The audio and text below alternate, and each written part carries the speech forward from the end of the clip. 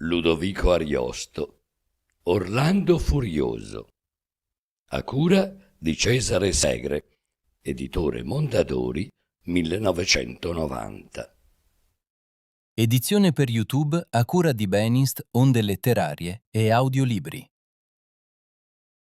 Canto XXVIII. La novella di Giocondo, narrata dall'Oste, occupa buona parte del canto. Non ha personaggi in comune con la trama. La fonte dichiarata è una delle novelluzze del prete veneziano Gianfrancesco Valerio, di cui si trova menzione anche altrove, ma che finora non si sono rintracciate. Comunque l'intrigo ha precedenti nella novella cornice delle Mille e una notte e in Giovanni Sercambi. Come più della novella di Ricciardetto del canto XXV, essa ricorda le novelle erotiche del Boccaccio, per la miscela di divertimento e di limpida morale secolare, propizia alla convivenza delle persone come son fatte e non come sono prescritte.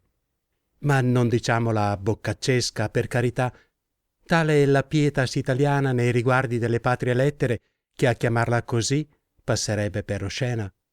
Come si dice machiavellico per subdolo, petrarchesco per manierato, manzoniano per sant'occhio e così via.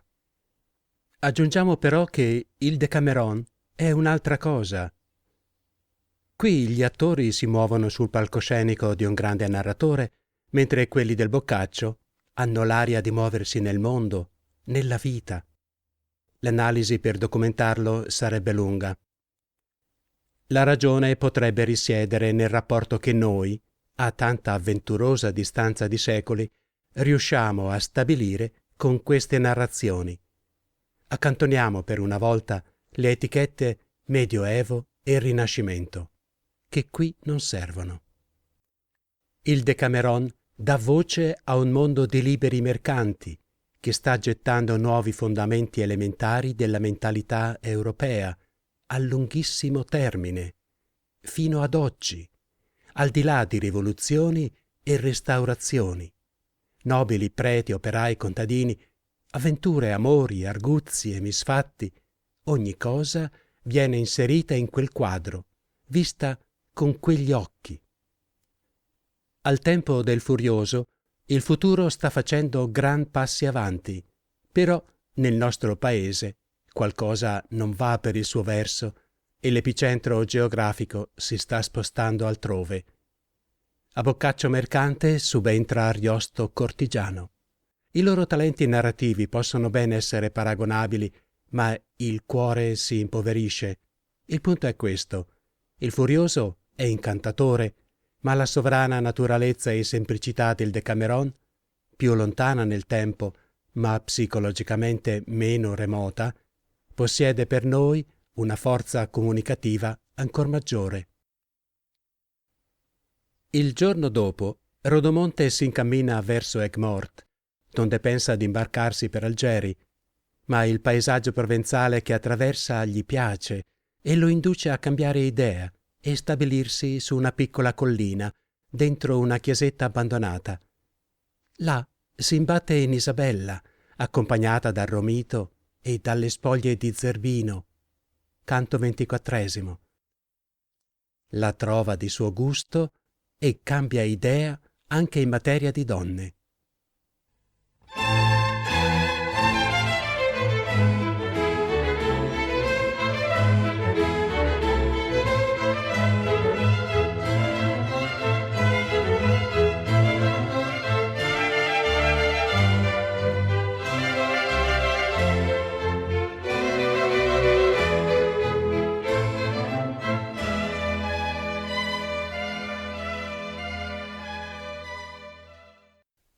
Donne e voi che le donne avete in pregio, per Dio non date a questa istoria orecchia. A questa che lo stier dire in dispregio e in vostra infamia e biasmo s'apparecchia. Benché né macchia vi può darne fregio lingua civile, e sia l'usanza vecchia che il volgare ignorante ognun riprenda e parli più di quel che meno intenda. lasciate questo canto, che senza esso può star l'istoria, e non sarà men chiara.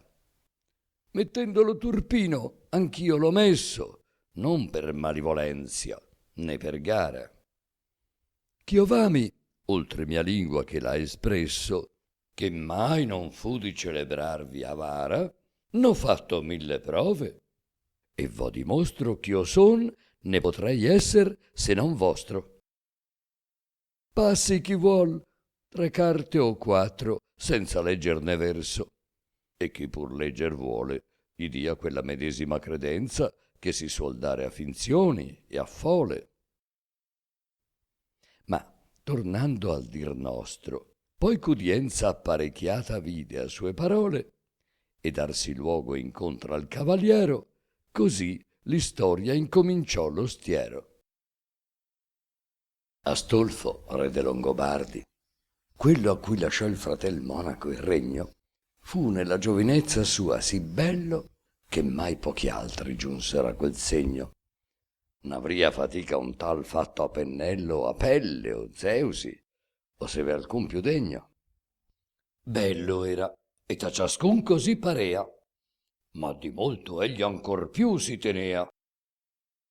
Non stimava egli tanto per l'altezza del grado suo, d'aver ognun minore, né tanto che di genti e di ricchezza di tutti i re vicini era il maggiore, quanto che di presenzia e di bellezza avea per tutto il mondo il primo onore. Godea di questo, udendosi dar loda, quanto di cosa volentier più soda. Tra gli altri di sua corte avea assai grato Fausto Latini, un cavalier romano, con cui sovente, essendosi lodato or del bel viso, or della bella mano, ed avendolo un giorno domandato se mai veduto avea presso o lontano altr'uom di forma così ben composto, contra quel che credea gli fu risposto.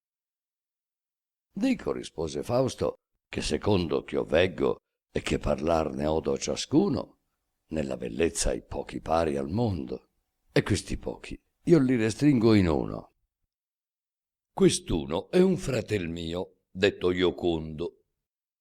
Eccetto lui, ben crederò che ognuno di beltà molto adietro tutti lassi, ma a questo sol credo t'adegui e passi. Al re parve impossibil cosa udire, che sua la palma e fino allora tenne, ed aver conoscenza alto desire di sì lodato giovene gli venne. Fessi con Fausto che di far venire quivi il fratel promettergli convenne, benché a poterlo indur che ci venisse saria fatica, e la cagion gli disse che il suo fratello era uom che mosso il piede mai non avea di Roma alla sua vita, che del ben che fortuna gli concede tranquilla e senza affanni avea nodrita. La roba di che il padre lasciò erede né mai cresciuta avea né minuita, e che parrebbe a lui pavia lontana più che non parea un altro ire alla tana. E la difficoltà saria maggiore a poterlo spiccar dalla mogliere, con cui legato era di tanto amore che non volendo lei non può volere. Pur per ubbidir lui che gli è signore, disse d'andare e fare oltre il potere. Giunse il re ai prieghi tali offerte e doni che di negar non gli lasciò ragioni. Partissi e in pochi giorni ritrovosse dentro di Roma alle paterne case, quivi tanto pregò che il fratel mosse sì che a venire al re gli persuase. E fece ancor, benché difficil fosse, che la cognata tacita rimase, proponendole il ben che ne usciria, oltre ch'obbligo sempre egli le avria. Fisse Iocondo alla partita il giorno, trovò cavalli e servitori intanto, vesti fe far per comparire adorno, che talor cresce una beltà un bel manto. La notte al lato e il dì la moglie intorno, con gli occhi adorador pregni di pianto, gli dice che non sa come patire potrà tal lontananza e non morire, che pensandovi sol dalla radice sveller si sente il cor nel lato manco. «De, vita mia, non piagnere», le dice Iocondo, e seco piange egli non manco. «Così mi fia questo cammin felice, come tornarvo fra 2 mesi al manco. Ne mi faria passar d'un giorno il segno, se mi donasse il re mezzo il suo regno». Né la donna perciò si riconforta, dice che troppo termine si piglia, e se al ritorno non la trova morta, esser non può se non gran maraviglia.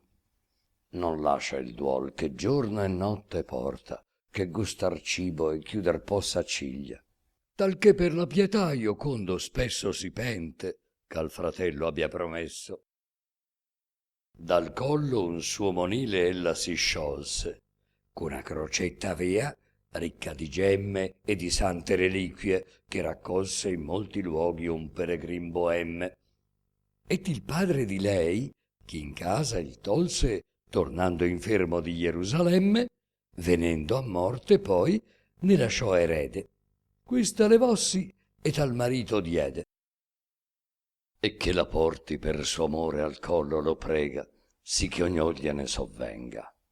Piacque il dono al marito ed accettollo, non perché dal ricordo gli convenga, che né tempo né assenza mai dar crollo, né buona o ria fortuna che gli avvenga, potrà quella memoria salda e forte che ha di lei sempre e avrà dopo la morte.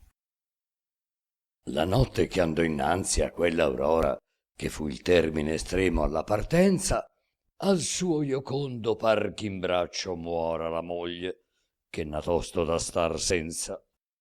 Mai non si dorme, e innanzi al giorno un'ora viene il marito all'ultima licenza. Montò a cavallo e si partì in effetto, e la moglier si ricorcò nel letto. Iocondo ancor 2 miglia ito non era, che gli venne la croce raccordata, che avea sotto il guancial messa la sera, poi per obblivion l'avea lasciata. Lasso, dicea tra sé, di che maniera troverò scusa che mi sia accettata, che mia moglie non creda che gradito poco da me sia l'amor suo infinito. Pensa alla scusa e poi gli cade in mente che non sarà accettabile né buona, mandi famigli o mandivi altra gente, se egli medesmo non vi va in persona. Si ferma e al fratel dice: or pianamente fino a Baccano al primo albergo sprona, che dentro a Roma è forza ch'io rivada, e credo anco di giugnerti per strada. Non potria fare altri il bisogno mio, né dubitar ch'io sarò tosto teco. Voltò il ronzin di trotto e disse addio, né de famiglie suoi volle alcun seco. Già cominciava quando passò il rio dinanzi al sole a fuggir là cieco. Smonta in casa, va al letto e la consorte qui vi ritrova addormentata forte. La cortina levò senza far motto e vide quel che men veder credea, che la sua casta e fedel moglie sotto la coltre in braccio a un giovine giacea. Riconobbe l'adultero di botto per la pratica lunga che n'avea, che era della famiglia sua un garzone, allevato da lui d'umil nazione. Se attonito restasse mal contento, meglio è pensarlo e farne fede altrui, che esserne mai per far l'esperimento che con suo gran dolor ne fe costui. Dallo stegno salito ebbe talento di trar la spada e ucciderli ambedui, ma dall'amor che porta al suo dispetto all'ingrata moglier gli fu interdetto. Né lo lasciò questo ribaldo amore. Vedi se l'avea fatto vassallo, destarla pur, per non le dar dolore che fossi da lui colta in sì gran fallo. Quanto poté più tacito uscì fuore, scese le scale e rimontò a cavallo. E punto egli d'amor così lo punse, che all'albergo non fu che il fratel giunse. Cambiato a tutti parve esser nel volto, vider tutti che il cor non avea lieto, ma non v'è chi s'apponga già di molto e possa penetrar nel suo secreto. Credeano che da lor si fosse tolto per gire a Roma, e gito era corneto, che amor sia del mal causa ognun s'avvisa. ma non è già chi dir sappia in che guisa.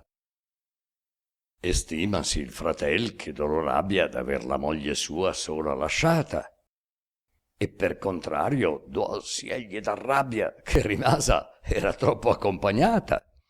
Con fronte crespa e con gonfiate labbia sta l'infelice e sulla terra guata.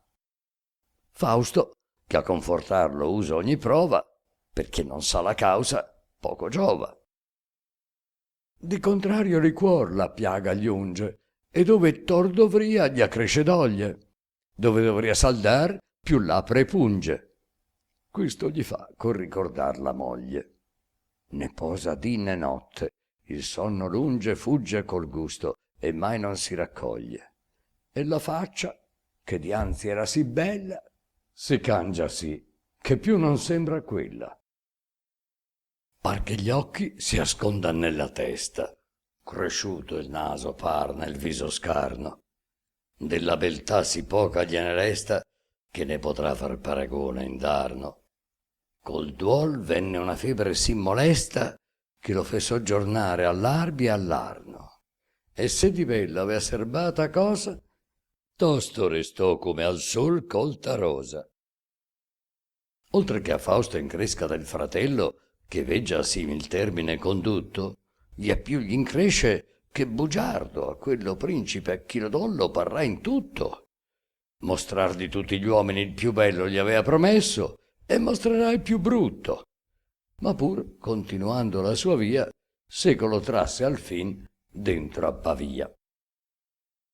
Già non vuol che lo vegga il re improvviso, per non mostrarsi di giudicio privo, ma per lettere innanzi gli dà avviso che il suo fratel ne viene appena vivo, e che era stato all'aria del bel viso un affanno di cor tanto nocivo, accompagnato da una febreria, che più non parea quel ch'esser solia.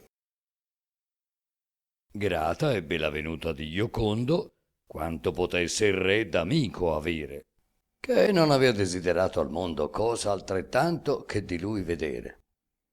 Ne gli spiace vederselo secondo e di bellezza dietro rimanere, benché conosca, se non fosse il male, che gli saria superiore o eguale. Giunto lo fa alloggiar nel suo palagio, lo visita ogni giorno, ogni ora node, fa gran provision che stia con agio, ed onorarlo assai si studia e gode. Langue Iocondo, che il pensier malvagio che ha della ria moglier sempre lo rode. Nel veder giochi né musici udire, dramma del suo dolor può minuire.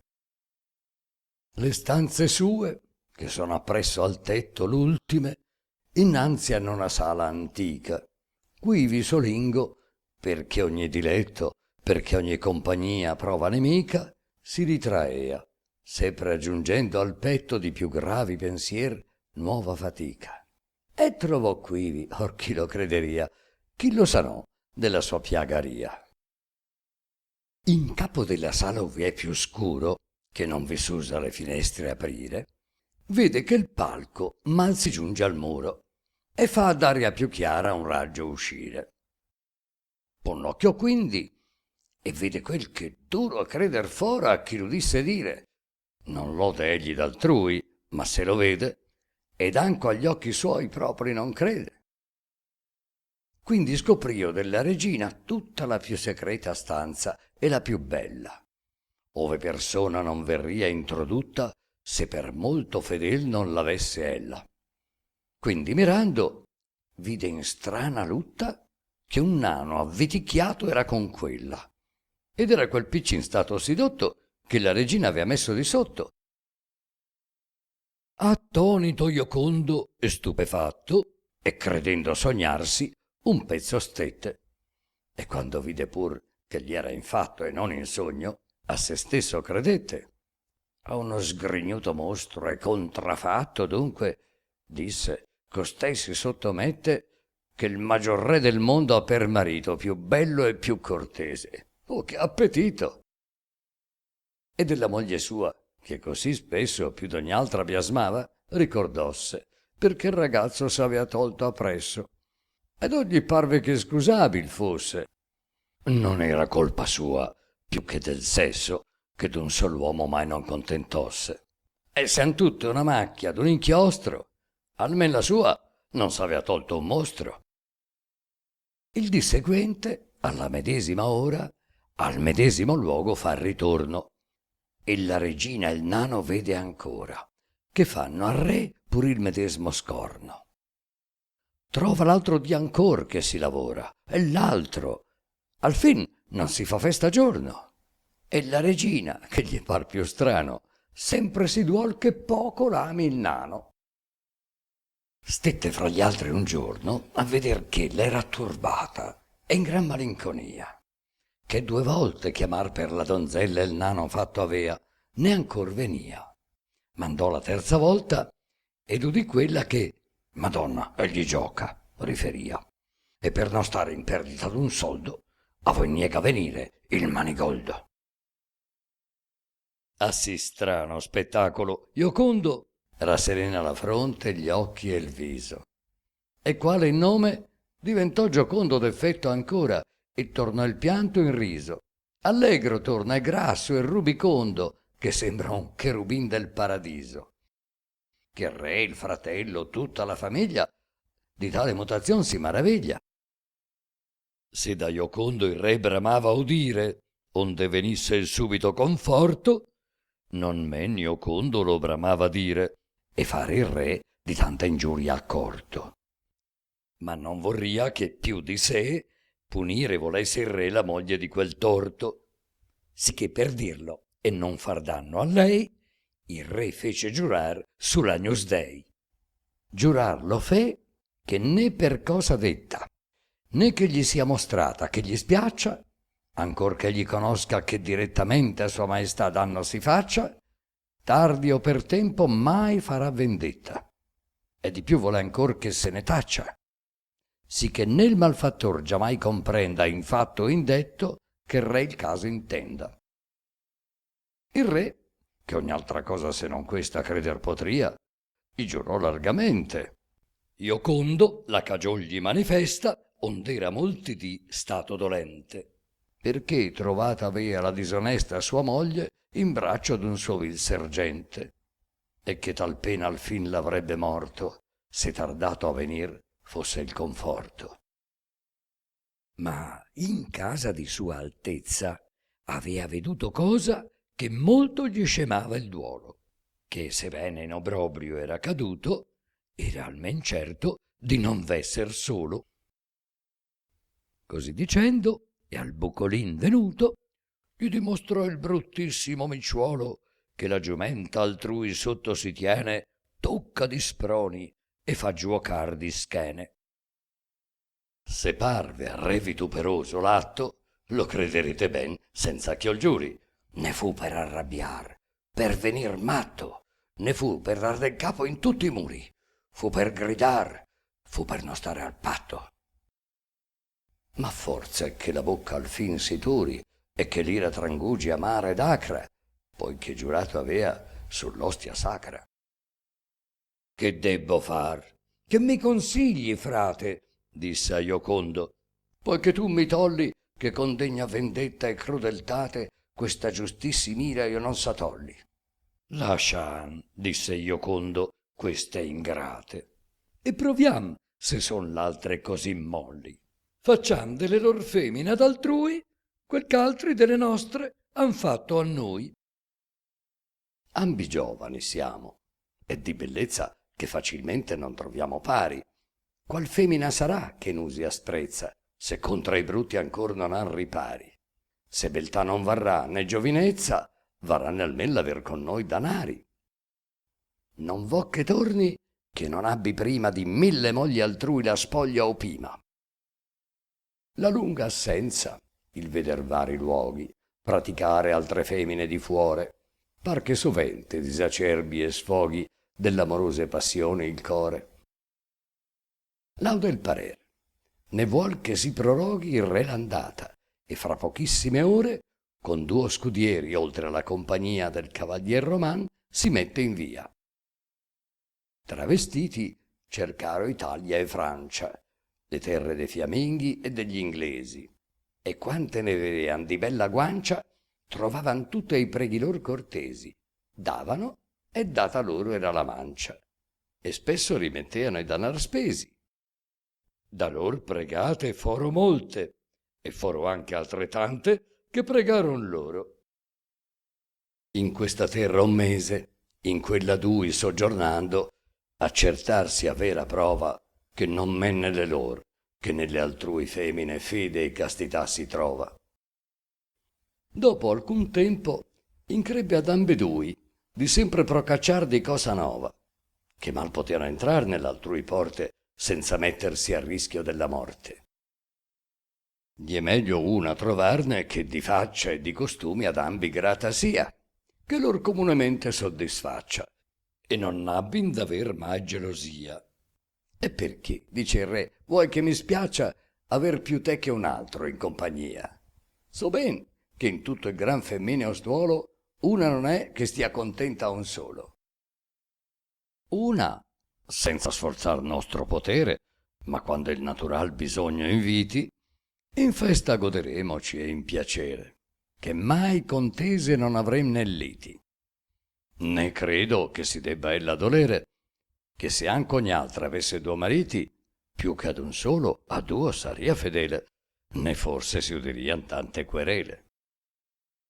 Di quel che disse il re, molto contento rimaner parve il giovine romano. Dunque, fermati in tal proponimento, cercar molte montagne e molto piano.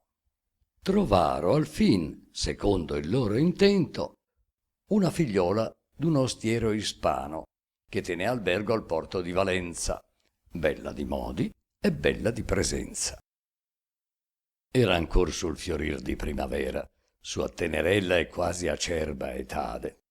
Di molti figli il padre aggravato era, e nemico mortal di povertade. Sicché a disporlo fu cosa leggera, che desse lor la figlia in podestade, cove piacesse lor potesse intrarla, poiché promesso avean di ben trattarla. Pigliano la fanciulla e piacer n'hanno or l'uno or l'altro, in caritade e in pace, come a vicenda i mantici, che danno or l'uno or l'altro fiato alla fornace. Per veder tutta Spagna indi ne vanno e passar poi nel regno di si face. E il dì che da Valenza si partiro, ad albergare a Zattiva veniro. I padroni a veder strade e palazzi ne vanno, e lochi pubblici e divini, che a usanza han di pigliar simil sollazzi in ogni terra ove entran peregrini. E la fanciulla resta coi ragazzi. Altri letti, altri acconciano i ronzini, altri hanno cura che sia alla tornata dai signori la cena apparecchiata. Nell'albergo un garzon stava per fante, che in casa della giovane già stette ai servigi del padre, ed essa amante fu da primi anni, e del suo amor godette. Ben sato chiar, ma non è fer sembiante, che ser notato ognun di lor temette, ma tosto che i padroni e la famiglia lor dieron luogo, alzar tra lor le ciglia. Il fante domandò dove ella gisse e qual dei due signor l'avesse seco. Appunto la fiammetta il fatto disse, così avea nome, e quel garzone il Greco. Quando sperai che il tempo in me venisse, il Greco le dicea, di viver teco, fiammetta, anima mia, tu te ne vai, e non so più di rivederti mai. Fannosi dolci miei disegni amari, poiché sei d'altri, e tanto mi discosti. Io disegnava, avendo alcun danari, con gran fatica e gran sudor riposti, che avanzato m'avea dei miei salari e delle benandate di molti osti, di tornare a Valenza e domandarti al padre tuo per moglie e di sposarti. La fanciulla negli omeri si stringe e risponde che fu tardo a venire. Piange il Greco e sospira e parte finge. Vuoi, mi dice, lasciar così morire? Con le tue braccia ai fianchi almen mi cinge, lasciami di sfogar tanto desire, che innanzi che tu parta, ogni momento che teco io stia, mi fa morir contento. La pietosa fanciulla rispondendo, credi, dicea, che men di te non bramo, ma né luogo né tempo ci comprendo, qui, dove in mezzo di tanti occhi siamo. Il Greco soggiungea: certo mi rendo che se un terzo mi me di quel ch'io t'amo, in questa notte almen troverai loco, che ci potrem godere insieme un poco. Come potrò, dicegli la fanciulla, che sempre in mezzo a duo la notte giaccio, e meco or l'uno or l'altro si trastulla, e sempre a l'un di lor mi trovo in braccio. Questo te fia, soggiunse il Greco, nulla, che ben ti saprai tor di questo impaccio, e uscir di mezzo lor pur che tu voglia, e dai voler quando di me ti toglia. Pensa ella alquanto, e poi dice che vegna quando creder potrà che ognuno dorma, e pianamente come far convegna e dell'andare e del tornar l'informa. Il Greco, siccome ella gli disegna, quando sente dormir tutta la torma, viene all'uscio e lo spinge, e quegli cede, entra pian piano e va tenton col piede. Fa lunghi passi e sempre in quel di dietro tutto si ferma, e l'altro par che muova a guisa che di dar tema nel vetro, non che il terreno abbia calcar ma l'uova, e tien la mano innanzi simil metro, va brancolando infin che il letto trova. E di là dove gli altri avean le piante, Tacito si cacciò col capo innante. Fra l'una e l'altra gamba di Fiammetta, che supina giacea, diritto venne. E quando le fu a par, l'abbracciò stretta, e sopra lei s'impresso al dì si tenne. Cavalcò forte e non andò a staffetta, che mai bestia mutar non gli convenne, che questo pare a lui che si ben trotte, che scender non ne vuol per tutta notte. Avea Iocondo ed avea il re sentito il calpestio che sempre il letto scosse, e l'uno e l'altro, d'un error schernito, si avea creduto che il compagno fosse. Poiché ebbe il Greco il suo cammin fornito, siccome era venuto, anco tornosse. Settò il sol dell'orizzonte i raggi, sorse Fiammetta e fece entrare i paggi. Il re disse al compagno, motteggiando: frate, molto cammin fatto aver dei, e tempo è ben che ti riposi, quando stato a cavallo tutta notte sei. Iocondo a lui rispose di rimando e disse: tu di quel ch'io a dire avrei, a te tocca posare, e però ti faccia, che tutta notte hai cavalcato a caccia.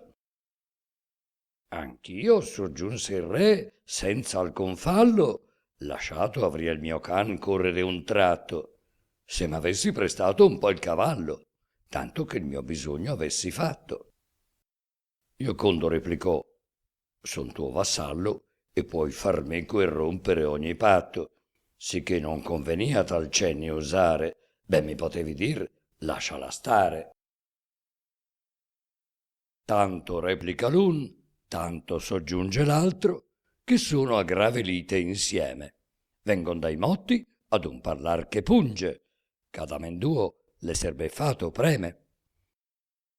Chiaman Fiammetta, che non era lunge, e della fraude esser scoperta teme, per fare in viso l'uno all'altro dire quel che negando ambi parea mentire. Dimmi, le disse il re con fiero sguardo, e non temer di me né di costui. Chi tutta notte fu quel sì gagliardo che ti godè senza far parte altrui? Credendo l'un provar l'altro bugiardo, la risposta aspettavano ambedui.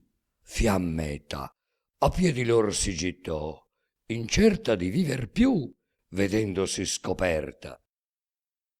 Domandò lor perdono, che d'amore che un giovinetto avea portato spinta, e da pietà d'un tormentato core che molto avea per lei patito vinta, caduta era la notte in quello errore, e seguitò senza dir cosa finta, come tra lor con speme si condusse, ch'ambi credesson che il compagno fusse.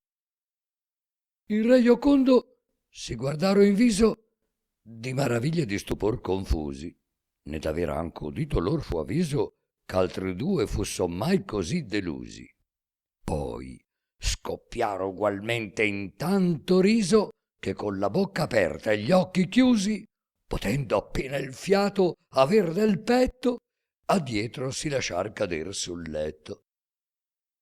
Poiché bon tanto riso che dolere se ne sentiano il petto e pianger gli occhi, disson tra loro: come potremo avere guardia che la moglier non ne l'accocchi, se non giova tra duo questa tenere, e stretta sì che l'uno e l'altro tocchi. Se più che crini avesse occhi il marito, non potria far che non fosse tradito. Provatemi l'abbiamo, e tutte belle, né di tante una è ancor che ne contraste. Se proviam l'altre, fian simili anch'elle, ma per ultima prova costei baste. Dunque possiamo creder che più felle non sian le nostre e men de l'altre caste. E se son come tutte l'altre sono, che torniamo a godercile, fia buono. Conchiuso che è bon questo, chiamar Fero per Fiammetta medesima il suo amante, e in presenza di molti gliela diero per moglie, e dote che gli fu bastante. Poi montaro a cavallo, e il lor sentiero che era ponente volsero a levante, e dalle mogli lor se ne tornaro, di che affanno mai più non si pigliaro. Lo stier qui fine alla sua istoria pose, che fu con molta attenzione udita. Udilla il Saracin, né gli rispose parola mai, finché non fu finita. Poi disse: io credo ben che della scusa femminil frode sia coppia infinita. Ne si potria della millesima parte tener memoria con tutte le carte. Qui v'era un uom d'età che avea più retta opinion degli altri e ingegno e ardire, e non potendo ormai che si negletto ogni femmina fosse più patire, si volse a quel che avea l'istoria detta e gli disse: assai cose udimo dire che verità de in sé non hanno alcuna, e ben di queste è la tua favola una.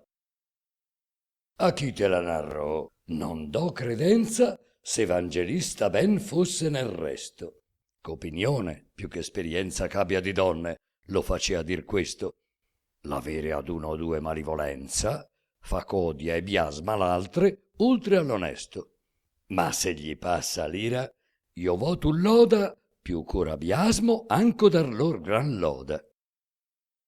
E se vorrà lodarne avrà maggiore il campo assai ch'a dirne mal non ebbe. Di 100 potrà dir degne d'onore verso una trista che biasmar si debbe. Non biasmar tutte, ma serbarne fuore la bontà di infinite si dovrebbe. E se il Valerio tuo disse altrimente, disse per ira e non per quel che sente. Ditemi un poco, è di ve forse alcuno ch'abbia servato alla sua moglie fede, che nieghi andar quando gli sia opportuno all'altrui donna e darle ancor mercede? Credete in tutto il mondo trovarne uno? Ch'il dice mente, e folle è ben ch'il crede. Trovatene vo alcuna che vi chiami? Non parlo delle pubbliche ed infami. Conoscete alcun voi che non lasciasse la moglie sola, ancorché fosse bella, per seguire altra donna, se sperasse in breve e facilmente ottener quella? Che farebbe egli quando lo pregasse o desse premio a lui, donna o donzella? Credo, per compiacere or queste or quelle, che tutti lasceremmovi la pelle. Quelle che i lor mariti hanno lasciati le più volte cagione avuta n'hanno. Del suo di casa li veggo svogliati e che fuor dell'altrui bramosi vanno. Dovriano amar volendo essere amati e tor con la misura che a lor danno. Io farei se a me stesse il darla e torre tal legge quam non vi potrebbe opporre. Saria la legge ch'ogni donna colta in adulterio fosse messa a morte se provar non potesse ch'una volta avesse adulterato il suo consorte. Se provarlo potesse andrebbe asciolta né temeria il marito né la corte. Cristo ha lasciato nei precetti suoi non far altrui quel che patir non vuoi. La incontinenza è quanto mal si puote imputar lor, non già a tutto lo stuolo, ma in questo chi ha di noi più brutte note, che continente non si trova un solo, e molto più n'ha da rossir le gote quando bestemmia, ladroneccio, dolo, usura ed omicidio, e se v'è peggio, raro se non dagli uomini far veggio. Appresso alle ragioni avea il sincero e giusto vecchio impronto alcuno esempio di donne che né in fatto né in pensiero mai di lor castità patiron scempio. Ma il Saracin, che fuggì a udire il vero, lo minacciò con viso crudo e tempio, sì che lo fece per timor tacere, ma già non lo mutò di suo parere. Posto ch'ebbe alle liti alle contese termine il re Pagan, lasciò la mensa, indi nel letto per dormir si stese, fin al partir dell'aria scura e densa. Ma della notte a sospirar l'offese più della donna ch'a dormir dispensa. Quindi parte all'uscir del nuovo raggio e far disegna in nave il suo viaggio. Però ch'avendo tutto quel rispetto ch'a buon cavallo dee buon cavaliero, a quel suo bello e buono ch'a dispetto tenea di sacripante e di ruggero, vedendo per 2 giorni averlo stretto più che non si dovria sì buon destriero, lo pon per riposarlo e lo rassetta in una barca e per andar più in fretta. Senza indugio al nocchier varar la barca e dar fai remi all'acqua dalla sponda, quella non molto grande e poco carca se ne va per la sonna giù a seconda. Non fugge il suo pensier, né se ne scarca Rodomonte per terra né per onda, lo trova in sulla proda e in sulla poppa e se cavalca il porta dietro in groppa. Anzi, nel capo ossia nel cor gli siede e di fuor caccia ogni conforto e serra. Di ripararsi il misero non vede, da poi che gli nemici ha nella terra.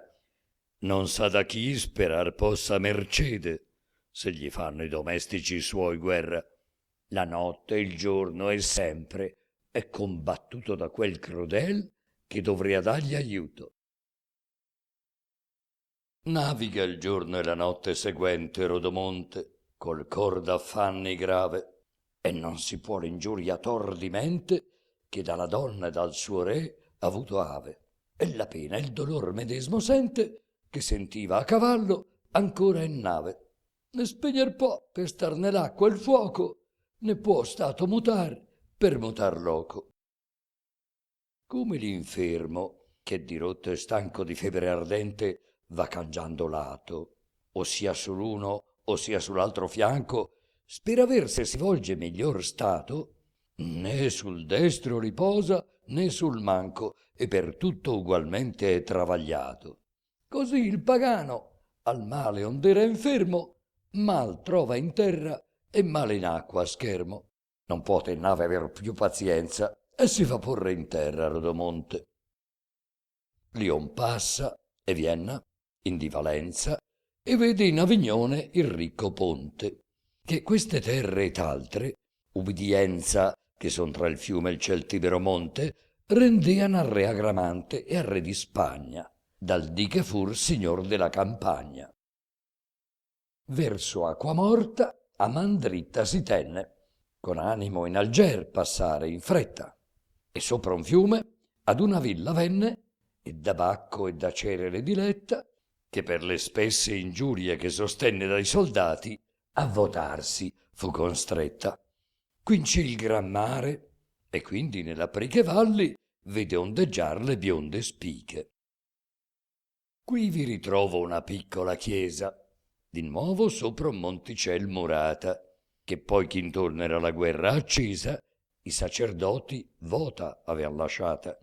Per stanza fu da Rodomonte presa, che pel sito e perché era sequestrata dai campi, onde avea in odio dir novella, gli piacque sì che mutò Algeri in quella.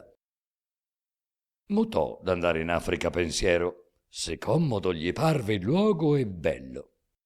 Famigli e cariaggi e il suo destriero, secco alloggiar fe nel medesimo ostello. Vicino a poche leghe, a Monpoliero e ad alcun altro ricco e buon castello, siede il villaggio al lato alla riviera, sì che d'avervi ogni agio il modo vera.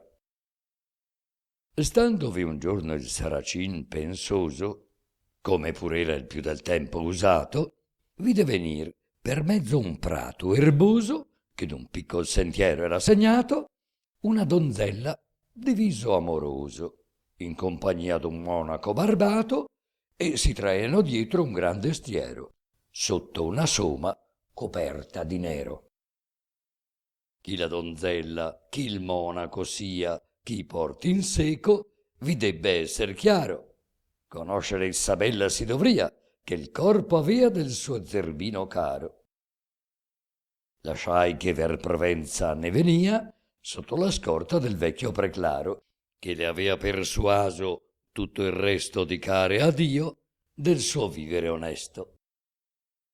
Come che in viso pallida e smarrita sia la donzella, ed abbia i crini inconti, e faccia nel sospir continua uscita del petto acceso, e gli occhi sien due fonti, ed altri testimoni d'una vita misera e grave in lei si veggan pronti, tanto però di bello anco le avanza, che con le grazie amor vi può aver stanza.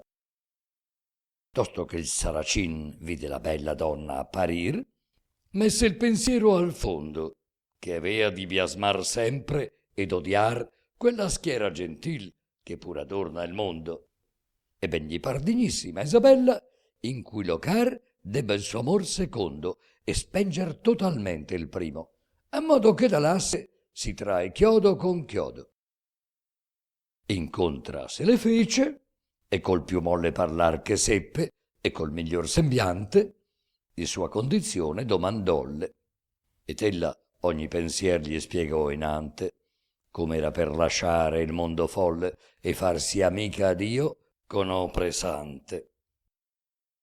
Ride il pagano altier, che in Dio non crede, d'ogni legge nemico e d'ogni fede, e chiama intenzione erronea e lieve, e dice che per certo ella troppo erra, né men biasbarde l'avaro si deve, che il suo ricco tesor metta sotterra, alcuno util per sé non ne riceve, e dall'uso degli altri uomini il serra.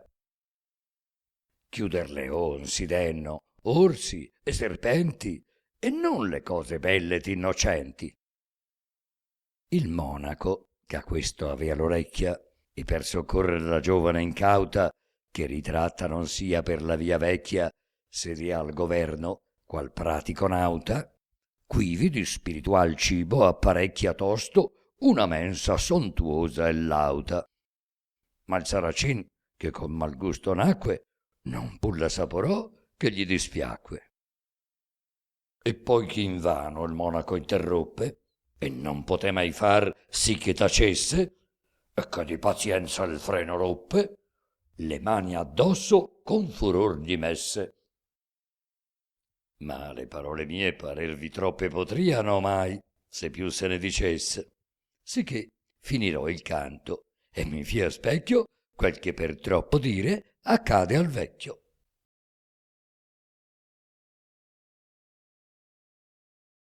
Canto XIX. L'autore, per cautelarsi dai malumori del suo pubblico femminile, pone al riscontro della novella misogina del canto precedente un caso di castità suicida che si apparenta alle agiografie delle sante martiri. Esso si conclude con un'esorbitante adulazione rivolta a Isabella d'Este. Rodomonte, scimmione e volubile, scaglia in mare il romito che lo intralcia e tenta un approccio galante con Isabella, decisa a farsi monaca per fedeltà alla memoria di Zerbino.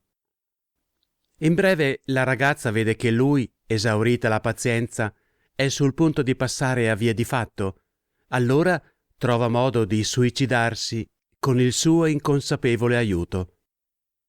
Rodomonte passa dal maledire l'intero sesso femminile all'edificare un gran mausoleo alla castità della defunta Isabella, ornato con i trofei dei cavalieri di passaggio, appositamente provocati a duello.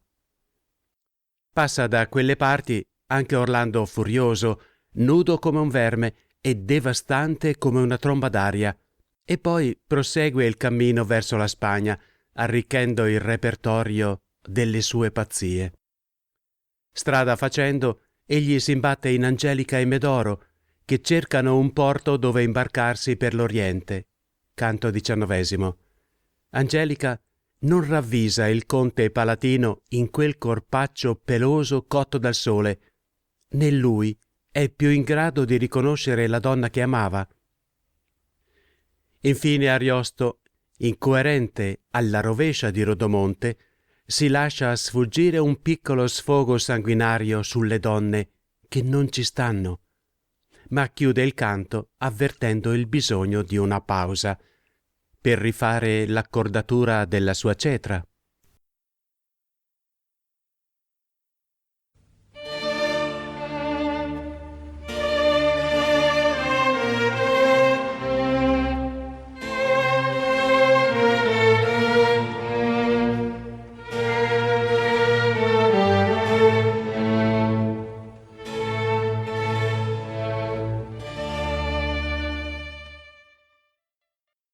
O degli uomini inferma instabilmente, come siam presti a variar disegno. Tutti i penser mutamo facilmente, più quei che nascon d'amoroso sdegno. Io vidi dianzi il Saracin, sì ardente contro le donne, e passar tanto il segno, che non che spegner l'odio, ma pensai che non dovesse intiepidirlo mai. Donne gentil, per quel c'abiasmo vostro parlò contra il dover, sì offeso sono, che sinché col suo mal non gli dimostro quanto abbia fatto error, non gli perdono. Io farò sì, con penna e con inchiostro, ch'ognun vedrà che gli era utile e buono aver taciuto, e mordersi anco poi prima la lingua che dir mal di voi. Ma che parlò come ignorante e sciocco, ve lo dimostra chiara esperienzia. Incontro a tutte, trasse fuor lo stocco dell'ira, senza farvi differenzia. Poi d'Isabella un sguardo, sì la tocco, che subito gli fa mutar sentenzia. Già in cambio di quell'altra la disia, l'ha vista appena e non sa ancor chi sia. E come il nuovo amor lo punge e scalda, muove alcune ragion di poco frutto per romper quella mente intera e salda che l'avea fissa al creator del tutto. Ma l'eremita, che le scudo e falda, perché il casto pensier non sia distrutto, con argomenti più validi e fermi, quanto più può le fa ripari e schermi.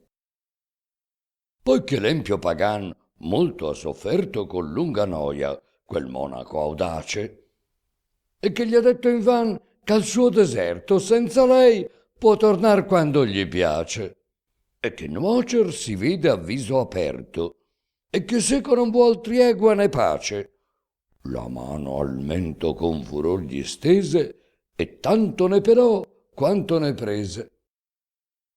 E si crebbe la furia che nel collo con man lo stringe a guisa di tanaglia, e poi c'una e due volte raggirollo da sé per l'aria e verso il mar lo scaglia, che n'avvenisse né dico né sollo, varia fama è di lui, ne si ragguaglia.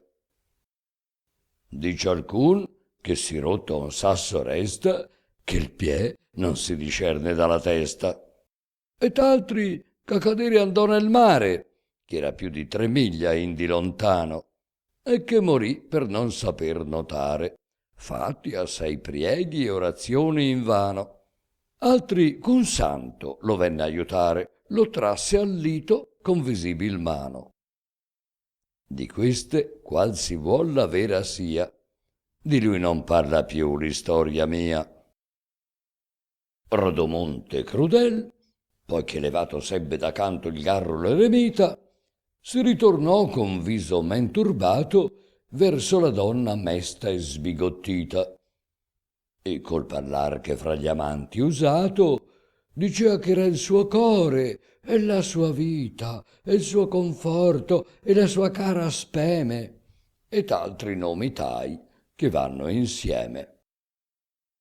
E si mostrossi costumato allora che non le fece alcun segno di forza. Il sembiante gentil che l'innamora, l'usato orgoglio in lui spegne e t'ammorza, e benché il frutto trarne possa fuora, passar non però vuole oltre la scorza, che non gli par che potesse esser buono quanto da lei non lo accettasse in dono. E così di disporre a poco a suoi piaceri Isabella credea.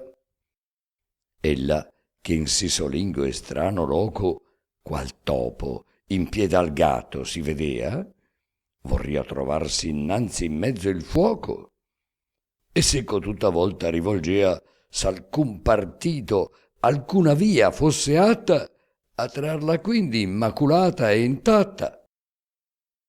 Fa nell'animo suo proponimento di darsi con sua man prima la morte, che il barbaro crudel n'abbia il suo intento, e che le sia cagion d'errarsi forte contra quel cavalier che in braccio spento la via crudele e dispietata sorte, a cui fatto ave col pensier devoto della sua castità perpetuo voto. Crescer più sempre l'appetito cieco vede del re pagan, ne sa che farsi. Ben sa che vuol venire all'atto bieco, ove i contrasti suoi tutti fien scarsi. Pur discorrendo molte cose seco, il modo trovò al fin di ripararsi e di salvar la castità sua, come io vi dirò con lungo e chiaro nome. Al brutto Saracin, che le venia già contra, con parole e con effetti, privi di tutta quella cortesia che mostrata le avea nei primi detti, se fate che con voi sicura io sia del mio onor, disse, e ch'io non ne sospetti, cosa all'incontro vi darò che molto più vi varrà ch'avermi l'onor tolto. Per un piacer di sì poco momento, di che nassi abbondanza a tutto il mondo, non disprezzate un perpetuo contento, un vero gaudio, a nullo altro secondo. Potrete tuttavia ritrovar 100 e 1000 donne di viso giocondo, ma chi vi possa dar questo mio dono, nessuno al mondo, o pochi altri ci sono. Ho notizia d'un'erba, e l'ho veduta venendo, e so dove trovarne appresso, che bollita con ellera e con ruta, ad un fuoco di legna di cipresso, e fra mano innocenti indi premuta, manda un liquor che chi si bagna adesso 3 volte il corpo, in tal modo l'indura che dal ferro e dal fuoco l'assicura. Io dico, se 3 volte se n'immolla, un mese invulnerabile si trova. Oprar conviensi ogni mese l'ampolla, che sua virtù più termine non giova. Io so far l'acqua, e t'oggi ancor farolla, e t'oggi ancor voi ne vedrete prova.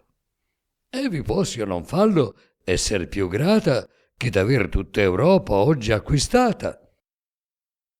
Da voi domando in guiderdon di questo, che sulla fede vostra mi giuriate, che né in detto né in opera molesto mai più sarete alla mia castitate.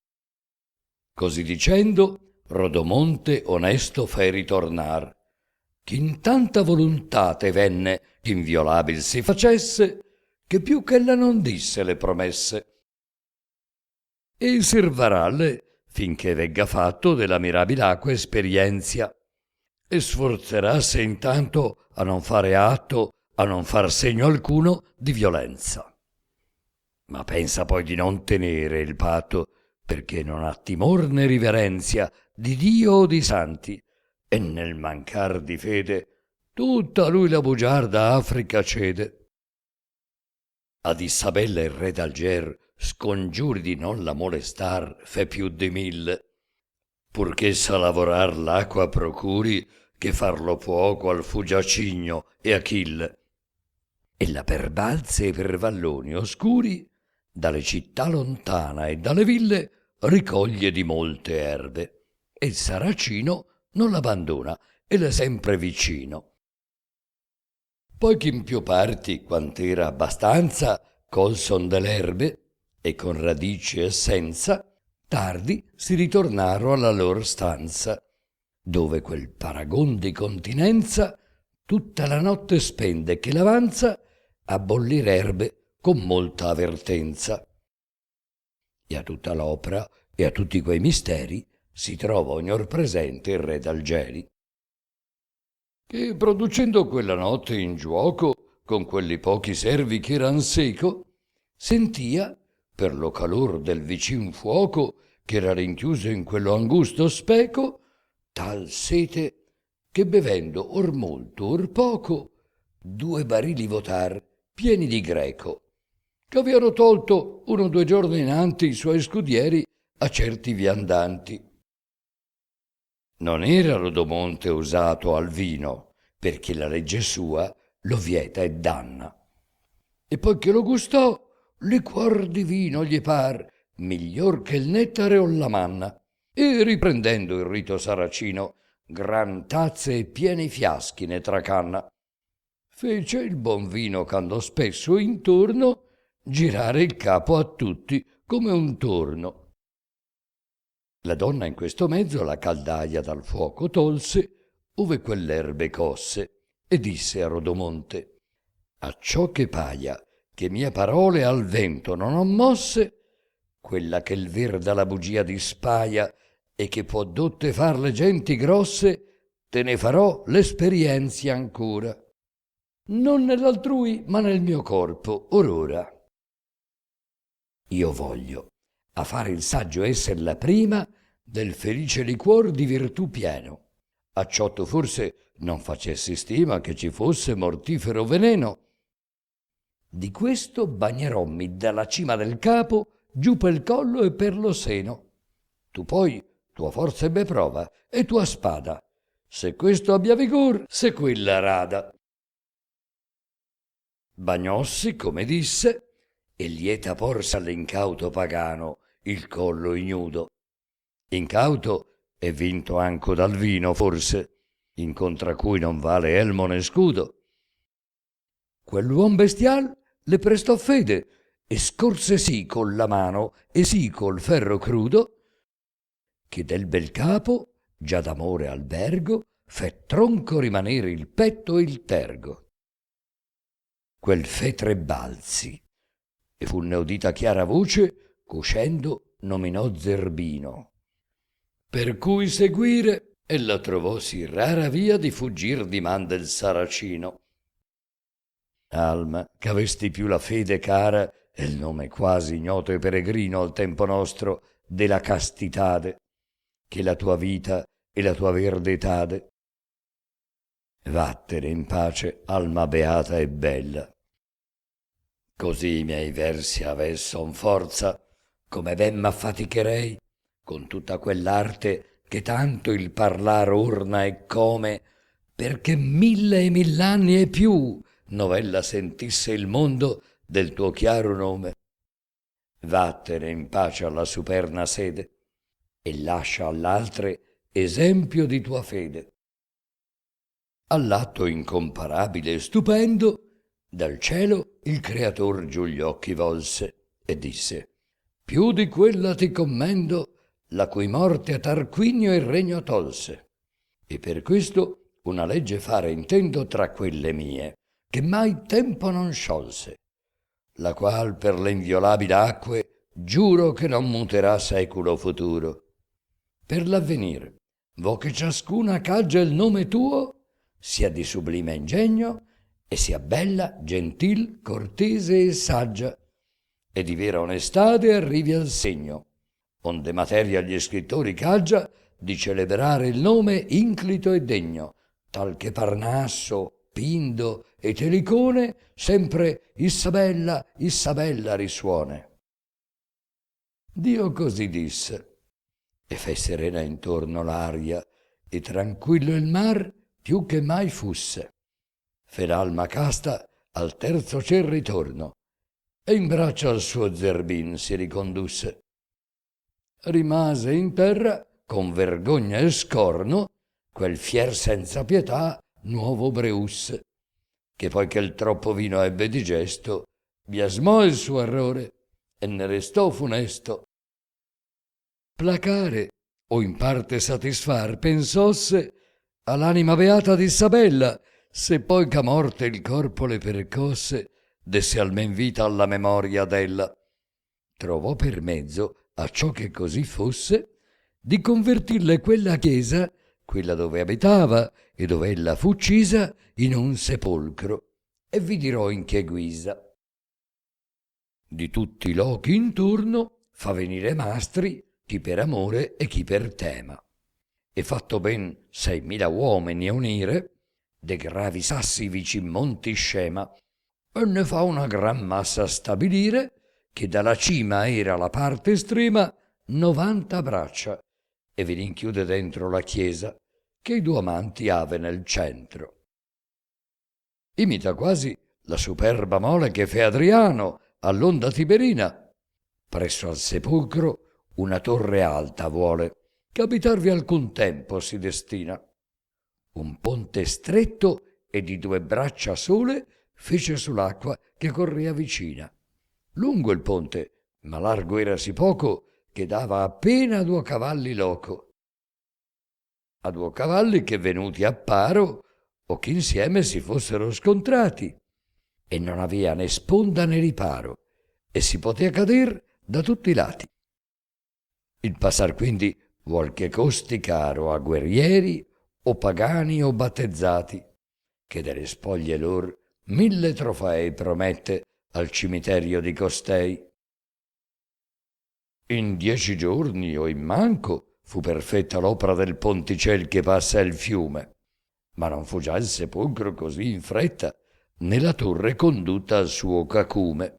Pur fu levata sì, alla veletta starvi in cima una guardia avea costume, che d'ogni cavalier che venia al ponte, col corno facea segno a Rodomonte, e quel s'armava, e se gli venia a opporre, ora su l'una, ora sull'altra riva, che se il guerrier venia di ver la torre, sull'altra proda il re d'Alger veniva.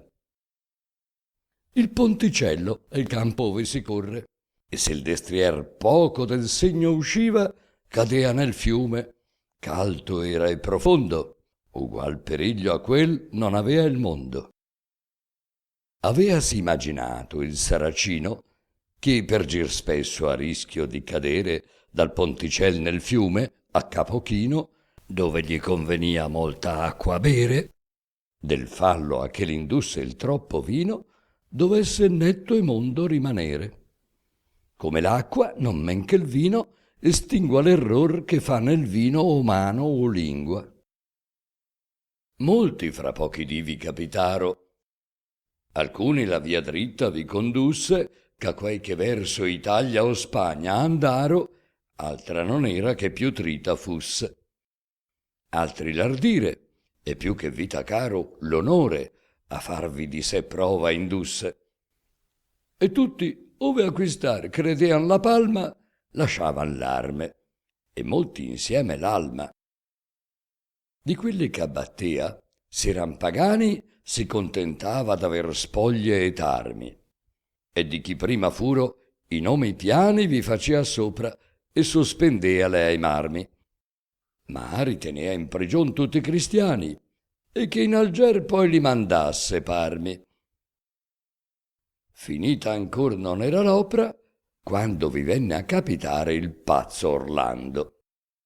A caso venne il furioso conte a capitar su questa gran riviera, dove, come io vi dico, Rodomonte fare in fretta facea, né finito era, la torre nel sepolcro e appena il ponte.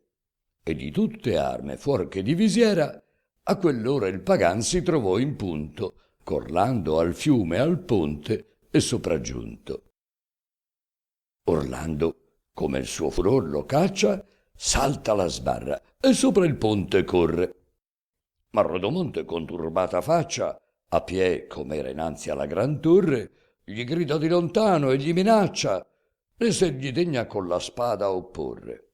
Indiscreto villan, ferma le piante, temerario, importuno ed arrogante. Sul per signori e cavalieri è fatto il ponte, non per te, bestia balorda. Orlando, che era in gran pensier distratto, vien pur innanzi e fa l'orecchia sorda. Bisogna ch'io castighi questo matto, disse il pagano, e con la voglia ingorda venia per traboccarlo giù nell'onda, non pensando trovar chi gli risponda. In questo tempo una gentil donzella, per passar sovra il ponte al fiume arriva, leggiadramente ornata e in viso bella, e nei sembianti accortamente schiva. Era, se vi ricorda, signor, quella che per ogni altra via cercando giva di Brandimarte il suo amator vestigi, fuor che dov'era, dentro da Parigi. Nell'arrivar di Fiordiligi al ponte, che così la donzella nomata era, Orlando s'attaccò con Rodomonte, che lo volea gettar nella riviera. La donna, ch'avea pratica del conte, subito n'ebbe conoscenza vera. Restò d'alta maraviglia piena della follia che così nudo il mena. Fermasi a riguardar che fine avere debba il furor dei duo tanto possenti. Per far del ponte l'un l'altro cadere, a por tutta lor forza sono intenti. Come c'un pazzo debba si valere, segue il fiero pagan dice fra i denti, e qua e là si volge e si raggira, pieno di sdegno e di superbia e d'ira. Con l'una e l'altra man va ricercando far nuova presa, ove il suo meglio vede. Or tra le gambe or fuor gli pone quando con arte il destro e quando il manco piede. Simiglia Rodomonte intorno a Orlando lo stolido orso, che sveller si crede l'arbor onde è caduto. E come n'abbia quello ogni colpa, odio gli porta e rabbia. Orlando, che l'ingegno avea sommerso io non so dove, e sol la forza usava, l'estrema forza a cui per l'universo nessuno o raro paragon si dava, cader del ponte si lasciò riverso, col pagano abbracciato come stava. Cadon nel fiume e vanno al fondo insieme. Ne salta in aria l'onda e il lito geme. L'acqua gli fece distaccare in fretta. Orlando è nudo e nuota come un pesce. Di qua le braccia e di là i piedi getta e viene a proda. E come di fuoresce, correndo va, né per mirare aspetta se in biasmo o in loda questo gli riesce. Ma il pagan che dall'arme era impedito, tornò più tardo e con più affanno al lito. Sicuramente Fiordiligi intanto avea passato il ponte e la riviera e guardato il sepolcro in ogni canto, se del suo Brandimarte insegna vera, poiché né l'armi sue vede né il manto, di ritrovarlo in altra parte spera. Ma ritorniamo a ragionar del conte, che lascia adietro e torre e fiume e ponte. Pazzia sarà se le pazzie d'Orlando prometto raccontarvi ad una, che tante fur ch'io non so quando finir, ma ve ne andrò scegliendo alcuna, solenne e tatta da narrar cantando, e che all'istoria mi parrà opportuna. Né quella tacerò miraculosa che fu nei Pirenei sopra Tolosa.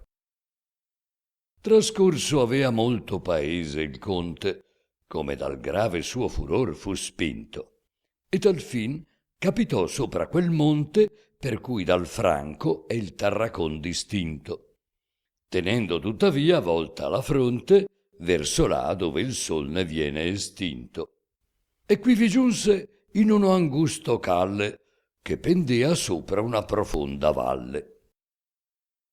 Si vennero a incontrar con esso al varco due boscherecci gioveni, che inante avean di legno un loro asino carco, e perché ben s'accorsero al sembiante ch'avea di cervel sano il capo scarco, gli gridano con voce minacciante o che dietro o da parte se ne vada e che si levi di mezzo la strada. Orlando non risponde altro a quel detto se non che con furor tira d'un piede e giunge appunto l'asino nel petto con quella forza che tutte altre eccede, e alto il leva sì che un augelletto che vola in aria sembra a chi lo vede. Quel va a cadere alla cima d'un colle c'un miglio oltre la valle, il gioco e stolle.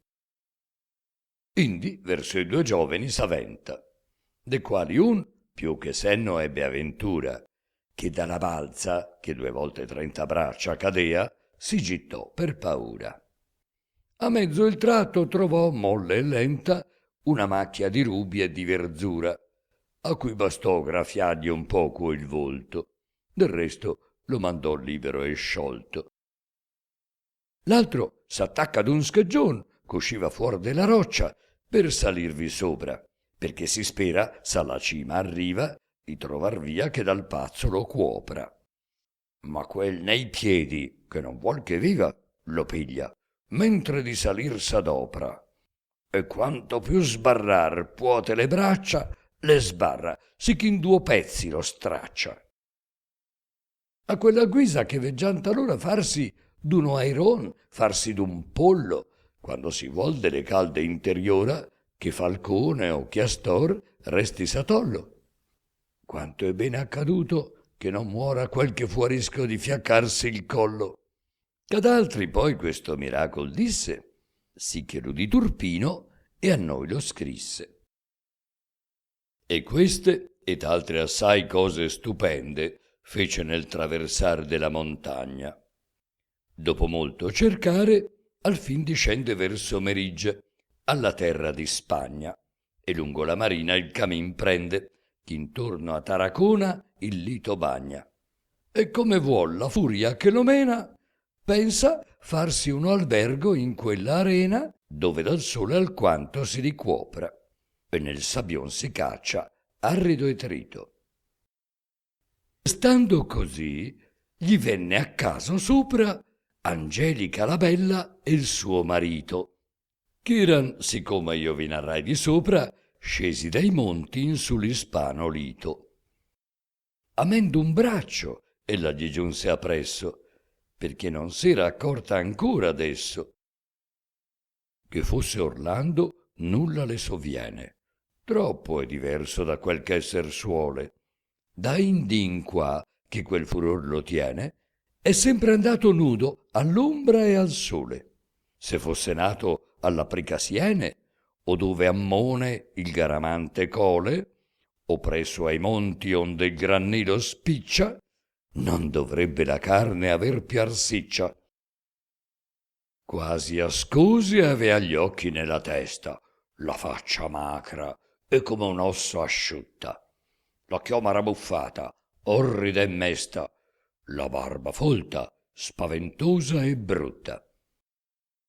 Non più a vederlo Angelica fu presta, che fosse a ritornar tremando tutta tremando e empiendo il ciel di grida, si volse per aiuto alla sua guida. Come di lei s'accorse Orlando stolto, per ritenerla si levò di botto, così gli piacque il delicato volto, così ne venne immantinente giotto. D'averla amata e riverita molto, ogni ricordo era in lui guasto e rotto. Gli corre dietro e tien quella maniera che terria il cane a seguitar la fera. Il giovine, che il pazzo seguir vede la donna sua, gli urta il cavallo addosso e tutto un tempo lo percuote e fiede, come lo trova che gli volta il dosso.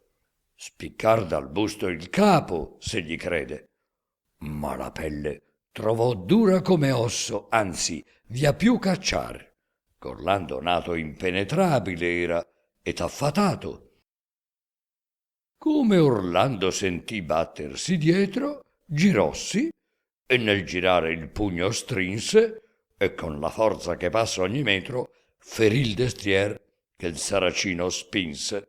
Ferì sul capo e come fosse vetro lo spezzò sì che quel cavallo estinse e rivoltosse in un medesimo istante dietro a colei che gli fuggiva inante.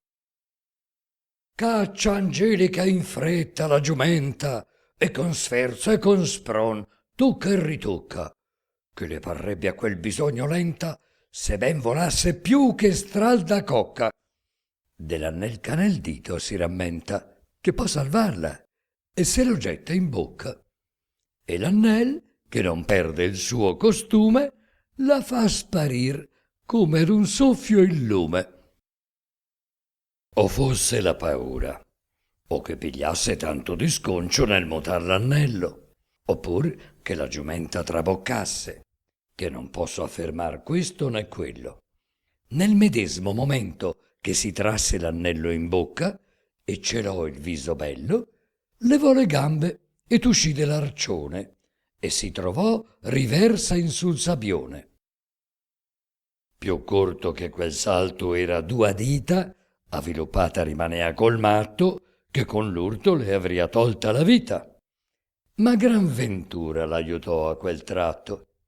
Cerchi pur ch'altro furto le dia ita d'un'altra bestia, come prima ha fatto, che più non è per riaver mai questa, ch'inanzi al paladin la rena pesta.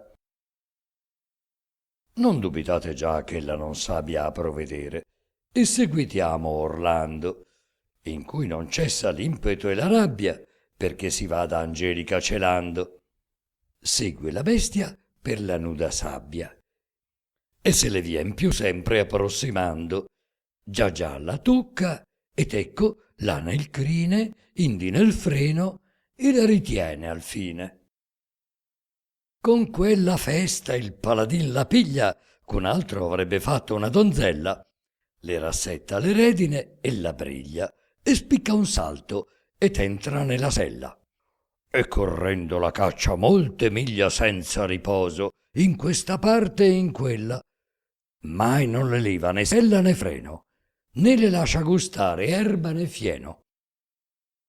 Volendosi cacciare oltre una fossa, sotsopra se ne va con la cavalla. Non nocque a lui, ne sentì la percossa, ma nel fondo la misera si spalla.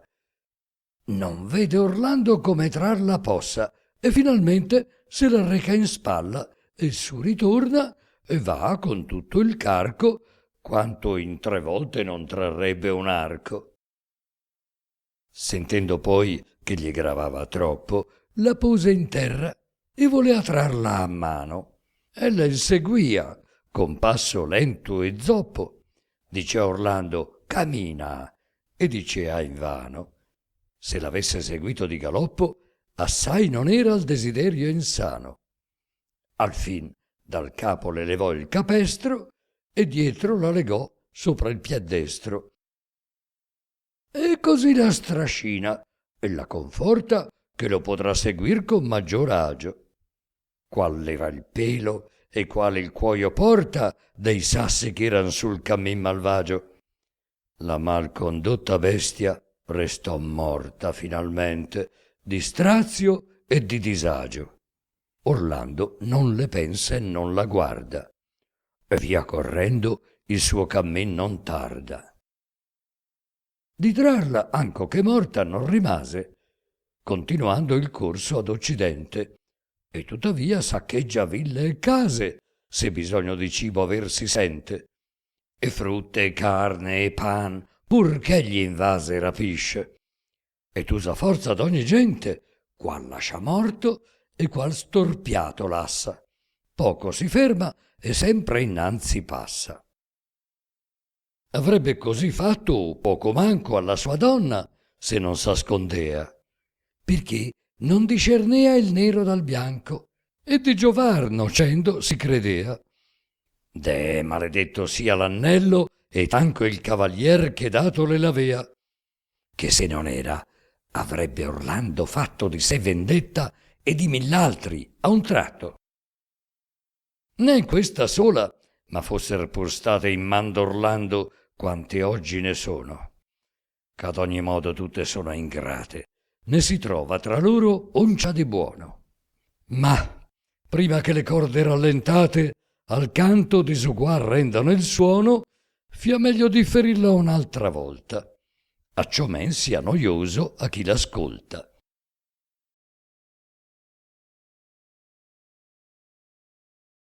Canto XX. Orlando trascorre tutta la Spagna e attraversa lo stretto di Gibilterra. Le vicende di Angelica, la prima donna che ha dato l'avvio al poema, e nuda o vestita ha tolto il senno a cavalieri, eremiti e orche marine, la portano fuori campo, ora che sta per imbarcarsi con Medoro verso il suo remoto paese. Così ella viene giubilata dall'Ariosto, che dice di aver già fin troppi personaggi da seguire.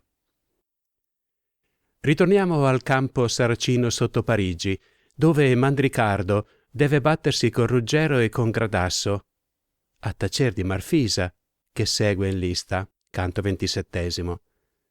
Agramante non riesce ad appianare le loro contese, ma ottiene almeno che Mandricardo si batta contro uno solo dei due, che vincerà o perderà per entrambi. L'estrazione a sorte favorisce Ruggero. Gradasso si deve accontentare di istruirlo sui trucchi e le botte segrete che conosce.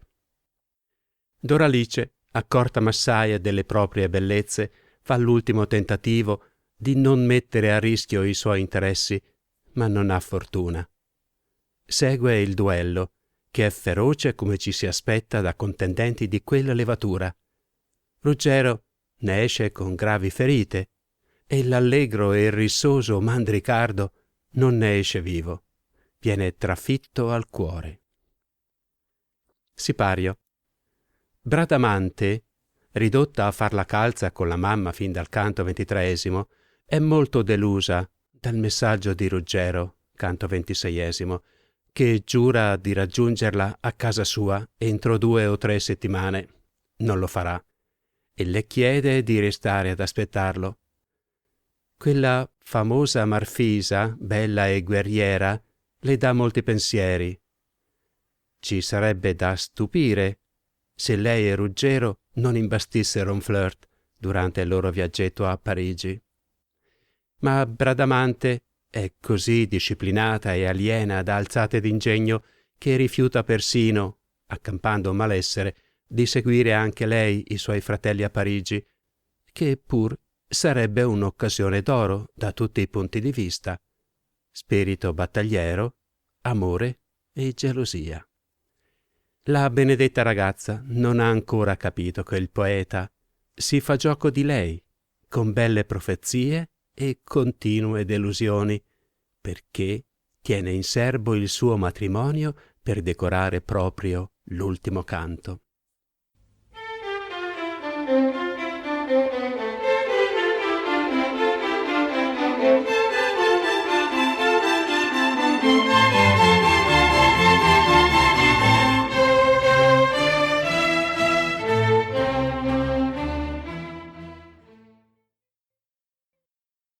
Quando vincer dall'impeto e dall'ira si lascia la ragion, né si difende, e che il cieco furor si innanzi tira o mano o lingua che gli amici offende, se ben di poi si piange e si sospira, non è per questo che l'error s'emende. Lasso, io mi doglio affliggo invan di quanto dissi per ira al fin dell'altro canto. Ma simile son fatto ad uno infermo che dopo molta pazienza e molta, quando contra il dolor non ha più schermo, cede alla rabbia e a bestemmiar si volta.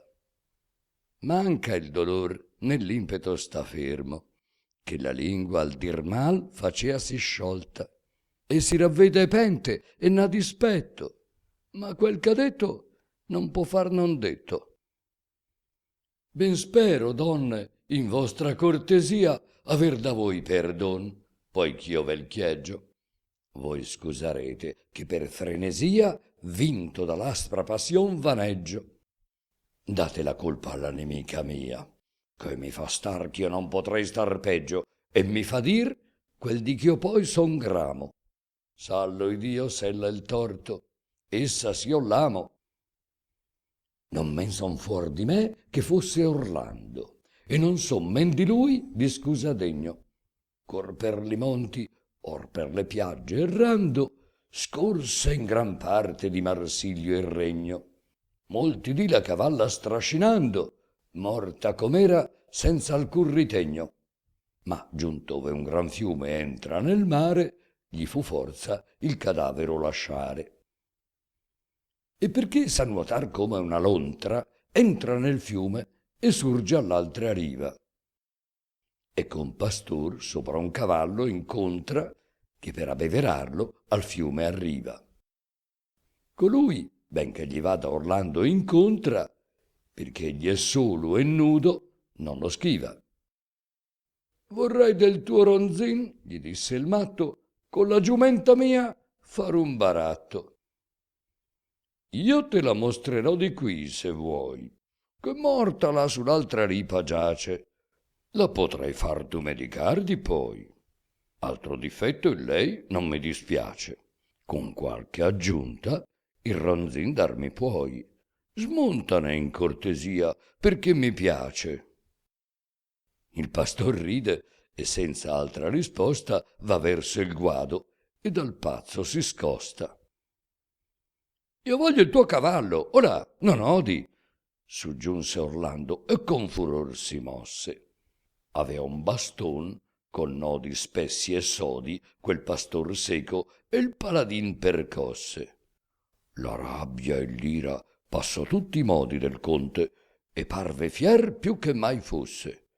Sul capo del pastore un pugno serra che spezza l'osso e morto il caccia in terra.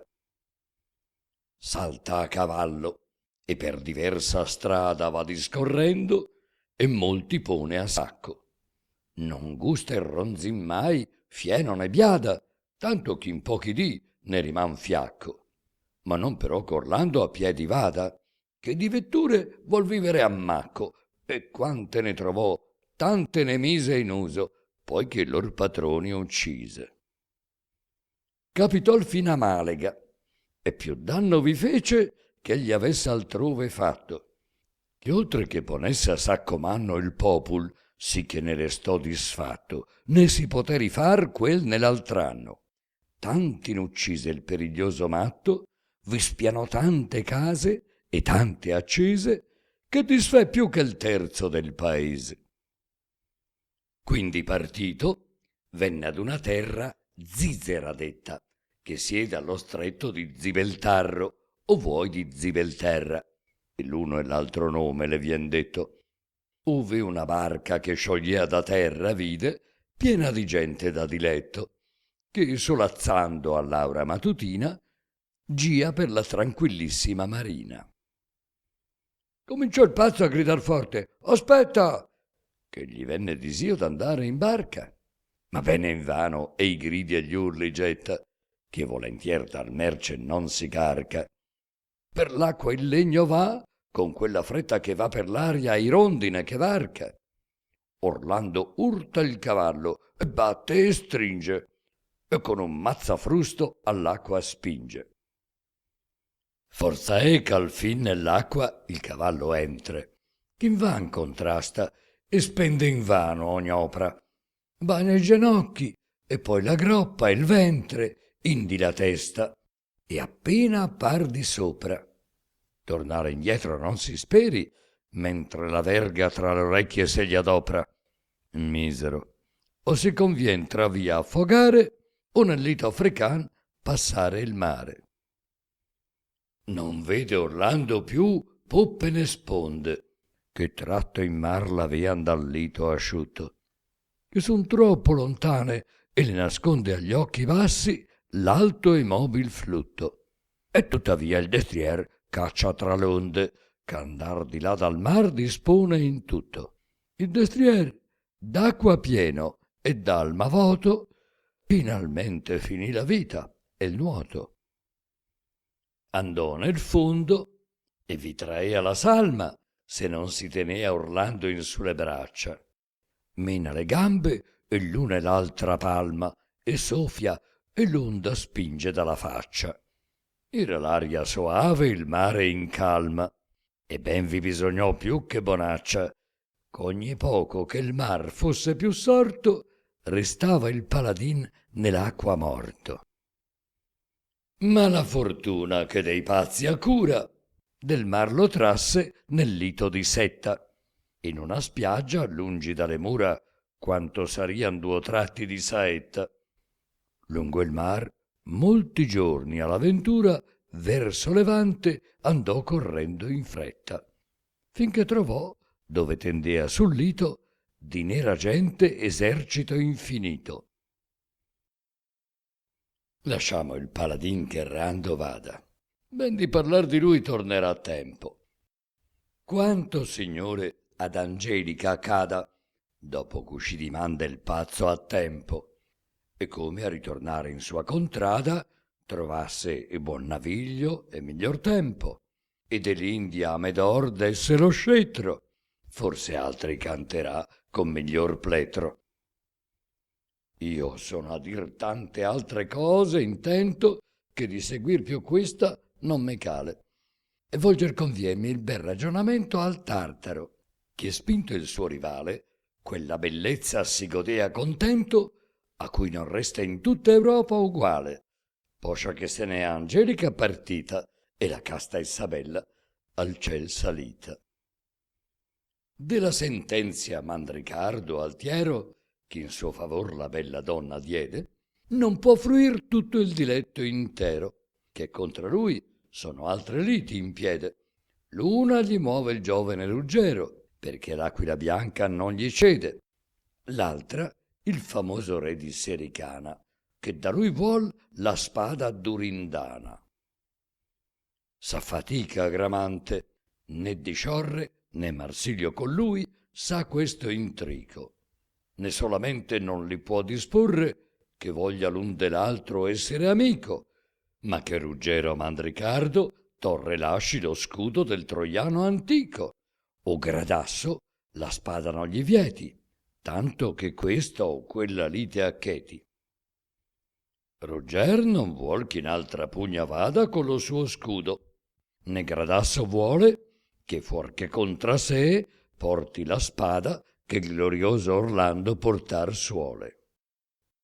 Alfin veggiamo in cui la sorte cada, disse Agramante, e non sian più parole. Veggiam quel che fortuna ne disponga, e sia preposto quel che la preponga. E se con piacer meglio mi volete, onde d'aver ve n'abbia obbligo ognora, chi de di voi combatter sortirete, ma con patto ch'al primo che scafuora amendue le querele in man porrete, sicché per sé vincendo vinca ancora pel compagno, e perdendo l'un di vui, così perduto abbia per ambidui. Tra Gradasso e Rugger credo che sia di valor nulla o poca differenza, e di lor qual si vuol venga fuor pria, so che in arme farà per eccellenza. Poi la vittoria da quel canto stia che vorrà la divina provvidenza. Il cavalier non avrà colpa alcuna, ma il tutto imputerassi alla fortuna. Steron taciti al detto d'Agramante e Ruggero e Gradasso, ed accordarsi che qualunque di loro uscirà inante, e l'una briga e l'altra abbia a pigliarsi. Così in 2 brevi, ch'avean semigliante ed ugual forma, i nomi lor notarsi, e dentro un'urna quelli hanno rinchiusi, versati molto e sozzopra confusi. Un semplice fanciull nell'urna messe la mano e prese un breve, e venne a caso che in questo il nome di Rugger si lesse, essendo quel del Serican rimaso. Non si può dir quanta allegrezza avesse quando Rugger si sentì trar del vaso. E d'altra parte il Sericano doglia, ma quel che manda il ciel forza è che toglia.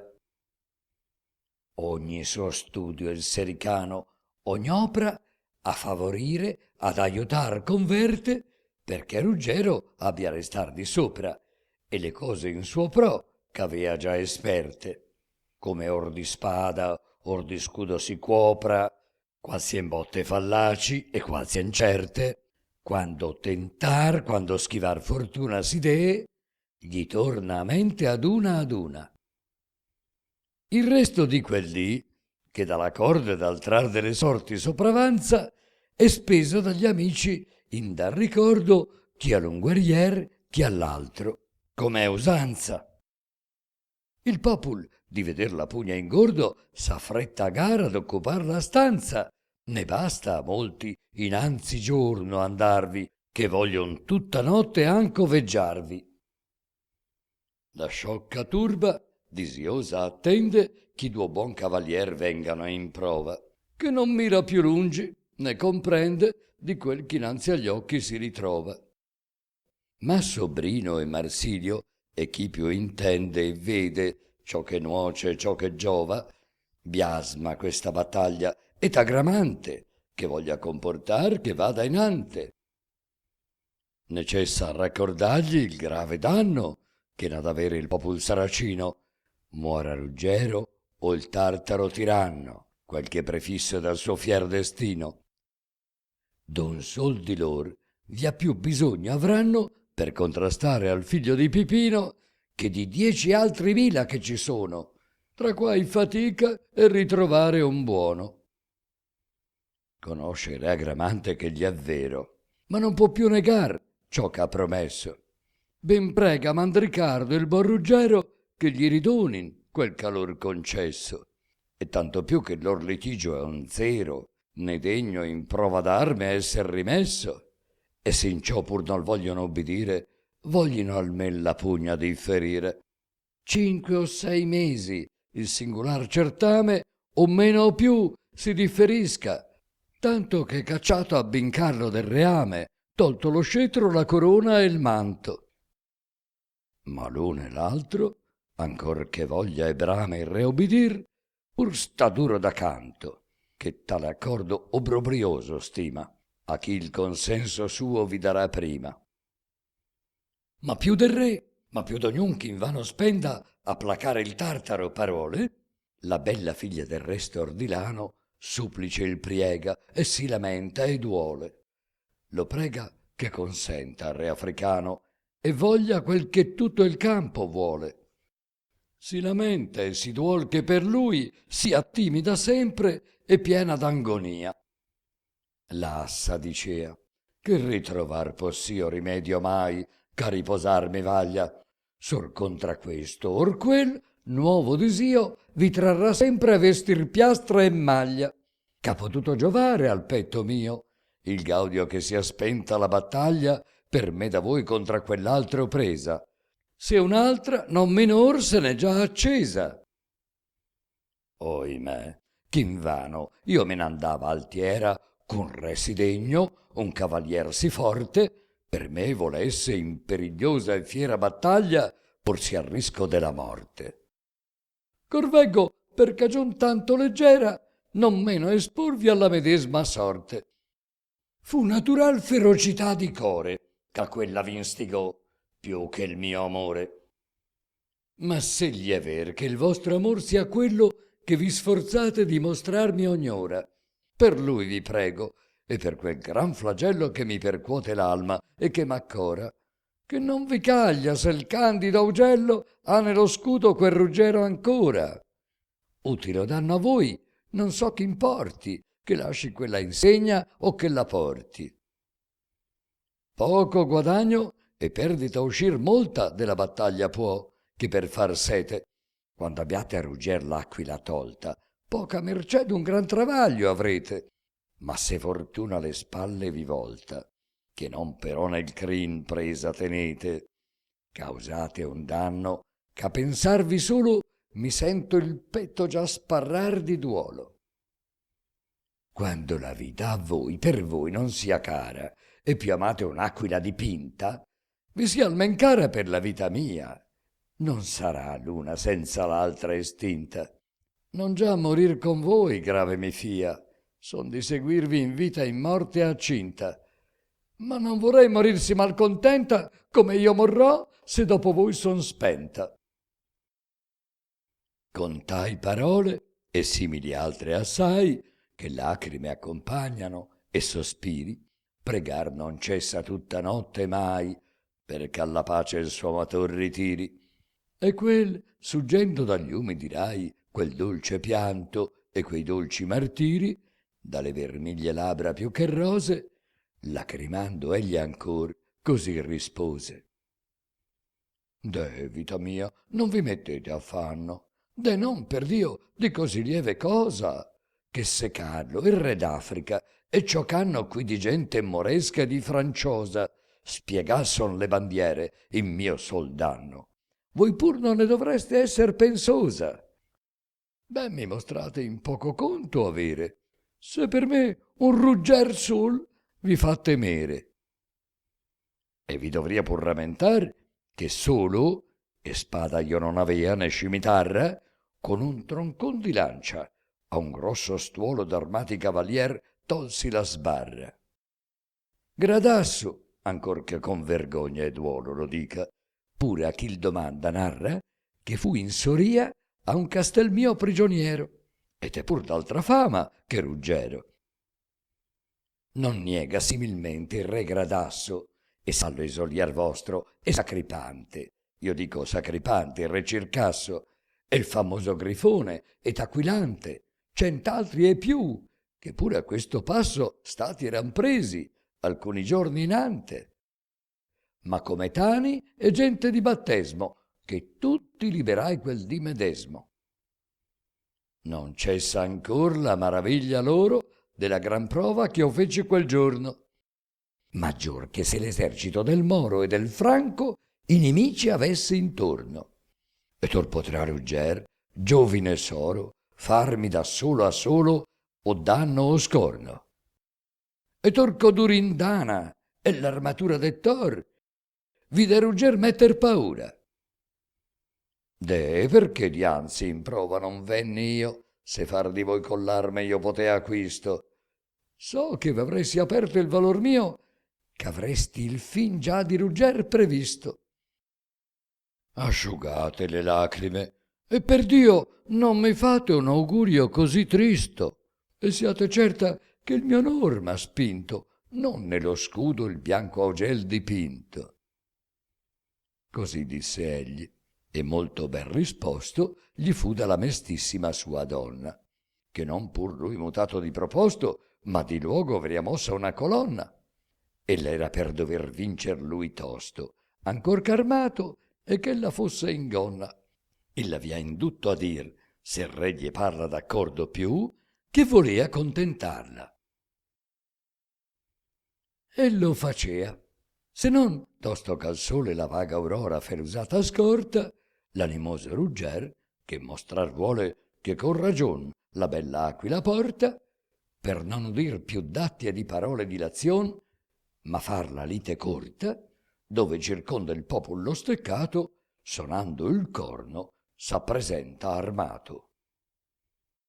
Tosto che sente il tartaro superbo, che alla battaglia il suon altier lo sfida, non vuol più dell'accordo intender verbo, ma si lancia del letto et arme grida, e si dimostra sì nel viso acerbo, che Doralice stessa non si fida di digli più di pace né di triegua, e forza infin che la battaglia segua.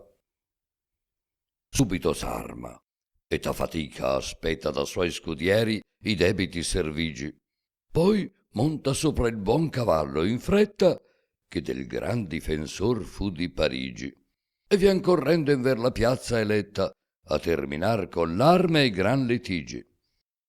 Vi giunse il re e la corte, allora, sì che all'assalto fu poca dimora.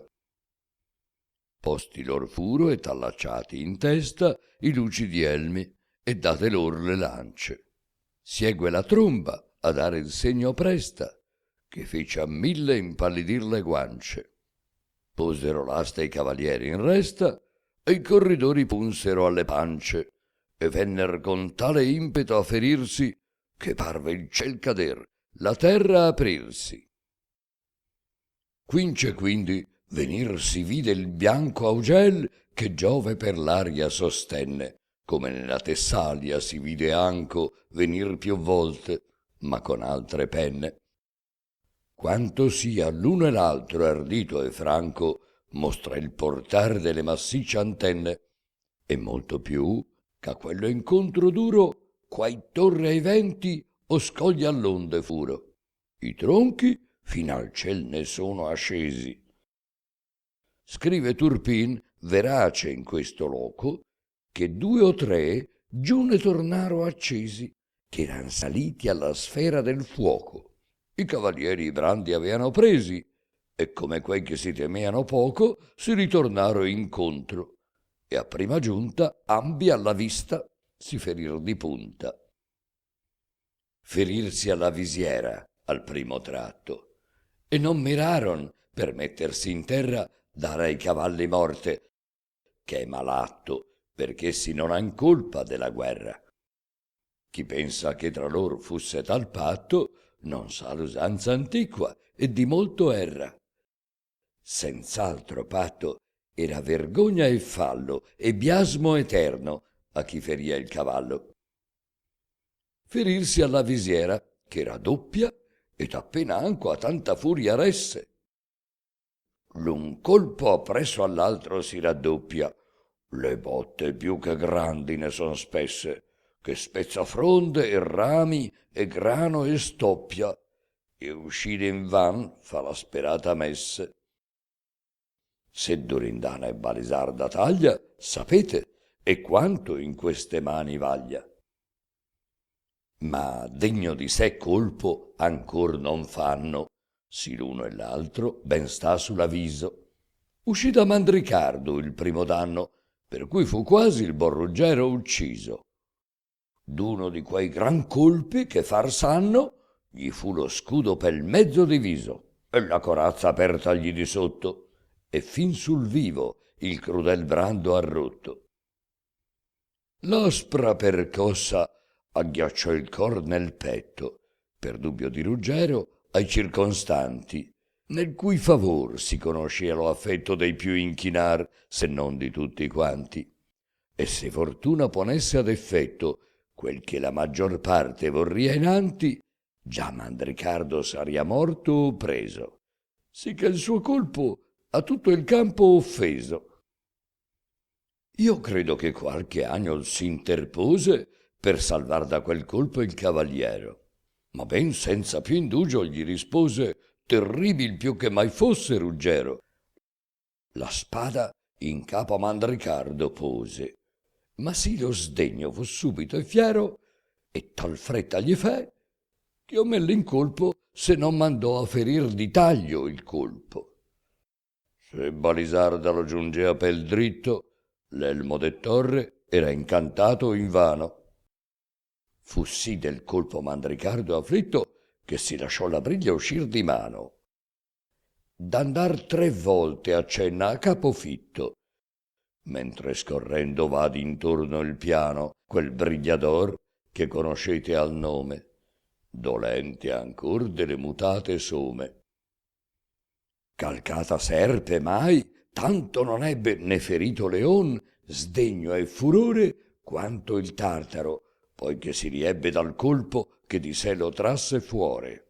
E quanto l'ire la superbia crebbe, tanto e più crebbe in lui forza e valore.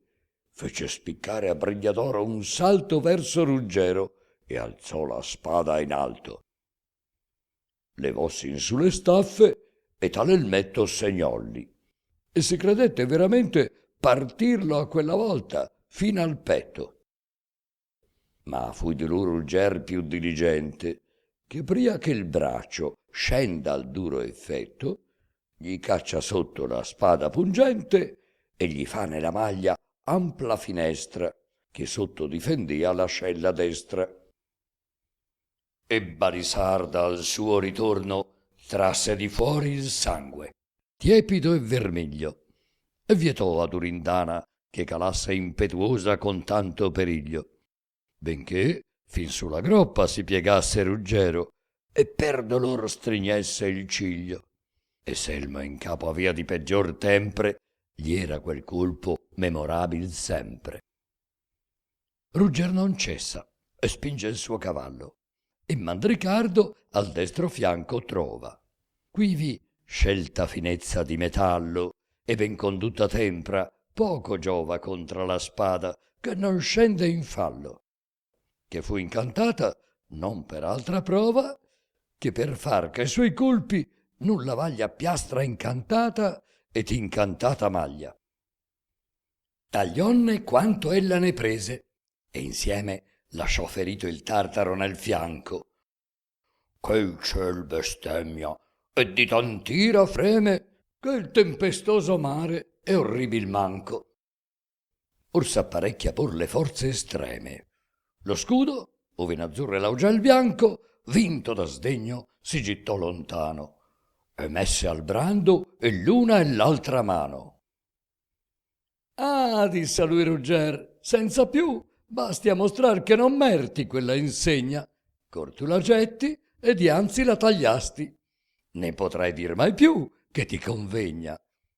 Così dicendo forzai che gli attasti con quanta furia Durindana vegna, che si gli grava e si gli pesa in fronte che più legger potea cadervi un monte. E per mezzo gli fende la visiera, buon per lui che dal viso si discosta. Poi calò sull'arcion, che ferrato era, né lo difese averne doppia crosta. Giunse al fin sull'arnese e come c'era la perse con la falda sopraposta e ferì gravemente nella coscia Rugger, sì ch'assai stette a guarir poscia. De l'un come dell'altro fatte rosse il sangue l'arme avea con doppia riga, tal che diverso era il parer chi fosse di lor ch'avesse il meglio in quella briga. Ma quel dubbio Rugger tosto rimosse con la spada che tanti ne castiga, mena di punta e drizza il colpo crudo onde gittato avea colui lo scudo. Fora della corazza il lato manco e di venire al cor trova la strada, che gli entra più d'un palmo sopra il fianco. Sì che convien che Mandricardo cada d'ogni ragion che può nell'augel bianco o che può aver nella famosa spada, e dalla cara vita cada insieme, che più che spada e scudo assai gli preme. Non morì quel meschin senza vendetta, che a quel medesimo tempo che fu colto, la spada, poco sua, menò di fretta, ed a Rugger avria partito il volto, se già Rugger non gli avesse intercetta prima la forza e assai del vigor tolto. Di forza e di vigor troppo gli tolse dianzi, che sotto il destro braccio il colse. Da Mandricardo fu Rugger percosso, nel punto ch'egli a lui tolse la vita. Talcun cerchio di ferro, anco che grosso, e una cuffia d'acciar ne fu partita. Durindana tagliò cotenna e tosso, e nel capo a Ruggero entrò due dita. Rugger, stordito, in terra si riversa, e di sangue un ruscel dal capo versa. Il primo fu Rugger, c'andò per terra, e di poi stette l'altro a cader tanto, che quasi credo ognun che della guerra riporti Mandricardo il pregio e il vanto. Ed ora lice sua, che con gli altri erra, e che quel dì più volte ha riso e pianto, Dio ringraziò con mani al ciel supine, ch'avesse avuta la pugna tal fine. Ma poi c'appare a manifesti segni, vivo chi vive, e senza vita il morto, nei petti dei fautor mutano regni, di là mestizia e di qua vien conforto. i re, i signori, i cavalier più degni, con Rugger, che a fatica era risorto, a rallegrarsi ed abbracciarsi vanno, e gloria senza fine e onor gli danno. Ognun s'allegra con Ruggero e sente il medesmo nel cor c'ha nella bocca. E sul gradasso il pensiero differente tutto da quel che fuor la lingua scocca. Mostra Gaudio nel viso e occultamente del glorioso acquisto invidia il tocca e maledice o sia destino o caso il qual trasse Rugger prima del vaso. Che dirò del favore che delle tante carezze e tante affettuose e vere che fece a quel Ruggero il re Agramante, senza il qual dare al vento le bandiere né volse muover d'Africa le piante, né senza lui si fidò in tante schiere. Or che del re Agricane ha spento il seme, prezza più lui che tutto il mondo insieme. Né di tal volontà gli uomini soli eran verso Rugger, ma le donne anco, che d'Africa e di Spagna, fra gli stuoli, eran venute al tenitorio franco. E Doralice istessa, che con duoli piangea l'amante suo, pallido e bianco, forse con l'altre ita sarebbe in schiera, se di vergogna un duro frenno n'era. Io dico forse, non che io ve l'accerti, ma potrebbe essere stato di leggero. Talla bellezza e tali erano i merti, i costumi e i sembianti di Ruggero. Ella, per quel che già ne siamo esperti, si facile era variar pensiero che per non si veder priva d'amore avria potuto in Rugger porre il core. Per lei buono era vivo Mandricardo, ma che ne volea far dopo la morte? Provvederle convien dunque gagliardo sia notte e dì nei suoi bisogni e forte. Non era stato intanto a venir tardo il più perito medico di corte, che di Rugger veduta ogni ferita già l'avea assicurato della vita. Con molta diligenzia il re Agramante fece colcar Rugger nelle sue tende, che notte e dì vedersel vuole inante si l'ama, si di lui cura si prende. Lo scudo al letto e l'arme tutte quante che fur di Mandricardo il re gli appende, tutte le appende eccetto Durindana, che fu lasciata al re di Sericana. Con l'arme l'altre spoglie a Rugger sono date di Mandricardo e insieme dato gli Brigliador, quel destrier bello e buono che per furore Orlando avea lasciato. Poi quello al re diede Ruggero in dono, che s'avide ch'assai gli saria grato. Non più di questo, che tornar bisogna a chi Ruggero invan sospira e agogna. Gli amorosi tormenti che sostenne Bradamante aspettando, io vo da dire. A Montalbano Ippalca lei rivenne e nuova le arrecò del suo desire. Prima di quanto di frontin le avvenne con Rodomonte l'ebbe a riferire, poi di Rugger, che ritrovò alla fonte con Ricciardetto e i frati da Grismonte, e che con esso lei s'era partito con speme di trovare il Saracino e punirlo di quanto avea fallito d'aver tolto a una donna il suo frontino, e che il disegno poi non gli era uscito, perché diverso avea fatto il camino. La cagione anco perché non venisse a Montalban Rugger tutta le disse, e riferille le parole a pieno che in sua scusa Rugger le avea commesse. Poi si trasse la lettera di seno che egli le die, perché ella a lei la desse. Con viso più turbato che sereno prese la carta Bradamante e lesse, che se non fosse la credenza stata già di veder Rugger, fora più grata. L'aver Ruggero ella aspettato, e invece di lui vedersi ora appagar d'un scritto. Del bel viso turbar l'aria le fece di timor, di cordoglio e di despitto. Baciò la carta 10 volte e 10, avendo a chi la scrisse il cor diritto, le lacrime vietar che suvi sparse, che con sospiri ardenti ella non larse. Lesse la carta 4 volte e 6, e volse ch'altrettante l'imbasciata replicata le fosse da colei che l'una e l'altra avea quivi arrecata, pur tuttavia piangendo, e crederei che mai non si saria più racchetata se non avesse avuto pur conforto di rivedere il suo rugger di corto. Termine a ritornar 15 o 20 giorni avea rugger tolto ed affermato l'avea di Palca poi con giuramenti, da non temer che mai fosse mancato. Chi m'assicura, oimè, degli accidenti ella dicea, c'han forza in ogni lato, ma nelle guerre più, che non distorni alcun tanto rugger che più non torni.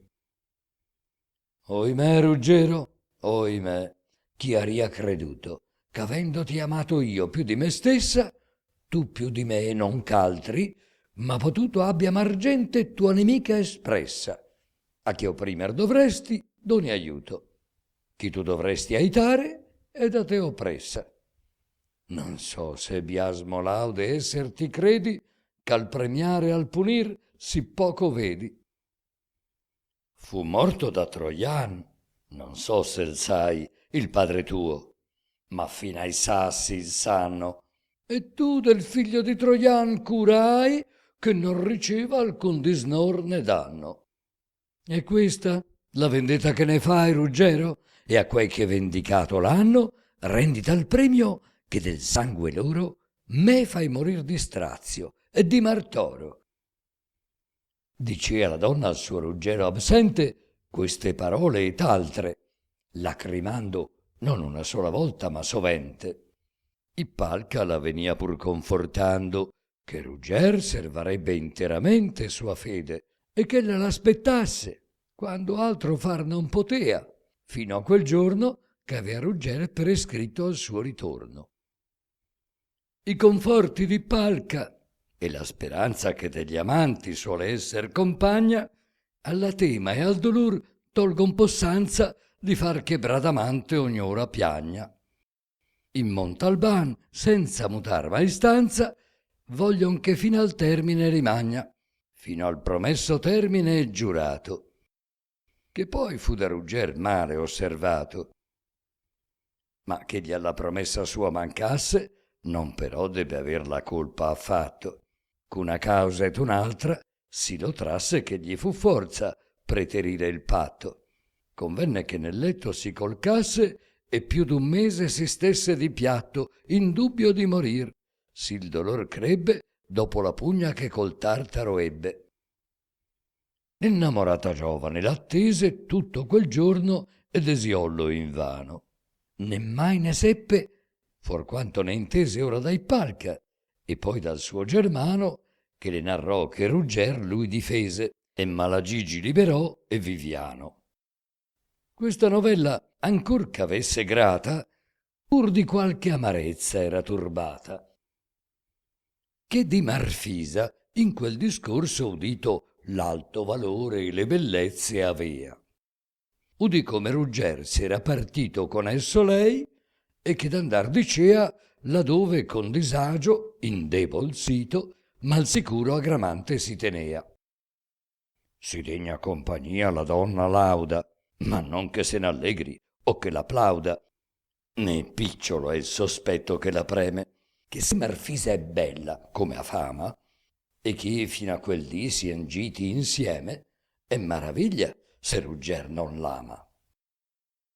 Pur non vuol credere anco, e spera e teme, e il giorno che la può far lieta e grama, misera aspetta, e sospirando stassi da Montalban, mai non movendo i passi.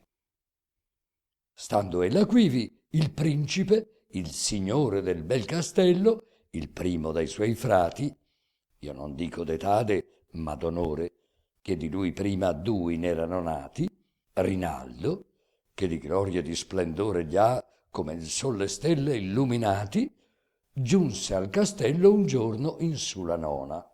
Ne fuor con paggio era con lui persona. Cagion del suo venir fu che da brava ritornandosi un dì verso Parigi, come v'ho detto che sovente andava per ritrovar d'angelica vestigi, avea sentita la novella prava del suo Viviano e del suo Malagigi, che eran per esser date al Maganzese, e perciò ad Agrismonte la via prese. Dove, intendendo poi che eran salvati, e gli avversari lor morti e distrutti, e Marfisa e Ruggero erano stati, che gli aveano a quei termini ridotti, e suoi fratelli e suoi cugini, tornati a Montalbano insieme erano tutti, gli parve un'ora o un anno di trovarsi con esso lor là dentro ad abbracciarsi. Venne Rinaldo a Montalbano, e quivi madre e moglie abbracciò, figli e fratelli, e i cugini, che dianzi eran cattivi. E parve, quando egli arrivò tra quelli, dopo gran fame i rondine carrivi, col cibo in bocca i pargoletti a ugelli, e poi che un giorno vi fu stato o dui, partissi e fe partire altri con lui. Ricciardo, Alardo, Ricciardetto, ed essi figli d'Amone, il più vecchio Guicciardo, Malagigi e Vivian, vi furon messi in arme dietro al paladin gagliardo. Bradamante, aspettando che s'appressi il tempo ch'al disio suo ne vien tardo, inferma disse agli fratelli ch'era, e non volse con lor venire in schiera. E ben lor disse il ver ch'ella era inferma, ma non per febbre o corporal dolore. Era il disio che l'alma dentro inferma e le fa alterazion patir d'amore. Rinaldo in Montalban più non si ferma, e seco mena di sua gente il fiore. Come a Parigi a propinquosse, e quanto Carlo aiutò, vi dirà l'altro canto.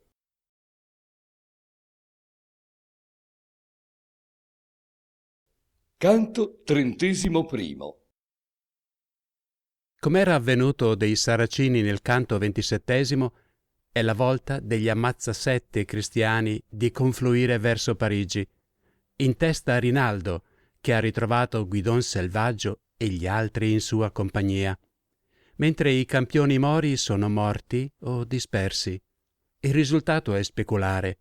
Allora re Carlo aveva dovuto rifugiarsi dentro la città e ora i mori vanno in fuga per correre a rifugiarsi dentro Arles.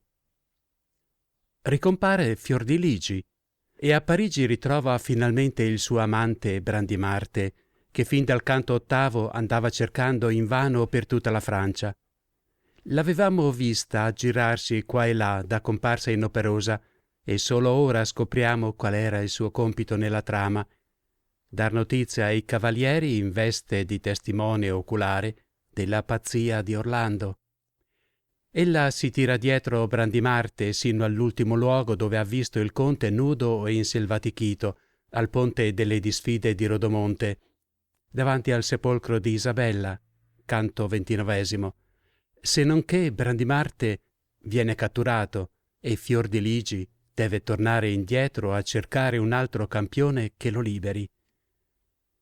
Veramente a Parigi è rimasto attivo anche un eroe moro, Gradasso, ma non si cura delle sorti del re Agramante, anzi giubila quando viene a sapere che è sopraggiunto Rinaldo. La sua grande ambizione, dopo essere venuto in possesso della spada durindana, è di metter le mani anche su Baiardo, il cavallo di Rinaldo.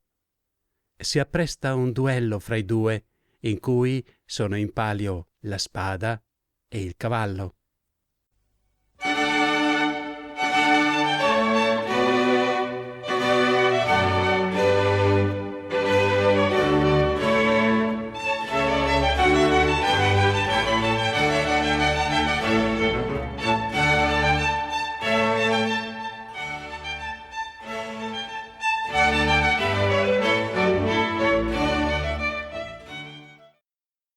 Che dolce più, che più giocondo stato saria di quel d'un amoroso core, che viver più felice, più beato, che ritrovarsi in servitù d'amore, se non fosse l'uom sempre stimolato da quel sospetto rio, da quel timore, da quel martir, da quella frenesia, da quella rabbia, detta gelosia.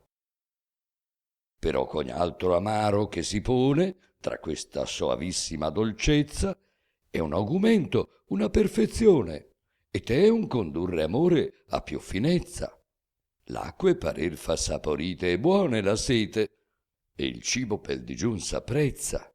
Non conosce la pace e non l'estima, chi provato non ha la guerra prima. Se ben non veggon gli occhi ciò che vede ognora il core, in pace si sopporta lo star lontano, poi quando si riede, quanto più lungo fu, più riconforta. Lo stare in servitù senza mercede, purché non resti la speranza morta, patir si può, che premio al ben servire pur viene al fin, se ben tarda a venire. Gli sdegni, le repulse, e finalmente tutti i martir d'amor, tutte le pene, fan per lor rimembranza che si sente con miglior gusto un piacer quando viene. Ma se l'infernal peste una egra mente avvien chi infetti, ammorbi et avelene, se ben segue poi festa et allegrezza, non la cura l'amante e non la prezza.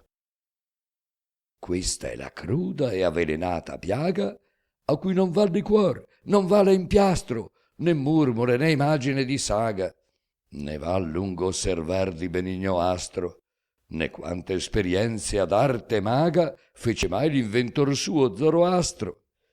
Piaga crudel che sopra ogni dolore conduce l'uom che disperato muore. O incurabil piaga che nel petto d'un amator sì facile s'imprime, non men per falso che per ver sospetto, piaga che l'uom si crudelmente opprime, che la ragion gli offusca l'intelletto e lo tra fuor delle sembianze prime.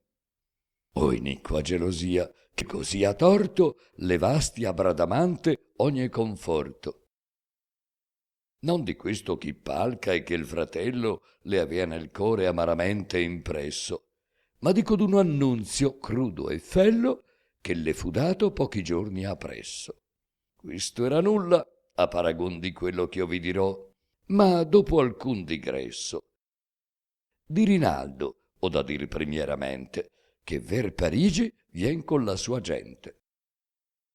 Scontraro il dì seguente in ver la sera un cavalier c'avea una donna al fianco, con scudo e sopravesta tutta nera, se non che per traverso a un fregio bianco. Sfidò alla giostra Ricciardetto, che era dinanzi, e vista avea di guerrier franco. E quel che mai nessun ricusar volse, girò la briglia e spazio a correr tolse. Senza dir altro o più notizia darsi dell'esser lor, si vengono all'incontro. Rinaldo e gli altri cavalier fermarsi per veder come seguiria lo scontro.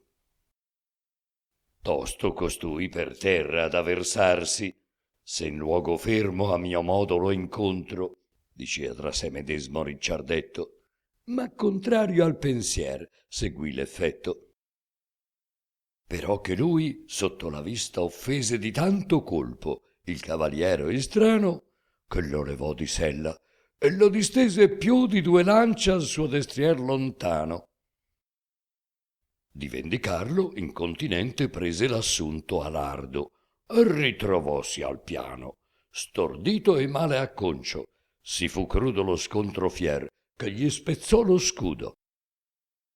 Guicciardo pone incontinente il resta l'asta, che vede i 2 germani in terra. Benché Rinaldo gridi, resta, resta, che mia convien che sia la terza guerra. Ma l'elmo ancor non ha allacciato in testa, sì che Guicciardo al corso si disserra, né più degli altri si seppe tenere e ritrovossi subito a giacere. Vuol Ricciardo, Viviano e Malagigi, e l'un prima dell'altro, essere in giostra. Ma Rinaldo pon fine ai lor litigi, che innanzi a tutti armato si dimostra, dicendo lor, è tempo ire a Parigi, e saria troppo la tardanza nostra s'io volesse aspettar finché ciascuno di voi fosse abbattuto ad uno. Disse il tra sé, ma non che fosse inteso, che saria stato agli altri ingiuria e scorno. L'uno e l'altro del campo avea già preso e si faceano incontra aspro ritorno. Non fu Rinaldo per terra disteso, che valea tutti gli altri che avea intorno. Le lance si fiaccar come di vetro, nei cavalier si piegaroncia adietro. L'uno e l'altro cavallo in guisa urtosse che gli fu forza in terra a por le groppe. Baiardo immantinente ridrizzosse, tanto qu'appena il correre interroppe. Sinistramente sì l'altro percosse, che la spalla e la schiena insieme ruppe. Il cavalier, che il destrier morto vede, lascia le staffe e te subito in piede.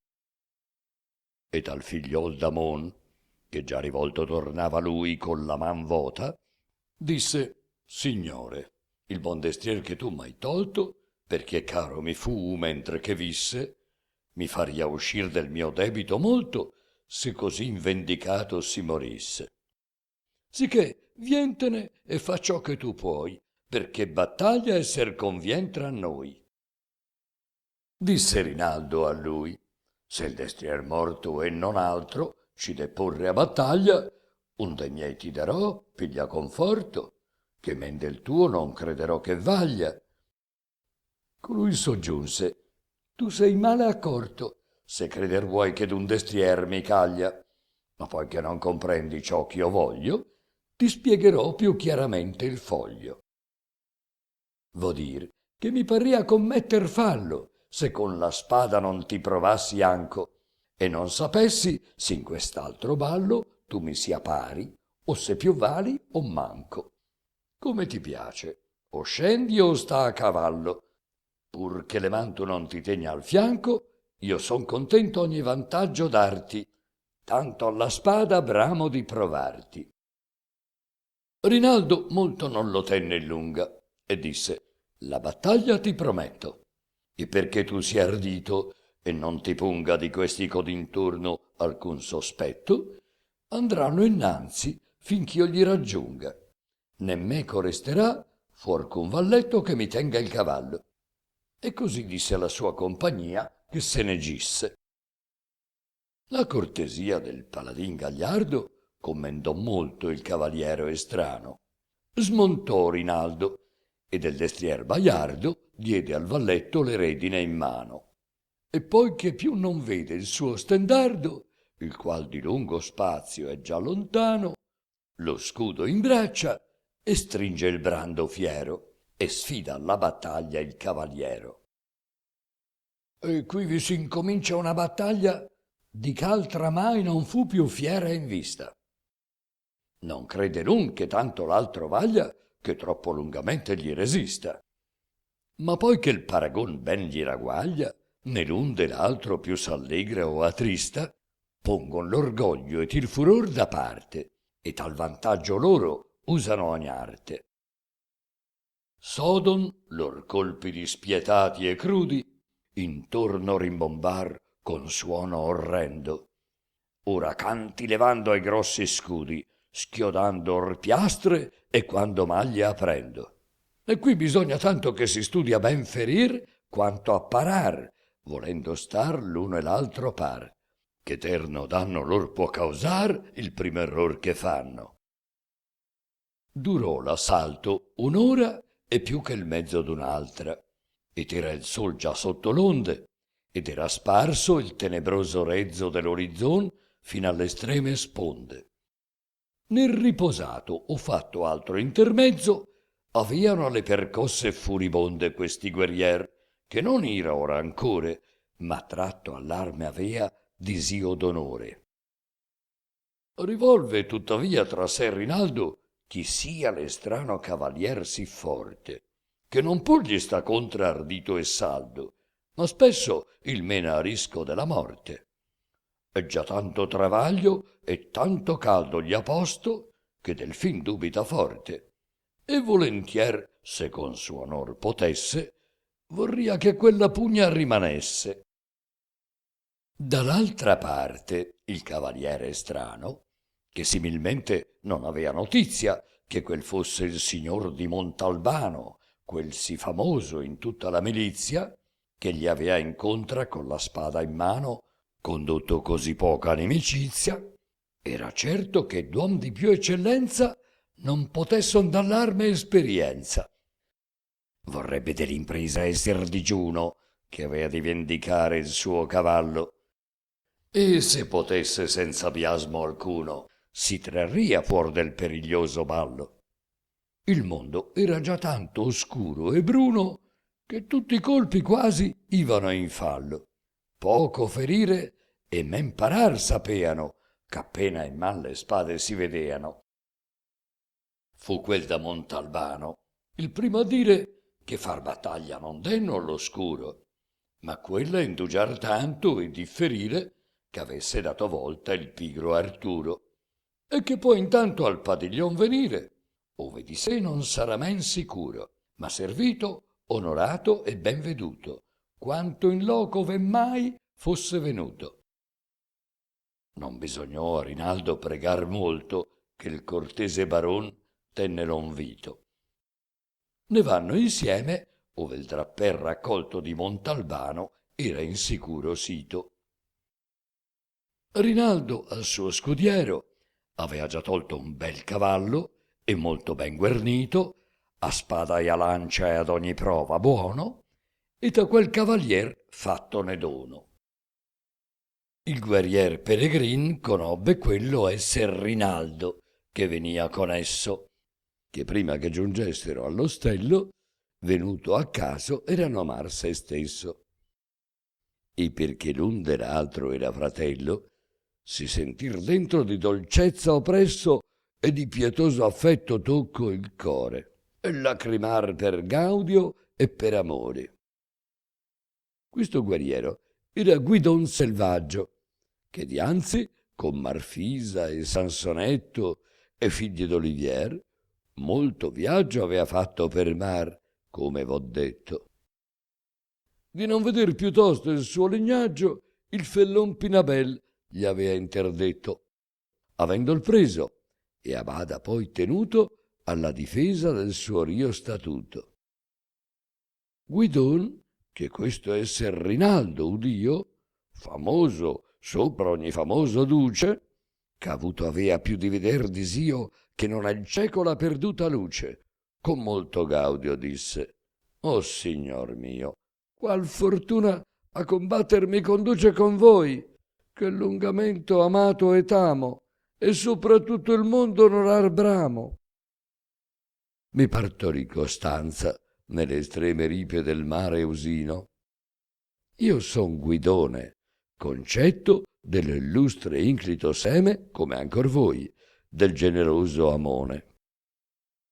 Di voi vedere gli altri nostri insieme il desiderio è del venir cagione, e dove mia intenzione fu d'onorarvi, mi vengo esser venuto a ingiuriarvi. Ma scusimi a po' voi d'un error tanto, ch'io non ho voi né gli altri conosciuto, e se mendar si può, ditemi quanto far debbo, ch'in ciò far nulla rifiuto. Poi che si fu da questo e da quel canto, de complessi iterati al fin venuto, rispose a lui Rinaldo: non vi caglia meco scusarvi più della battaglia, che per certificarne che voi siete di nostra antiqua stirpe un vero ramo, dar miglior testimonio non potete che il gran valor che in voi chiaro proviamo. Se più pacifiche erano e quiete vostre maniere, mal vi credevamo, che la damma non genera il leone, né le colombe l'aquila o il falcone. Non per andar di ragionar lasciando, né di seguir per ragionar lor via, vennero ai padiglioni, ove narrando il buon Rinaldo alla sua compagnia che quest'era Guidon, che disiando veder tanto aspettato aveano pria, molto gaudio portò le sue squadre e parve a tutti assimigliarsi al padre. Non dirò l'accoglienza che gli fero Alardo, Ricciardetto e gli altri due, che gli fece a Viviano e Taldigero e Malagigi, frati e cugin sui, che ogni signor gli fece e cavaliero, ciò che gli disse a loro ed essi a lui. Ma vi concluderò che finalmente fu ben veduto da tutta la gente.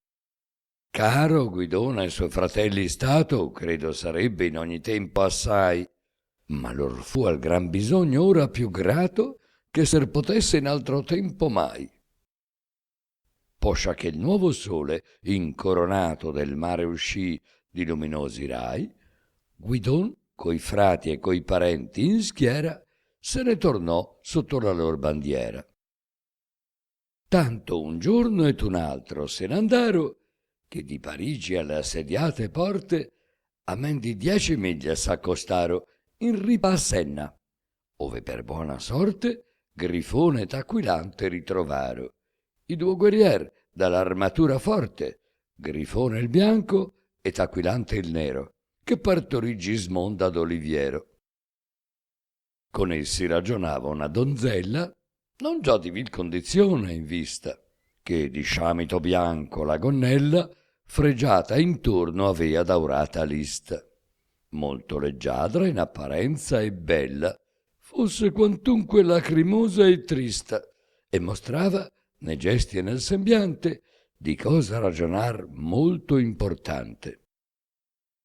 Conobbe i cavalier come essi lui Guidon, che fu con lor pochi dinanzi, e a Rinaldo disse: eccovi dui a cui van pochi di valore inanti, e se per Carlo ne verran con noi, non ne staranno i saracini inanzi. Rinaldo di Guidon conferma il detto che l'uno e l'altro era guerrier perfetto. Gli aveva riconosciuti egli non manco, però che quelli erano sempre usati, l'un tutto nero e l'altro tutto bianco vestir sull'arme e molto andare ornati. Dall'altra parte essi conobbero anco e salutar Guidon, Rinaldo e i frati, ed abbracciar Rinaldo come amico, messo da parte ogni lor odio antico. S'ebbero un tempo in urto e in gran dispetto per Truffaldin, che fora lungo a dire, ma quivi insieme con fraterno affetto s'accarezzar, tutte obliando l'ire. Rinaldo poi si volse a Sansonetto, che era tardato un poco più a venire, e lo raccolse col debito onore, a pieno instrutto del suo gran valore. Tosto che la donzella più vicino vide Rinaldo e conosciuto l'ebbe, ch'avea notizia d'ogni paladino, gli disse una novella che gli increbbe e cominciò: signore, il tuo cugino, a cui la chiesa e l'alto imperio debbe, quel già sì saggio e tororato Orlando, è fatto stolto e va pel mondo errando, onde causato così strano e riaccidente gli sia, non so narrarte. La sua spada e l'altr'arme ho veduto io, che per li campi avea gittate e sparte, e vide un cavalier cortese e pio che le andò raccogliendo da ogni parte, e poi di tutte quelle un arbuscello fe a guisa di trofeo pomposo e bello. Ma la spada ne fu tosto levata dal figliol d'Agricane, il dì medesmo. Tu puoi considerar quanto sia stata gran perdita alla gente del battesimo l'essere un'altra volta ritornata a Durindana in poter del paganesimo. Ne Brigliadoro men che errava sciolto intorno all'arme e fu dal pagan tolto.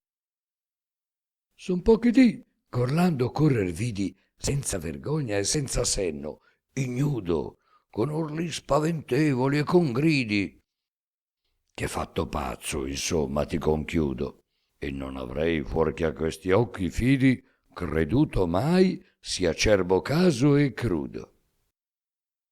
Poi narrò che lo vide giù dal ponte abbracciato cader con Rodomonte. A qualunque io non creda esser nemico d'Orlando, soggiungea, di ciò favello, acciò ch'alcun di tanti, a chi io lo dico, mosso a pietà del caso strano e fello, cerchi o a Parigi o in altro luogo amico ridurlo, finché si purghi il cervello. Ben so, se Brandimar te ne avrà nuova, sarà per farne ogni possibil prova. Era costei la bella Fiordiligi, più cara a Brandimarte che se stesso, la qual per lui trovar venia a Parigi, e della spada la soggiunse appresso, che discordia e contesa e gran litigi tra il Sericano e il Tartaro avea messo, e cavuta la via, poi che fu casso di vita Mandricardo al fin gradasso. Di così strano e misero accidente, Rinaldo senza fin si lagna e duole. Nel core intenerir men se ne sente che soglia intenerirsi il ghiaccio al sole, e con disposteti immotabilmente, ovunque Orlando sia, cercarlo vuole, con speme, poi che ritrovato l'abbia, di farlo risanar di quella rabbia. Ma già lo stuolo avendo fatto unire, sia volontà del cielo sia ventura, vuol fare i Saracin prima fuggire e liberar le parigine mura. Ma consiglia l'assalto differire, che vi par gran vantaggio, a notte scura, nella terza vigilia o nella quarta, che avrà l'acqua di Lete il sonno sparta. Tutta la gente alloggiar fece al bosco, e qui vi la posò per tutto il giorno. Ma poi che il sol, lasciando il mondo fosco, alla nutrice antiqua fa ritorno, e tursi e capre e serpi senza tosco e l'altre fere ebbono il cielo adorno, che state erano ascose al maggior lampo, mosse Rinaldo il taciturno campo. E venne con Grifon, con Aquilante, con Vivian, con Alardo e con Guidone, con Sansonetto, agli altri un miglio inante, a cheti passi e senza alcun sermone. Trovò dormir l'ascolta da Gramante, tutta l'uccise e non ne fe un prigione. Indi arrivò tra l'altra gente mora, che non fu visto né sentito ancora. Del campo d'infedeli, a prima giunta, la ritrovata guardia all'improvviso lasciò Rinaldo si rotta e consunta, con sol non ne restò, se non ucciso. Spezzata che lor fu la prima punta, i Saracin non l'avean più da riso, che sonnolenti, timidi e tinermi, poteano tai guerrier far pochi schermi. Fece Rinaldo, per maggior spavento dei Saracini, al muover dell'assalto, a trombe e a corni dar subito vento, e gridando il suo nome alzare in alto, spinse Baiardo, e quel non parve lento, che dentro all'alte sbarre entrò d'un salto, e versò cavalier, pestò pedoni, e t'atterrò tra bacche e padiglioni. Non fusi ardito tra il popol pagano, a cui non s'arricciassero le chiome, quando sentì Rinaldo e Montalbano sonar per l'aria il formidato nome. Fugge col campo d'Africa l'ispano, ne perde tempo a caricar le some, ch'aspettar quella furia più non vuole, ch'aver provata anco si piagne e duole. Guidon lo segue e non fa men di lui, ne men fanno i due figli d'Oliviero, Alardo e Ricciardetto, e gli altri due. Col brando Sansonetto apre il sentiero. Al digere Vivian, provar altrui, fan quanto in arme l'uno e l'altro è fiero. Così fa ognun che segue lo stendardo di Chiaramonte, da guerrier gagliardo. 700 con lui tenea Rinaldo in Montalbano e intorno a quelle ville, usati a portar l'arme al freddo e al caldo, non già più rei dei Mirmidon d'Achille. Ciascun d'essi al bisogno era sì saldo che 100 insieme non fuggian per 1000, e se ne potean molti sceglier fuori che d'alcun de famosi eran migliori. E se Rinaldo ben non era molto ricco né di città né di tesoro, facea sì con parole e con buon volto, e ciò ch'avea partendo ognor con loro, cun di quel numer mai non gli fu tolto, per offerire altrui più somma d'oro. Questi da Montalban mai non rimuove, se non lo stringe un gran bisogno altrove. E Tor, perché abbia il Magno Carlo aiuto, lasciò con poca guardia il suo castello. Tra gli african questo drappel venuto, questo drappel del cui valor favello, ne fece quel che del gregge lanuto sul falanteo galeso il lupo fello, e quel che soglia del barbato appresso il barbaro cinifio il leon spesso. Carlo, ch'avviso da Rinaldo avuto avea che presso era a Parigi giunto, e che la notte il campo sprovveduto volea salir, stato era in arme e in punto, e quando bisognò venne in aiuto coi paladini, e ai paladini aggiunto avea il figliol del ricco Monodante, di Fiordiligi il fido e saggio amante, che la più giorni per sì lunga via cercato avea per tutta Francia invano. Quivi all'insegne che portar solia fu da lei conosciuto di lontano. Come lei Brandimarte vide pria, lasciò la guerra e tornò tutto umano, e corse ad abbracciarla e d'amor pieno 1000 volte baciolla o poco meno. Delle lor donne, delle lor donzelle, si fidar molto a quella antica etade, senz'altra scorta andar lasciano quelle per piani e monti e per strane contrade, ed al ritorno l'han per buone e belle, né mai tra lor sospizione accade. Fiordiligi narrò quivi al suo amante che fatto stolto era il signor d'Anglante. Brandimarte sì strana e ria novella credere ad altri appena avria potuto, ma lo credette a Fiordiligi bella, a cui già maggior cose avea creduto. Non pur d'averlo udito, gli dice ella, ma che con gli occhi propri l'ha veduto, ch'ha conoscenza e pratica d'Orlando quanto alcun altro, e dice dove e quando. Egli narra del ponte periglioso che Rodomonte ai cavalier difende, ove un sepolcro adorna e fa pomposo di sopraveste ed armi di chi prende. Narra ch'ha visto Orlando furioso far cose quivi orribili e stupende, che nel fiume il pagan mandò riverso, con gran periglio di restar submerso. Brandimarte, che il conte amava quanto si può compagno amar, fratello o figlio, disposto di cercarlo, e di far tanto, non ricusando affanno né periglio, che per opera di medico o d'incanto si ponga quel furor qualche consiglio, così come trovossi armato in sella, si mise in via con la sua donna bella. Verso la parte ove la donna il conte avea veduto, il lor cammin drizzaro, di giornata in giornata, finché al ponte che guarda il re d'Alger si ritrovaro. La guardia ne fe segno a Rodomonte, e gli scudieri a un tempo gli arrecaro l'arme e il cavallo, e quel si trovò in punto quando fu Brandimarte al passo giunto.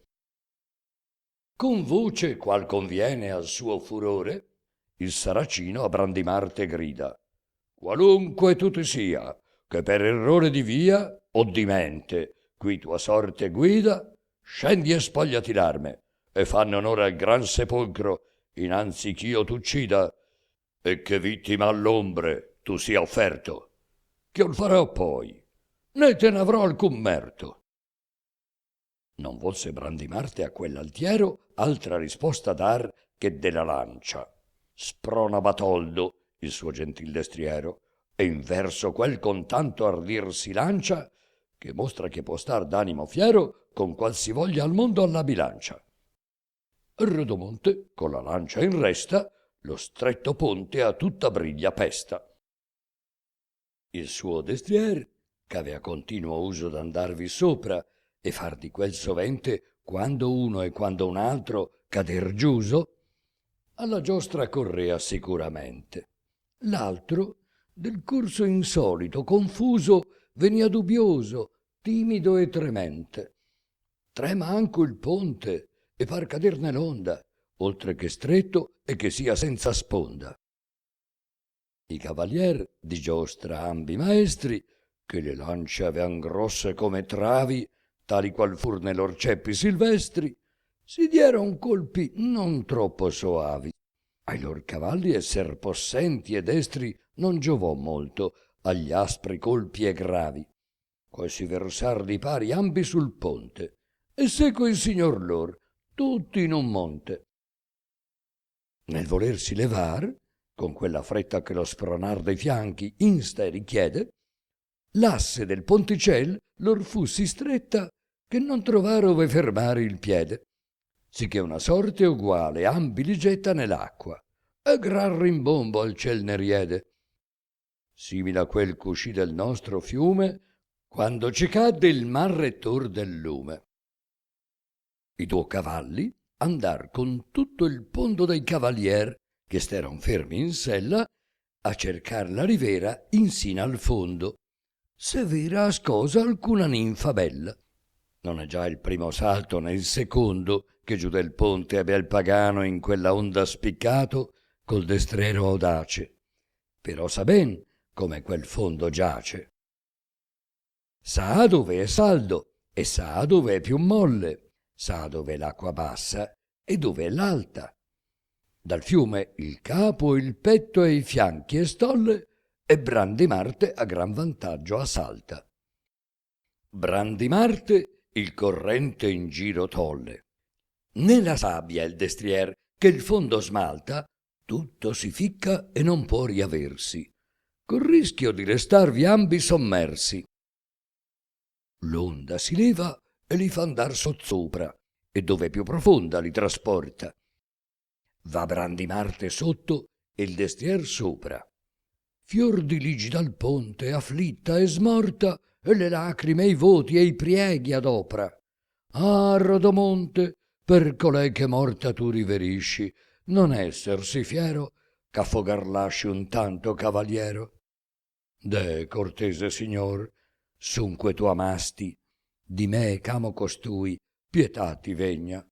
Di farlo tuo prigion, per Dio ti basti, che sorni il sasso tuo di quella insegna, di quante spoglie mai tu gli arrecasti, questa fia la più bella e la più degna. E seppesi ben dir, ch'ancor che fosse sì crudo il re pagan, pur lo commosse, e fe che il suo amator ratto soccorse, che sotto acqua il destrier tenea sepolto, e della vita era venuto in forse, e senza sete avea bevuto molto. Ma aiuto non però prima gli porse, che gli ebbe il brando e di poi l'elmo tolto. Dell'acqua mezzo morto il trasse, e purre con molti altri lo fe nella sua torre. Fu nella donna ogni allegrezza spenta, quando prigion vide il suo amante gire. Ma di questo pur meglio si contenta che di vederlo nel fiume perire. Di se stessa e non d'altri si lamenta, che fu cagion di farlo ivi venire, per averle narrato ch'avea il conte riconosciuto al periglioso ponte.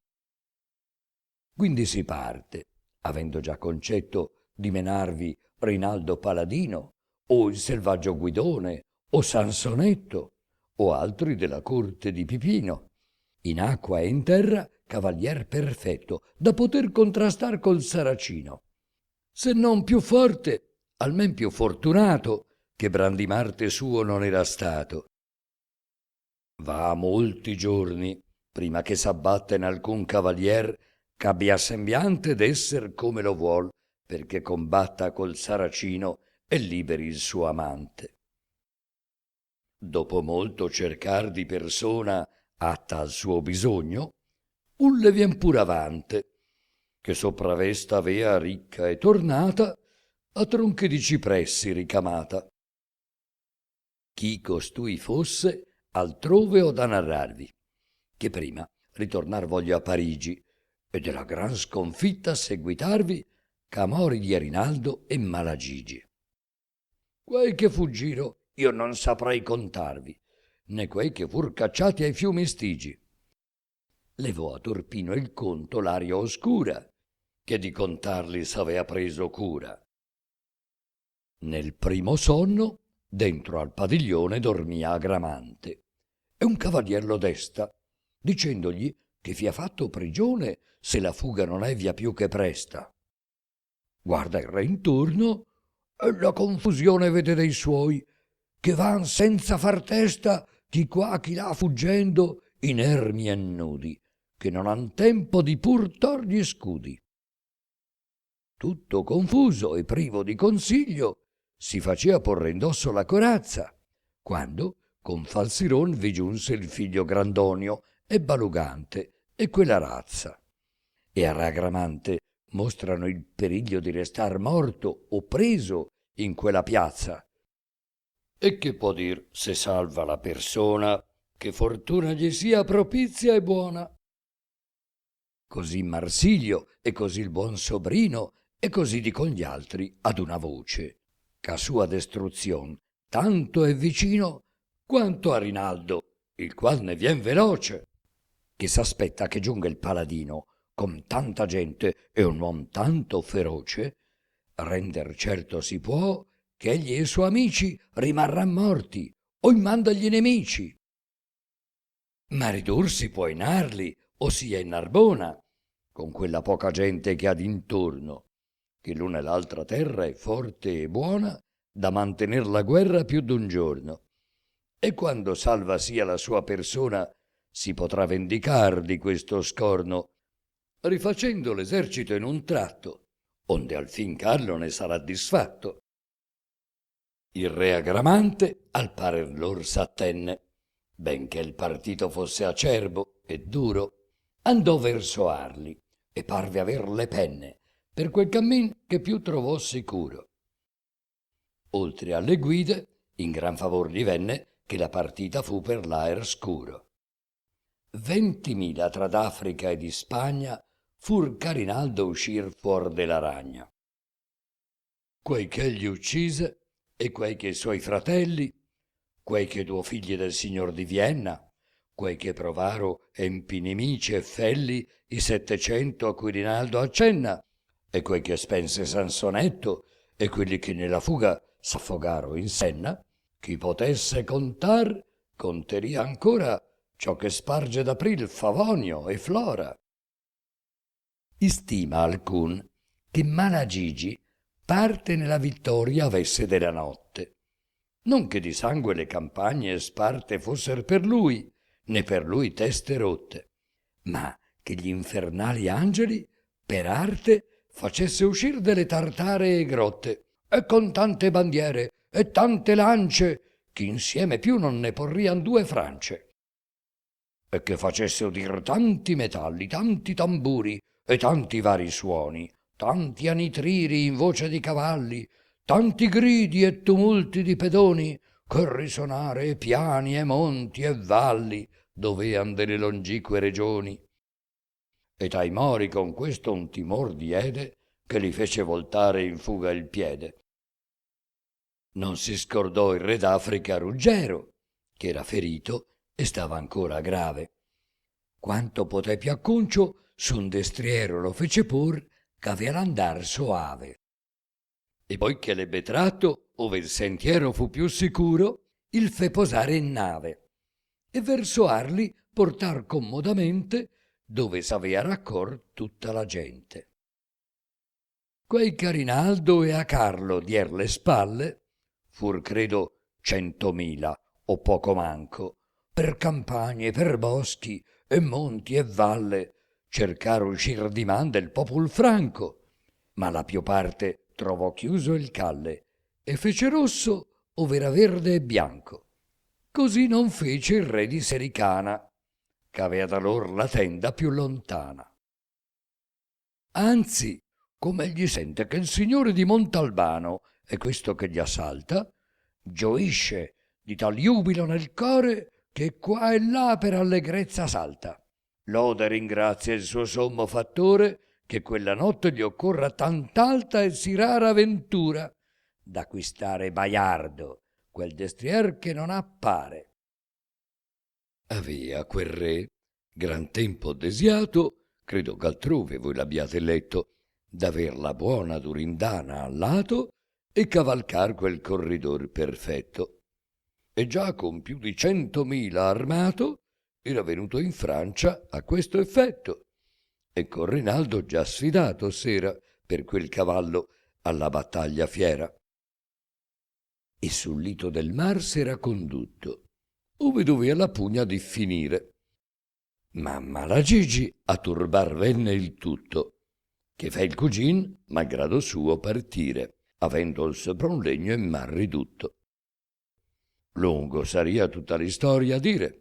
Da indi in qua stimò timido e vile sempre Gradasso il paladin gentile. Or che Gradasso esser Rinaldo intende, costui che sale in campo, se n'allegra, si veste l'arme e la sua alfana prende, e cercandolo va per l'aria negra, e quanti ne riscontra a terra stende. Et in confuso lascia afflitta e tegra la gente, ossia di Libia ossia di Francia, tutti li mena un par la buona lancia. Lo va di qua di là tanto cercando, chiamando spesso e quanto può più forte, e sempre a quella parte declinando ove più folte son le genti morte, ch'al fin s'incontra in lui. Brando per brando, poiché le lance loro ad una sorte eran salite in 1000 schegge rotte sino al carro stellato della notte. Quando Gradasso il paladin gagliardo conosce, e non perché ne vegga insegna, ma per gli orrendi colpi e per Baiardo, che par che sol tutto quel campo tegna. Non è gridando a improverargli tardo la prova che di sé fece non degna. Caldato campo il giorno non comparse, che tra lor la battaglia dovea farse. Soggiunse poi: tu forse avevi speme, se potevi nasconderti quel punto, che non mai più per raccozzarci insieme fossimo al mondo. Or vedi ch'io t'ho giunto. Sia certo, se tu andassi nelle estreme fosse di Stige o fossi in cielo assunto, ti seguirò quando abbi il destrier teco, nell'alta luce e giù nel mondo cieco. Se d'aver meco a far non ti dà il core, e vedi già che non puoi starmi a paro, e più stimi la vita che l'onore, senza periglio ci puoi far riparo, quando mi lasci in pace il corridore, e viver puoi, se sita il viver caro. Ma vivi a piè, che non merti cavallo, sa la cavalleria fai sì gran fallo. A quel parlar si ritrovò presente con Ricciardetto il cavalier selvaggio, e le spade ambi trassero ugualmente per far parere il Serican mal saggio. Ma Rinaldo s'oppose immantinente e non patì che se gli fesse oltraggio, dicendo: senza voi dunque non sono a chi m'oltraggia per risponder buono? Poi se ne ritornò verso il pagano e disse: o di Gradasso, io voglio farti, se tu m'ascolti, manifesto e piano ch'io venni alla marina a ritrovarti, e poi ti sosterrò con l'arma in mano che t'avrò detto il vero in ogni parte, e sempre che tu dica mentirai, che alla cavalleria mancassi omai. Ma ben ti priego che prima che sia pugna fra noi, che pianamente intenda la giustissima e vera scusa mia, acciò che a torto più non mi riprenda. E poi, Baiardo, al termine di pria, tra noi vorrò che a piedi si contenda, da solo a solo, in solitario lato, sì come appunto fu da te ordinato. Era cortese il re di Sericana, come ogni cor magnanimo esser suole, ed è contento udir la cosa piana, e come il paladin scusar si vuole. Con lui ne viene in ripa alla Fiumana, ove Rinaldo in semplici parole alla sua vera istoria trasse il velo e chiamò in testimonio tutto il cielo. E poi chiamar fece il figliuol di Buovo, l'uom che di questo era informato a pieno. Che a parte replicò di nuovo l'incanto suo, ne disse più né meno. Soggiunse poi Rinaldo: ciò che io provo col testimonio, io vo che l'arme sieno che ora e in ogni tempo che ti piace te n'abbiano a dar prova più verace. Il re Gradasso, che lasciar non volle per la seconda la querela prima, le scuse di Rinaldo in pace tolle, ma se son vere o false in dubbio stima. Non tolgo un campo più sul lito molle di Barcellona, ove lo tolser prima, ma s'accordaro per l'altra mattina trovarsi a una fontana indi vicina, ove Rinaldo seco abbia il cavallo, che posto sia comunemente in mezzo. Se il re uccide Rinaldo o il fa vassallo, se ne pigli il destier, senz'altro mezzo. Ma se Gradasso è quel che faccia fallo, che sia condotto all'ultimo ribrezzo, o, per più non poter che gli si renda, da lui Rinaldo Durindana prenda. Con maraviglia molta e più dolore, come avevo detto, avea Rinaldo udito da Fiordiligi bella che era fuori dell'intelletto il suo cugino uscito. Avea dell'arme inteso anco il tenore e del litigio che n'era seguito. E che insomma Gradasso avea quel brando, cornò di 1000 palme Orlando. Poi che furono d'accordo, ritornò il re Gradasso ai servitori sui, benché dal paladin pregato fosse che ne venisse ad alloggiar con lui. Come fu giorno, il re pagano armosse, così Rinaldo, e giunsero ambidui ove dovea non lungi alla fontana combattersi Baiardo e Durindana. Della battaglia che Rinaldo avere con Gradasso dovea da solo a solo, pare agli amici suoi tutti temere, e innanzi il caso ne faceano il duolo. Molto ardir, molta forza, alto sapere avea Gradasso, e torche del figliuolo del gran Milone avea la spada al fianco, di timor per Rinaldo era ognon bianco. E più degli altri il frate di Viviano stava di questa pugna in dubbio e in tema, e tanco volentier vi porria mano per farla rimaner d'effetto scema. Ma non verria che quel da Montalbano seco venisse in inimicizia estrema, ch'anco avea di quell'altra seco sdegno che gli turbò quando il levò sul legno. Ma stiano gli altri in dubbio, in tema o in doglia, Rinaldo se ne va lieto e sicuro, sperando cura il biasmo se gli toglia, che avere a torto gli parea pur duro, sicché quei da pontieri e d'alta foglia faccia cheti restar come mai furo. Va con baldanza e sicurtà di core di riportarne il trionfale onore. Poi che l'un quinci e l'altro quindi giunto fu quasi a un tempo in sulla chiara fonte, s'accarezzaro e fero a punto così serene ed amichevol fronte, come di sangue ed amistà congiunto fosse Gradasso a quel di Chiaramonte. Ma come poi s'andassero a ferire, vi voglia un'altra volta differire.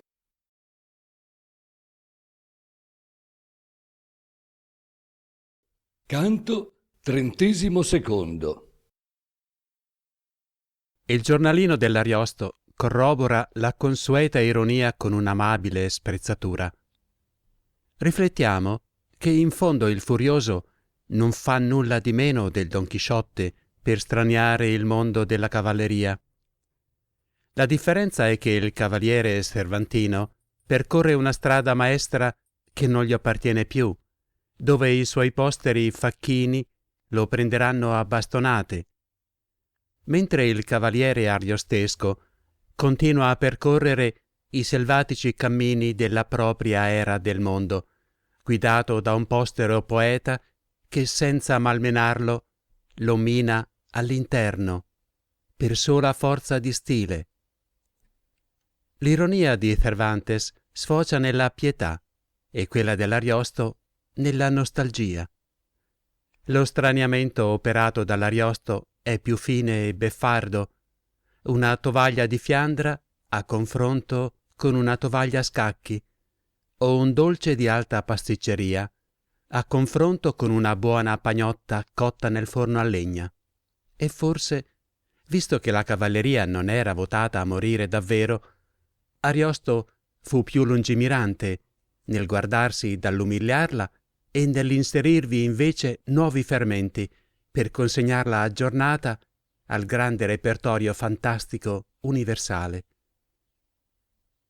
Agramante fa nuove leve, Marfisa gli offre il suo appoggio. Ed eccoci alla gelosia di Bradamante attizzata da un pettegolezzo che le viene riportato. Ruggero sarebbe sul punto di sposare Marfisa. La tenera guerriera corre a buttarsi sul letto senza nemmeno spogliarsi dell'armatura e singhiozza mordendo la coperta per non farsi sentire dai familiari.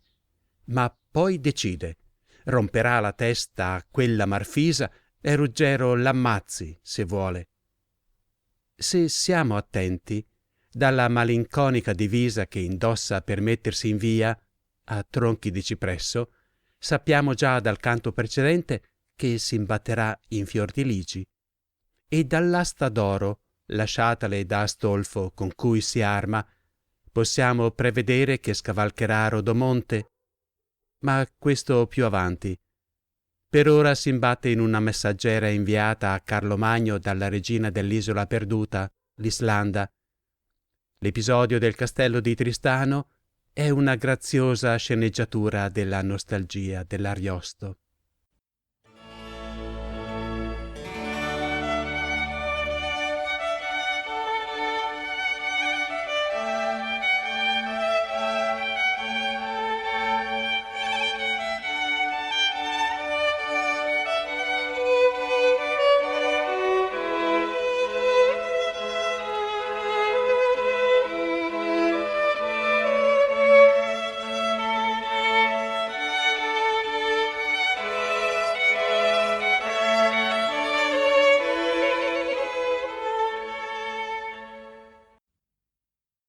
Soviemmi che cantare io vi dovea, già lo promisi e poi m'uscì di mente, d'una sospizion che fatto avea la bella donna di Rugger dolente. De l'altra più spiacevole e più rea, e di più acuto e velenoso dente, che per quel che l'audì da Ricciardetto a devorare il cor l'entrò nel petto.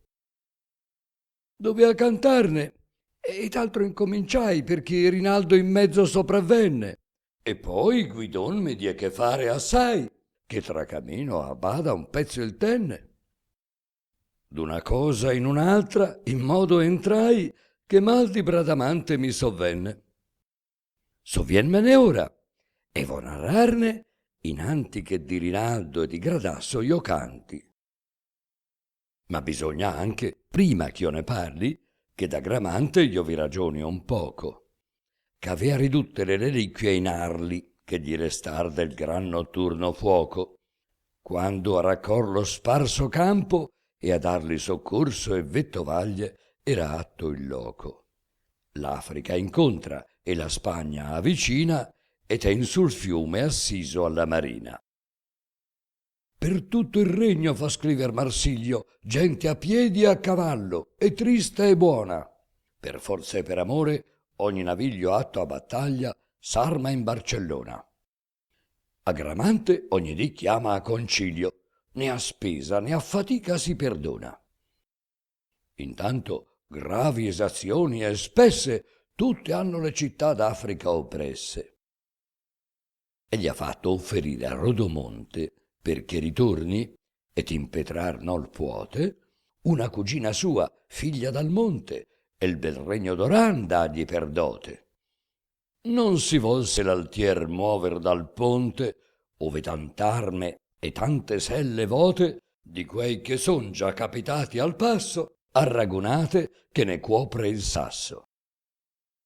Già non volse Marfisa imitar l'atto di Rodomonte, anzi, come ella intese ch'Agramante da Carlo era disfatto, sue genti morte, saccheggiate e prese, e che con pochi inarli era ritratto, senza aspettare invito il cammin prese. Venne in aiuto della sua corona, e l'aver gli proferse ella persona. Egli menò Brunello, e gliene fece libero dono, il qual non avea offeso. L'avea tenuto 10 giorni e 10 notti, sempre in timor d'essere appeso. E poi che né con forza né con prece da nessun vide il patrocinio preso, in sì sprezzato sangue non si volse bruttar l'altiere mani e lo disciolse. Tutte l'antique ingiurie gli remesse e seco in arli ad agramante il trasse. Ben dovete pensar che Gaudio avesse il re di lei ch'ad aiutarlo andasse, e del gran conto ch'egli ne facesse volse che Brunel prova le mostrasse, che quel di ch'ella gli avea fatto cenno di volerlo impiccar fe da buon senno. Il Manigoldo, in loquo inculto e termo, pasto di corvi ed avoltò il asciollo.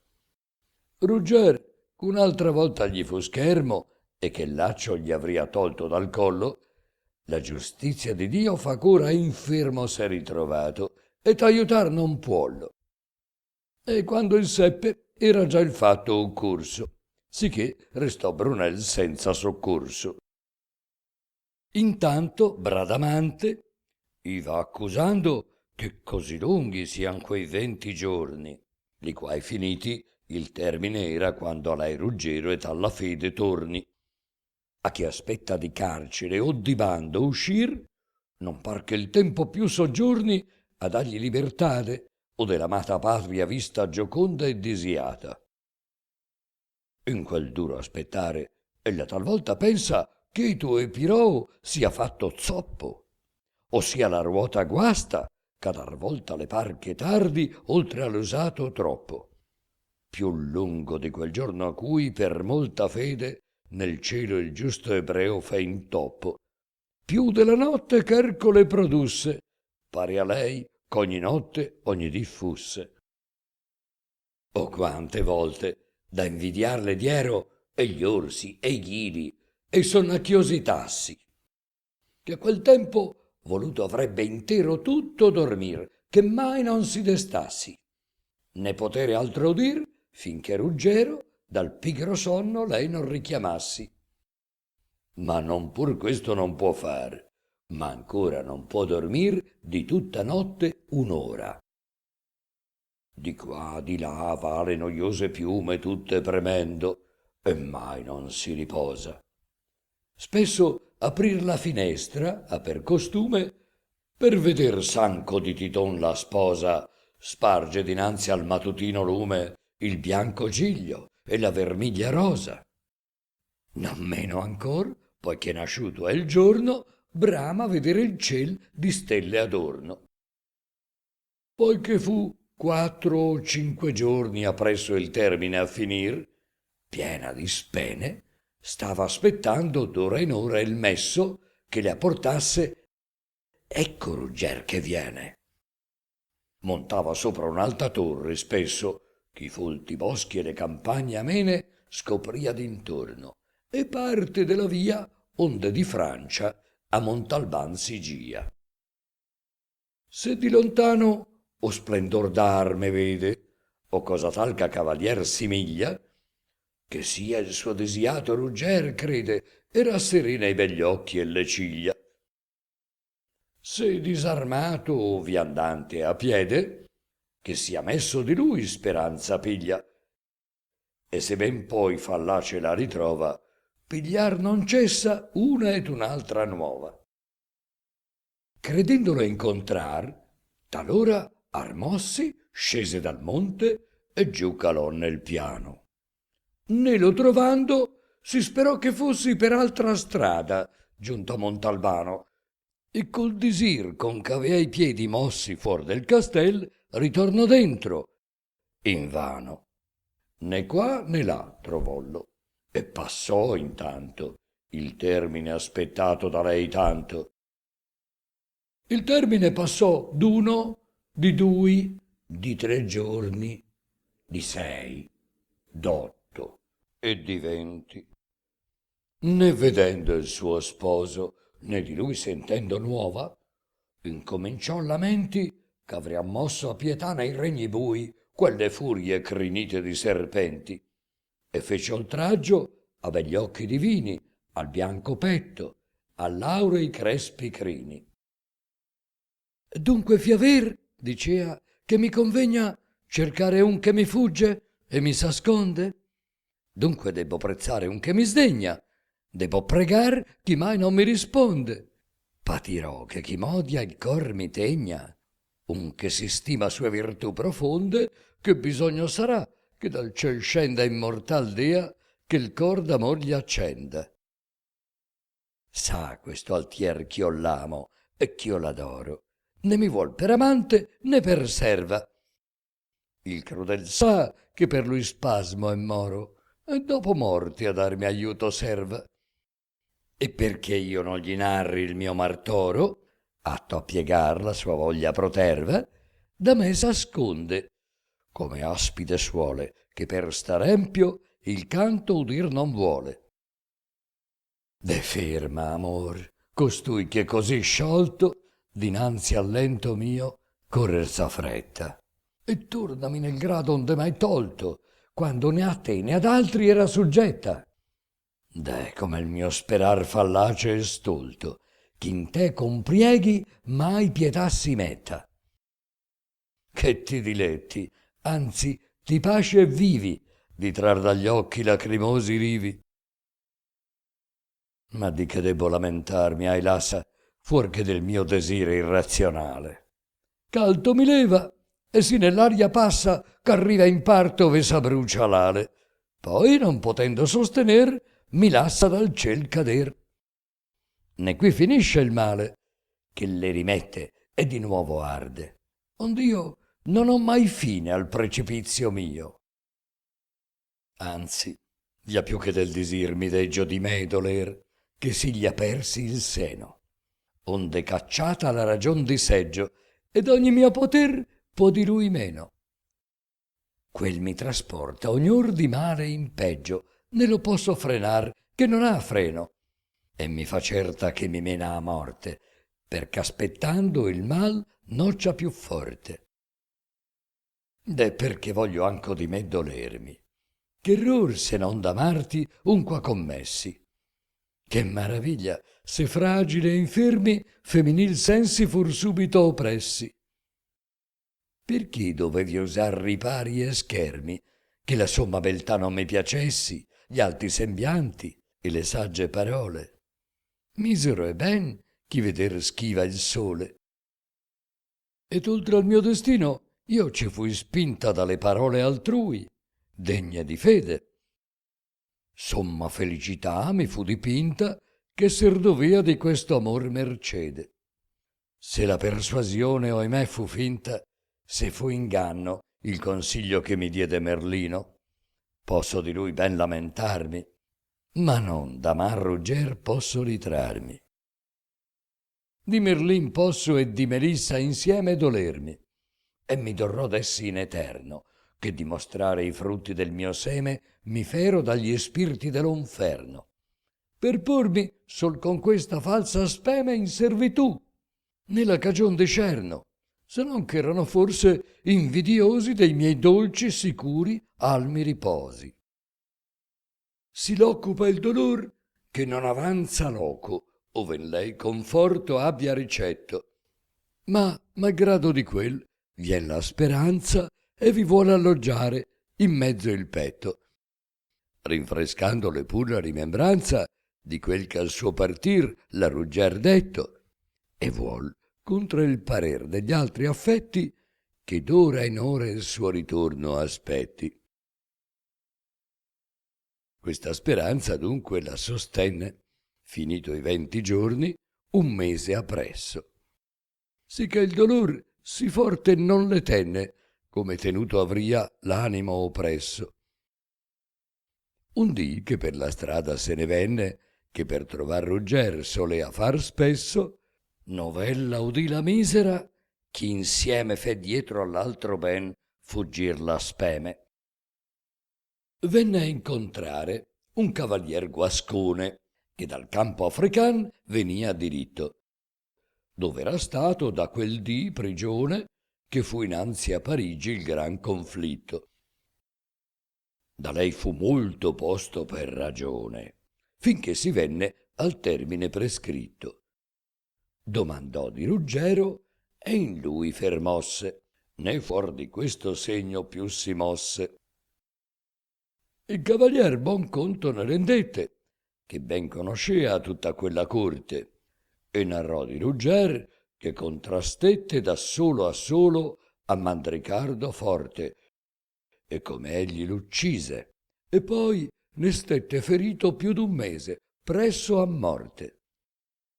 E s'era la sua istoria qui conclusa, fatto avria di Rugger la vera escusa.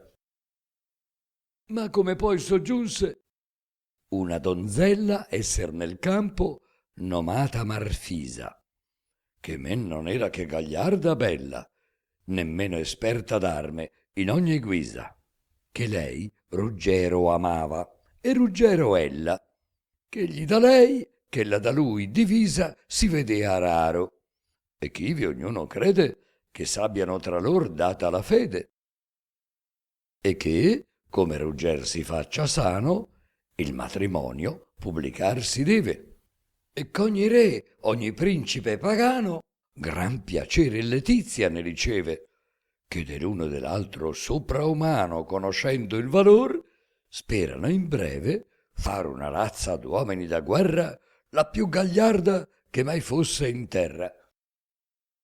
Credea il Guascon quel che dicea, non senza cagion, che nell'esercito de Mori opinione universal credenza e pubblico parlar n'era di fuori.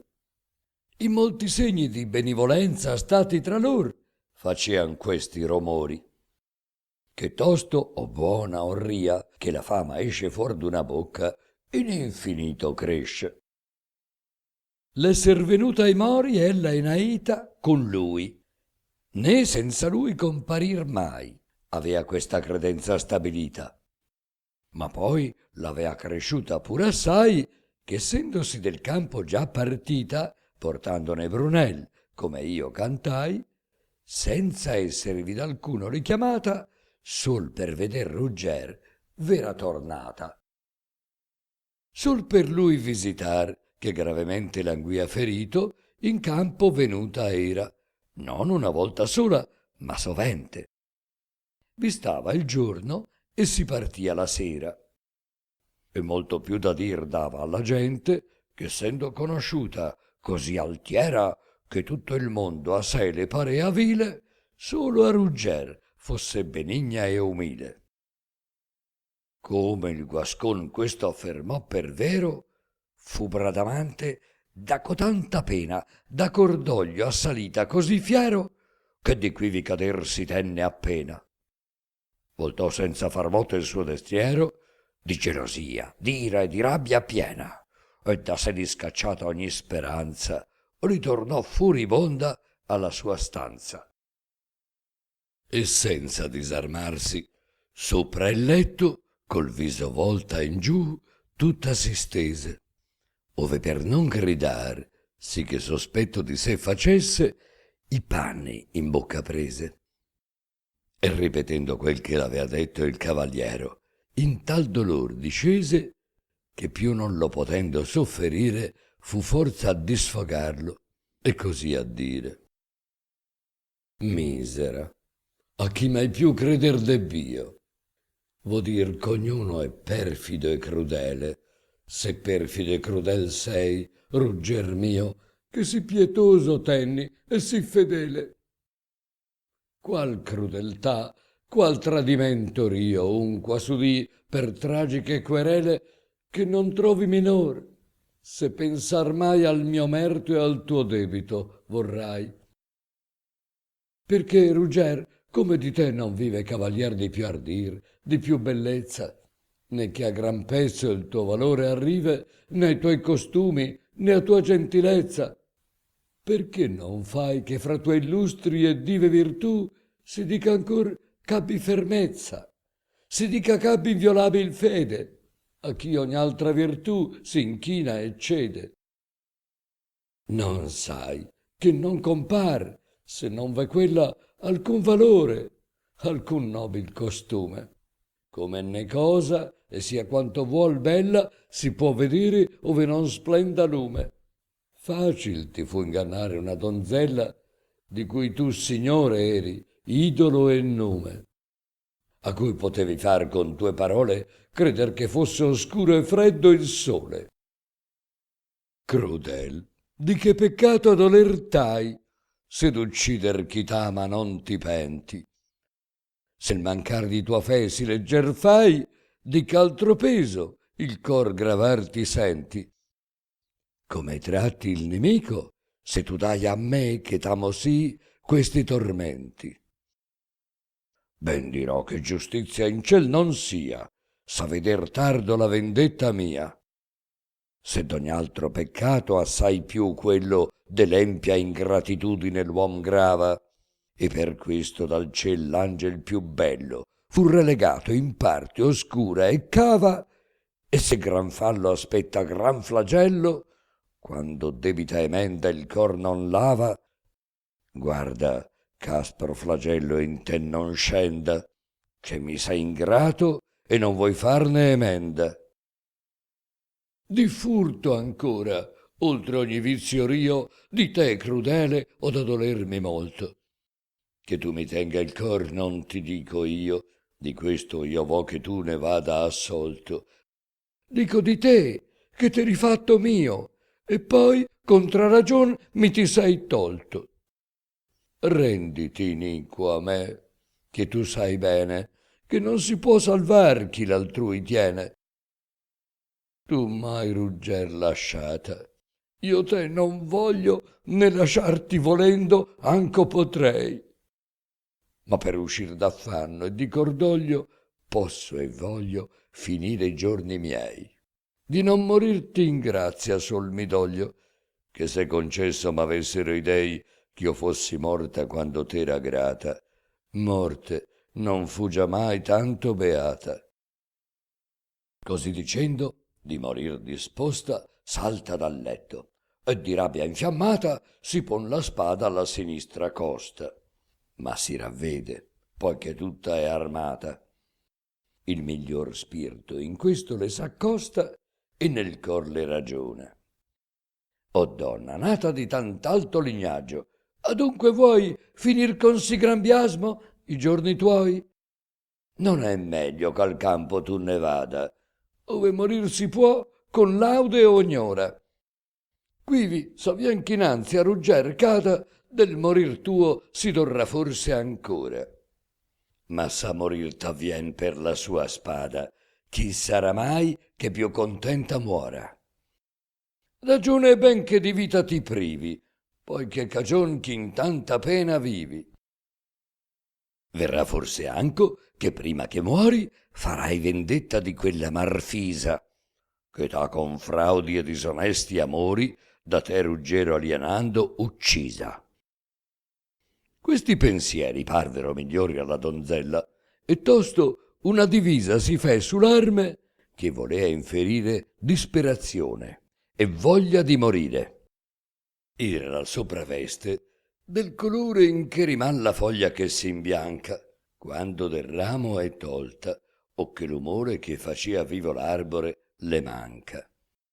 Ricamata a tronconi era di fuore di cipresso, che mai non si rinfranca, poiché sentita la dura bipenne. L'abito al suo dolor molto convenne.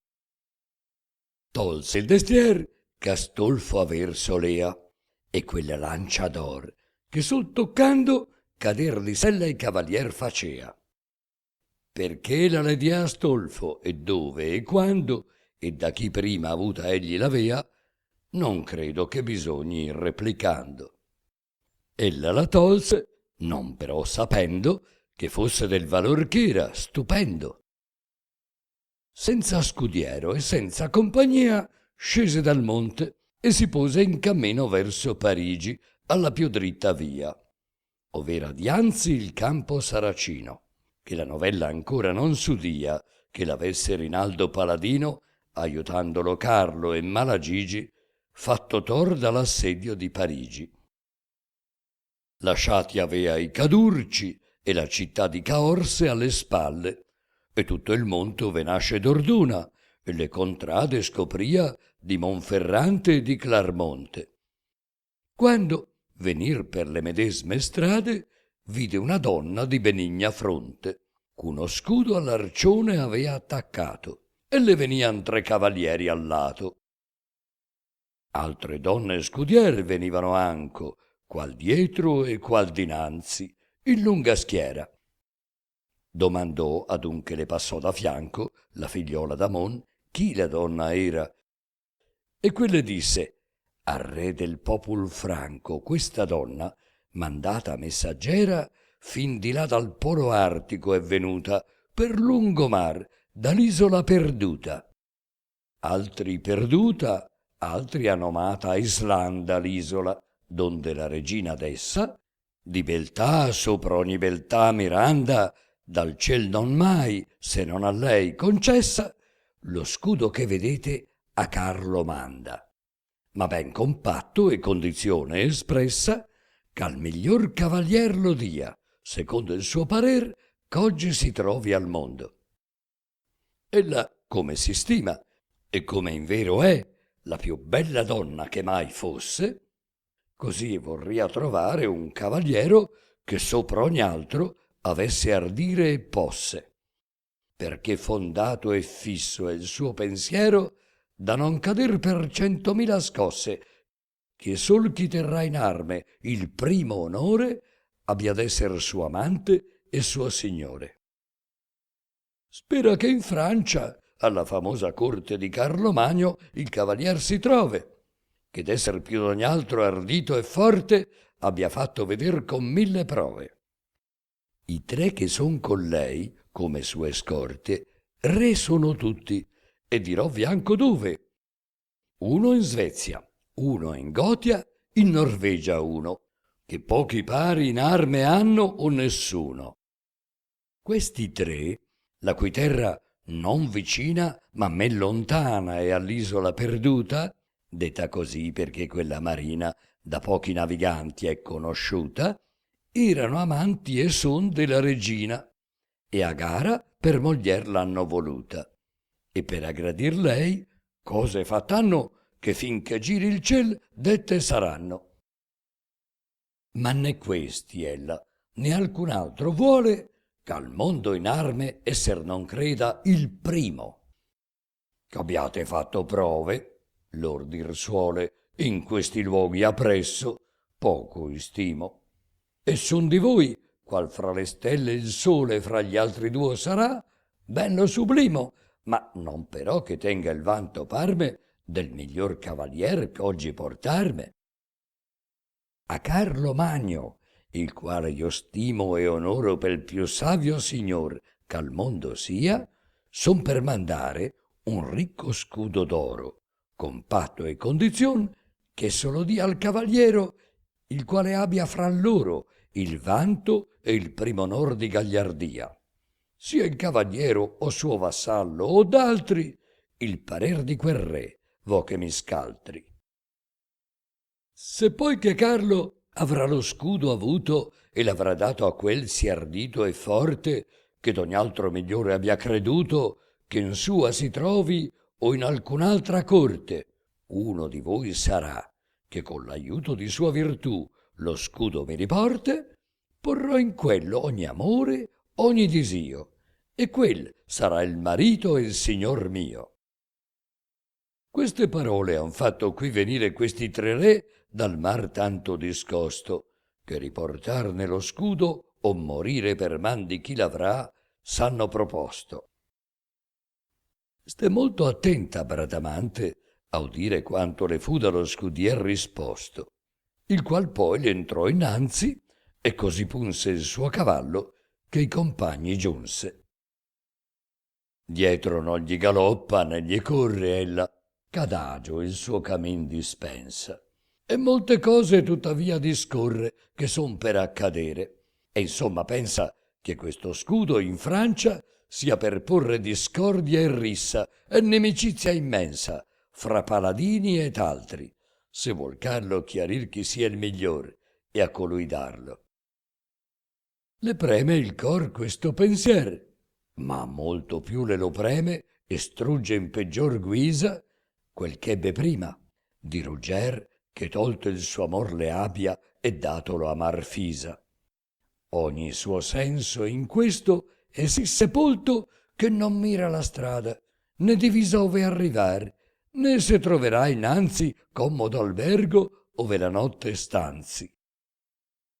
Come nave che vento dalla riva o qualch'altro accidente abbia disciolta, va di nocchiero e di governo priva, ove la porti o meni il fiume involta, così l'amante giovane veniva, tutta a pensare al suo rugger rivolta, ove vorrà Bican, che molte miglia lontano è il cor che de girar la briglia. Leva al figli occhi e vede il sol che il tergo avea mostrato alle città di Bocco, e poi s'era attuffato, come il mergo, in grembo alla nutrice oltre a Marocco. E se disegna che la frasca albergo le dia nei campi, fa pensier di sciocco, che soffia un vento freddo e l'aria grieve, pioggia la notte le minaccia o nieve. Con maggior fretta fa muovere il piede al suo cavallo, e non fece via molta che lasciar le campagne a un pastor vede che s'avea la sua gregge innanzi tolta.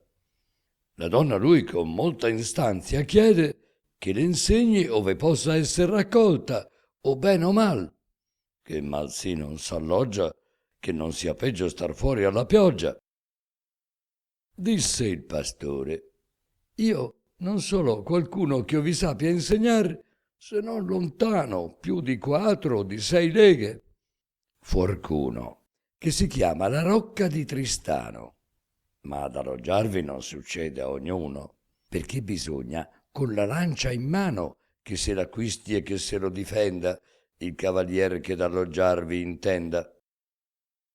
Se quando arriva un cavalier si trova vota la stanza, il castellan l'accetta, ma vuol, se sopravvien poi gente nuova, c'uscir fuori alla giostra gli prometta. Se non vien, non accade che si muova. Se vien, forza è che l'arme si rimetta e con lui giostri. E chi di lor val meno ceda l'albergo e te scalcia il sereno. Se 2, 3, 4 o più guerrieri a un tratto vi giungon prima, in pace albergo vanno. E chi di poi vien solo a peggior patto, perché seco giostrar quei più lo fanno. Così, se prima un sol si sarà fatto quivi alloggiar, con lui giostrar vorranno i 2, 3, 4 o più che verran dopo. E sicché s'avrà valor gli fia grande uopo. Non men se donna capita o donzella accompagnata o sola a questa rocca, e poi v'arrivi un'altra, alla più bella l'albergo, e tallamen star di fuor tocca. Domanda Bradamante ove sia quella, e il buon pastor non pur dice con bocca, ma le dimostra il loco anco con mano, da 5 o da 6 miglia in di lontano. La donna, ancor che Rabican ben trotte, sollecitare però non lo sa tanto, per quelle vie tutte fangose e rotte, dalla stagion che era piovosa alquanto, che prima arrivi che la cieca notte fa t'abbia oscuro il mondo in ogni canto. Trovò chiusa la porta e a chi n'avea la guardia disse ch'alloggiar volea. Rispose quel che era occupato il loco da donne e da guerrier che venner dianzi e stavano aspettando intorno al fuoco che posta fosse lor la cena innanzi. Per lor non credo l'avrà fatta il cuoco, se l'avea ancor nella mangiata innanzi, disse la donna. Or va, che qui gli attendo che so l'usanza e di servarla intendo. Parte la guardia e porta l'imbasciata, laddove i cavalier stanno a grandagio, la qual non poté lor troppo esser grata, che all'aer li fa uscir freddo e malvagio, e tira una gran pioggia incominciata. Si levan pure e piglian l'arme adagio, restano gli altri, e quei non troppo in fretta escono insieme ove la donna aspetta. Eran 3 cavalier, che valean tanto che pochi al mondo valean più di loro.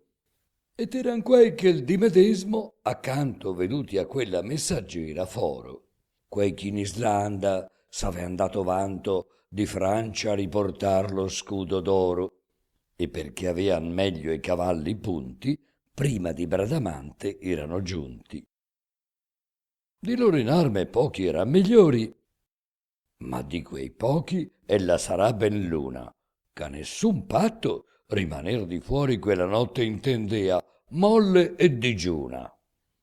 Quei, dentro alle finestre e ai corridori, miran la giostra al lume della luna, che malgrado de nugoli lo spande e fa veder, benché la pioggia è grande.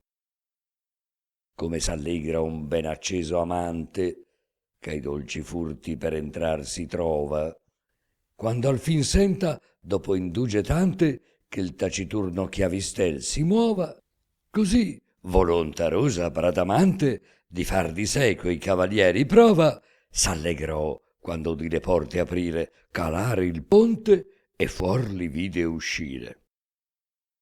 Tosto che fuor del ponte il guerrier vede uscire insieme o con poco intervallo, si volge a pigliar campo e di poi riede cacciando a tutta briglia il buon cavallo e la lancia arrestando, che le diede il suo cugin, che non si corre in fallo, che fuor di sé l'è forza che trabocchi, se fosse Marte ogni guerrier che tocchi.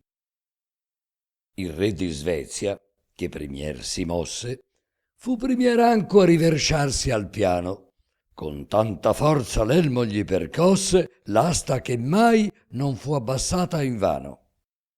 Poi corse il re di Gotia e ritrovòse coi piedi in aria, al suo destrier lontano. Rimase il terzo sottosopra volto, né l'acqua e nel pantan mezzo sepolto. Tosto ch'ella ai 3 colpi tutti gli ebbe fatto andar coi piedi alti e i capi bassi, alla rocca ne va, dove verdebbe la notte albergo.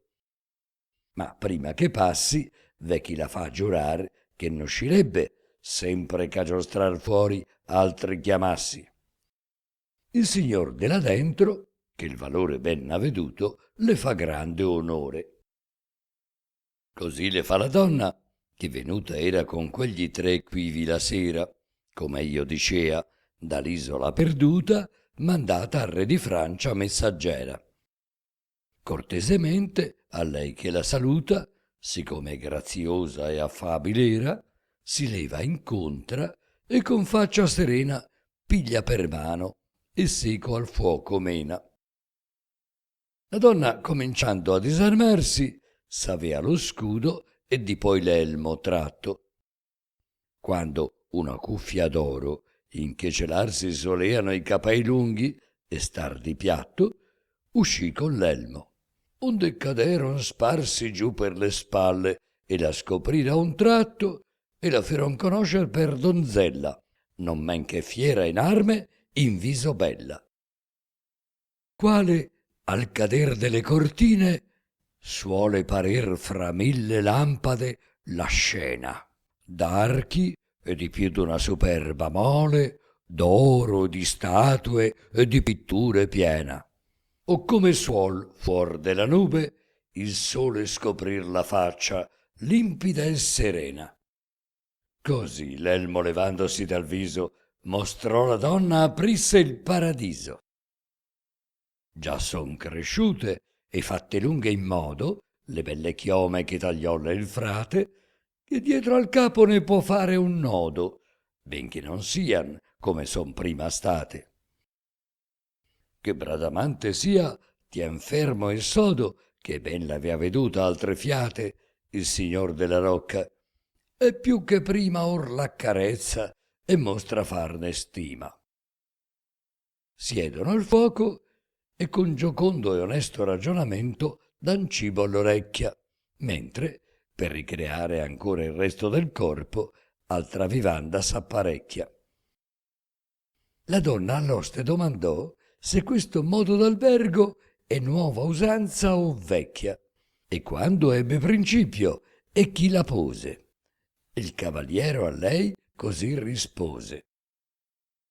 Nel tempo che regnava Fieramonte, Clodione, il figliuolo, ebbe un'amica leggiadra e bella, e di maniere conte, quant'altra fosse a quella etade antica, la quale amava tanto che la fronte non rivolgea da lei, più che si dica che facesse da Ione il suo pastore, perché avea ugual la gelosia all'amore. Quilla tenea che luogo avuto in dono avea dal padre, e raro egli ne uscia, e con lui 10 cavalier ci sono, ed è miglior di Francia tuttavia. Qui stando venne a capitarci il buono Tristano, ed una donna in compagnia, liberata da lui poc'ore inante, che traea presa a forza un fier gigante. Tristano ci arrivò, che il sol già volto avea le spalle ai liti di Siviglia, e domandò qui dentro esser raccolto, perché non c'è altra stanza a 10 miglia. Ma Clodion, che molto amava e molto era geloso, insomma si consiglia che forestier, sia che si voglia, mentre ci stia la bella donna, qui non entre. Poi che con lunghe titerate preci non poté aver qui albergo il cavaliero, or quel che far comprieghi io non ti feci, che il facci disse tuo malgrado spero. E sfidò Clodion con tutti i 10 che tenea appresso, e con un grido altiero se gli offerse con lancia e spada in mano provar che discortese era e villano. Con patto che se fa che con lo stuolo suo cada in terra e testia in sella forte, nella rocca alloggiar vuole egli solo, e vogli altri serrar fuor delle porte. Per non patir quest'onta, va il figliolo del re di Francia a rischio della morte, ch'aspramente percosso cade in terra e cadon gli altri, e Tristan fuor li serra. Entrato nella rocca, trova quella la qual v'ho detta a Clodion sì cara, e c'avea, a par d'ogni altra, fatto bella natura a dar bellezze così avara. Con lei ragiona, intanto arde e martella di fuor l'amante aspra passione amara, il qual non differisce a mandar prieghi al cavalier, che dar non gliela nieghi. Tristano, ancor che lei molto non prezze, né prezzar fuor ch'isotta altra potrebbe, ch'altra né cami vuol né c'accarezze la pozion che già incantata bebbe, pur perché vendicarsi della sprezze che Clodion gli ha usate si vorrebbe. Di far gran torto mi parria, gli disse, che tal bellezza del suo albergo uscisse. E quando Clodion dormire incresca solo alla frasca e compagnia domandi, una giovane omeco bella e fresca, non però di bellezze così grandi. Questa sarò contento che fuoresca e c'ubbidisca a tutti i suoi comandi. Ma la più bella mi par dritto e giusto che stia con quel di noi che è più robusto. Escluso Clodione e malcontento andò sbuffando tutta notte in volta, come sa quei che nell'alloggiamento dormiano adagio, fesse egli l'ascolta, e molto più che del freddo e del vento si dolea della donna che gli è tolta. La mattina Tristano, a cui ne crebbe, gli la rendè, donde il dolor fine ebbe. Perché gli disse, e lo fe chiaro e certo, che qual trovolla tal gliela rendea, e benché degno era d'ognonta, immerto della discortesia accusata avea, pur contentar d'averlo allo scoperto fatto star tutta notte si volea. Né le scusa accettò che fosse amore stato cagion di così grave errore. Ch'amor de far gentile un cor villano, e non far d'un gentil contrario effetto. Partito che si fu di qui Tristano, Clodion non ste molto a mutar tetto, ma prima consegnò la rocca in mano a un cavalier, che molto gli era accetto, con patto ch'egli e chi da lui venisse, quest'uso in albergar sempre seguisse. Che il cavalier c'abbia maggior possanza e la donna beltà sempre ci alloggi, e chi vinto riman voti la stanza, dorma sul prato o altrove scenda e poggi. E finalmente ci fe por l'usanza che vedete durar fino al dì d'oggi. Or mentre il cavalier questo dicea, lo scalco por la mensa fatto avea. Fatto l'avea nella gran sala porre, di che non era al mondo la più bella. Indi con torchi accesi venne a torre le belle donne e le condusse in quella. Bradamante all'entrar con gli occhi scorre, e similmente fa l'altra donzella, e tutte piene le superbe mura veggon di nobilissima pittura. Di sì belle figure e adorno il loco, che per mirarle oblian la cena quasi. Ancor che ai corpi non bisogni poco, pel travaglio del dì là si rimasi. E lo scalco si doglia e doglia il coco, che i cibi lascin raffreddar nei vasi. Pur fu chi disse: meglio fia che voi pasciate prima il ventre e gli occhi poi. S'erano assisi e porri alle vivande voleano man, quando il signor s'avvide che l'alloggiar due donne è un error grande. L'una ha da stare, l'altra convien che snide. Stia la più bella e la men fuor si mande, dove la pioggia bagna e il vento stride. Perché non vi son giunte a men due a un'ora, l'una a partire e l'altra a far dimora. Chiama due vecchi e chiama alcune sue donne di casa a tal giudizio buone, e le donzelle mira, e di lor due chi la più bella sia fa paragone. Finalmente parer di tutti fue che era più bella la figlia d'Amone, e non men di beltà l'altra vincea, che di valore i guerrier vinti avea. Alla donna d'Islanda, che non senza molta sospizion stava di questo, il signor disse che servian l'usanza non va a donna a parerse non onesto. A voi convien procacciar d'altra stanza, quando a noi tutti è chiaro e manifesto che costei di bellezze e di sembianti, ancor chi inculta sia, vi passa inanti. Come si vede in un momento oscura nube salir d'umida valle al cielo, che la faccia che prima era sì pura cuopre del sol con tenebroso velo, così la donna alla sentenzia dura che fuor la caccia, ove la pioggia e il gelo, cangiar si vide, e non parer più quella che fu pur dianzi, sì gioconda e bella. Si impallidisce e tutta cangia in viso, che tal sentenza udir poco le agrada. Ma Bradamante con un saggio aviso, che per pietà non vuol che se ne vada, rispose: a me non par che ben deciso né che ben giusto alcun giudicio cada, ove prima non so da quanto nieghi la parte o affermi e sue ragioni alleghi. Io, ch'a difender questa causa toglio, dico, o più bella o men ch'io sia di lei, non venne come donna qui, né voglio che sian di donna ora i progressi miei.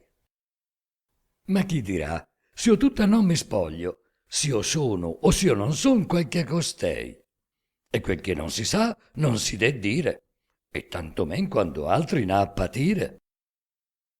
Ben son degli altri ancor, ch'hanno le chiome lunghe com'io, né donne son per questo. Se come cavalier la stanza o come donna acquistata m'abbia, è manifesto. Perché dunque volete darmi nome di donna, se di maschio è ogni mio gesto? La legge vostra vuol che ne sian spinte donne da donne, e non da guerrier vinte. Poniamo ancor che come a voi pur pare io donna sia, che non però il concedo, ma che la mia beltà non fosse pare a quella di costei. Non però credo che mi vorreste la mercè levare di mia virtù, se ben diviso io cedo. Perder per men beltà giusto non parmi, quel che ho acquistato per virtù con l'armi. E quando ancor fosse l'usanza tale, che chi perde in beltà ne dovesse ire, io ci vorrei restare, o bene o male che la mia ostinazion dovesse uscire. Per questo che contesa diseguale è tra me e questa donna, vuoi inferire che contendendo di beltà può assai perdere e meco guadagnar non mai. E se guadagni e perdite non sono in tutto pari, ingiusto è ogni partito. Si ca lei per ragion, sia ancor per dono spezial, non sia l'albergo proibito. E s'alcuno di dir che non sia buono e dritto il mio giudizio sarà ardito, sarò per sostenergli a suo piacere che il mio sia vero e falso il suo parere. La figliola d'Amon, mossa a pietare che questa gentil donna debba a torto esser cacciata ove la pioggia cade, o ve ne detto, o ve ne pure è un sporto. Al signor dell'albergo persuade, con ragion molte, e con parlare accorto, ma molto più con quel ch'al fin concluse, che resti cheto e accetti le sue scuse. Qual sotto il più cocente ardore estivo, quando di ver più desiosa è l'erba, il fior che era vicino a restar privo di tutto quell'umor che in vita il serba, sente l'amata pioggia e si fa vivo. Così, poi che difesa si superba si vede apparecchiar la messaggera, lieta e bella tornò come prima era. La cena, stata lor buon pezzo avante, ne ancor pur tocca, al fin godersi in festa, senza che più di cavaliero errante nuova venuta fosse lor molesta. La godè gli altri, ma non Bradamante, pure all'usanza addolorata e mesta, che quel timor, che quel sospetto ingiusto che sempre avea nel cor, le tollea il gusto. Finita ch'ella fu, che saria forse stata più lunga, se il desir non era di cibar gli occhi, Bradamante sorse, e sorse appresso a lei la messaggera. Accennò quel signore adunche curse e prestamente allumò molta cera, che splender fe la sala in ogni canto. Quel che seguì dirò nell'altro canto.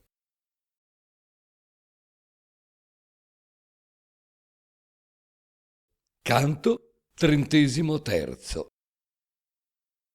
Poco meno della metà del canto è dedicata a descrivere le pitture profetiche, opera di Merlino, che ornano la sala del castello di Tristano.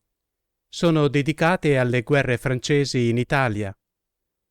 La storia politico-militare è una passione dell'Ariosto, poco meno della geografia in poltrona.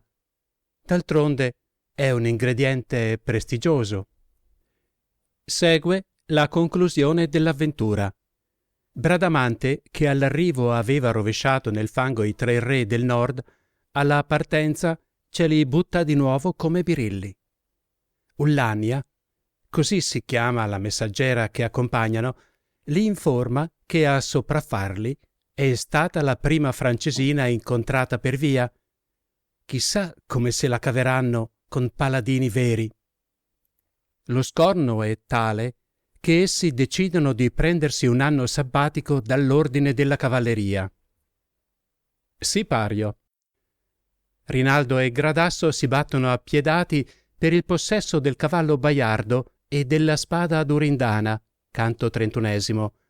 Il duello viene sospeso quando un mostro infernale aggredisce e mette in fuga il cavallo in palio.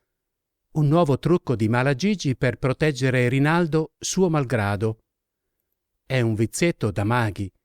ricordiamo Atlante e le sue invenzioni per proteggere Ruggero. Gradasso, cui è rimasta la propria cavalcatura, insegue Baiardo, con l'intesa che lo riporterà sul terreno per riprendere lo scontro. Ma invece, quando lo trova, sceglie di farsi ladro di cavalli e se la batte con la preda. Sipario. È il turno della geografia. Astolfo, partito a volo sull'ippogrifo per soddisfare il suo gusto dei viaggi, canto 23, esplora la Francia, la penisola iberica, dai Pirenei all'Andalusia. Risale alle Baleari e scende ad Arzilla, allora città importante, oggi ridottasi ad Asilà, presso Tangeri, un centro minore ma gradevole da visitare, dove Bradamante diceva di essere nata, canto 25. Dalla costa marocchina percorre verso est tutta l'Africa settentrionale, poi si volge a sud e risale la valle del Nilo. Sappiamo già che la cartografia a disposizione dell'autore è vecchiotta, così Astolfo si trova a varcare a ritroso la frontiera metafisica fra l'era dei viaggi di scoperta e il Medioevo leggendario. Giunge in Etiopia ai piedi del monte da cui scende il Nilo. Qui egli soccorre l'imperatore, il prete Ianni, ovvero il Senapo, così lo chiamano carte spagnole trecentesche, perseguitato dalle arpie per avere tentato di conquistare il paradiso terrestre, situato appunto in cima a quel monte, mentre ai suoi piedi si apre una porta di servizio dell'inferno.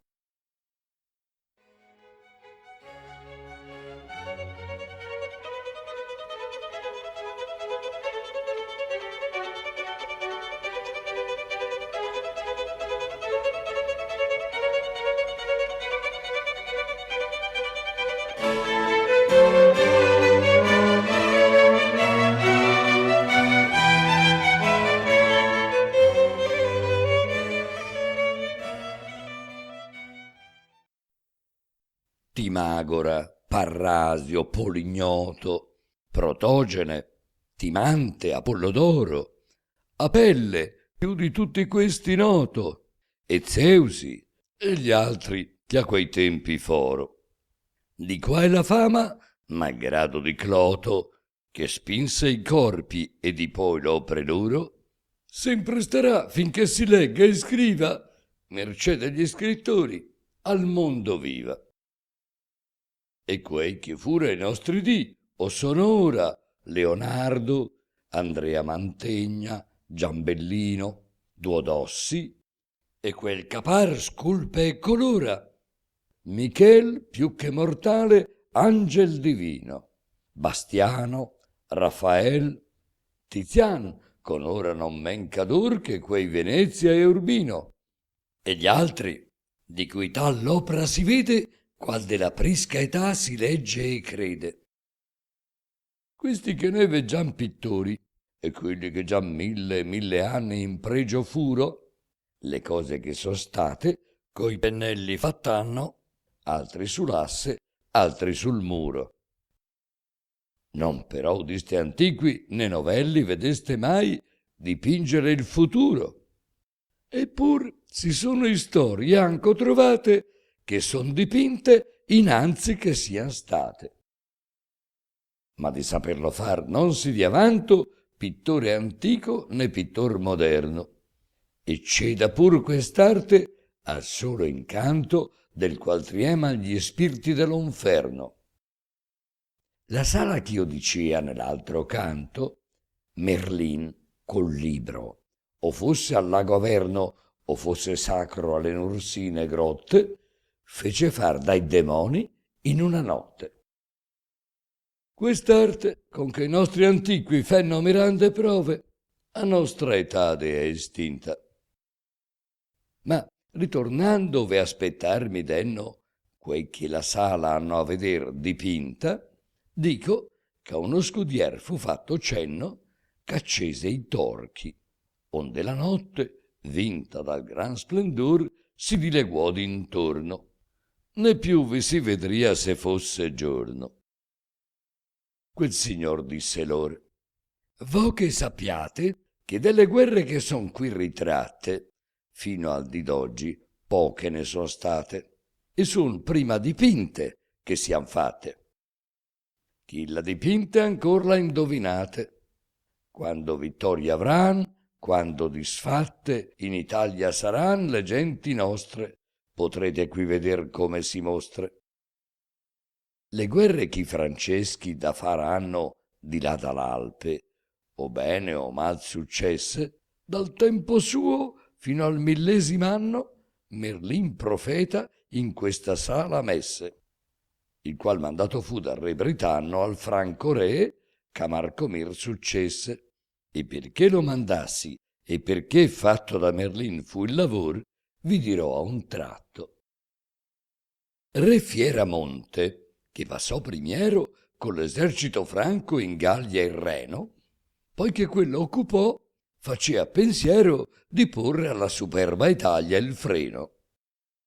Facea perciò che più romano impero vedea di giorno in giorno venir meno, e per tal causa col Britanno Arturo volse far lega, che abbia un tempo furo.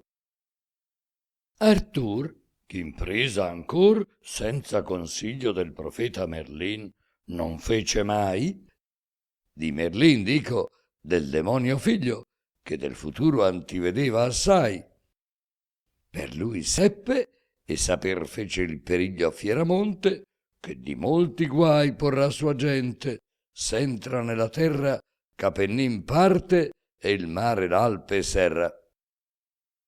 Merlin gli fe veder che quasi tutti gli altri, che poi di Francia scettro avranno, o di ferro gli eserciti distrutti, o di fame, o di peste si vedranno, e che brevi allegrezze e lunghi lutti, poco guadagno ed infinito danno riporteran d'Italia, che non lice che il Giglio in quel terreno abbia radice.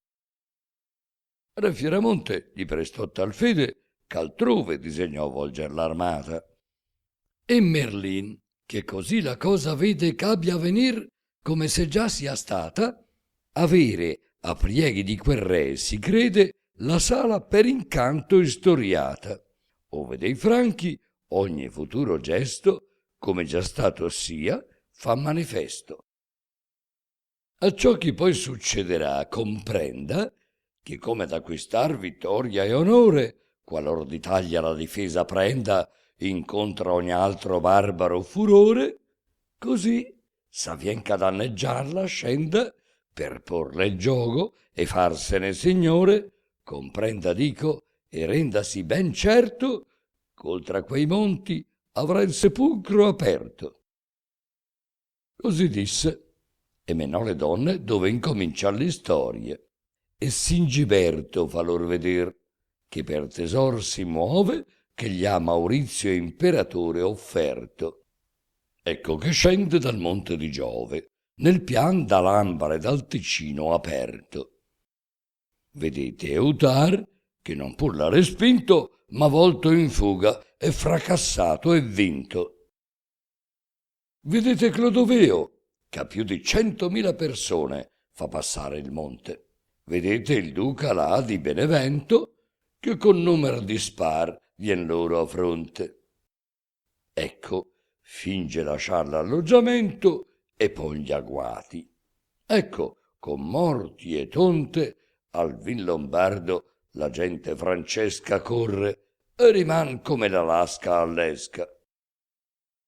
Ecco in Italia Childiberto, quanta gente di Francia e capitani invia, né più che Clodoveo si gloria e vanta ch'abbia spogliata o vinta Lombardia, che la spada del ciel scende con tanta strage de suoi che ne piena ogni via, morti di caldo e di profluvio d'alvo, sì che di 10 un non ne torna salvo.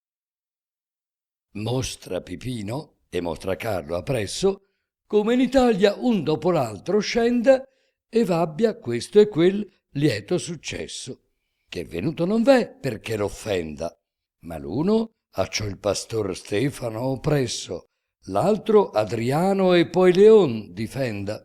L'un doma Estulfo e l'altro vince e prende il successore, e al Papa il suo onor rende. Lor mostra appresso un giovane Pipino, che con sua gente par che tutto cuopra dalle fornaci al lito pelestino, e faccia con gran spesa e con lung'opra il ponte a Malamocco, e che vicino giunga a Rialto e vi combatta sopra. Poi fuggir sembra e che i suoi lasci sotto l'acque, che il ponte, il vento e il mar gli han rotto. Ecco Luigi Borgognon, che scende là dove par che resti vinto e preso, e che giurar gli faccia a chi lo prende che più dall'arme sue non sarà offeso. Ecco che il giuramento vi dipende. Ecco di nuovo cade al laccio teso. Ecco vi lascia gli occhi, e come talpe lo riportano i suoi di qua dall'Alpe. Vedete un Ugo d'Arli far gran fatti, e che d'Italia caccia i Berengari, e 2 o 3 volte li ha rotti e disfatti, or dagli onni rimessi, or dai Bavari. Poi da più forza è stretto di far patti con l'inimico, e non sta in vita Guari. Ne Guari dopo lui vi sta l'erede, e il regno intero a Berengario cede. Vedete un altro Carlo, che a conforti del buon pastor fuoco in Italia ha messo, e in 2 fiere battaglie a 2 re morti, Manfredi prima e Coradino appresso.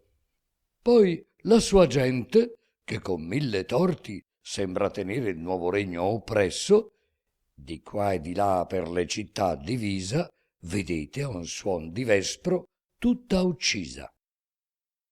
Lor mostra poi, ma vi pare a intervallo di molti e molti, non canni ma lustri, scender dai monti un capitano gallo e romper guerra ai gran visconti illustri, e con gente francesca a piè e a cavallo par ch'Alessandria intorno cinga e lustri, e che il duca il presidio dentro posto e fuora abbia l'agguato un po' discosto. E la gente di Francia mal accorta tratta con arte ove la rete è tesa col conte Armeniaco, la cui scorta l'avea condotta all'infelice impresa, giaccia per tutta la campagna morta, parte sia tratta in Alessandria presa, e di sangue non men che d'acqua grosso il Tanaro si vede il po far rosso.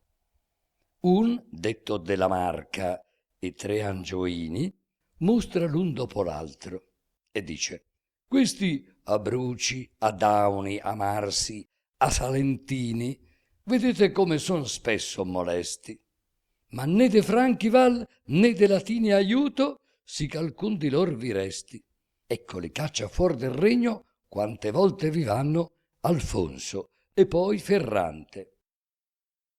Vedete Carlo VIII, che discende dall'Alpe e sequa il fior di tutta Francia, che passa il Liri e tutto il regno prende senza mai stringer spada o abbassar lancia, fuor che lo scoglio catifeo si stende sulle braccia, sul petto e sulla pancia, che del buon sangue d'Avalo al contrasto la virtù trova d'Inico del Vasto.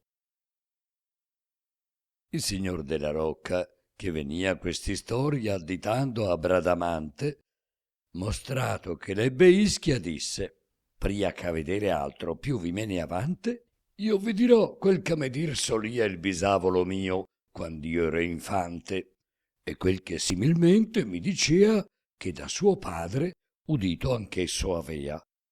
E il padre suo da un altro, o padre fosse o avolo, e l'un dall'altro, sino a quello ch'audirlo da quel proprio ritrovosse, che l'immagini fe senza pennello, che qui vedete, bianche, azzurre e rosse.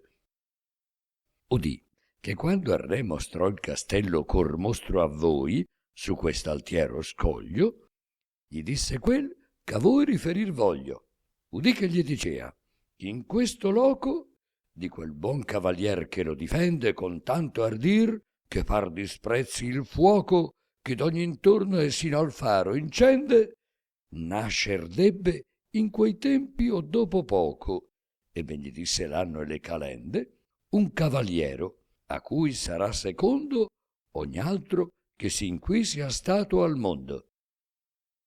Non fu Nireo sì bel, non sì eccellente di forze Achille, e non sì ardito Ulisse, non sì veloce l'Ada, non prudente Nestor, che tanto seppe e tanto visse, non tanto liberal, tanto clemente, l'antica fama Cesare descrisse, che verso l'uom chi nischia nascer deve, non abbia ogni lor vanto a restar lieve.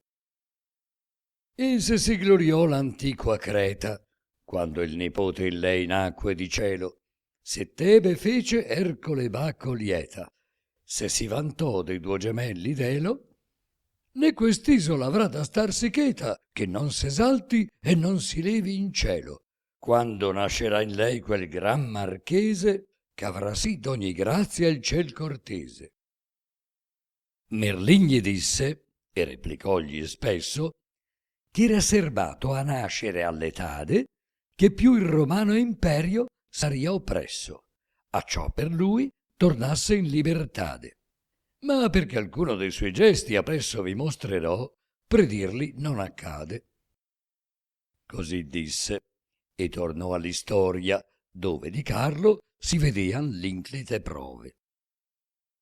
Ecco, dicea, si pente Ludovico d'aver fatto in Italia venir Carlo, che sol per travagliar l'emulo antico chiamato ve l'avea, non per cacciarlo, e se gli scopre a ritornar nemico, con veneziani in lega, e vuol pigliarlo. Ecco, la lancia il re animoso abbassa, apre la strada e lor malgrado passa. Ma la sua gente, ch'a difesa resta del nuovo regno, ha ben contraria sorte.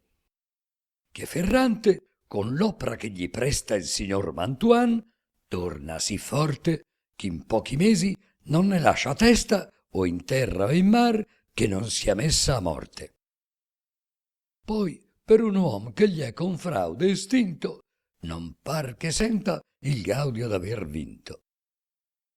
Così dicendo, mostragli il marchese Alfonso di Pescara e dice: dopo che costui, comparito in 1000 imprese, sarà più risplendente che Piropo, ecco qui, nell'insidia che gli attese, con un trattato doppio, il rio Etiopo, come scannato di saetta cade, il miglior cavalier di quella etade. Poi mostra ove il 12° Luigi passa con scorta italiana ai monti e, svelto il Moro, pon la Fiordaligi nel fecondo terren già de Visconti. Indi manda sua gente pei vestigi di Carlo a far sul Garigliano i ponti, la quale appresso andar rotta e dispersa si vede, è morta e nel fiume sommersa. Vedete in Puglia non minor macello dell'esercito franco in fuga volto, e con Salvo Ferrante, ispano, è quello che 2 volte alla trappola raccolto.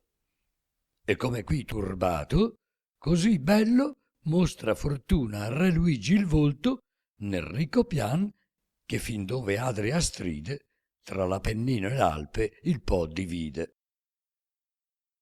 Così dicendo, se stesso riprende che quel ch'avea dir prima abbia lasciato e torna dietro e mostra uno che vende il castel che il signor suo gli avea dato. Mostra il perfido svizzero che prende colui che a sua difesa l'ha assoldato, le quai 2 cose, senza abbassar lancia, han dato la vittoria al re di Francia. Poi mostra Cesar Borgia, col favore di questo re, farsi in Italia grande, ch'ogni baron di Roma, ogni signore suggetto a lei, par chi in esilio mande. Poi mostra il re, e di Bologna fuori leva la sega, e vi fa entrar le giande. Poi come volge i genovesi in fuga, fatti ribelli, e la città soggiuga. Vedete, dice poi, di gente morta coperta in giaradà dalla campagna, par che apra ogni città arre la porta e che Venezia appena vi rimagna. Vedete come al Papa non comporta che passati i confini di Romagna Modena al duca di Ferrara toglia, né qui si fermi e il resto torgli voglia. E fa l'incontro a lui Bologna Torre, che ventra la bentivola famiglia. Vedete il campo dei francesi porre a sacco Brescia, poi che la ripiglia, e quasi a un tempo Elsina soccorre e il campo ecclesiastico scompiglia. E l'uno e l'altro poi, nei luoghi bassi, par si riduca del lito dei chiassi. Di qua la Francia e di là il campo ingrossa la gente ispana, e la battaglia è grande. Cader si vede e far la terra rossa la gente d'arme in amendua le bande. Piena di sangue uman pare ogni fossa. Marte sta in dubbio la vittoria mande. Per virtù d'un Alfonso al fin si vede che resta il Franco e che l'Ispano cede. E che Ravenna saccheggiata resta. Si morde il Papa per dolor le labbia e fa da monti, a guisa di tempesta, scendere in fretta una tedesca rabbia, qu'ogni francese senza mai far testa di qua dall'Alpe par che cacciata abbia, e che posto un rampollo abbia del Moro nel giardino onde svelse i gigli d'oro. Ecco torna il francese, eccolo rotto dall'infedele Elvezio, chi in suo aiuto con troppo rischio è il giovine condotto, del quale il padre avea preso e venduto. Vedete poi l'esercito che sotto la ruota di fortuna era caduto, creato il nuovo re, che si prepara dell'onta vendicar ch'ebbe a Novara. E con migliore auspizio ecco ritorna.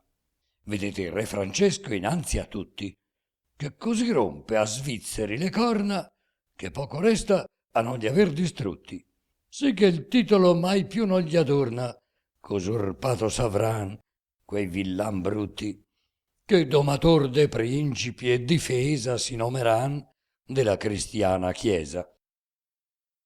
Ecco, malgrado della Lega, prende Milano e accorda il giovane sforzesco. Ecco Bourbon, che la città difende pel re di Francia dal furor tedesco. Eccovi poi che mentre altrove attende ad altre magne imprese il re Francesco, ne sa quanta superbia e crudeltade usino i suoi, gli è tolta la cittade. Ecco un altro Francesco, ch'assimiglia di virtù all'avo e non di nome solo, che fatto uscir nei Galli si ripiglia col favor della Chiesa il patrio suolo.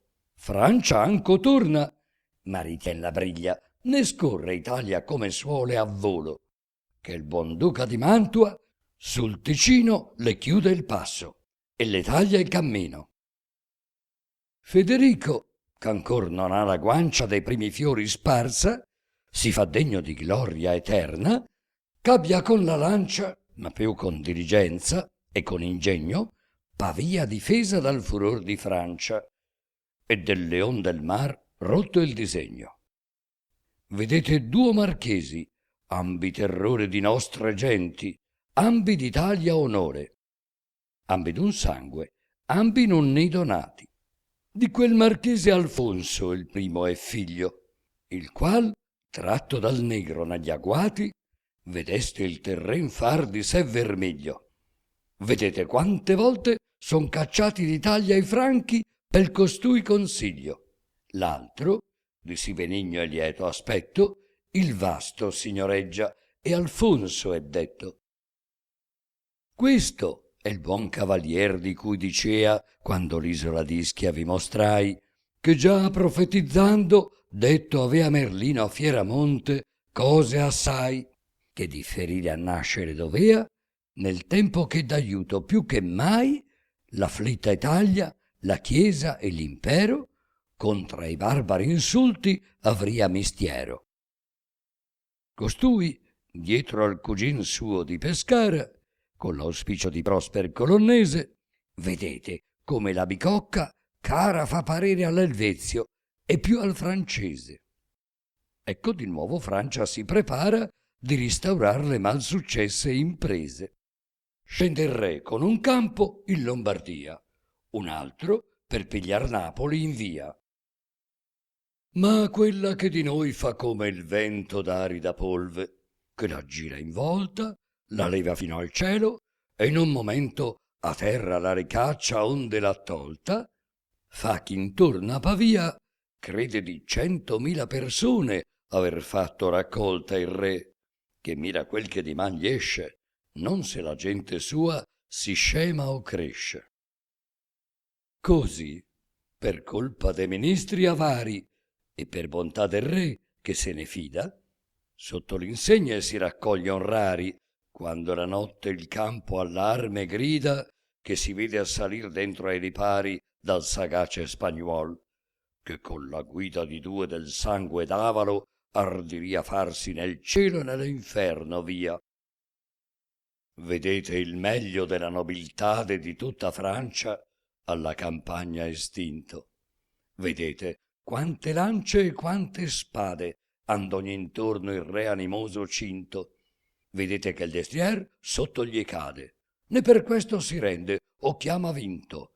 Benché a lui solo attenda, a lui sol corra lo stuol nemico, e non è chi il soccorra. Il re gagliardo si difende a piede, e tutto dello stil sangue si bagna. Ma virtù al fine a troppa forza cede. Ecco il re preso, ed eccolo in Ispagna. E da quel di Pescara dar si vede, e da chi mai da lui non si scompagna, a quel del vasto, le prime corone del campo rotto e del gran re prigione. Rotto a Pavia l'un campo, l'altro, che era per dar travaglio a Napoli in cammino, restar si vede come se la cera gli manca o l'olio resta il lumicino. Ecco che il re nella prigione ibera lascia i figliuoli e torna al suo domino. Ecco fa un tempo egli in Italia guerra, ecco altri la fa lui nella sua terra. Vedete gli omicidi e le rapine, in ogni parte fa Roma dolente, e con incendi e stupri le divine e le profane cose ire ugualmente. Il campo della Lega le ruine mira da presso, e il pianto e il grido sente, e dove ir dovria innanzi, torna indietro, e prender lascia il successor di Pietro. Manda lo Trecco il re con nuove squadre, non più per fare in Lombardia l'impresa, ma per levar delle mani empie e ladre il capo e l'altre membra della chiesa, che tarda sì che trova al Santo Padre non esser più la libertà contesa. Assedia la cittade ove sepolta è la sirena e tutto il regno volta. Ecco l'armata imperial si scioglie per dar soccorso alla città assediata, ed ecco il Doria che la via le toglie e la nel mar sommersa arsa e spezzata. Ecco fortuna come cangia voglie, sin qui ai francesi si propizia stata, che di febbre gli uccide e non di lancia, sicché di 1000 uno ne torna in Francia. La sala, queste ed altre storie molte, che tutte saria lungo riferire, in vari e bei colori avea raccolte, che era ben tal che le potea capire. Tornano a rivederle 2 e 3 volte, ne par che se ne sappiano partire, e rileggon più volte quel chinoro si vedea scritto sotto il bel lavoro. Le belle donne e gli altri iquivi stati, mirando e ragionando insieme un pezzo, fur dal Signore a riposar menati, con orar gli osti suoi molt'era avvezzo. Già essendo tutti gli altri addormentati, Bradamante a corcar si va da sezzo e si volta or su questo or su quel fianco, né può dormir sul destro né sul manco. Pur chiude alquanto appresso all'alba i lumi, e di veder le pare il suo Ruggero, il qual le dica: perché ti consumi? dando credenza a quel che non è vero. Tu vedrai prima all'erta andare i fiumi, c'ad altri mai che a te volga il pensiero. S'io non amassi te, nel cor potrei nelle pupille amar degli occhi miei. E par che le soggiunga, io son venuto per battezzarmi e far quanto ho promesso. E s'io son stato tardi, m'ha tenuto altra ferita che d'amore oppresso. Fuggese in questo il sonno, né veduto è più rugger che se ne va con esso. Rimuova allora i pianti la donzella e nella mente sua così favella. Fu quel che piacque un falso sogno, e questo che mi tormenta e lassa è un veggiar vero. Il ben fu sogno a dileguarsi presto, ma non è sogno il martire aspro e fiero, perché or non ode vede il senso desto quel c'udire veder parve al pensiero. A che condizione, occhi miei, sete, che chiusi il ben e aperti il mal vedete. Il dolce sonno mi promise pace, ma l'amaro veggiar mi torna in guerra. Il dolce sonno è ben stato fallace, ma l'amaro veggiare, oimè, non erra. Se il vero annoia e il falso sì mi piace, non oda o vegga mai più vero in terra. Se il dormir mi dà gaudio e il veggiar guai, possa io dormir senza destarmi mai. O felice animal, c'un sonno forte 6 mesi tien, senza mai gli occhi aprire, che s'assimigli tal sonno alla morte, tal veggiare alla vita, io non vo dire. Che tutt'altre contraria la mia sorte, sente morte a veggiar, vita a dormire. Ma sa tal sonno a morte s'assimiglia, deh morte, or ora chiudimi le ciglia.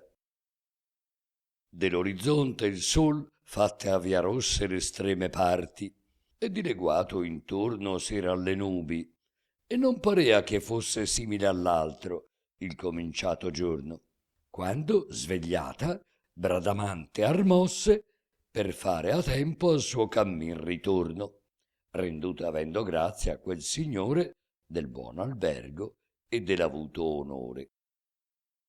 E trovò che la donna messaggera, con damigelle sue, con suoi scudieri, uscita della rocca venuta era, là dove l'attendean quei 3 guerrieri, quai che con l'asta d'oro essa la sera fatto avea riversar giù dei destrieri, e che patito avean con gran disagio la notte, l'acqua e il vento e il ciel malvagio. Arroge a tanto mal, ch'a corpo voto ed essi e i lor cavalli eran rimasi, battendo i denti e calpestando il loto.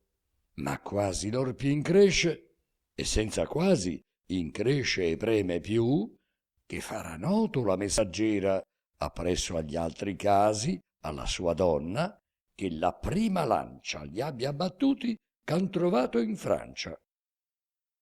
E presti o di morire o di vendetta subito far del ricevuto oltraggio, acciò la messaggera, che fu detta Ullania, che nomata più non aggio, la mala opinion ch'avea concetta forse di lor si tolga del coraggio, la figliola d'Amon sfidano a giostra, tosto che fuor del ponte ella si mostra. Non pensando però che sia donzella, che nessun gesto di donzella avea. Bradamante ricusa, come quella che in fretta agia ne soggiornar volea.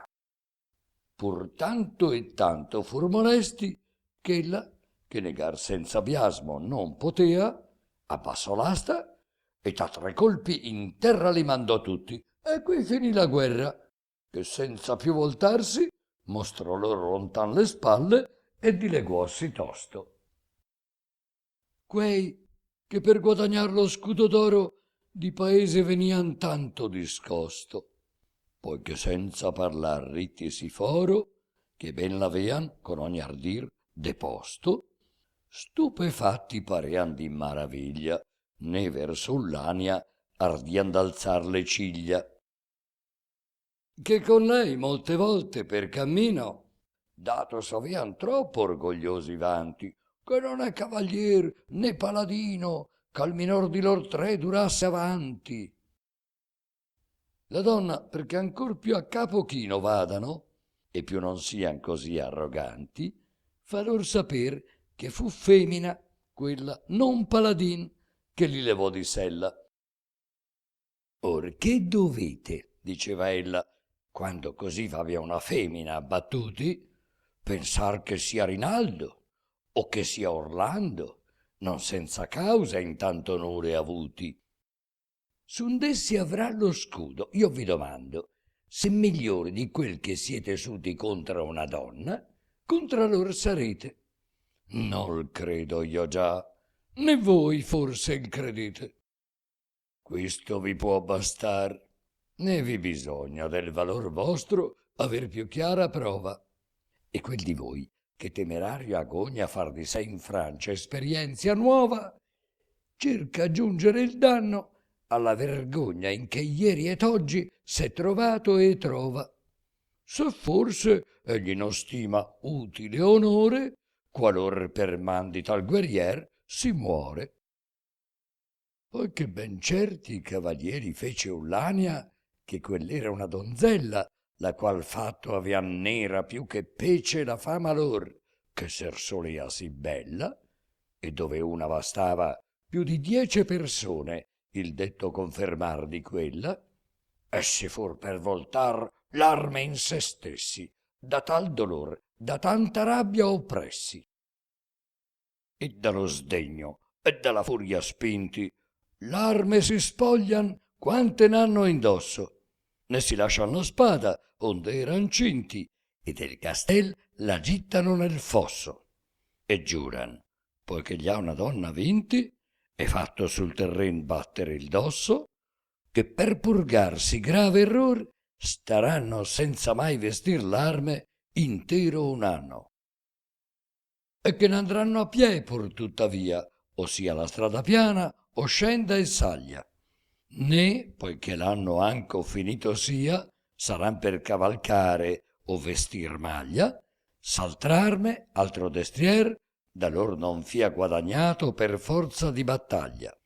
Così, senz'arme, per punir lor fallo, essi a piè se n'andar, gli altri a cavallo. Bradamante, la sera ad un castello, ch'alla via di Parigi si ritrova, di Carlo e di Rinaldo suo fratello, ch'avean rotto a Gramante, udì la nuova. Qui vi ebbe buona mensa e buono ostello, ma quest'et ogni altro agio poco giova, che poco mangia e poco dorme, e poco non che posar, ma ritrovar può loco. Non però di costei voglio dir tanto ch'io non ritorni a quei duo cavalieri che d'accordo legato aviano accanto la solitaria fonte i duo destrieri. La pugna lor, di che vo dirvi alquanto, non è per acquistar terre né imperi, ma perché Durindana il più gagliardo abbia ad avere e a cavalcar baiardo. Senza che tromba o segno altro accennasse quando a muover s'avean, senza maestro che lo schermo il ferir lor ricordasse e lor pungesse il cor d'animoso estro, l'uno e l'altro d'accordo il ferro trasse e si venne a trovare agile e destro. I spessi e gravi colpi a farsi udire incominciaro et a scaldarsi l'ire. 2 spade altre non so, per prova elette ad esser ferme e solide e ben dure, ch'a 3 colpi di quei si fosser rette, che erano fuor di tutte le misure. Ma quelle fur di tempre sì perfette, per tante esperienzie sì sicure, che ben poteano insieme riscontrarsi con 1000 colpi e più, senza spezzarsi. Or qua Rinaldo orlà mutando il passo, con gran destrezza e molta industria et arte, fuggia di Durindana il gran fracasso, che sa ben come spezza il ferro e parte. Feria maggior percosse il re Gradasso, ma quasi tutte al vento erano sparte. Se coglieva talor, coglieva il loco ove potea gravare e nuocer poco. L'altro con più ragion sua spada inchina e fa spesso al pagan stordir le braccia, e quando ai fianchi e quando ove confina la corazza coll'elmo gliela caccia. Ma trova l'armatura adamantina, sicc'una maglia non ne rompe o straccia. Se dura e forte la ritrova tanto, avvien perch'ella è fatta per incanto. Senza prender riposo, erano stati gran pezzo tanto alla battaglia fisi, che volti gli occhi in nessun mai de lati aveano, fuor che ne turbati visi. Quando da un'altra zuffa distornati, e da tanto furor furon divisi, ambi voltaro a un gran strepito il ciglio, e videro Baiardo in gran periglio. Vider Baiardo azzuffa con un mostro, che era più di lui grande ed era augello. Avea più lungo di 3 braccia il rostro, l'altre fattezze avea di vipistrello, avea la piuma negra come inchiostro, avea l'artiglio grande, acuto e fello, occhi di fuoco e sguardo avea crudele, l'ale avea grandi che parean 2 vele. Forse era un vero augel, ma non so dove o quando un altro ne sia stato tale. Non ho veduto mai né letto altrove fuor che in Turpin d'un sì fatto animale. Questo rispetto a credere mi muove che l'augel fosse un diavolo infernale, che Malagigi in quella forma trasse acciò che la battaglia disturbasse. Rinaldo il credette anco, e gran parole e sconce poi con Malagigi nebbe. Egli già a confessar non glielo vuole, e perché tor di colpa si vorrebbe, giura per lume che dà lume al sole che di questo imputato esser non debbe. Fosse augello o demonio, il mostro scese sopra Baiardo e con l'artiglio il prese. Le reti nel destier, che era possente, subito rompe e con sdegno e con ira contro l'augello i calci adopra il dente, ma quel veloce in aria si ritira, indi ritorna e con l'ugna pungente lo va battendo ed ogni intorno aggira. Baiardo, offeso e che non ha ragione di schermo alcun, ratto a fuggir si pone. Fugge Baiardo alla vicina selva e va cercando le più spesse fronde. Segue di sopra la pennuta belva con gli occhi fisi ove la via seconde. Ma pure il buon destier tanto s'inselva ch'al fin sotto una grotta si nasconde. Poiché l'alato ne perde la traccia, ritorna in cielo e cerca nuova caccia. Rinaldo e re Gradasso, che partire veggono la cagion della lor pugna, restan d'accordo quella di ferire finché Baiardo salvino da l'ugna che per la scura selva il fa fuggire. Con patto che qual d'essi lo raggiugna a quella fonte lo restituisca, ove la lite lor poi si finisca. Seguendosi partir dalla fontana, l'erbe novellamente in terra peste. Molto da lor Baiardo s'allontana, che bolle piante inseguir lui mal preste. Gradasso, che non lungi avea l'alfana, sopra vi salse e per quelle foreste molto lontano il paladin lasciosse, tristo e peggio contento che mai fosse. Rinaldo perde l'orme in pochi passi del suo destier che fe strano viaggio, quando arrivi cercando arbori e sassi il più spinoso luogo, il più selvaggio, acciò che da quell'ugna si celassi, che cadendo dal ciel gli facea oltraggio. Rinaldo, dopo la fatica vana, ritornò ad aspettarlo alla fontana, se da Gradasso vi fosse condutto, siccome tra lor dianzi si convenne. Ma poiché far si vide poco frutto, dolente a piedi in campo se ne venne. Or torniamo a quell'altro, al quale in tutto diverso da Rinaldo il caso avvenne. Non per ragion, ma per suo gran destino, sentì a nitrire il buon destier vicino. E lo trovò nella spelonca cava, dalla avuta paura ancosi oppresso, c'uscire allo scoperto non osava. Perciò l'ha in suo potere il pagan messo. Ben della convenzion si raccordava, ch'alla fonte tornar dovea con esso, ma non è più disposto d'osservarla, e così in mente sua tacito parla.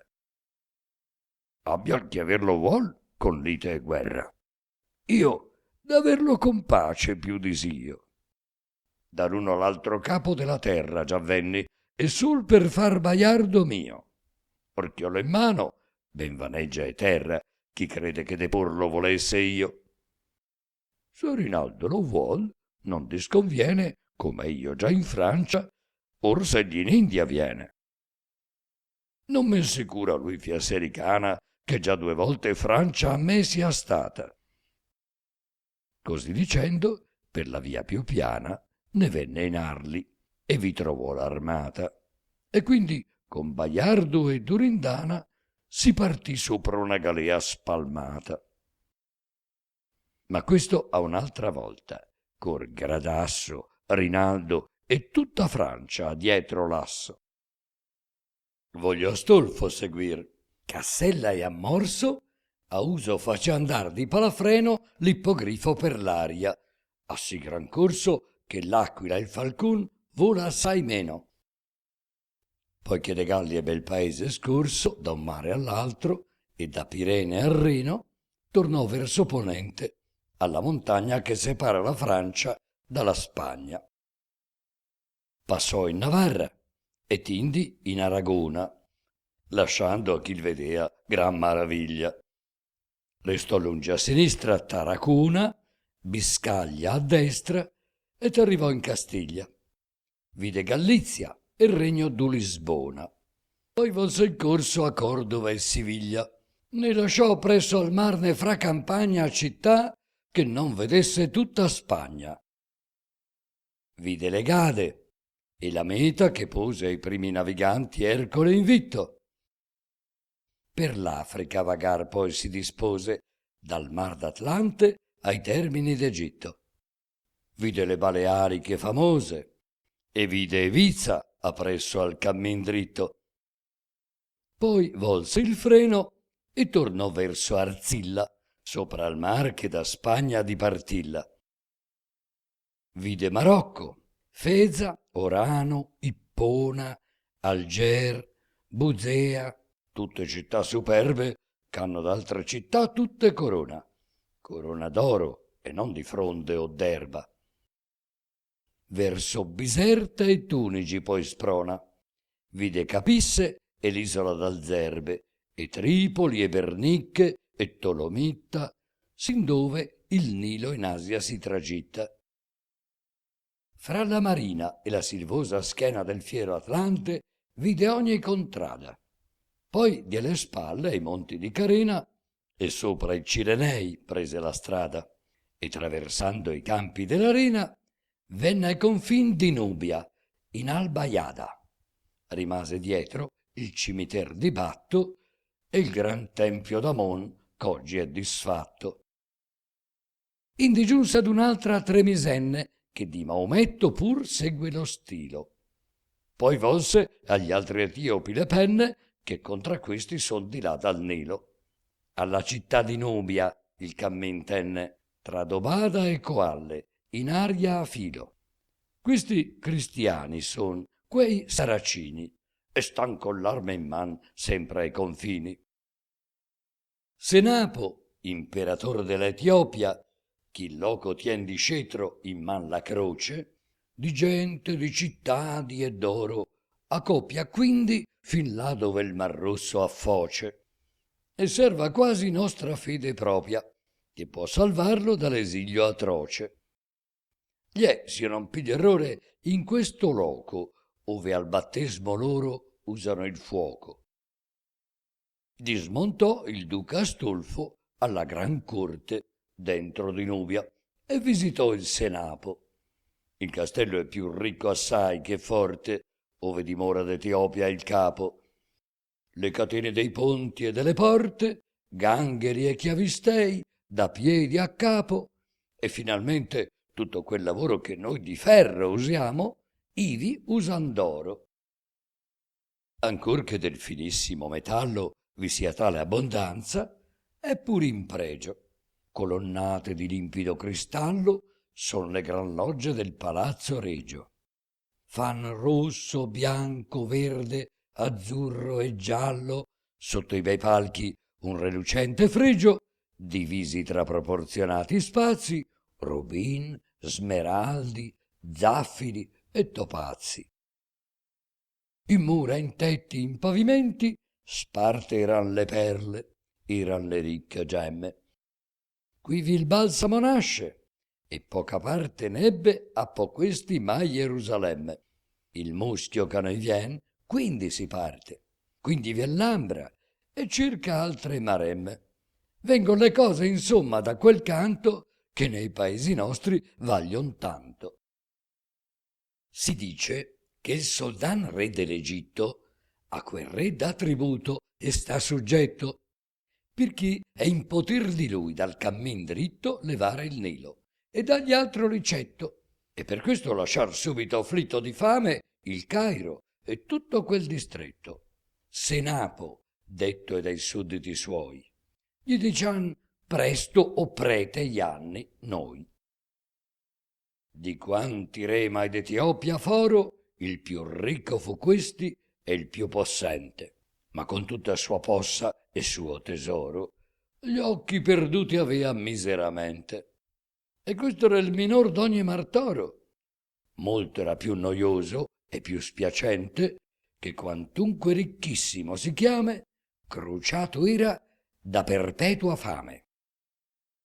Se per mangiare o ber quello infelice venia cacciato dal bisogno grande, tosto apparia l'infernal schiera oltrice, le monstruose arpie, brutte e nefande, che col grifo e con l'ugna predatrice spargeano i vasi e rapian le vivande.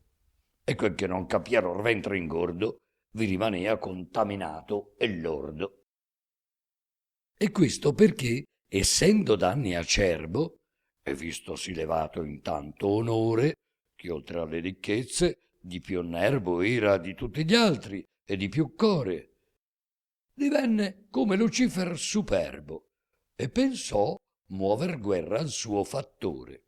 Con la sua gente la via prese al dritto al monte onde esce il gran fiume d'Egitto. Inteso avea che su quel monte alpestre, oltre alle nubi e presso al ciel si leva, era quel paradiso che terrestre si dice, ove abitò già Adamo e Teva. Con cammelli, elefanti e con pedestre esercito orgoglioso si moveva, con gran desir, se v'abitava gente, di farla alle sue leggi ubbidiente. Dio gli ripresse il temerario ardire e mandò l'angel suo tra quelle frotte che 100.000 ne fece morire e condannò lui di perpetua notte. Alla sua mensa poi fece venire l'orrendo mostro dall'infernal grotte, che gli rapisce e contamina i cibi, ne lascia che ne gusti o ne delibi. Ed in desperazion continua il messe uno che già gli avea profetizzato che le sue mense non sariano oppresse dalla rapina e dall'odore ingrato quando venir per l'aria si vedesse un cavalier sopra un cavallo alato. Perché dunque impossibil parea questo, privo d'ogni speranza, vivea mesto. Or che con gran stupor vede la gente sopra ogni muro e sopra ogni alta torre entrare il cavaliero, immantinente è chi a narrarlo al re di Nubia corre, a cui la profezia ritorna a mente. E obliando per letizia torre la fedel verga, con le mani in ante vien brancolando al cavalier volante. Astulfo, nella piazza del castello, con spaziose ruote, in terra scese. Poi che fu il re condotto innanzi a quello, inginocchiossi e le man giunte stese e disse: Angel di Dio, messia novello, s'io non merito perdono a tante offese, mira che proprio a noi peccar sovente, a voi perdonar sempre a chi si pente. Del mio error consapevole, non chieggio né chiederti ardirei gli antiqui lumi, che tu lo possa far ben creder deggio, che sede cari a Dio beati nomi. Ti basti il gran martir ch'io non ci veggio, senza cognor la fame mi consumi. Almen discaccio le fetide arpie, che non rapiscan le vivande mie. E di marmore un tempio ti prometto edificar dell'altareggia mia, che tutte d'oro abbia le porte e il tetto, e dentro e fuor di gemme ornato sia, e dal tuo santo nome sarà detto, e del miracol tuo scolpito fia.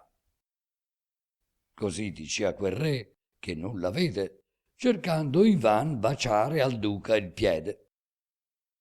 Rispose Astolfo: né l'angel di Dio ne son messia novel né dal ciel vegno, ma son mortale e peccatore anch'io, di tanta grazia a me concessa indegno. Io farò ogni opera, acciò che il mostro rio, per morte o fuga, io ti levi del regno. S'io il fo, men non, ma Dio ne loda solo, che per tuo aiuto qui mi drizzò in volo. Fa questi voti a Dio, debiti a Lui le chiese edifica e gli altari. Così parlando, andavano ambidui verso il castello, fra i baron preclari. Il re comanda ai servitori sui che subito il convito si prepari, sperando che non debba essergli tolta la vivanda di mano a questa volta. Dentro una ricca sala, immantinente, apparecchiossi il convito solenne. Col senapo s'assise solamente il duca Astolfo e la vivanda venne.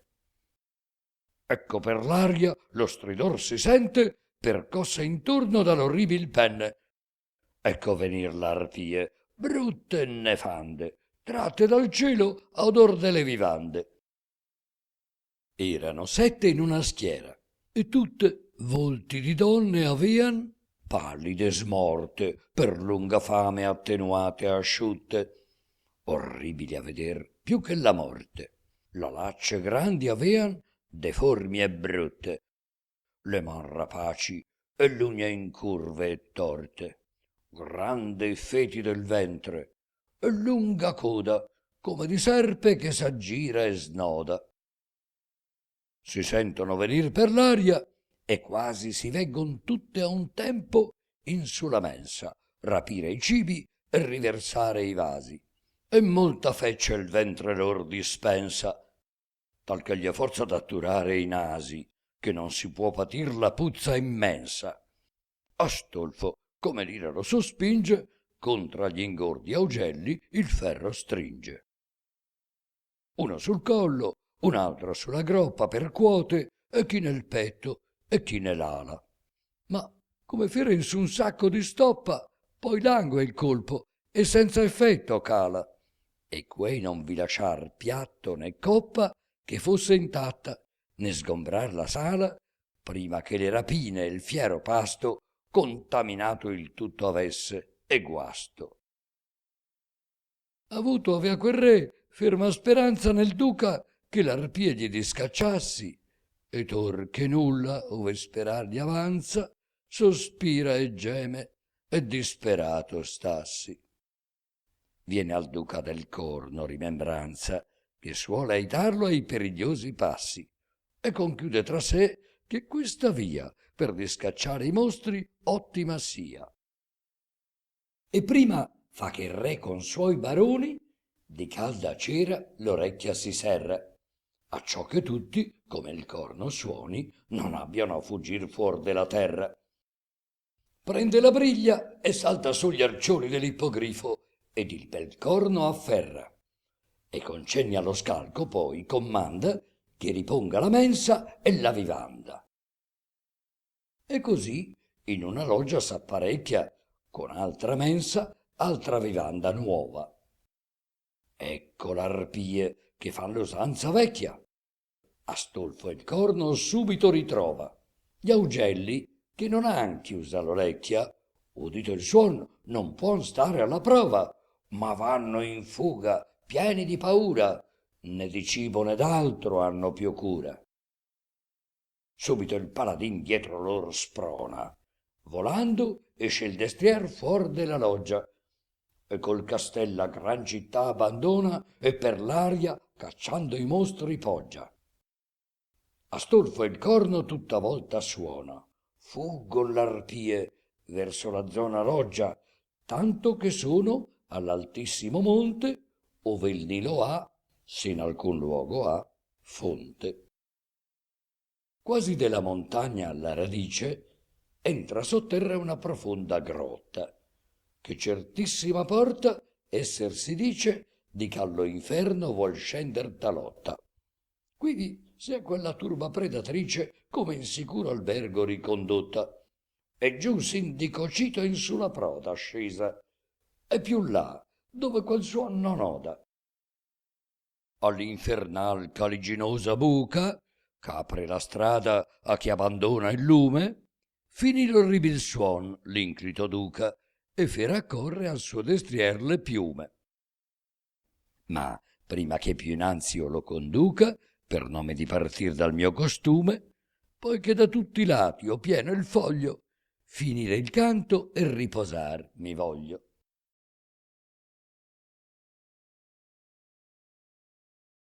Canto 34. Il giornalino dell'Ariosto crea un cortocircuito fra la fiaba e la dura realtà, fra le arpie che affamano il prete Ianni e la soldatesca franco-tedesco-svizzero-spagnola che affama l'Italia, consumando in una cena quanto darebbe da vivere alle famiglie per un anno. Ma il canto è più fiabesco che mai, poiché è dedicato alle peregrinazioni oltremondane di Astolfo. La prima tappa è l'inferno, o meglio, un ingresso secondario nel quale si sono imbucate le arpie, ed è uno sfiatatoio del fumo infernale. Nel buio pendono fluttuando dal soffitto corpiccioli rinsecchiti. Astolfo li tenta con la spada, li trova privi di consistenza e li suppone anime in pena. Infatti sono femmine dannate per essere state crudeli verso i loro innamorati. Uno di questi prosciuttelli affumicati gli rivolge la parola per pregarlo di non dar noia, ma lui le induce a raccontargli la sua storia. Dopo aver ascoltato la novella, Astolfo cerca di spingere oltre l'esplorazione, ma il fumo lo soffoca e lo fa battere in ritirata.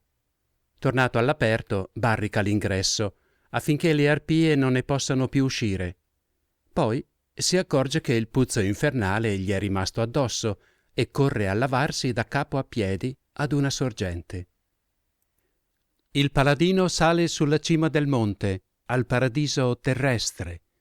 Là l'Evangelista Giovanni lo ospita confortevolmente e gli svela che in effetti il suo viaggio è stato autorizzato dall'alto per uno scopo preciso.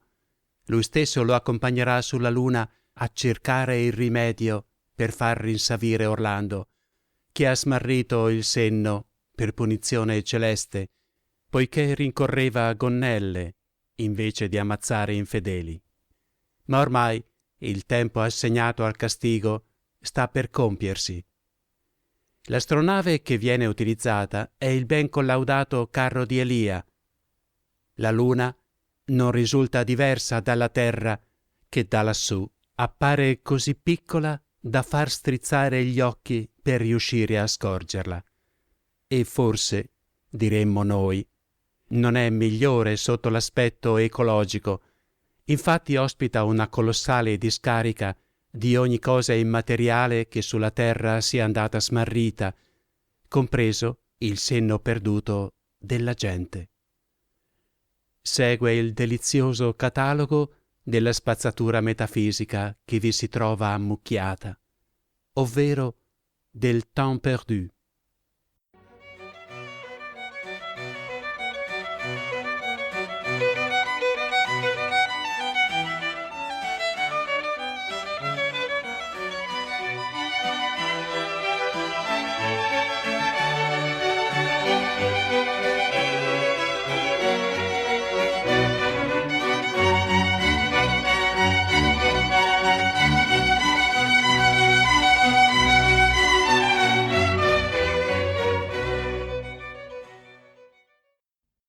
O fameliche, inique e fiere arpie, ch'alla accecata Italia ed errore piena, per punir forse antique colperie, in ogni mensa alto giudicio mena.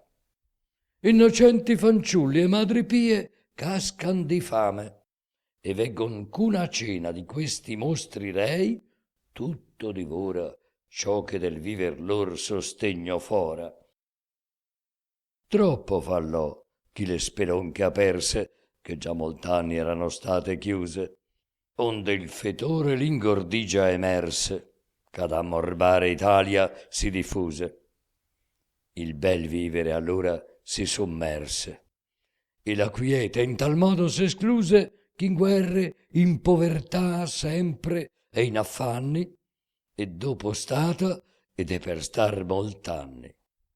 Finch'ella un giorno ai neghittosi figli scuota la chioma e cacci fuor di lete, gridando lor non fia chi rassimigli alla virtù di Calai e di Zete, che le mense dal puzzo e dagli artigli liberi e turni a lor mondizia liete, come essi già quelle di Fineo, e dopo fa il paladin quelle del re Etiopo. Il paladin, col suono orribil, venne le brutte arpie cacciando in fuga e in rotta, tanto che a Piedmonte si ritenne, ove esse erano entrate in una grotta. Le orecchie attente allo spiraglio tenne, e l'aria ne sentì percossa e rotta da pianti ed urli e da lamento eterno, segno evidente quigli esser l'inferno. Astolfo si pensò d'entrarvi dentro e veder quei ch'hanno perduto il giorno e penetrar la terra fino al centro e le volge infernal cercare intorno. Di che debbo temer, dicea, s'io ventro, che mi posso aiutar sempre col corno? Farò fuggir Plutone e Satanasso e il cantrifauce leverò dal passo. Della lato destier presto discese e lo lasciò legato a un arbuscello.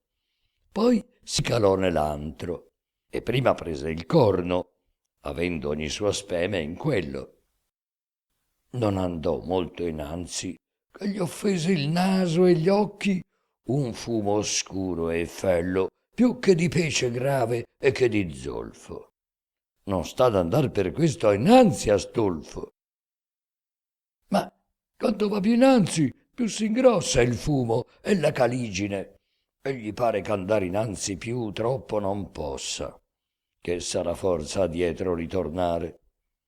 Ecco, non sa che sia, vede far mossa dalla volta di sopra, come fare il cadavere appeso al vento suole, che molti dì sia stato all'acqua e al sole.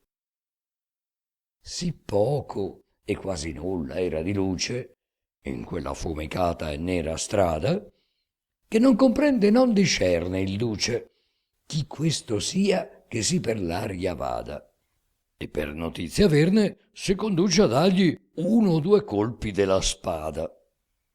Stima poi c'uno spirito esser quel debbia, che gli par di ferir sopra la nebbia. Allor sentì parlar con voce mesta: «Deh, senza fare altrui danno, giuccala. Purtroppo il negro fumo mi molesta, che dal fuoco infernal qui tutto esala». E il duca stupefatto allor s'arresta e dice all'ombra: «Se Dio tronchi ogni ala al fumo, sì che a te più non ascenda, non ti dispiaccia che il tuo stato intenda». E se vuoi che di te porti novella nel mondo, su, per satisfarti sono. L'ombra rispose: alla luce alma e bella tornar per fama ancor, sì mi par buono, che le parole è forza che mi svella il gran desirco d'aver poi tal dono, e che il mio nome e l'esser mio ti dica, benché parlar mi sia noia e fatica.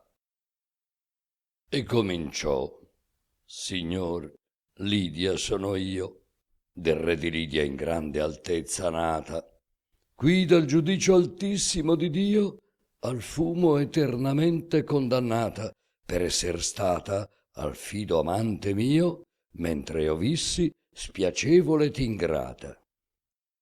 D'altre infinite è questa grotta piena, poste per simil fallo in simil pena. Sta la cruda Nassarete più al basso, ove è maggiore il fumo e più martire. Restò converso al mondo il corpo in sasso, e l'anima quaggiù venne a patire, poiché veder per lei l'afflitto e lasso suo amante appeso poté sofferire. Qui presso è Dafne, or s'avvede quanto errasse a fare Apollo correr tanto. Lungo saria se gli infelici spiriti delle femmine ingrate che qui stanno volesse ad uno riferirti, che tanti son che in infinito vanno. Più lungo ancor saria gli uomini dirti, ai quali l'essere ingrato ha fatto danno, e che puniti sono in peggior loco, ove il fumo gli acceca e cuoce il fuoco. Perché le donne più facili e prone a creder son, di più supplicio e degno chi lor fa inganno, il Satteseo e Iasone, e chi turbò a Latin l'antiquo regno, Sallo chi incontra sé il frate Absalone per tamar trasse a sanguinoso sdegno, et altri et altre, che sono infiniti, che lasciato han chi moglie e chi mariti.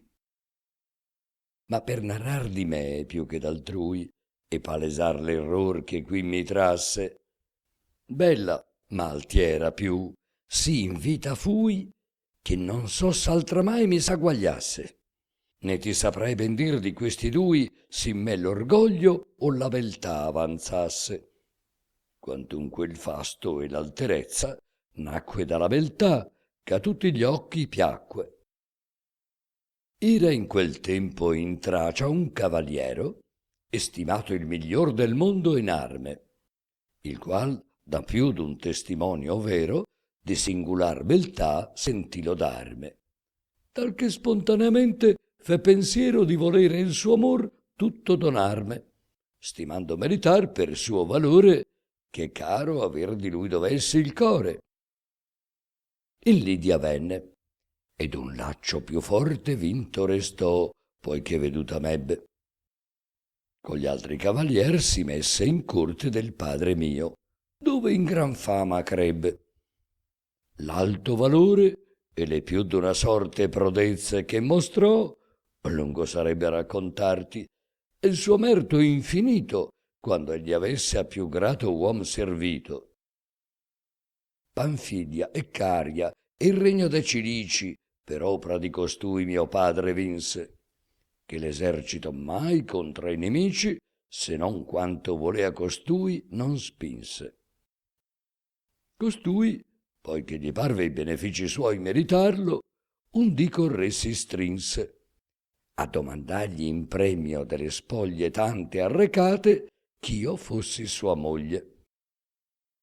Fu repulso dal re, che in grande stato maritar disegnava la figliuola, non a costui, che cavalier privato altro non tien che la virtude sola. E il padre mio, troppo al guadagno dato e all'avarizia d'ogni vizio scuola, tanto apprezza costumi o virtù ammira, quanto l'asino fa il suon della lira. Alceste, il cavalier di ch'io ti parlo, che così nome avea, poiché si vede repulso da chi più gratificarlo era più debitor, commiato chiede e lo minaccia nel partir di farlo pentir che la figliuola non gli diede. Se n'andò al re d'Armenia, emulo antico del re di Lidia e capital nemico, e tanto stimolò che lo dispose a pigliar l'arme e far guerra a mio padre. Esso per l'opre sue chiare e famose fu fatto capitan di quelle squadre. Per re d'Armenia tutte l'altre cose disse che acquisteria. Solle leggiadre e belle membra mie volea per frutto dell'opra sua, vinto ch'avesse il tutto. Io non ti potrei esprimere il gran danno ch'Alceste al padre mio fa in quella guerra. 4 eserciti rompe, e in men d'un anno lo mena tal che non gli lascia terra. Fuor qu'un castel ch'alte pendici fanno fortissimo, e là dentro il re si serra, con la famiglia che più gli era accetta, e col tesor che trarvi puote in fretta. Qui vi assediònne Alceste, e di non molto termine a tal disperazion ne trasse, che per buon patto avria mio padre tolto che moglie e serva ancor me gli lasciasse, con la metà del regno, s'indi assolto restar d'ogni altro danno si sperasse. Vedersi in breve dell'avanzo privo era ben certo, e poi morir cattivo. Tentar prima ch'accada si dispone ogni rimedio che possibil sia, e me, che d'ogni male era cagione, fuor della rocca, ov'era Alceste in via. Io vo d'Alceste con intenzione di dargli in preda la persona mia, e pregar che la parte che vuol tolga del regno nostro e l'ira in pace volga.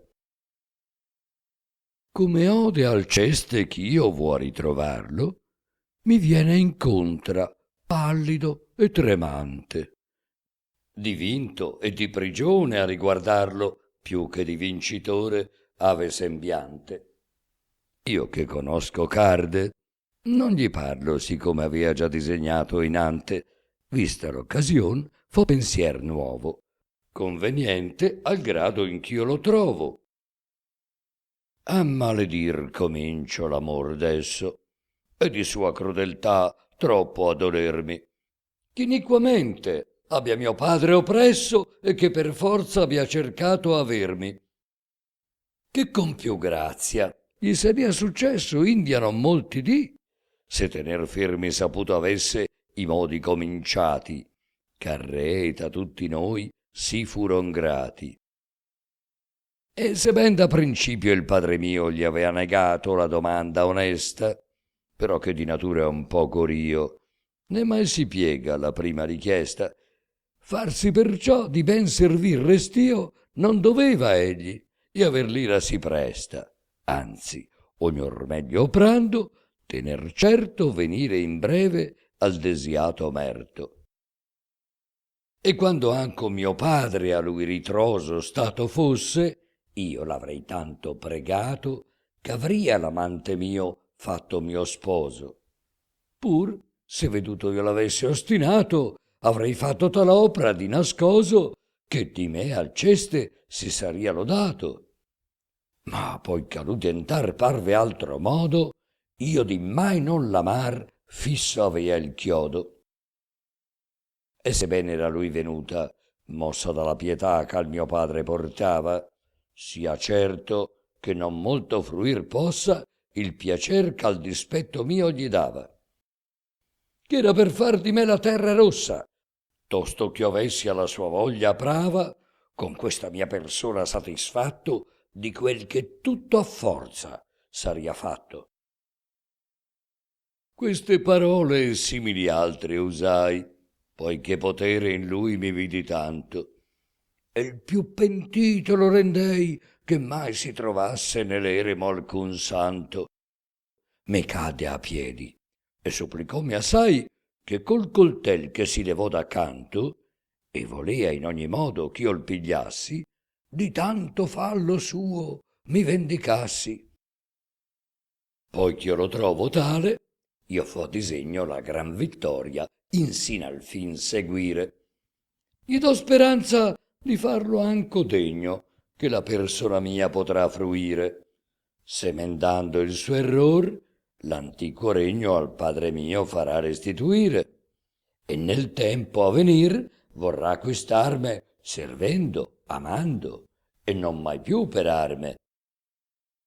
Così farmi promesse, e nella rocca intatta mi mandò come a lui venni, né di baciarmi pur s'ardì la bocca. Vedi s'al collo il gioco ben gli tenni, vedi se bene amor per me lo tocca, se convien che per lui più strali impenni.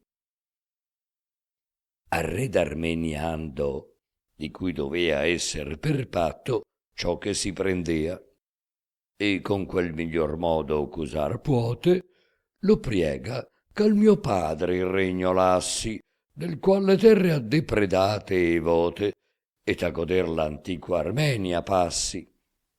Quel re, dire infiammando ambe le gote, disse ad Alceste che non vi pensassi, che non si volea tor di quella guerra, finché mio padre avea palmo di terra. E s'Alceste è mutato alle parole d'una vil feminella, abbiasi il danno. Già prieghi esso di lui, perder non vuole quel che a fatica ha preso in tutto un anno. Di nuovo Alceste il priega, e poi si duole che seco effetto i prieghi suoi non fanno. All'ultimo s'adira e lo minaccia, che vuol per forza o per amor lo faccia. L'ira moltiplicò, sì che li spinse dalle male parole ai peggior fatti. Alceste contra il re la spada strinse fra 1000 che in suo aiuto s'eran tratti, e malgrado lor tutti ivi le stinse. E quel dì ancor gli armeni ebbe disfatti, con l'aiuto dei cinici e dei traci, che pagava egli, ed altri suoi seguaci. Seguitò la vittoria, et a sue spese, senza dispendio alcun del padre mio, ne rende tutto il regno in men d'un mese. Poi, per ricompensarne il danno rio, oltre alle spoglie che ne diede, prese in parte e gravò in parte di gran fio Armenia e Cappadocia che confina, e scorse Ircania fin sulla marina. In luogo di trionfo, al suo ritorno, facemmo noi pensier dargli la morte.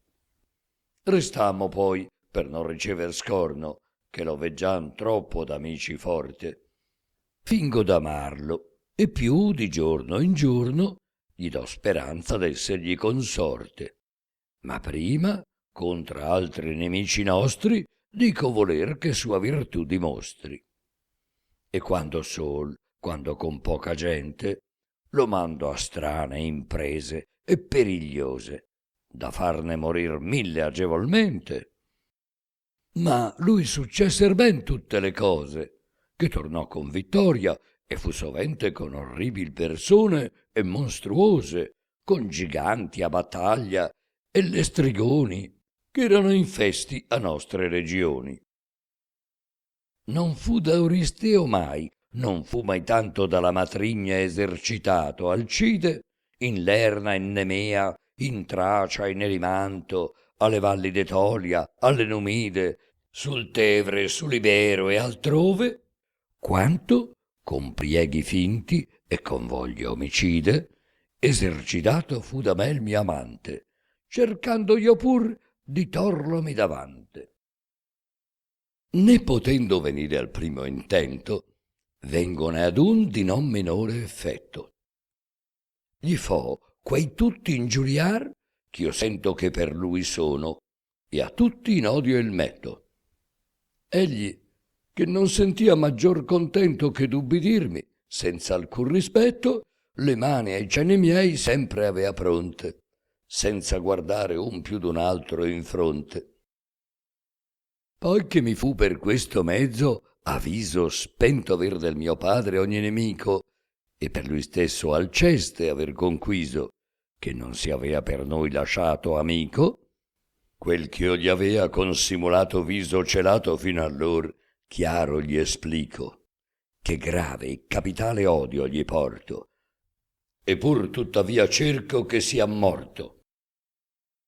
Considerando poi, s'io lo facessi, ch'in pubblica ignominia ne verrei, sapeasi troppo quanto io gli dovessi, e crudel detta sempre ne sarei, mi parve fare assai ch'io gli togliessi di mai venir più innanzi agli occhi miei, né veder né parlar mai più gli volsi, né messo udì né lettera ne tolsi.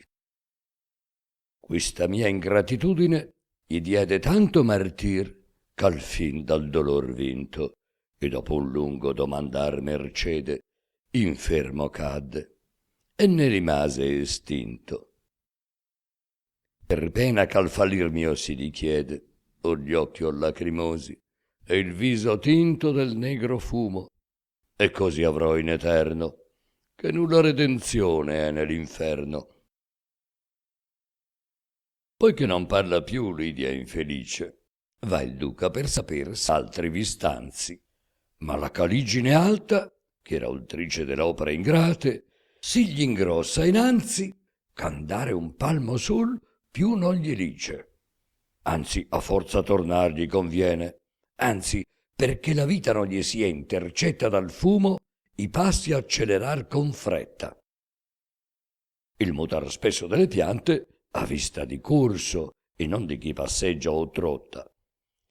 Tanto, salendo in verso l'erta acquista, che vede dove aperta era la grotta, e l'aria, già caliginosa e trista, dal lume cominciava ad esser rotta. Alfin con molto affanno e grave ambascia esce dell'antro e dietro il fumo lascia.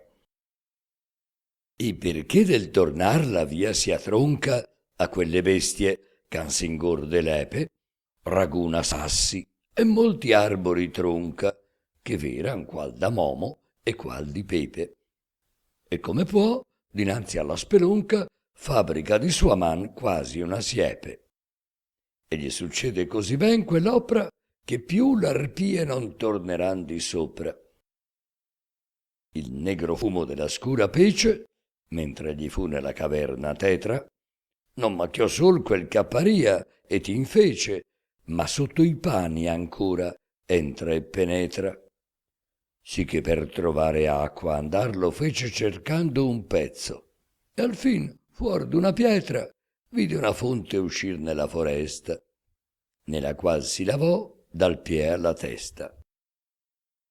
Poi monta il volatore e in aria s'alza, per giunger di quel monte in su la cima, che non lontan con la superna balza dal cerchio della luna esser si stima. Tanto è il desir che di vederlo incalza ch'al cielo aspira e la terra non stima.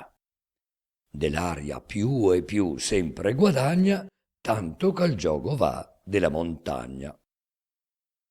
Zafir, rubini, oro, topazi e perle, e diamanti e crisoliti e iacinti potriano i fiori assimigliar che per le liete piagge v'avea Laura dipinti. Si verdi l'erbe che possendo averle quaggiù ne foran gli smeraldi vinti, ne men belle degli arbori le frondi e di frutti e di fior sempre fecondi. Cantan fra i rami gli augelletti vaghi, azzurri e bianchi e verdi e rossi e gialli.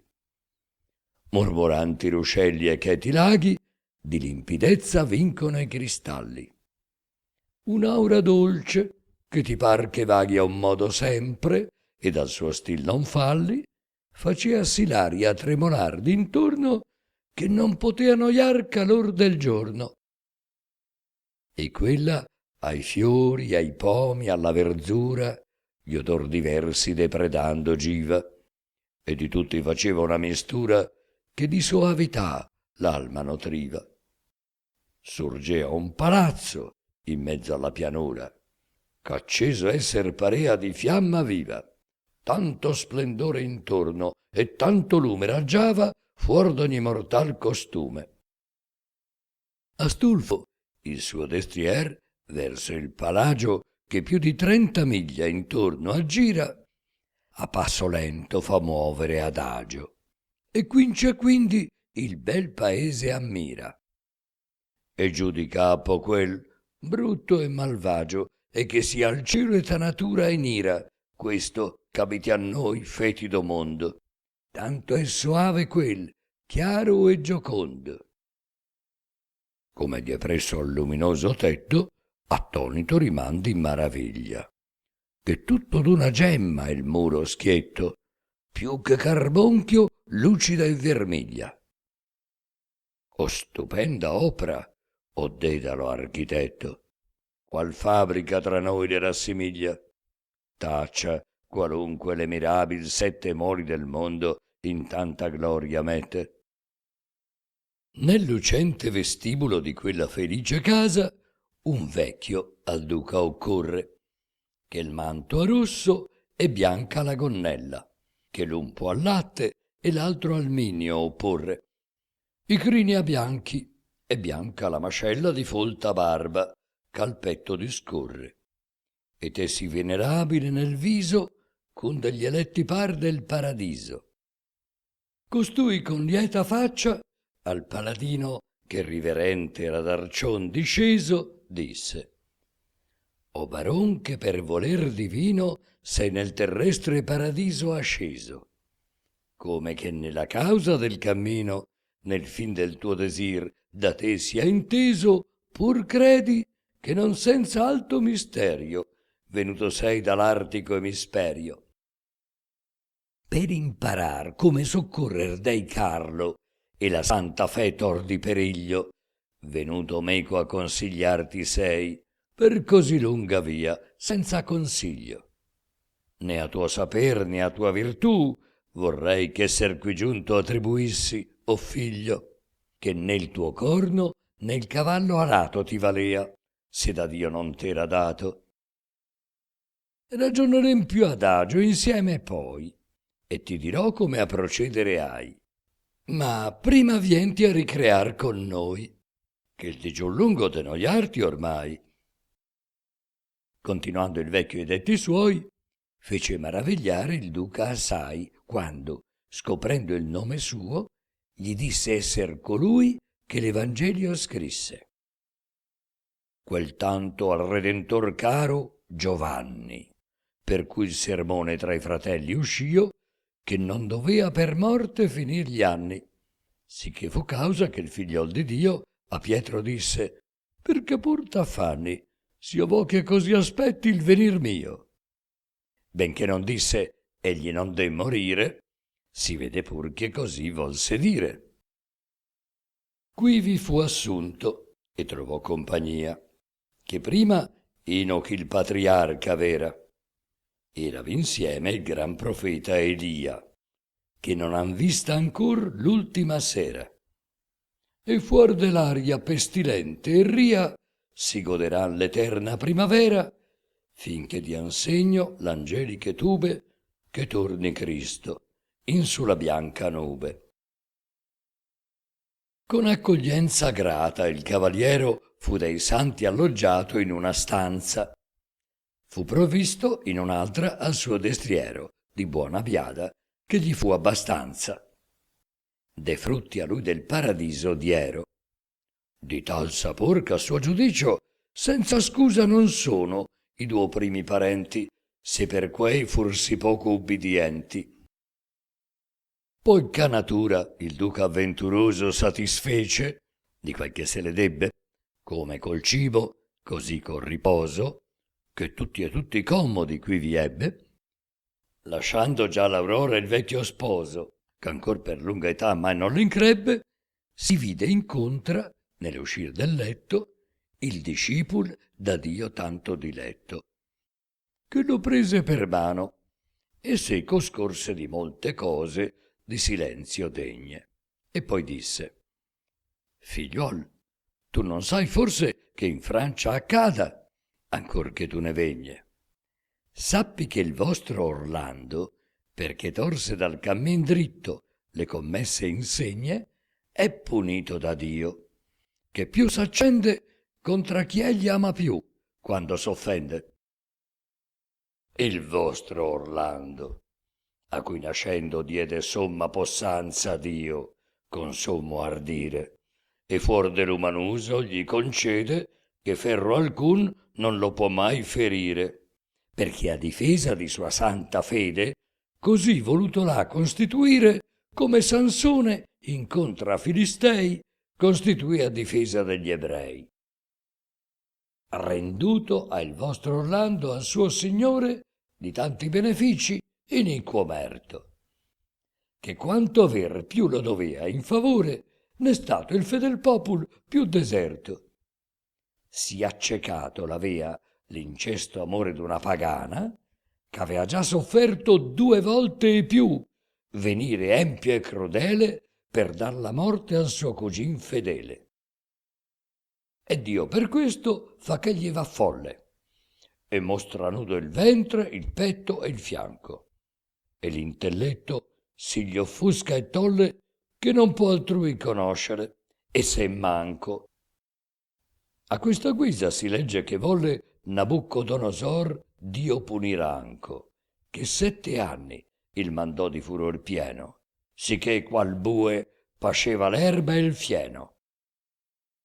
Ma perché assai minor del paladino che di Nabucco è stato pur l'eccesso, sul di 3 mesi dal voler divino a purgar questo error termine è messo. Ne ad altro effetto, per tanto cammino salir quassù del Redentor concesso, se non perché da noi modo tu apprenda, come ad Orlando il suo senno si renda. E aver che ti bisogna altro viaggio far meco e tutta abbandonar la terra, nel cerchio della luna a menar taggio, che dai pianeti a noi più prossima erra, perché la medicina che può saggio rendere Orlando là dentro si serra. Come la luna questa notte sia sopra noi giunta, ci porremo in via. Di questo e d'altre cose fu diffuso il parlar dell'Apostolo quel giorno, ma poi che il sol sebbe nel mar rinchiuso e sopra lor levò la luna il corno, un carro apparecchiossi, che era d'uso d'andar scorrendo per quei cieli intorno. Quel già, nelle montagne di Giudea, da mortali occhi Elia levato avea. 4 destrier, via più che fiamma rossi, al giogo il santo evangelista aggiunse.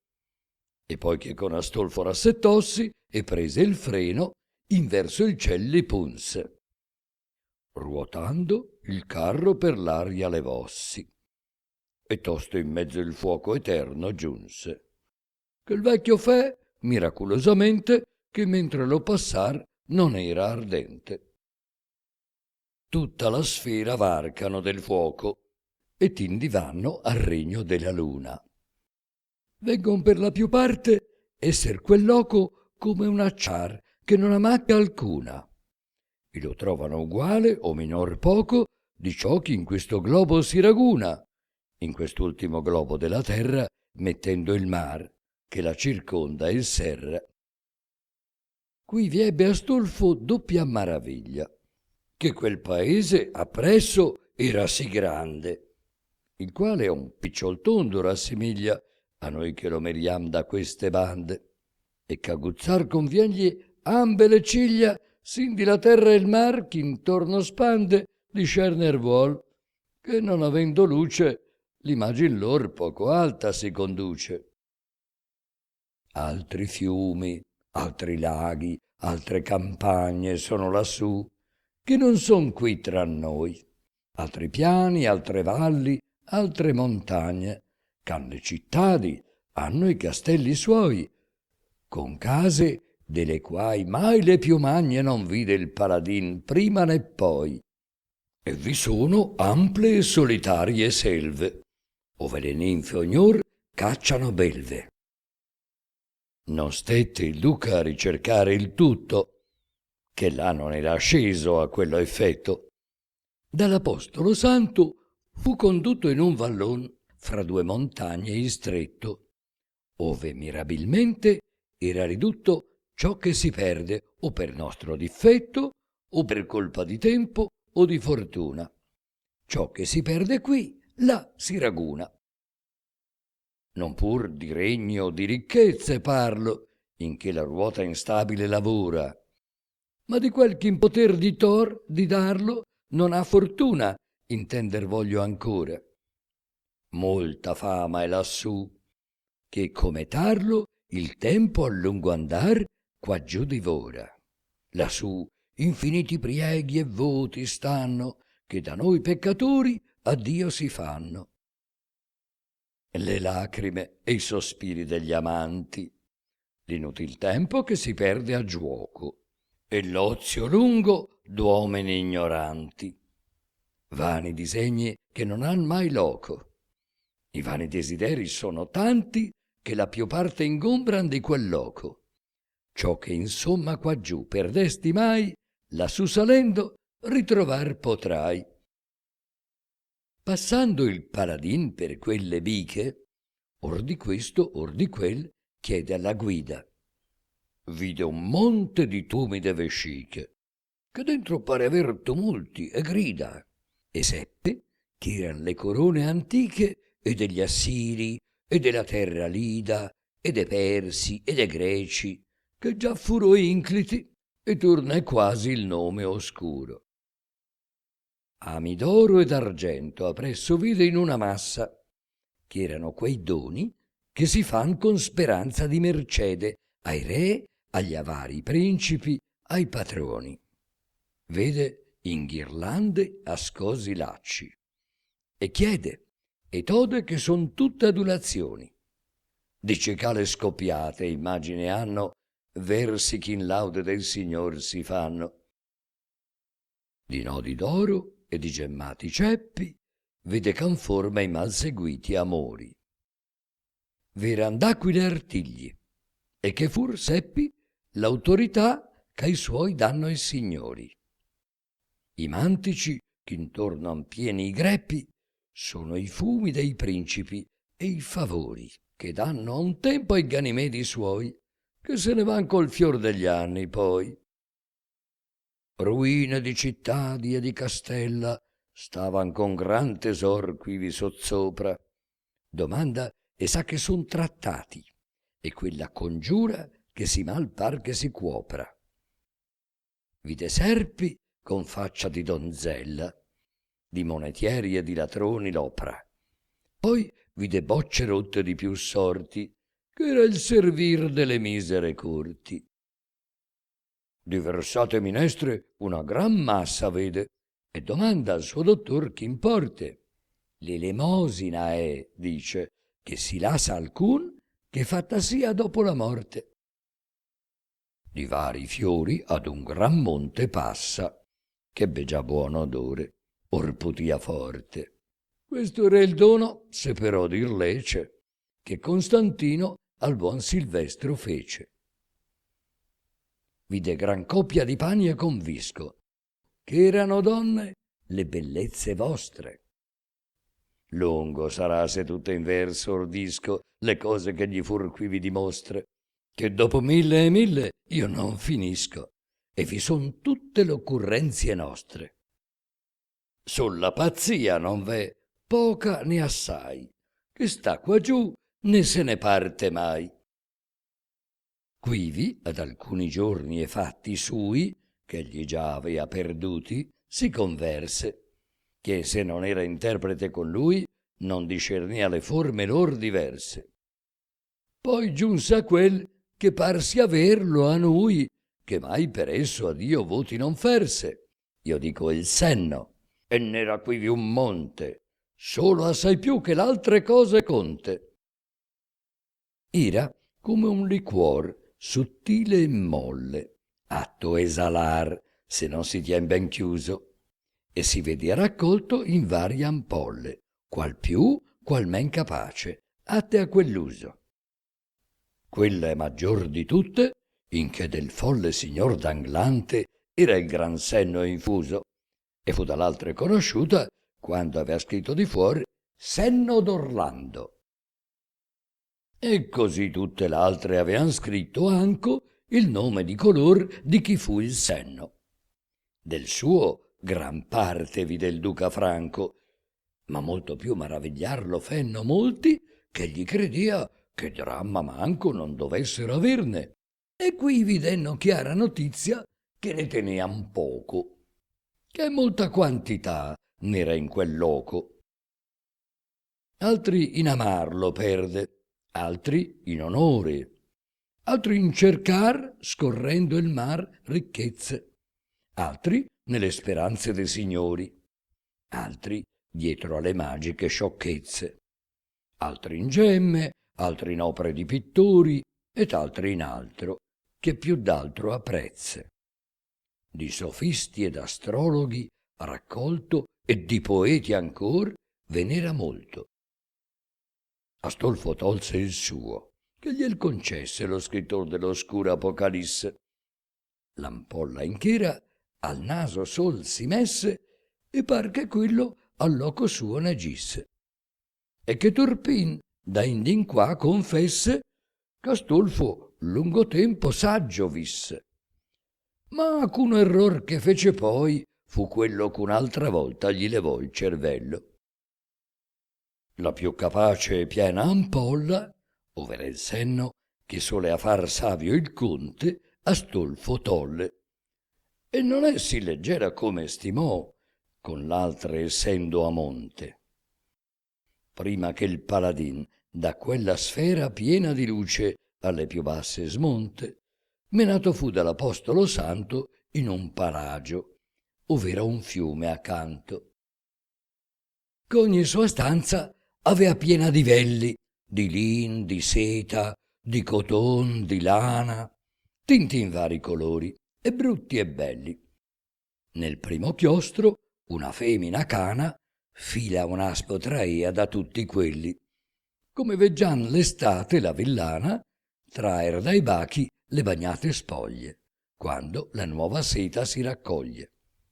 Ve chi, finito un vello, rimettendone viene un altro, e chi ne porta altronde. Un'altra delle filze va scegliendo il bel dal brutto che quella confonde. Che lavor si fa qui, ch'io non l'intendo, dice a Giovanni Astolfo, e quel risponde: le vecchie son le parche, che con tali stami filano vite a voi mortali. Quanto dura un de velli, tanto dura l'umana vita, e non di più un momento. Qui tien l'occhio e la morte e la natura, per saper l'ora ch'un debba esser spento. Sceglier le belle fila all'altra cura, perché si te son poi per ornamento del paradiso, e dei più brutti stami si fan per li dannati aspri legami. Di tutti i velli, che erano già messi in aspo e scelti a farne altro lavoro, erano in brevi piastre i nomi impressi, altri di ferro, altri d'argento o d'oro. E poi fatti n'avean cumuli spessi, de quali, senza mai farvi ristoro, portarne via non si vedea mai stanco un vecchio, e ritornar sempre per anco. Era quel vecchio sì espedito e snello che per correr parea che fosse nato, e da quel monte il lembo del mantello portava pien del nome altrui segnato. Ove n'andava e perché facea quello, nell'altro canto vi sarà narrato, se d'averne piacer segno farete con quella grata udienza che solete.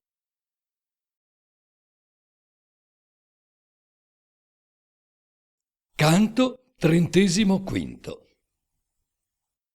Dalle ultime ottave del canto precedente riprende la rievocazione dell'antico topos delle vite umane come velli, bioccoli multicolori filati dalle parche. Nel paradiso terrestre il più bello dei bioccoli in attesa di filatura appartiene al cardinale Ippolito d'Este, che nascerà 20 anni prima di MD, cioè nel 1480, in realtà nel 1479. San Giovanni in persona gli dedica una sviolinata strabiliante. Nell'attesa, un apposito disegno divino farà di Ferrara ora villaggio sperduto fra le paludi del delta padano, la più bella delle città d'Italia, affinché le qualità sublimi di quell'uomo brillino in un castone adeguato. Poi si rievoca un altro topos, il tempo, che getta i nomi degli uomini nelle acque dell'Ete, dove scompaiono nell'oblio, salvo i pochi che vengano recuperati e immortalati dai poeti. Noi siamo fatti di effimere successioni di eventi, spiega la teologia dell'Ariosto.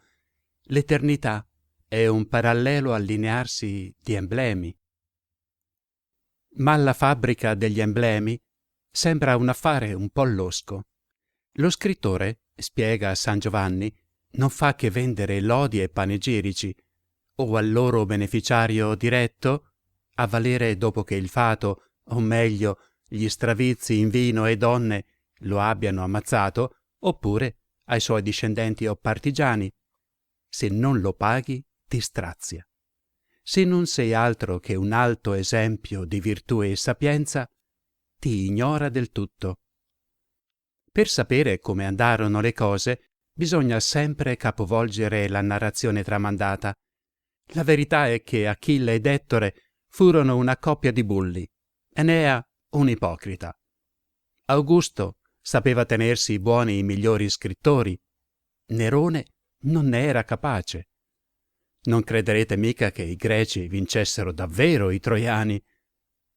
È la bugia di un greco. La fedele Penelope fu una puttana. La voluttuosa Elissa, Didone, fu casta come una monaca. Sono stato scrittore anch'io, conclude l'Evangelista, e a lodare Cristo ho avuto il mio tornaconto, però mi inquietano le congiure della diffamazione e quelle del silenzio. La piccola tirata sulla libertà di stampa è piena di brio. Ma c'era di che inquietarsi.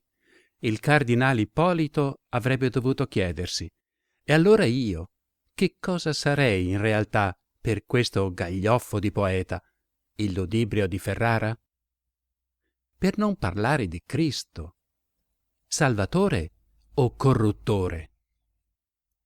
Gran sipario. Un salto dal cielo in terra. Bradamante, in cammino verso la Provenza in cerca di Ruggero, si accompagna a Fiordiligi. Incontra Rodomonte che la sfida a giostra e lo abbatte con la lancia d'oro. Egli, sconvolto di essere stato scavalcato da una femmina, corre per vergogna a nascondersi in una grotta scura per 1 anno, 1 mese e 1 giorno, come sapremo poi, ancora più a lungo dei 3 re del nord del canto 33. Sotto le mura di Arles, Bradamante sfida a giostra Ruggero. Scavalca uno dopo l'altro i 3 guerrieri usciti in sua vece e insiste perché lo sfidato compaia di persona.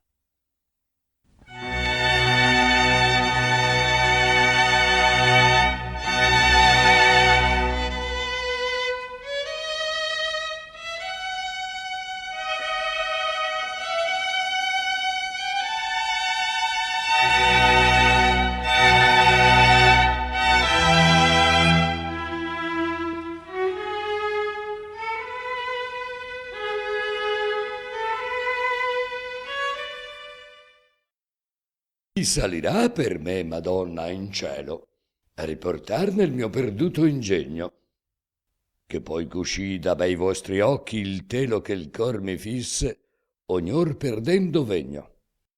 Ne di tanta iattura mi querelo, purché non cresca, ma stia questo segno, ch'io dubito, se più si va scemando, di venir tal qual io descritto Orlando. Per riaver l'ingegno mio, mi avviso che non bisogna che per l'aria io poggi nel cerchio della luna o in paradiso, che il mio non credo che tanto alto alloggi. Ne bei vostri occhi e nel sereno viso, nel sen d'avorio e alabastrini poggi se ne va errando, ed io con queste labbia lo corrò, se vi par ch'io lo riabbia. Per gli ampli tetti andava il paladino tutte mirando le future vite, poiché ebbe visto sul fatal molino volgersi quelle che erano già ordite. E scorse un vello, che più che d'or fino splender parea, ne sarian gemme trite, se in filo si tirassero con arte, da comparargli alla millesima parte. Mirabilmente il bel vello gli piacque, che tra infiniti paragon non ebbe, e di sapere alto desio gli nacque quando sarà tal vita e a chi si debbe. L'Evangelista nulla gliene tacque, che 20 anni principio prima avrebbe che con l'M e col D fosse notato l'anno corrente dal Verbo incarnato, e come di splendore e di beltade quel vello non avea simile o pare, così saria la fortunata etade che dovea uscirne al mondo singulare, perché tutte le grazie inclite e rade calma natura o proprio studio dare o benigna fortuna ad uomo puote, avrà in perpetua ed infallibil dote. Del re de fiumi tra l'altere corna, or siede umil di scegli e piccol borgo, dinanzi il Po, di dietro gli soggiorna d'alta palude un nebuloso gorgo, che volgendosi gli anni la più adorna di tutte le città d'Italia scorgo, non pur di mura e d'ampli tetti regi, ma di bei studi e di costumi egregi. Tanta esaltazione così presta non fortuita o d'aventura casca, ma l'ha ordinata il ciel, perché sia questa degna in che l'uom di ch'io ti parlo nasca, che dove il frutto ha da venir si nesta e con studio si fa crescer la frasca, e l'artefice l'oro affinar suole, in che legar gemma di pregio vuole. Né si leggiadra né si bella veste, unque ebbe altr'alma in quel terrestre regno, e raro è sceso e scenderà da queste sfere superne un spirito sì degno, come per farne Ippolito da Este, nave l'eternamente alto disegno. Ippolito da Este sarà detto l'uomo a chi Dio sì ricco dono ha eletto. Quegli ornamenti, che divisi in molti, a molti basterian per tutti ornarli, in suo ornamento avrà tutti raccolti costui di che hai voluto ch'io ti parli. Le virtudi per lui su folti saran gli studi, e s'io vorrò narrarli alti suoi meriti, al fin son sì lontano, Corlando il senno aspetterebbe invano. Così venia l'imitator di Cristo ragionando col duca, e poi che tutte le stanze del gran luogo ebbono visto, onde l'umane vite eran condutte, sul fiume usciro, che d'arena misto con l'onde discorrea turbide e brutte, e vi trovar quel vecchio in sulla riva che con gli impressi nomi vi veniva. Non so se vi sia a mente, io dico quello ch'al fin dell'altro canto vi lasciai, vecchio di faccia e sì di membra snello che d'ogni cervio è più veloce assai. Degli altrui nomi agli si empia il mantello, scemava il monte e non finiva mai, ed in quel fiume che l'ete si noma scarcava, anzi perdea, la ricca soma. Dico che, come arriva in sulla sponda del fiume, quel prodigo vecchio scuote il lembo pieno e nella turbida onda tutte lascia cader le impresse note. Un numer senza fin se ne profonda, con minimo uso aver non se ne puote, e di 100 migliaia che l'arena sul fondo involve, un se ne serva appena. Lungo e d'intorno quel fiume, volando girano corvi ed avidi avvoltori, mulacchie e vari augelli, che gridando facean discordi strepiti e romori, ed alla preda correan tutti, quando sparger vedean gli amplissimi tesori, e chi nel becco e chi nell'ugna torta ne prende, ma lontan poco li porta. Come vogliono alzar per l'aria i voli, non han poi forza che il peso sostegna. Sicché convien che l'ete pur in voli de ricchi nomi la memoria degna. Fra tanti augelli son 2 cigni soli, bianchi, signor, come la vostra insegna. Divengon lieti riportando in bocca sicuramente il nome che lor tocca. Così, contra i pensieri empi e maligni del vecchio, che donar li volea al fiume, alcun ne salvan gli augelli benigni. Tutto l'avanzo oblivion consume. Or se ne van notando i sacri cigni e tur per l'aria battendo le piume, finché, presso alla ripa del fiume empio, trovano un colle e sopra il colle un tempio. All'immortalità del luogo è sacro, ove una bella ninfa giù del colle viene alla ripa dell'Eteo lavacro, e di bocca dei cigni i nomi tolle, e quelli affigge intorno al simulacro che in mezzo il tempio una colonna estolle. Qui vi li sacra, e ne fa tal governo che vi si pon veder tutti in eterno. Chi sia quel vecchio, e perché tutti a rio senza alcun frutto i bei nomi dispensi, e degli augelli e di quel luogo pio, onde la bella ninfa al fiume viensi, aveva stolfo di saper desio i gran misteri e gli incogniti sensi, e domandò di tutte queste cose l'uomo di Dio, che così gli rispose: tu dai saper che non si muove fronda laggiù, che segno qui non se ne faccia. Ogni effetto convien che corrisponda in terra e in ciel, ma con diversa faccia. Quel vecchio, la cui barba il petto inonda, veloce sì che mai nulla l'impaccia, gli effetti pari e la medesima opra che il tempo fa laggiù, fa qui di sopra. Volte che son le fila in sulla ruota, laggiù la vita umana arriva al fine. La fama là, qui ne riman la nota, ch'immortali sariano ambe e divine, se non che qui quel dalla ersuta gota, e laggiù il tempo, ognor ne fa rapine.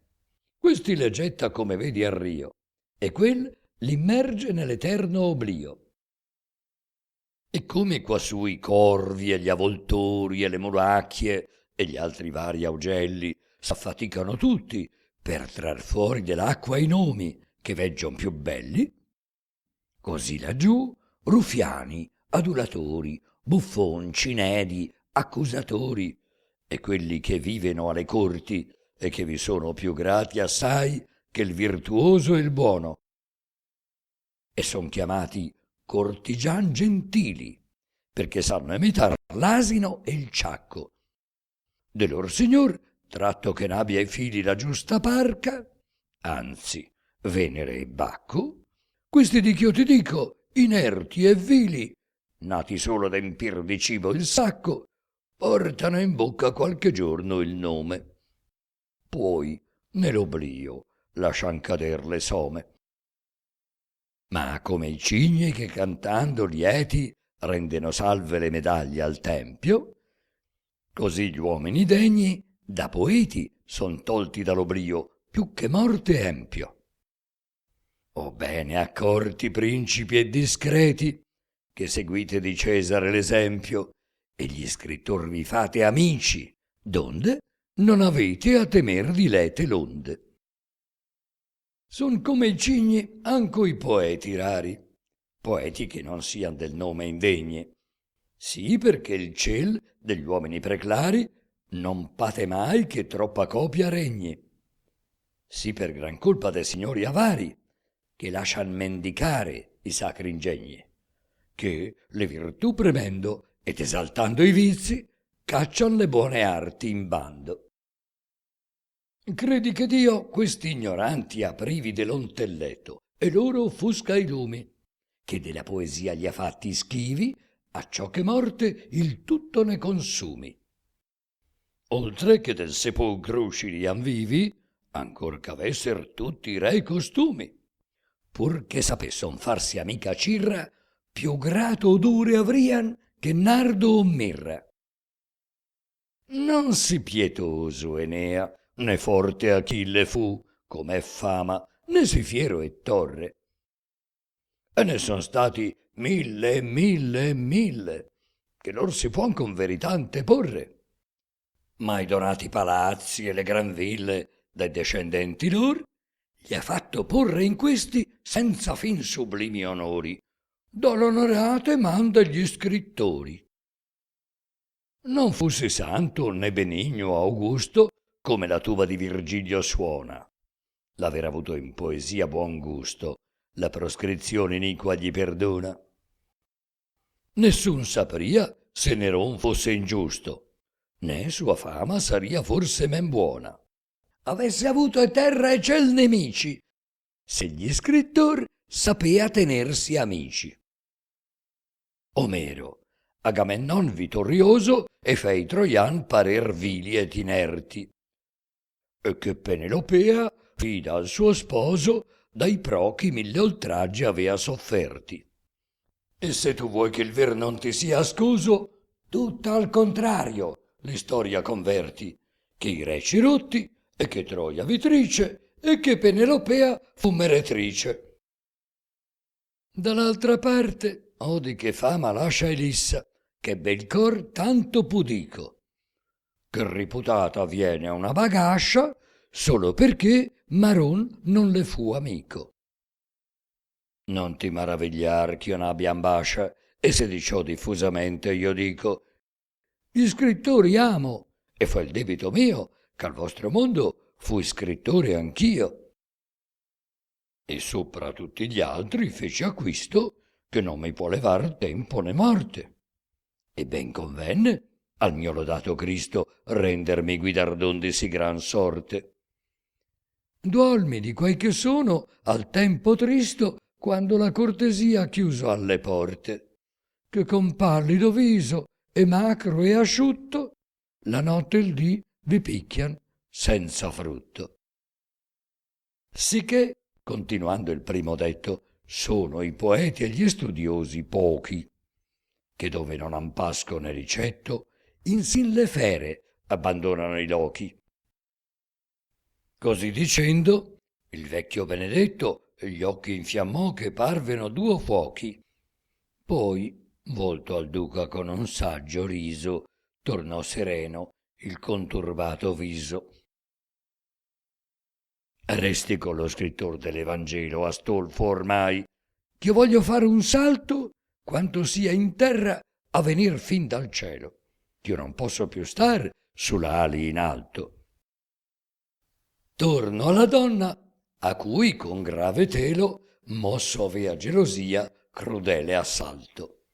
Io la lasciai ch'avea con breve guerra 3 re gittati un dopo l'altro in terra. E che giunta la sera ad un castello, che alla via di Parigi si ritrova, da Gramante, che rotto dal fratello s'era ridotto in Arli, ebbe la nuova. Certa che il suo rugger fosse con quello, tosto qu'apparva in cella luce nuova, verso Provenza, dove ancora intese che Carlo lo seguia, la strada prese. Verso Provenza, per la via più dritta andando, s'incontrò in una donzella, ancor che fosse lacrimosa e afflitta, bella di faccia e di maniere bella. Quista era quella sì d'amor trafitta per lo figliol di Monodante, quella donna gentil ch'avea lasciato al ponte l'amante suo prigion di Rodomonte. Ella venia cercando un cavaliero ch'a far battaglia usato come l'ontra in acqua e in terra fosse, e così fiero che lo potesse al pagan porre incontra. La sconsolata amica di Ruggero, come quest'altra sconsolata incontra, cortesemente la saluta e poi le chiede la cagion dei dolor suoi. Fiordiligi lei mira e veder parle un cavalier ch'al suo bisogno fia, e comincia del ponte a ricontarle, ove impedisce il re d'Alger la via, e che era stato appresso di levarle l'amante suo. Non che più forte sia, ma sapea darsi il saracino astuto col ponte stretto e con quel fiume aiuto. Se sei, dicea, sì ardito e sì cortese, come ben mostri l'uno e l'altro in vista, mi vendica per Dio di chi mi prese il mio signore e mi fa gir sì trista. O consigliami almeno in che paese possa io trovare un che a colui resista e sappia tanto d'arme e di battaglia che il fiume e il ponte al pagan poco vaglia. Oltre che tu farai quel che convien sia ad uom cortese e a cavaliero errante, in beneficio il tuo valor dispensi del più fedel d'ogni fedele amante. Dell'altre sue virtù non appertiensi a me narrar, che sono tante e tante che chi non ha notizia si può dire che sia del veder privo e dell'udire. La magnanima donna, a cui fu grata sempre ogni impresa che può farla degna d'esser con laude e gloria nominata, subito al ponte di venir disegna. Ed ora tanto più che disperata vien volentier, quando anco a morir vegna, che credendosi misera e ser priva del suo ruggero, ha in odio d'esser viva. Per quel ch'io vaglio, giovane amorosa, rispose Bradamante, io m'offerisco di far l'impresa dura e perigliosa. Per altre cause ancor ch'io preterisco, ma più che del tuo amante narri cosa, che narrarli pochi uomini avvertisco. Che sia in amor fedel, caffè ti giuro, che in ciò pensai cognon fosse pergiuro. Con un sospir quest'ultime parole finì, con un sospir che uscì dal core, poi disse andiamo, e nel seguente sole giunsero al fiume al passo pien d'orrore. Scoperte dalla guardia, che vi suole farne segno col corno al suo signore, il pagan s'arma e qual è il suo costume sul ponte s'apparecchia in ripa al fiume.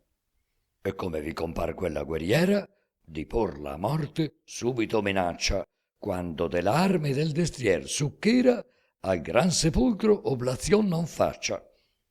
Bradamante, che sa l'istoria vera, come per lui morta Isabella giaccia, che fior di ligi detto le l'avea, al saracin superbo rispondea. Perché vuoi tu, bestial, che gli innocenti facciano penitenzia del tuo fallo? Del sangue tuo placar costai convienti, tu l'uccidesti e tutto il mondo sallo, sicché di tutte l'armi e guernimenti, di tanti che gittati hai da cavallo, oblazione vittima più accetta avrà ch'io te le uccida in sua vendetta. E di mia man le fia più grato il dono, quando, come ella fu, son donna anch'io. Né qui venuta d'altro effetto sono ch'a vendicarla, e questo sol disio. Ma far tra noi prima al compatto è buono, che il tuo valor si compari col mio. S'abbattuta sarò, di me farai quel che degli altri tuoi prigion fatto hai. Ma s'io t'abbatto, come io credo e spero, guadagnar voglio il tuo cavallo e l'armi, e quelle offerir sole al cimitero, e tutte l'altre distaccar da marmi, e voglio che tu lasci ogni guerriero. Rispose Rodomonte, giusto parmi che sia come tu di, ma i prigion d'arti già non potrei, ch'io non gli ho in queste parti, io gli ho il mio regno in Africa mandati. Ma ti prometto e ti do ben la fede, che se m'avvien per casi inopinati che tu stia in sella e ch'io rimanga a piede, farò che saran tutti liberati. In tanto tempo quanto si richiede di dare ommesso, che in fretta si mandi a far quel che, s'io perdo, mi commandi. Ma s'a te tocca star di sotto, come più si conviene, e certo so che fia, non vo che lasci l'arme, né il tuo nome come divinta sottoscritto sia. Al tuo bel viso, ai begli occhi, alle chiome, che spiran tutti amore e leggiadria, voglio donar la mia vittoria, e basti che ti disponga a amarmi, ove m'odiasti. Io son di tal valor, son di tal nervo, ch'aver non dei d'andar di sotto a sdegno. Sorrise alquanto, ma d'un riso acerbo che fece d'ira più che d'altro segno la donna, né rispose a quel superbo, ma tornò in capo al ponticel di legno, spronò il cavallo e con la lancia d'oro venne a trovar quell'orgoglioso moro. Rodomonte alla giostra s'apparecchia, viene a gran corso, ed è sì grande il suono che rende il ponte, che intronar l'orecchia può forse a molti che lontan ne sono. La lancia d'oro fe l'usanza vecchia, che quel pagan si dianzi in giostra buono, levò di sella e in aria lo sospese, indi sul ponte a capo in giù lo stese. Nel trapassar li trovò appena loco v'entrar col destier quella guerriera, e fu a gran risco e ben vi mancò poco che la non traboccò nella riviera.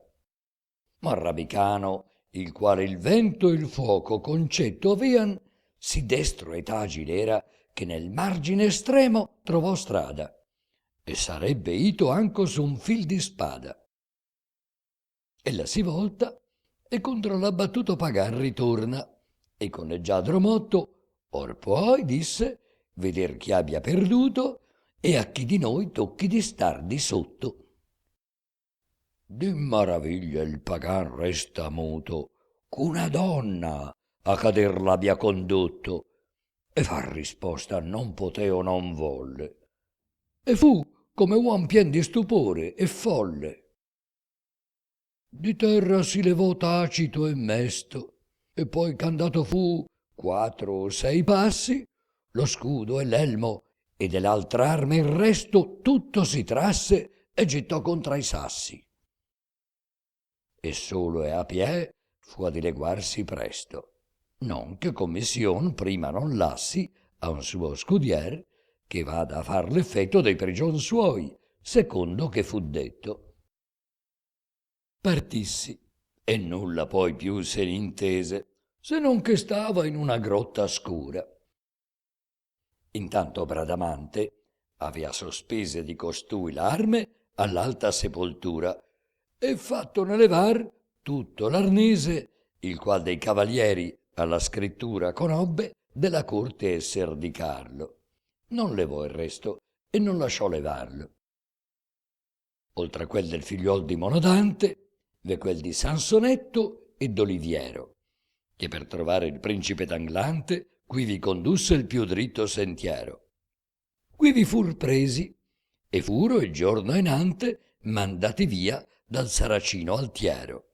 Di questi l'arme fe la donna torre dall'alta mole e chiuder nella torre. Tutte l'altre lasciò pender dai sassi, che fur spogliate ai cavalier pagani.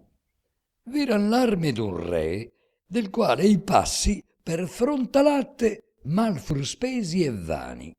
Io dico l'arme del re de Circassi, che dopo lungo errar per colli e piani, venne quivi a lasciar l'altro destriero, e poi senz'arme andossene leggero.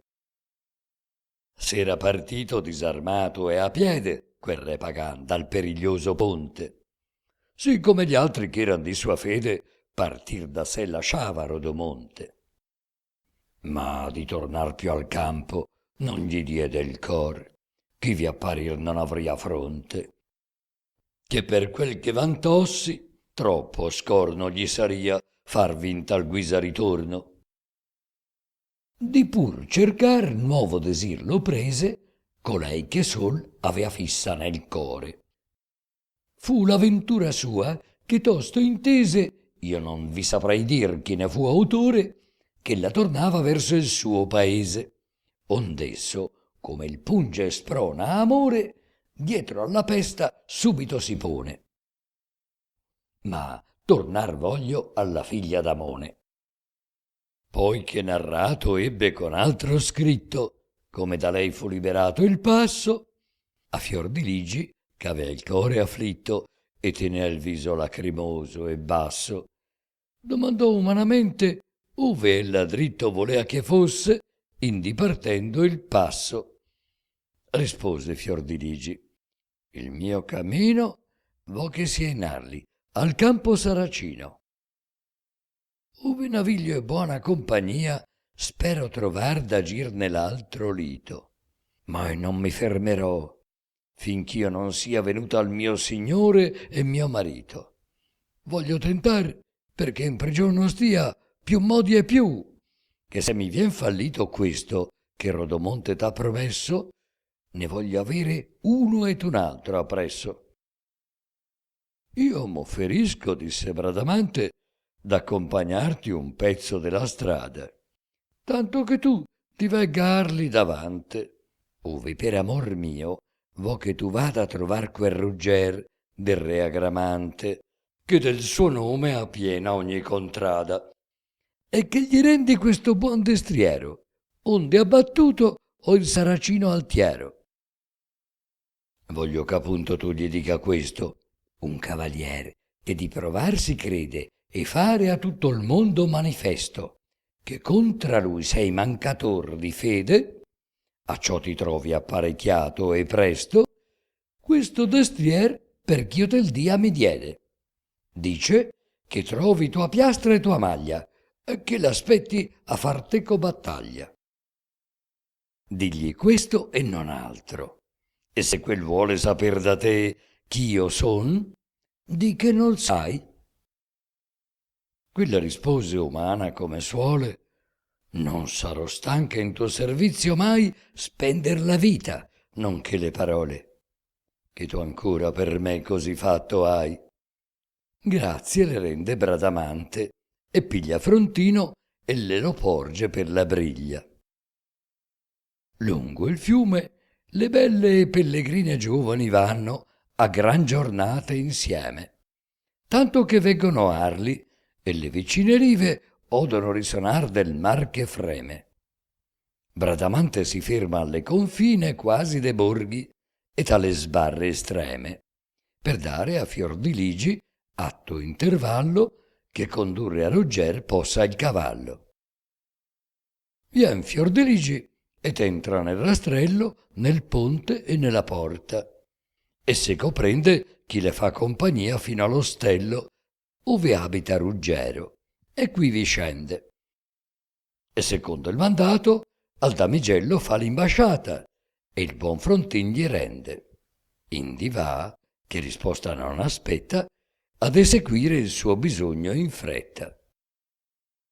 Rugger riman confuso e in pensier grande, e non sa ritrovar capo né via, di saper chi lo sfide e chi gli manda a dire oltraggio e a fargli cortesia, che costui senza fede lo domande, o possa domandar uomo che sia, non sa veder né immaginare, e prima ch'ogni altro sia che Bradamante istima. Che fosse Rodomonte era più presto ad aver che fosse altri opinione, e perché ancor da lui debba udir questo, pensa né immaginar può la cagione. Fuor che con lui non sa di tutto il resto del mondo con chi lite abbia e tenzone. Intanto la donzella di Dordona chiede battaglia e forte il corno suona. Vien la nuova a Marsiglio e ad Agramante, con cavalier di fuor chiede battaglia.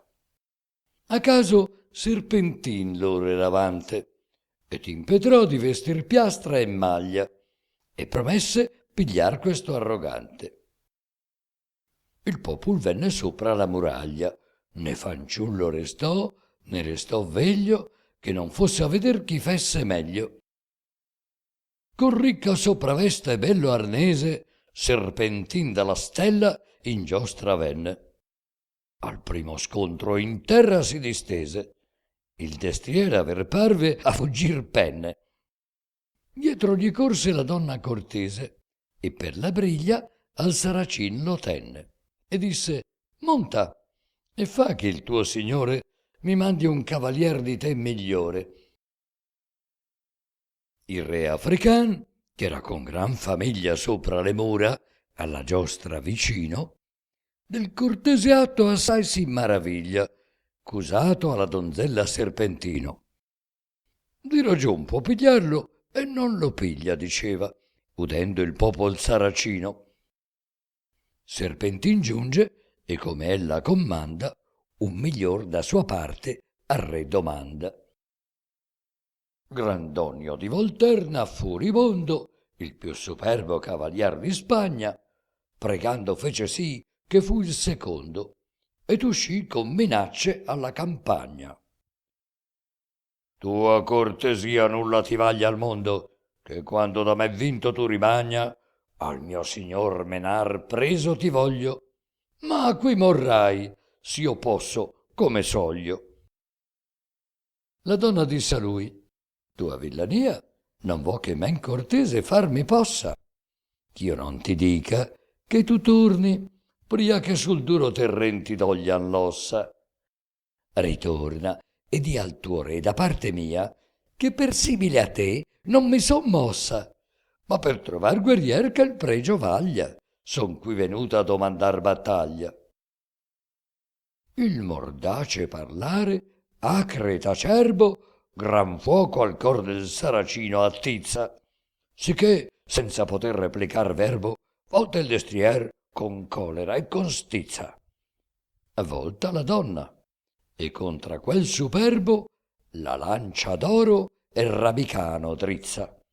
Come l'asta fatallo scudo tocca, coi piedi al cielo il saracin trabocca. Il destrier la magnanima guerriera gli prese e disse, pur tel predissi io, che far la mia imbasciata meglio t'era, che della giostra aver tanto disio. Di al re ti prego, che fuor della schiera elegga un cavalier che sia par mio, ne voglia con voi altri affaticarme, che avete poca esperienzia d'arme. Quei dalle mura, che stimar non sanno che sia il guerriero, in su l'arcion si saldo, quei più famosi nominando vanno, che tremar li fan spesso al maggior caldo. Che Brandimarte sia, molti detto hanno, la più parte s'accorda esser Rinaldo. Molti su Orlando avrian fatto disegno, ma il suo caso sapian di pietà degno. La terza giostra, il figlio di Lanfusa chiedendo, disse, non che vincer speri, ma perché di cader più degna scusa abbian, cadendo anch'io, questi guerrieri. E poi di tutto quel che in giostra s'usa si messe in punto, e di 100 destrieri che tenea in stalla, d'un tolse l'eletta, ch'avea il correre a concio e di gran fretta. Contra la donna per giostrar si fece, ma prima salutolla ed ella lui. Disse la donna, se saper mi lece, ditemi in cortesia che siate vui. Di questo Ferraule satisfece, cosò di rado di celarsi altrui. Ella soggiunse, voi già non rifiuto, ma avria più volentieri altri voluto. E chi? Ferrau disse. Ella rispose, Ruggero. E appena il poté profferire, sparse d'un color come di rose la bellissima faccia in questo dire. Soggiunse al detto poi, le cui famose lode a tal prova m'han fatto venire. Altro non bramo ed altro non mi cale che di provar come egli in giostra vale. Semplicemente disse le parole che forse alcuno ha già prese a malizia. Rispose Ferraù, prima si vuole provar tra noi chi sa più di milizia. Se di me avvien quel che di molti suole, poi verrà ad emendar la mia tristizia quel gentil cavalier che tu dimostri aver tanto desio che teco giostri. Parlando tutta volta la donzella, teneva la visiera alta dal viso. Mirando Ferraù la faccia bella, si sente rimaner mezzo conquiso e taciturno dentro a sé favella. Questo un angel mi par del paradiso, e ancor che con la lancia non mi tocchi, abbattuto son già da suoi begli occhi. preson del campo. E come agli altri avvenne, Ferraù se ne uscì di sella netto. Bradamante, il destrier suo, gli ritenne e disse: «Torna e serva quel che hai detto». Ferraù vergognoso se ne venne e ritrovò Rugger, che era al conspetto del re Agramante, e gli fece sapere che alla battaglia il cavalier lo chere. Rugger, non conoscendo ancor chi fosse, chi a sfidarlo mandava alla battaglia, quasi certo di vincere alle grosse, e le piastre al recar fece e la maglia. Nell'aver visto alle gravi percosse che gli altri sian caduti, il cor gli smaglia.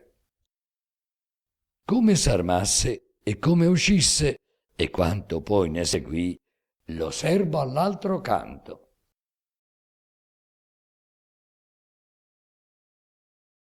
Canto 36.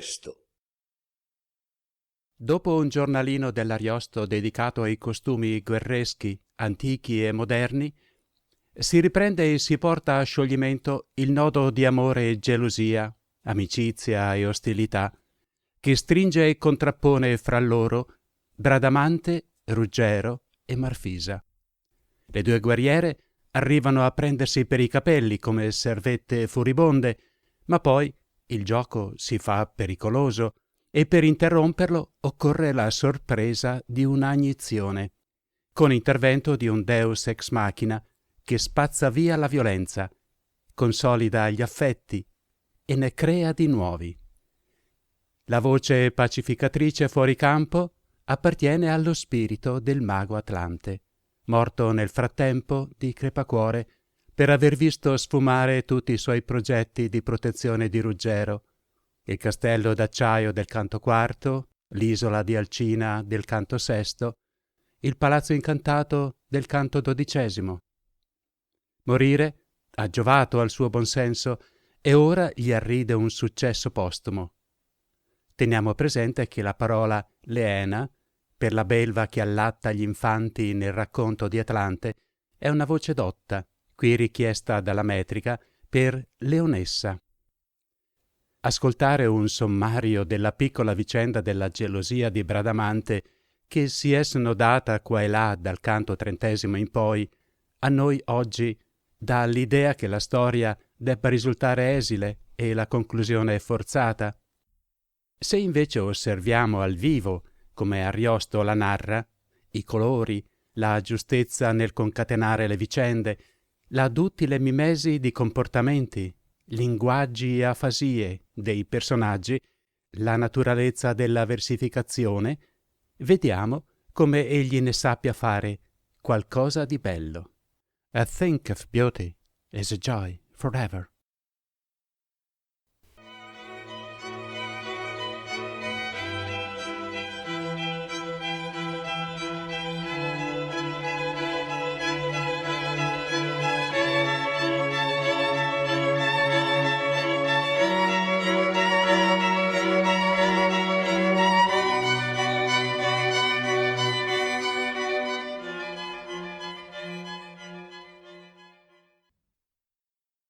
Convien covunque sia, sempre cortese sia un cor gentil, che esser non può altrimente, che per natura e per abito prese quel che di mutar poi non è possente.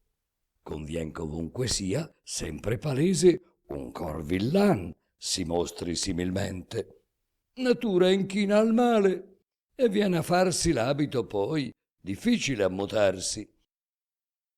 Di cortesia, di gentilezza, esempi fra gli antichi guerrier si vider molti, e pochi fra i moderni. Ma degli empi costumi avvien ch'assai ne vegga e ascolti in quella guerra Ippolito, che i tempi di segni ornaste agli nemici tolti, e che traeste lor galee captive di preda carche alle paterne rive. Tutti gli atti crudeli ed inumani, c'usasse mai tartaro o turco o moro, non già con volontà de veneziani, che sempre esempio di giustizia foro, usaron l'empie e scelerate mani direi soldati, mercenari loro. Io non dico or di tanti accesi fuochi, car son le ville e i nostri ameni lochi, benché fu quella ancor brutta vendetta, massimamente contra a voi, che appresso Cesare essendo, mentre Padua stretta era d'assedio, ben sapea che spesso per voi più d'una fiamma fu interdetta e spento il fuoco ancor, poi che fu messo da villaggi e da templi, come piacque all'alta cortesia che con voi nacque. Io non parlo di questo, né di tanti altri lor discortesi e crudeli atti, ma sol di quel che trar dai sassi i pianti debbe poter, qualvolta se ne tratti. Quel dì, signor, che la famiglia inanti vostra mandaste, laddove ritratti dai legni lor con importuni auspici, s'era nel luogo forte gli nemici.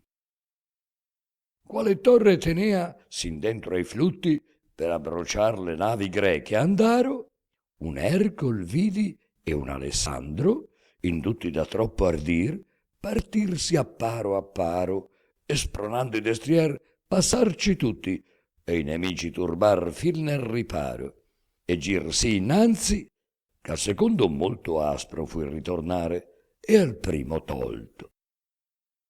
Salvossi il Ferruffin, restò il Cantelmo. Che cor, duca di Sora, che consiglio fu allora il tuo, che trar vedesti l'elmo fra 1000 spade al generoso figlio e menar preso a nave e sopra un schelmo troncargli il capo. Ben mi maraviglio che darti morte lo spettacol solo non poté, quanto il ferro a tuo figliuolo. Schiavon crudele, onde hai tu il modo appreso della milizia. In qual scizia s'intende ch'uccider si debba un, poiché gli è preso, che rende l'arme e più non si difende. Dunque uccidesti lui perché ha difeso la patria. Il sole a torto oggi risplende, crudel seculo, poiché pieno sei di Tiesti, di Tantali e di Atrei. Festi barbar crudel del capo scemo il più ardito garzon che di sua etade fosse da un polo all'altro e dall'estremo lito degli Indi a quello ove il sol cade. Potea in Antropofago, in Polifemo, la beltà agli anni suoi trovar pietade, ma non in te, più crudo e più fellone d'ogni ciclope e d'ogni lestrigone. Simile esempio non credo che sia fra gli antichi guerrier, di quai gli studi tutti fur gentilezza e cortesia, né dopo la vittoria erano crudi. Bradamante non sol non era ria a quei che avea, toccando lor gli scudi, fatto uscir della sella, ma tenea loro i cavalli e rimontar facea. Di questa donna valorosa e bella io vi dissi di sopra che abbattuto aveva Serpentin, quel della stella, Grandonio di Volterna e Ferrauto, e ciascun d'essi poi rimesso in sella. E disse ancor che il terzo era venuto da lei mandato a disfidar Ruggero, laddove era stimato un cavaliero. Rugger tenne l'onvito allegramente e l'armatura sua fece venire. Or, mentre che s'armava, al re presente, tornaron quel signor di nuovo a dire chi fosse il cavalier tanto eccellente che di lancia sapea si ben ferire. E Ferraù, che parlato gli avea, fu domandato se lo conoscea. Rispose Ferraù: tenete certo che non è alcun di quei che avete detto. A me parea che il vidi a viso aperto, il fratel di Rinaldo giovinetto. Ma poi ch'io n'ho l'alto valore esperto, e so che non può tanto, Ricciardetto, penso che sia la sua sorella, molto per quel ch'io nodo a lui simil di volto. Ella ha ben fama d'esser forte, a pare del suo Rinaldo e d'ogni paladino. Ma per quanto io ne veggo oggi, mi pare che val più del fratel, più del cugino.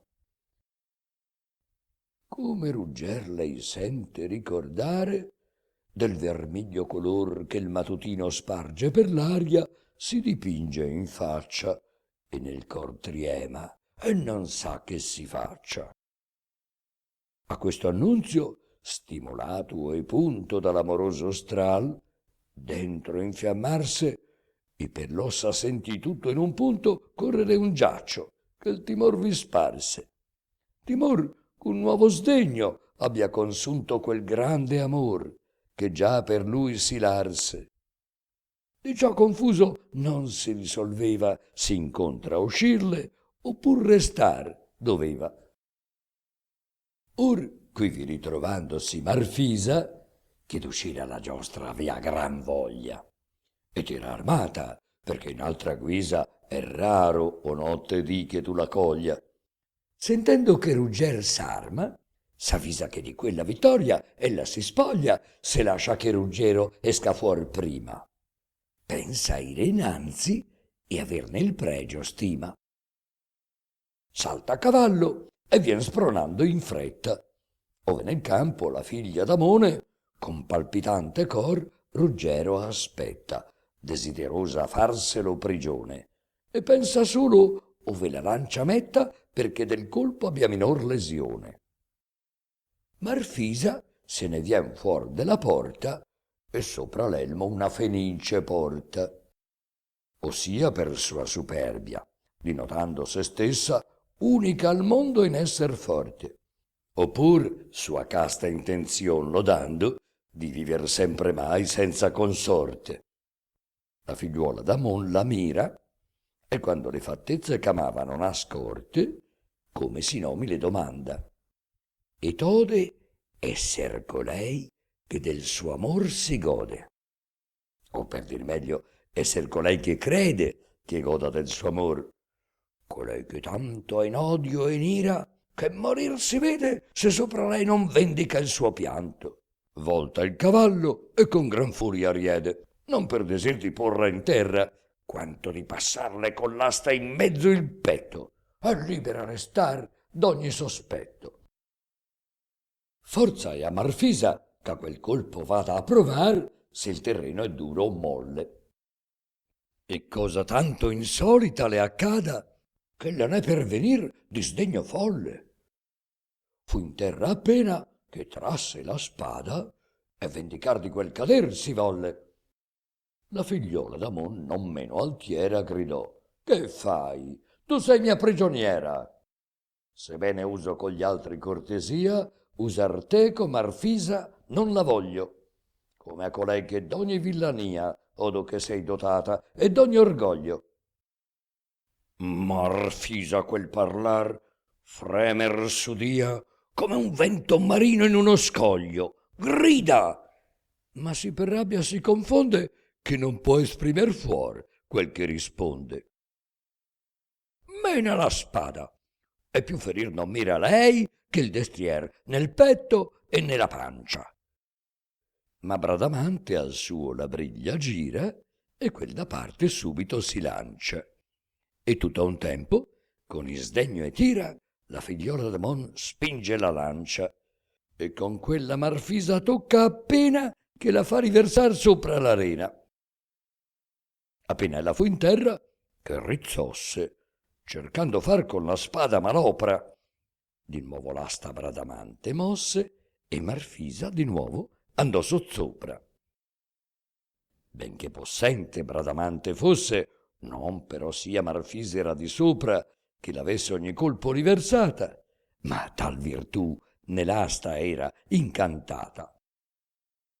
Alcuni cavalieri in questo mezzo, alcuni dico della parte nostra, se n'erano venuti dove in mezzo l'un campo e l'altro si facea la giostra, che non era lontani 1 miglio e mezzo, veduta la virtù che il suo dimostra, il suo che non conoscono altrimente che per un cavalier della lor gente.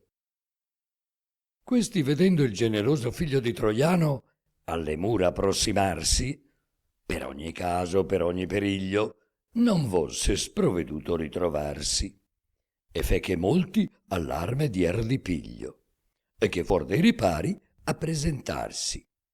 Tra questi fu Ruggero, a cui la fretta di Marfisa la giostra avea intercetta.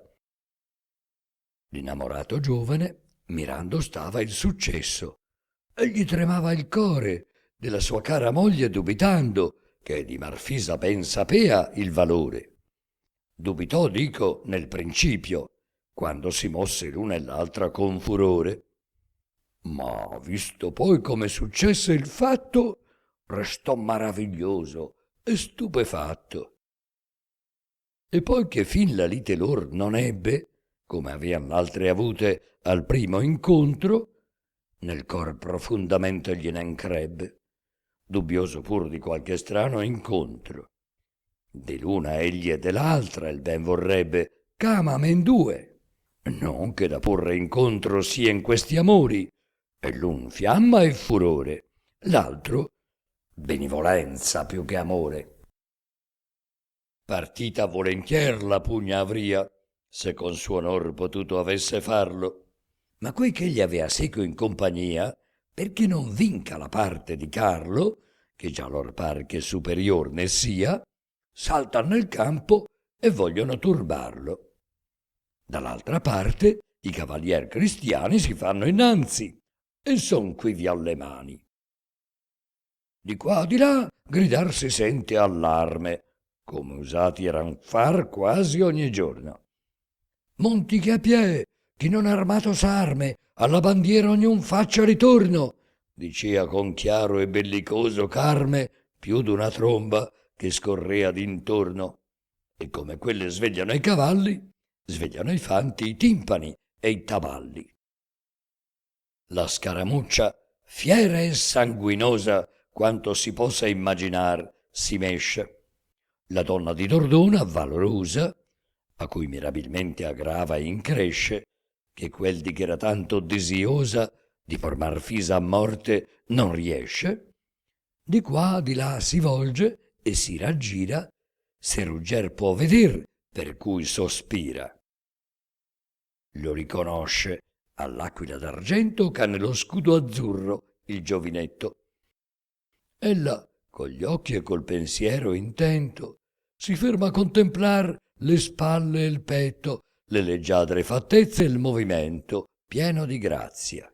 E poi con gran dispetto, immaginando ch'altra ne gioisse, da furore assalita, così disse. Dunque, baciarsi belle dolci labbia, deve altra, se baciar non le possio? Ah, non sia vero già ch'altra mai t'abbia, che d'altra esser non dei, se non sei mio. Piuttosto che morir sola di rabbia, che meco di mia man mori, dis'io, che se ben qui ti perdo, almen l'inferno poi mi ti renda, e stii meco in eterno. Se tu m'occidi, è ben ragion che deggi darmi della vendetta anco conforto, che voglion tutti gli ordini e le leggi, che chi da morte altrui debba esser morto. Ne par ch'anco il tuo danno il mio pareggi, che tu mori a ragione, io moro a torto. Farò morir chi brama o imè ch'io muora, ma tu, crudel, chi t'ama e chi t'adora.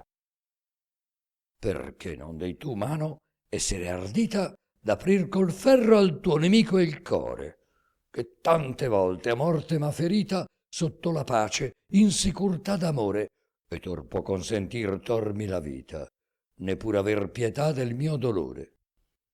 Contra questo empio ardisci, animo forte, vendica 1000 mie con la sua morte. Gli sprona contra in questo dir, ma prima guardati, grida, perfido Ruggero, tu non andrai, s'io posso, della opima spoglia del cor d'una donzella altiero. Come Ruggero ode il parlare, e stima che sia la moglie sua, come era in vero, la cui voce in memoria si bene ebbe, chi 1000 riconoscerla potrebbe. Ben pensa quel che le parole denno volere inferir più, ch'ella l'accusa che la convenzion che insieme fenno non le osservava, onde per farne iscusa di volerle parlar le fece cenno. Ma quella, già con la visiera chiusa, venia dal dolor spinta e dalla rabbia per porlo e forse ove non era sabbia. Quando Rugger la vede tanto accesa, si ristringe nell'arme e nella sella. La lancia arresta, ma la tien sospesa, piegata in parte ove non nuoccia a quella. La donna, che a ferirla fagli offesa venia, con mente di pietà rubella, non poté sofferir come fu appresso di porlo in terra e fargli oltraggio espresso. Così lor lance van d'effetto vote a quello incontro, e basta ben s'amore con l'un giostra e con l'altro, e gli percuote d'un'amorosa lancia in mezzo il core. Poiché la donna sofferir non puote di far onta a Rugger, volge il furore che l'arde il petto altrove, e vi fa cose che saran finché giri il ciel famose. In poco spazio ne gittò per terra 300 e più con quella lancia d'oro. E la sola quel dì vinse la guerra, messe ella sola in fuga il popul moro. Roger di qua di là s'aggira e terra tanto che se le accosta e dice: io moro s'io non ti parlo. Oimè, che t'ho fatt'io che mi debba fuggire? Odi per Dio! Come ai meridional tiepidi venti che spirano dal mare il fiato caldo, le nevi si disciolvono e i torrenti, e il ghiaccio, che pur dianzi era sì saldo, così a quei prieghi, a quei brevi lamenti, il cor della sorella di Rinaldo subito ritornò pietoso e molle, che l'ira più che marmo indurar volle. Non vuol dargli e non puote altra risposta, ma da traverso sprona Rabicano, e quanto può dagli altri si discosta e Ruggero accenna con la mano. Fuor della moltitudine in riposta valle si trasse, ovvero un piccol piano, che in mezzo avea un boschetto di cipressi che parean d'una stampa tutti impressi. In quel boschetto era di bianchi marmi, fatta di nuovo, un'alta sepoltura. Chi dentro giaccia era con brevi carmi notato, a chi saperlo avesse cura. Ma quivi giunta Bradamante, parmi che già non pose mente alla scrittura. Rugger dietro il cavallo a fretta e punge, tanto che al bosco e alla donzella giunge. Ma ritorniamo a Marfisa, che s'era in questo mezzo in sul destier rimessa, e venia per trovar quella guerriera che l'avea al primo scontro in terra messa. E la vide partir fuor della schiera, e partir Rugger vide, e seguir essa. Né si pensò che per amor seguisse, ma per finir con l'arme ingiurie e risse. Urta il cavallo e vien dietro alla pesta, tanto che a un tempo con lor quasi arriva. Quanto sua giunta ad ambi sia molesta, chi vive amando il sa, senza ch'io scriva. Ma Bradamante offesa più ne resta, che colei vede onde il suo mal deriva. Chi le può tor che non creda esser vero, che l'amor ve la sprone di Ruggero? E perfido Rugger di nuovo chiama.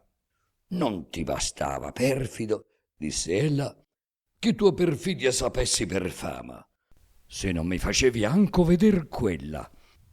Di cacciarmi da te, veggo c'hai brama, e per sbramar tua voglia iniqua e fella io vo morir, ma sforzerommi ancora che muora meco chi è cagion ch'io mora. Sdegnosa più che vipera, si spicca così dicendo e va contra Marfisa, ed allo scudo l'asta si le appicca che la fa dietro riversare, in guisa che quasi mezzo l'elmo in terra ficca. Né si può dir che sia colta improvvisa, anzi fa incontra a ciò che far si puote, eppure in terra del capo percuote. La figliuola d'Amon, che vuol morire o dar morte a Marfisa, è in tanta rabbia che non ha mente di nuovo a ferire con l'asta, onde agittar di nuovo l'abbia.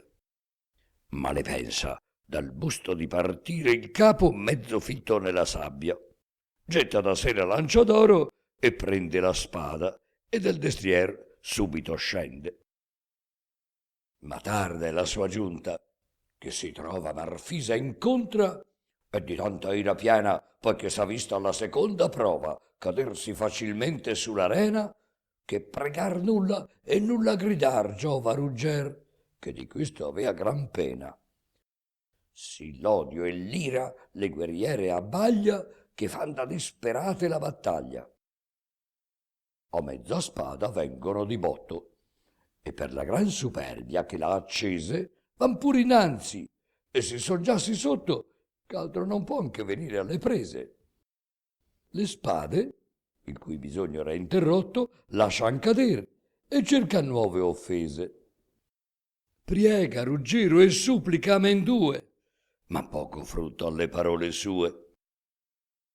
Quando pur vede che il pregar non vale, di partirle per forza si dispone, leva di mano ad amendua il pugnale e al piede un cipresso li ripone. Poiché ferro non han più da far male, con prieghi e con minacce s'interpone. Ma tutto è invano, che la battaglia fanno a pugni e a calci, poiché altro non hanno. Ruggero non cessa, or l'una or l'altra prende per le mani, per le braccia e la ritira. E tanto fa che di Marfisa accende contra di sé quanto si può più l'ira. Quella che tutto il mondo vi dipende, all'amicizia di Rugger non mira, poiché da Bradamante si distacca, corre alla spada e con Rugger s'attacca. Tu fai da discortese e da villano, Ruggero, a disturbar la pugna altrui, ma ti farò pentir con questa mano che vo che basti a vincer di ambedui. Cerca Rugger con parlar molto umano Marfisa mitigar, ma contra lui la trova in modo disdegnosa e fiera, con perder tempo ogni parlar seco era. All'ultimo Rugger la spada trasse, poiché l'ira anco lui fe rubicondo. Non credo che spettacolo mirasse Atene o Roma o luogo altro del mondo che così ai riguardanti dilettasse, come dilettò questo e fu giocondo alla gelosa Bradamante, quando questo le pose ogni sospetto in bando. La sua spada avea tolta ella di terra e trattasene a riguardar da parte, e le parea veder che il dio di guerra fosse Ruggero alla possanza e all'arte. Una furia infernal quando si sferra sembra Marfisa, se quel sembra Marte. Vero è qu'un pezzo il giovane gagliardo di non far il potere ebbe riguardo. Sapea ben la virtù della sua spada, che tante esperienze n'ha già fatto. Ove giunge, convien che se ne vada l'incanto, o nulla giovi, e stia di piatto, sicché ritien che il colpo suo non cada di taglio o punta, ma sempre di piatto. Ebbe a questo Rugger lunga avvertenza, ma perdé pure a un tratto la pazienza, perché Marfisa una percossa orrenda gli mena per dividergli la testa. Leva lo scudo che il capo difenda, Ruggero, e il colpo in su l'aquila pesta. Vietalo un canto che lo spezio offenda, ma di stordir non però il braccio resta.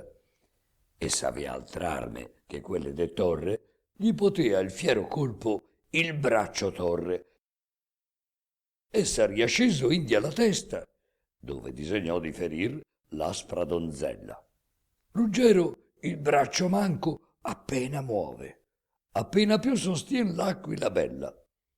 Per questo ogni pietà da sé rimuove, perché negli occhi avvampi una facella, e quanto può cacciar, caccia una punta. Marfisa, mal per te, se ne rigiunta. Io non vi so ben dir come si fosse, la spada andò a ferire in un cipresso, e un palmo e più nell'arbore cacciosse, in modo era piantato il luogo spesso. In quel momento il monte e il piano scosse un gran tremuoto e si sentì con esso da quella vel che in mezzo al bosco siede gran voce uscir ch'ogni mortale cede. Grida la voce orribile: non sia lite tra voi. È ingiusto ed inumano che alla sorella il fratel morte dia, o la sorella uccida il suo germano. Tu, mio Ruggero, e tu, Marfisa mia, credete al mio parlar che non è vano. In un medesimo utero d'un seme foste concetti e usciste al mondo insieme. Concetti foste da Rugger secondo, e vi fuga la cella genitrice, i cui fratelli, avendole dal mondo cacciato il genitor vostro infelice, senza guardar ch'avesse in corpo il ponto di voi, usciste pur di lor radice, la fer perché s'avesse ad affogare s'un debol legno porre in mezzo al mare. Ma fortuna che voi benché non nati ave già eletti a gloriose imprese, fece che il legno ai liti inabitati sopra le sirti a salvamento scese, ove poi che nel mondo v'ebbe dati l'anima eletta al paradiso ascese. Come Dio volse e fu vostro destino, a questo caso io mi trovai vicino. Diedi alla madre sepoltura onesta, qual potea darsi in sì deserta arena. E voi teneri, avvolti nella vesta, meco portai sul monte di Carena. E mansueta uscir della foresta feci, e lasciare i figli un'alena, delle cui poppe 10 mesi e 10 ambi nutrir con molto studio feci. Un giorno che d'andar per la contrada e dalla stanza allontanar m'occorse, vi sopravenne a caso una masnada d'arabi, e ricordarvene dè forse, che te, Marfisa, tolser nella strada, ma non poter rugger che meglio corse. Restai della tua perdita dolente, e di Rugger guardian più diligente. Rugger, se ti guardò mentre che visse il tuo maestro Atlante, tu lo sai. Di te sentì predir le stelle fisse che tra cristiani a tradigion morrai. E perché il male influsso non seguisse, tenertene lontan m'affaticai. Ne ostare al fin potendo alla tua voglia, infermo caddi e mi morì di doglia. Ma innanzi a morte, qui dove previdi che con Marfisa aver pugna dovevi, feci raccor con infernal sussidi a formar questa tomba i sassi grevi. Ed a Caron dissi con alti gridi: dopo morte non vo lo spirito levi di questo bosco, finché non ci giugna Rugger con la sorella per far pugna. Così lo spirito mio, per le belle ombre, ha molti dì aspettato il venir vostro. Sì che mai gelosia più non t'ingombre, o Bradamante, c'ami Rugger nostro. Ma tempo è ormai che della luce io sgombre e me conduca al tenebroso chiostro. Qui si tacque, e a Marfisa et alla figlia d'Amon lasciò, e a Rugger gran maraviglia. A riconosce Marfisa per sorella Rugger con molto gaudio, ed ella lui, e ad abbracciarsi, senza offender quella che per Ruggero ardea, vanno ambidui. E rammentando dell'età novella alcune cose, i feci, io dissi, io fui, vengon trovando con più certo effetto tutto esser ver quel che allo spirito detto. Ruggero alla sorella non nascose quanto avea nel cor fissa Bradamante e narrò con parole affettuose delle obbligazioni che le avea tante. E non cessò che in grande amor compose le discordie che insieme ebbono avante e fe per segno di pacificarsi cumanamente andaro ad abbracciarsi. A domandar poi ritornò Marfisa chi stato fosse e di che gente il padre, e chi l'avesse morto, e da che guisa, s'in campo chiuso fra l'armate squadre, e chi commesso avea che fosse uccisa dal mar atroce la misera madre, che se già l'avea udito da fanciulla, or ne tenea poca memoria o nulla. Ruggero incominciò che da Troiani per la linea de Torre erano scesi, che poi che Astianate delle mani campò d'Ulisse e dagli agguati tesi, avendo un de fanciulli coetanei per lui lasciato, uscì di quei paesi e dopo un lungo errar per la marina venne in Sicilia e dominò Messina. I descendenti suoi di qua dal Faro signoreggiar della Calabria parte e dopo più successioni andaro ad abitar nella città di Marte. Più d'uno imperatore, re preclaro, fu di quel sangue in Roma e in altra parte, cominciando a Costante e a Costantino, sino a Re Carlo, figlio de Pipino.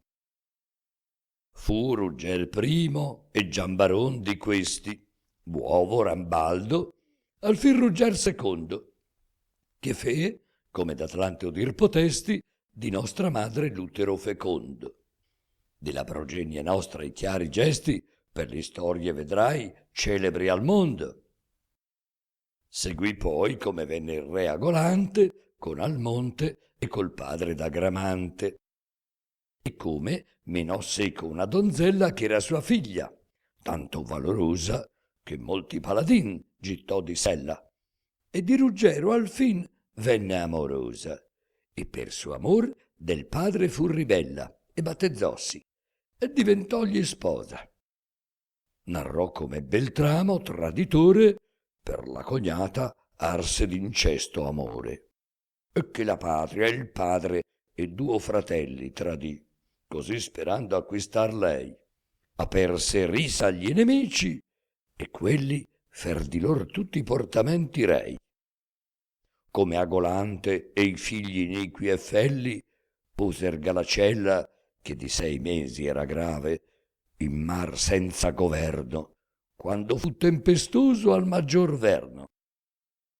Stava Marfisa con serena fronte, fisa al parlar che il suo german facea, e tesser scesa della bella fonte, ch'avea sì chiari rivi, si godea.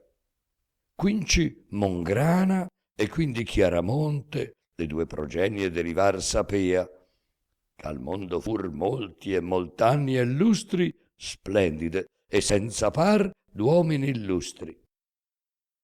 Poiché il fratello al fin le venne a dire che il padre d'Agramante e l'avo e il zio Ruggero a tradigion fero morire e posero la moglie a caso rio, non lo poté più la sorella udire, che lo interruppe e disse: «Fratel mio, salva tua grazia, avuto hai troppo torto a non ti vendicar del padre morto.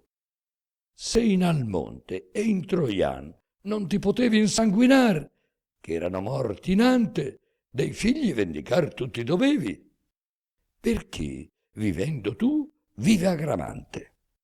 Questa è una macchia che mai non ti levi dal viso, poiché dopo offese tante, non pur posto non hai questo re a morte, ma vivi al soldo suo, nella sua corte. Io fo ben voto a Dio, ch'adorar voglio Cristo Dio vero, ch'adorò mio padre, che di questa armatura non mi spoglio finché Rugger non vendico e mia madre. E vo dolermi, e fin d'ora mi doglio di te, se più ti veggio fra le squadre del re Agramante o d'altro signor moro, se non col ferro in man per danno loro. Oh, come a quel parlar leva la faccia la bella Bradamante e ne gioisce. E conforta Rugger che così faccia come Marfisa sua bella ammonisce. E venga Carlo e conoscersi faccia, che tanto onora, lauda e riverisce del suo padre Rugger la chiara fama, che ancor guerrier senza alcun par lo chiama. Ruggero accortamente le rispose che da principio questo far dovea, ma per non bene aver note le cose, come ebbe poi, tardato troppo avea. Ora, essendo agramante che gli pose la spada al fianco, farebbe opera rea dandogli morte, e saria traditore, che già tolto l'avea per suo signore. Ben come a Bradamante già promesse, promettea a lei di tentare ogni via, tanto qu'occasione onde potesse levarsi con suo onor nascer faria. E se già fatto non l'avea, non desse la colpa a lui, ma al re di Tartaria, del qual nella battaglia che seco ebbe lasciato fu, come saper si debbe.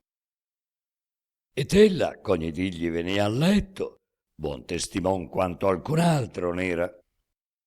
Fu sopra questo assai risposto e detto da l'una e dall'altra inclita guerriera. L'ultima conclusione, l'ultimo effetto, è che Rugger ritorni alla bandiera del suo signore, finché cagion gli accada che giustamente a Carlo se ne vada. Lascialo pure andar, dicea Marfisa a Bradamante, e non aver timore. Fra pochi giorni io farò bene in guisa che non gli fia Gramante più signore. Così dice ella, né però devisa quanto di voler fare abbia nel core. Tolta da lor licenzia, al fin Ruggero, per tornare al suo re, volgea il destriero. Quando un pianto s'udì dalle vicine valli sonar, che li fe tutti attenti. A quella voce fan l'orecchie chine, che di femina par che si lamenti. Ma voglio questo canto abbia qui fine, e di quel che voglio io siate contenti, che miglior cose vi prometto dire, se all'altro canto mi verrete a udire.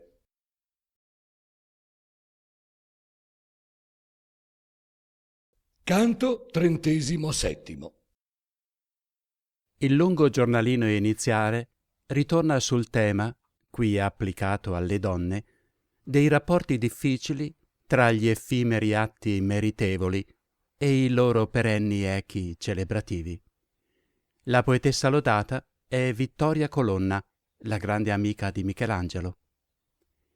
Il canto 36esimo si era concluso con una strizzatina d'occhio all'uditorio.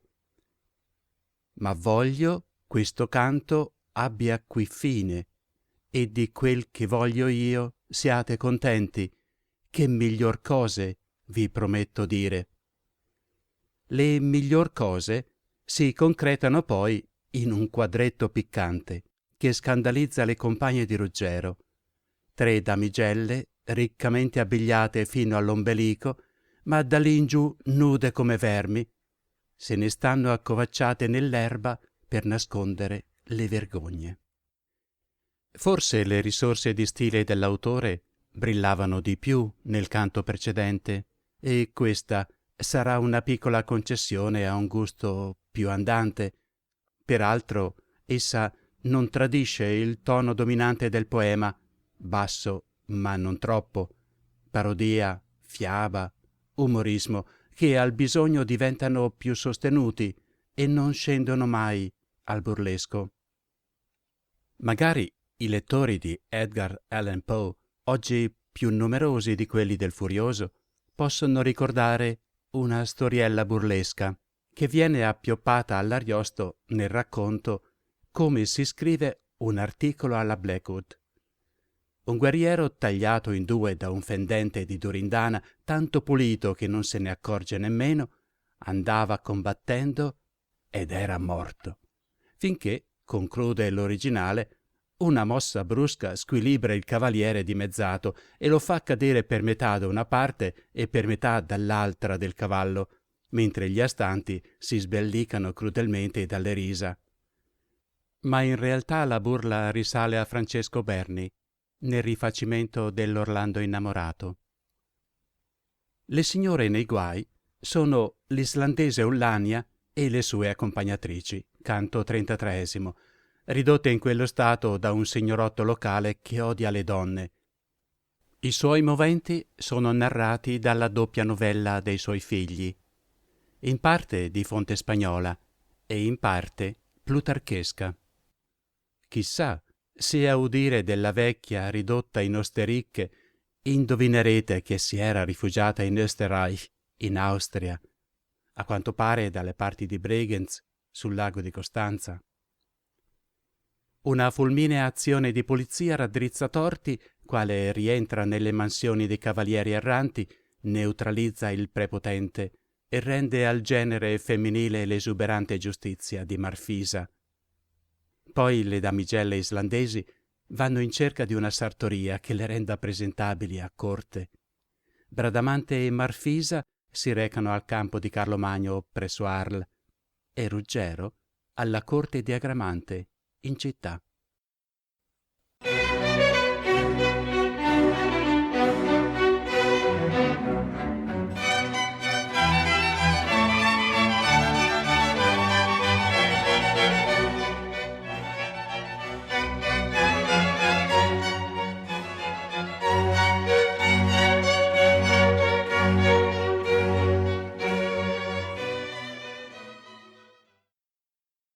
Siccome in acquistar qualch'altro dono che senza industria non può dar natura, affaticate notte di si sono con somma diligenzia e lunga cura le valorose donne, e se con buono successo ne uscit opera non oscura, così si fosson poste a quelli studi ch'immortal fanno le mortal virtudi, e chi per sé medesime potuto avesson dar memoria alle sue lode, non mendicar degli scrittori aiuto, ai quali astio et invidia il cor si rode, che il ben che ne puon dir spesso è taciuto, e il mal quanto ne san per tutto sode.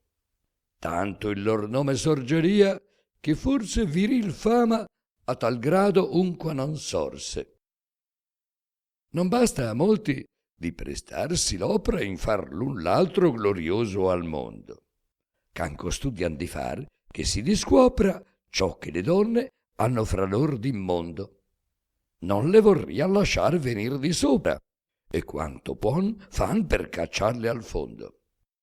Dico gli antiqui, quasi l'onor debbia d'esse il loro oscurar, come il sol nebbia.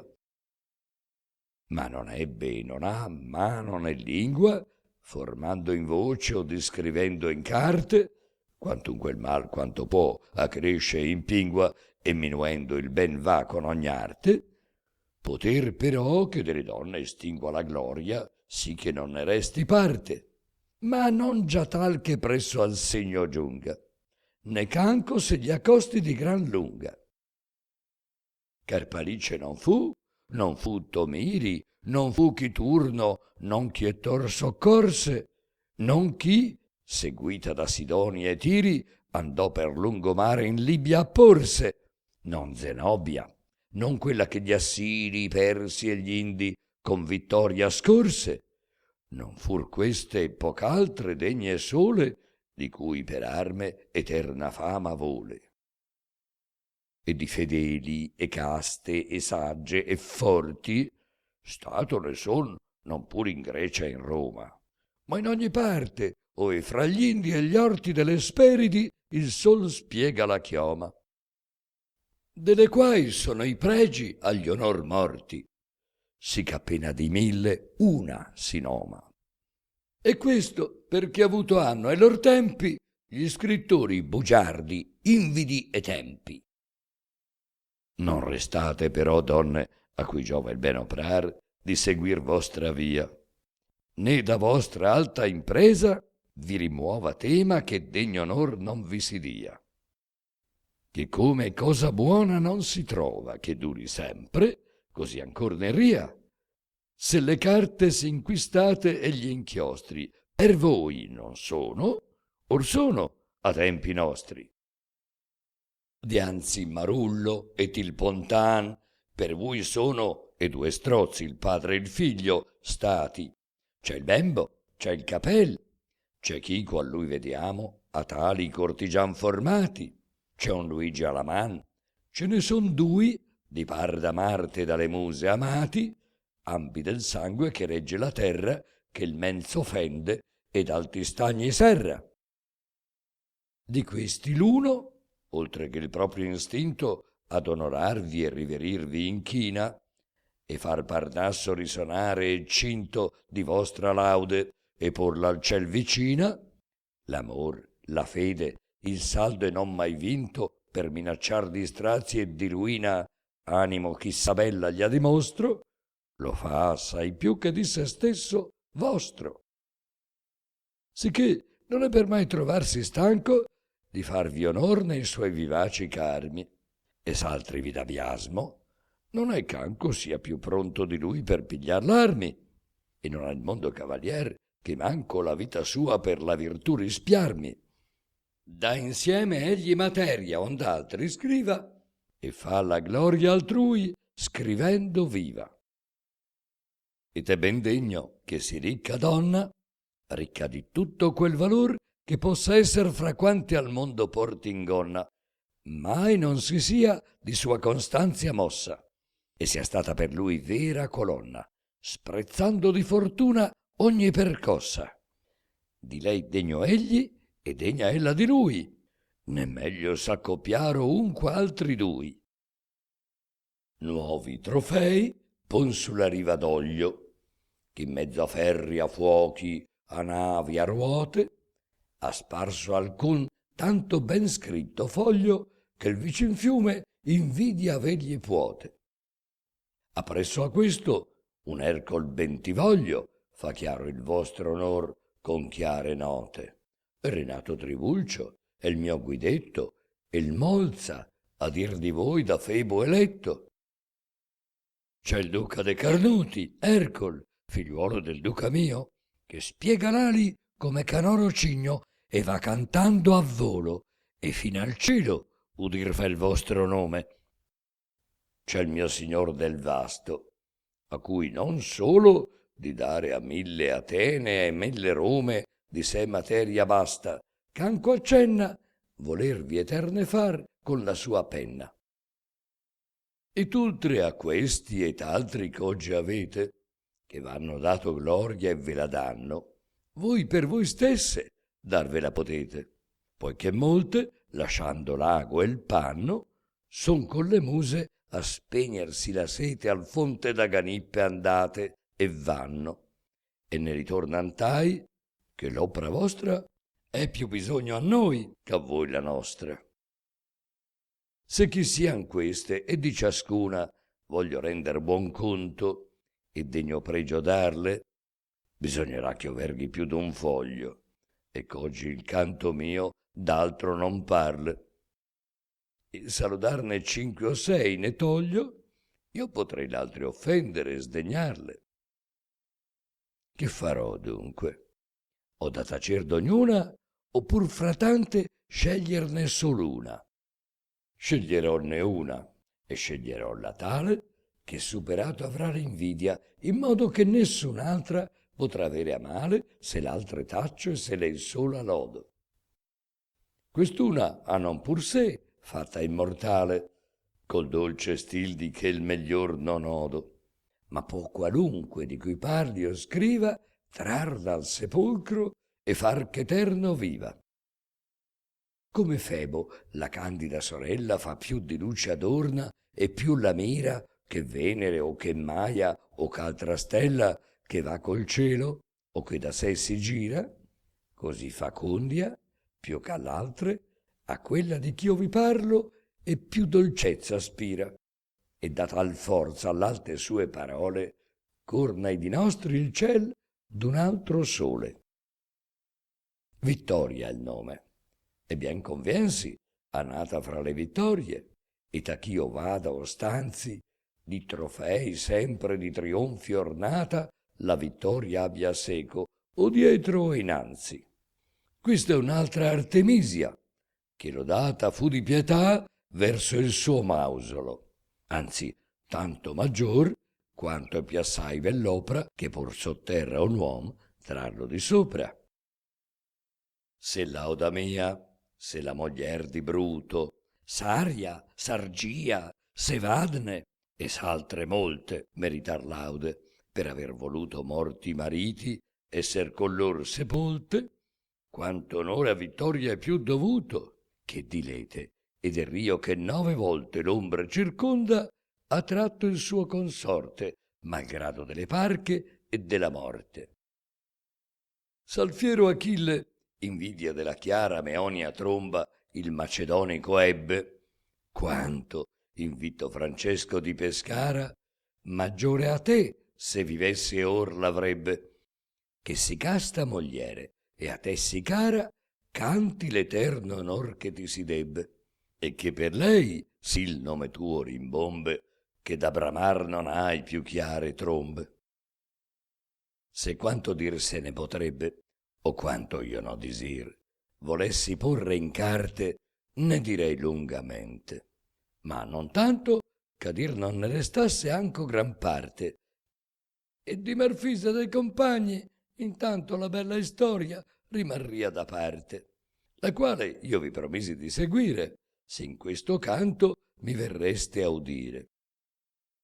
Ora, essendo voi qui per ascoltarmi, ed io per non mancar della promessa, serberò a maggior ozio di provarmi ch'ogni laude di lei sia da me espressa. Non perch'io creda bisognarmi aicarmi a chi se ne fa copia da se stessa, ma sol per satisfare a questo mio ch'od onorarla e di lodar disio. Donne, io conchiudo insomma ch'ogni etate molte a di voi degne di storia avute, ma per invidia de scrittori state non sete dopo morte conosciute, il che più non sarà, poiché voi fate per voi stesse immortal vostra virtute. Se far le 2 cognate sappian questo, si sapria meglio ogni lor degno gesto. Di Bradamante e di Marfisa dico, le cui vittoriose e inclite prove di ritornare in luce m'affatico, ma delle 10 mancan 1009. Queste che io so, ben volentieri esplico. Sì, perché ogni bell'opra si dee, dove occulta sia scoprir. Sì, perché bramo a voi donna gradir, con oro e tamo. Stava Rugger, come io vi dissi, in atto di partirsi, ed avea commiato preso, e dall'arbore il brando già ritratto, che come dianzi non gli fu conteso.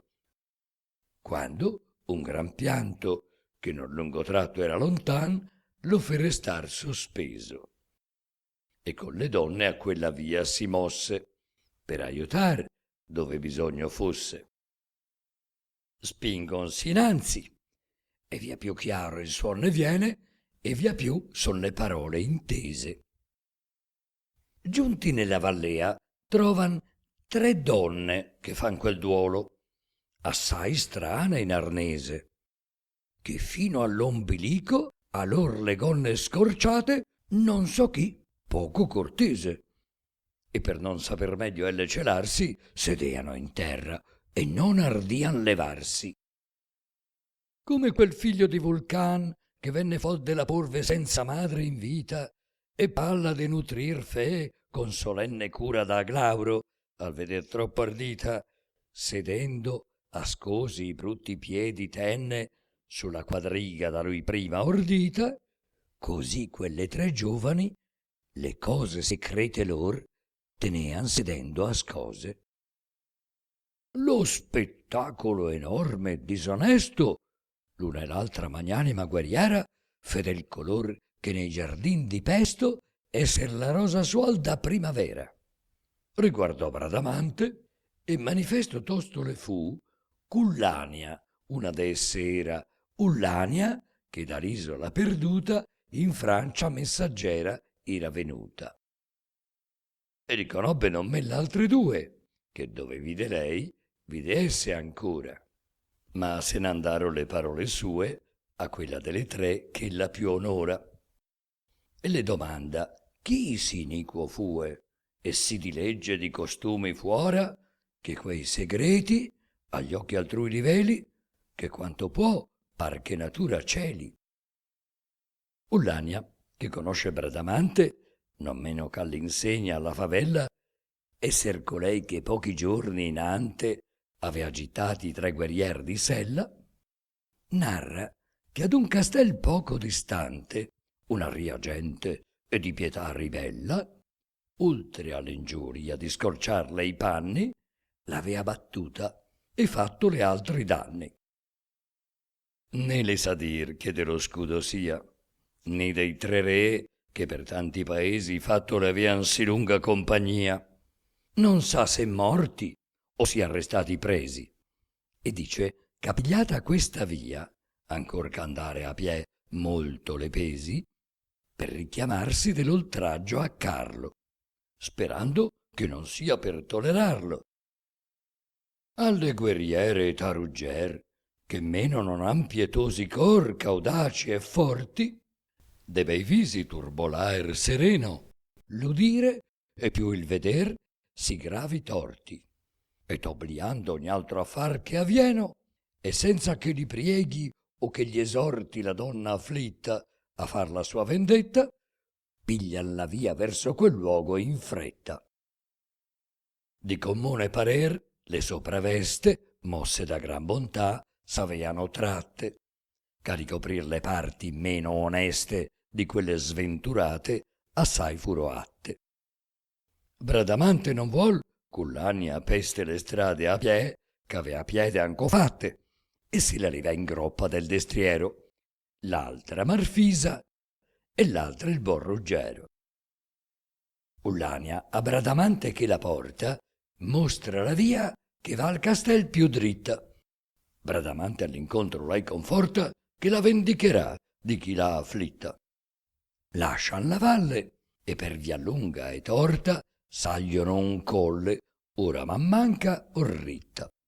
E prima il sol fu dentro il mare ascoso che volesser tra via prender riposo. Trovaro una villetta e la schena d'un erto colle aspro a salir tenea, ove ebbe un buon albergo e buona cena, quale avere in quel loco si potea. Si mirano d'intorno e quivi piena ogni parte di donne si vedea, quai giovani, quai vecchie, e in tanto stuolo faccia non v'apparia d'un uomo solo. Non più a Iason di maraviglia denno, né agli argonauti che venian con lui, le donne che i mariti morir fenno, e i figli e i padri coi fratelli sui, sì che per tutta l'isola di Lenno di viril faccia non si vider dui, che Rugger quivi, e chi con Rugger era, maraviglia ebbe all'alloggiar la sera. Fero ad Ullania e tale damigelle che venivan con lei, le due guerriere, la sera provveder di tre gonnelle, se non così polite, almeno intere. A se chiama Ruggero una di quelle donne c'abitan quivi, e vuol sapere ove gli uomini sian, cun non ne vede. E tella a lui questa risposta diede. Questo che forse maraviglia a voi, che tante donne senza uomini siamo, è grave e intollerabil pena a noi, che qui bandite e misere viviamo, e perché il duro esilio più c'ha noi, padri, figli e mariti, che sì amiamo, aspro e lungo divorzio da noi fanno, come piace al crudel nostro tiranno. Dalle sue terre, le quali son vicine a noi 2 leghe, e dove noi siam nate, qui ci ha mandato il barbaro in confine, prima di 1000 scorne ingiuriate. E tagli uomini nostri, e noi meschine, di morte ed ogni strazio minacciate, se quelli a noi verranno, o gli fia detto che noi diam lor venendoci ricetto. Nemico è sì costui del nostro nome, che non ci vuol più che io vi dico appresso, né che a noi venga alcun de nostri, come l'odor l'ammorbi del femmineo sesso. Già 2 volte l'onor delle loro chiome s'hanno spogliato gli alberi e rimesso, da indin qua che il rio signor vaneggia in furor tanto e non è chi il correggia. Che il populo ha di lui quella paura che maggiore aver può l'uom della morte, che giunto al mal voler gli ha la natura una possanza fuor d'umana sorte, il corpo suo di gigantea statura e più che di 100 altri insieme forte. Neppure a noi suoi suddite è molesto, ma fa alle strane ancor peggio di questo.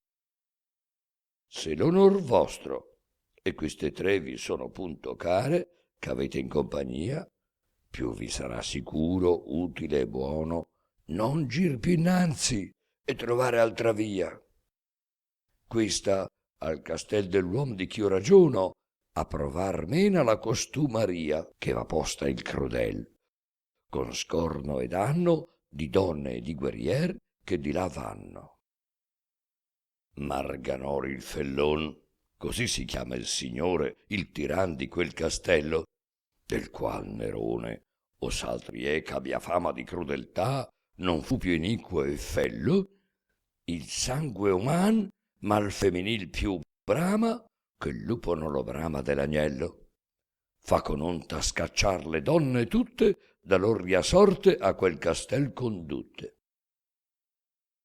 Perché quell'empio in tal furor venisse, volson le donne intendere e ruggero. Pregar colei che in cortesia seguisse, anzi che cominciasse il conto intero. Fu il signor del castel, la donna disse, sempre crudel, sempre inumano e fiero, ma tenne un tempo il cor maligno ascosto, ne si lasciò conoscer così tosto, che mentre 2 suoi figli erano vivi, molto diversi dai paterni stili, ch'amavan forestieri ed eran schivi di crudeltade e degli altri atti vili, quivi le cortesie fiorivan, quivi i bei costumi e le opere gentili, che il padre mai, quantunque avaro fosse, da quel che lor piacea non li rimosse.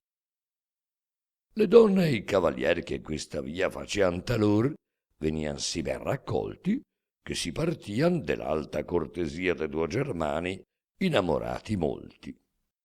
Amendui questi di cavalleria parimente i santi ordini avean tolti.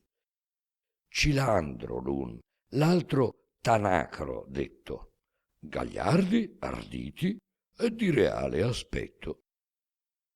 Ed eran veramente e sarian stati sempre di laude degni e d'ogni onore, sin preda non si fossino sì dati a quel desir che nomeniamo amore, per cui dal buon sentier fur traviati al labirinto ed al cammin d'errore. E ciò che mai di buono aveano fatto restò contaminato e brutto a un tratto. Capitò quivi un cavalier di corte del greco imperator, che seco avea una sua donna di maniere accorte, bella quanto bramar più si potea. Cilandro in lei s'innamorò sì forte che morir non l'avendo gli parea che dovesse alla partita di lei partire insieme la sua vita. E perché i prieghi non v'avriano loco, di volerla per forza si dispose, armossi e dal castel lontano un poco, ove passar dovean cheto s'ascose. L'usata audacia e l'amoroso fuoco non gli lasciò pensar troppo le cose, sicché vedendo il cavalier venire l'andò lancia per lancia ad assalire.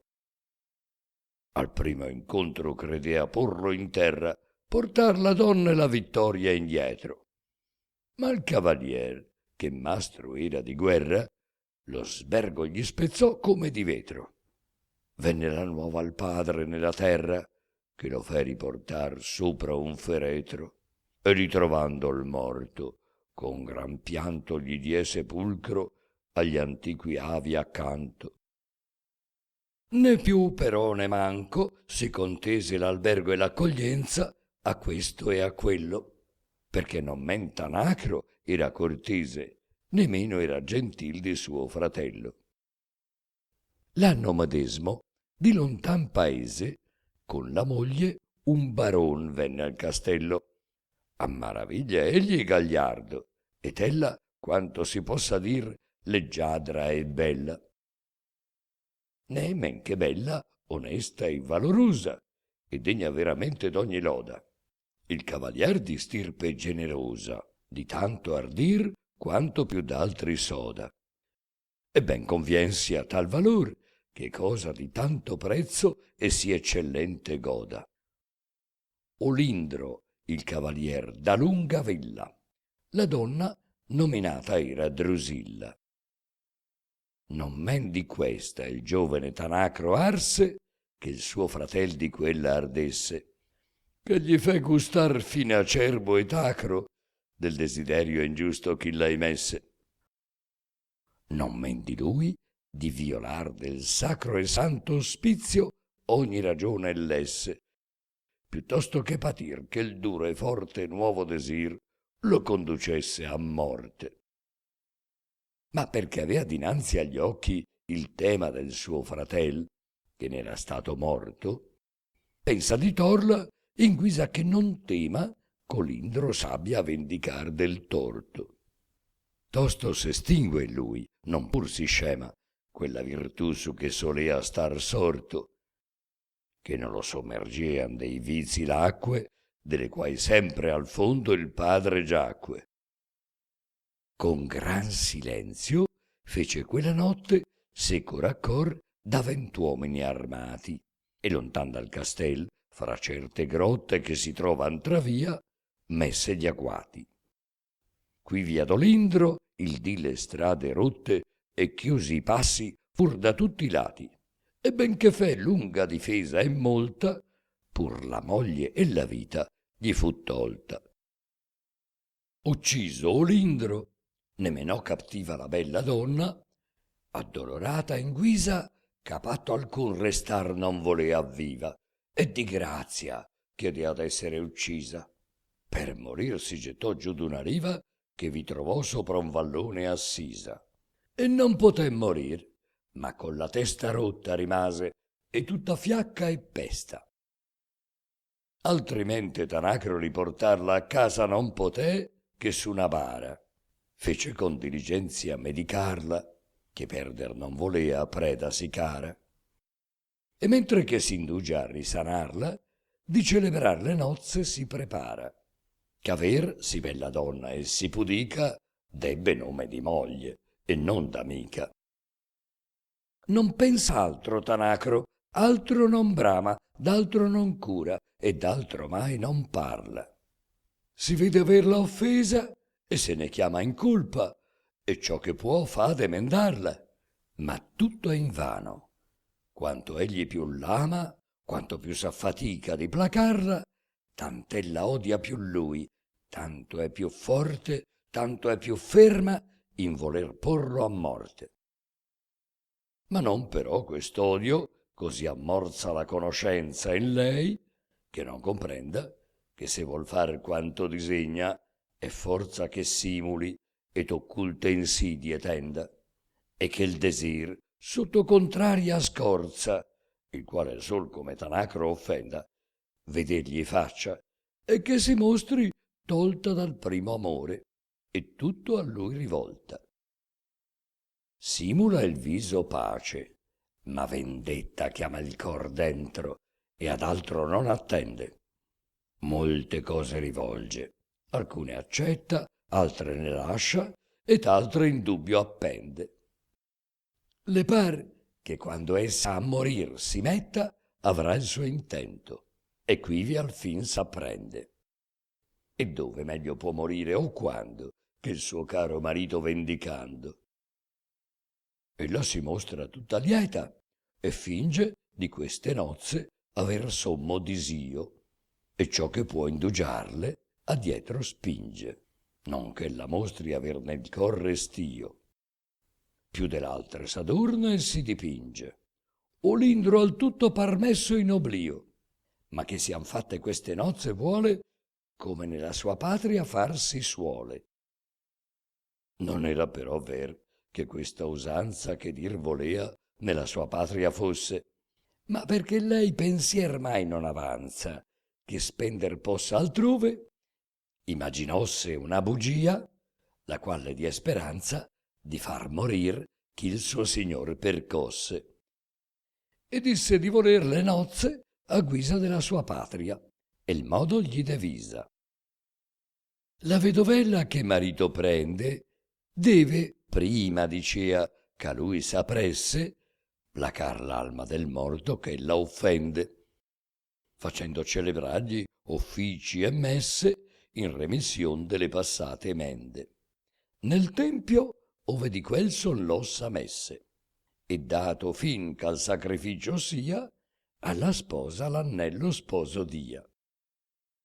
Ma c'abbia in questo mezzo il sacerdote, sul vino ivi portato a tale effetto, appropriate orazion devote, sempre il liquor benedicendo, detto: indi che il fiasco in una coppa vote e dia agli sposi il vino benedetto, ma portare alla sposa il vino tocca, ed esser prima a porvi sulla bocca. Tanacro, che non mira quanto importe che le nozze alla sua usanza faccia, le dice: purché il termine si scorte d'essere insieme, in questo si compiaccia. Ne savide il meschin che sa la morte d'Olindro vendicar, così procaccia, e sì la voglia ha in un oggetto intensa, che sol di quello e mai d'altro non pensa. Avea seco Drusilla una sua vecchia, che seco presa, seco era rimasa. A sé chiamolla e le disse all'orecchia, sì che non poteo dire uomo di casa: un subitano tosco m'apparecchia, qual so che sai comporre, e me lo invasa, ch'ho trovato la via di Vita Torre, il traditor figliuol di Marganorre. E me so come e te salvar non meno, ma differisco a dirtelo più adagio. Andò la vecchia e apparecchiò il veneno, e t'acconciollo e ritornò al palagio. Di vin dolce di candia un fiasco pieno trovò da por con quel succo malvagio, e lo serbò pel giorno delle nozze, ch'ormai tutte le indugie erano mozze. Lo statuito giorno al tempio venne di gemme ornata e di leggiadre gonne, ove Dolindro, come gli convenne, fatto avea l'arca alzar su 2 colonne. Quivi l'ufficio si cantò solenne, trassene a udirlo tutti, uomini e donne, e lieto Marganor più dell'usato venne col figlio e con gli amici al lato. Tosto ch'al fin le sante esequie foro, e fu col tosco il vino benedetto, il sacerdote in una coppa d'oro lo versò, come avea Drusilla detto. Ella ne bebbe quanto al suo decoro si conveniva e potea far l'effetto. Poi diè allo sposo con viso giocondo il nappo, e quegli fe apparire il fondo. Renduto il nappo al sacerdote, lieto per abbracciar Drusilla apre le braccia. Or quivi il dolce stile mansueto in lei si cangia, e quella gran bonaccia lo spinge addietro e gliene fa divieto, e par carda negli occhi e nella faccia, e con voce terribile e incomposta gli grida: traditor, da me ti scosta. Tu dunque avrai da me sollazzo e gioia, io lagrime da te, martiri e guai. Io vo per le mie man ch'ora tu muoia. Questo è stato venen, se tu non sai. Ben mi duol c'hai troppo onorato boia, che troppo lieve e facil morte fai. Che mani e pene io non so si ne fande, che fosson pari al tuo peccato grande. Mi duol di non vedere in questa morte il sacrificio mio tutto perfetto, che s'io poteva far di quella sorte che era il disio, non avrà alcun difetto. Di ciò mi scusi il dolce mio consorte, riguardi al buon volere, e l'abbia accetto, che non potendo come avrei voluto, io t'ho fatto morir come ho potuto. E la punizione che qui, secondo il desiderio mio, non posso darti, spero l'anima tua nell'altro mondo veder patire, e io starò a mirarti. Poi disse, alzando con viso giocondo i turbidi occhi alle superne parti: questa vittima, o Lindro, in tua vendetta, col buon voler della tua moglie accetta, e t'impetra per me dal Signor nostro grazia, ch'in paradiso oggi sia teco. Se ti dirà che senza merto al vostro regno anima non vien, dich'io l'ho meco, che di questo empio e scelerato mostro le spoglio pime al santo tempio arreco. E che merti esser puon maggior di questi, spengersi brutte e abominose pesti. Finì il parlare insieme con la vita, e morta anco pare alieta nel volto, d'aver la crudeltà così punita di chi il caro marito le avea tolto. Non so se prevenuta o se seguita fu dallo spirito di Tanacro sciolto. Fu prevenuta, credo, che effetto ebbe prima il veleno in lui, perché più bebbe.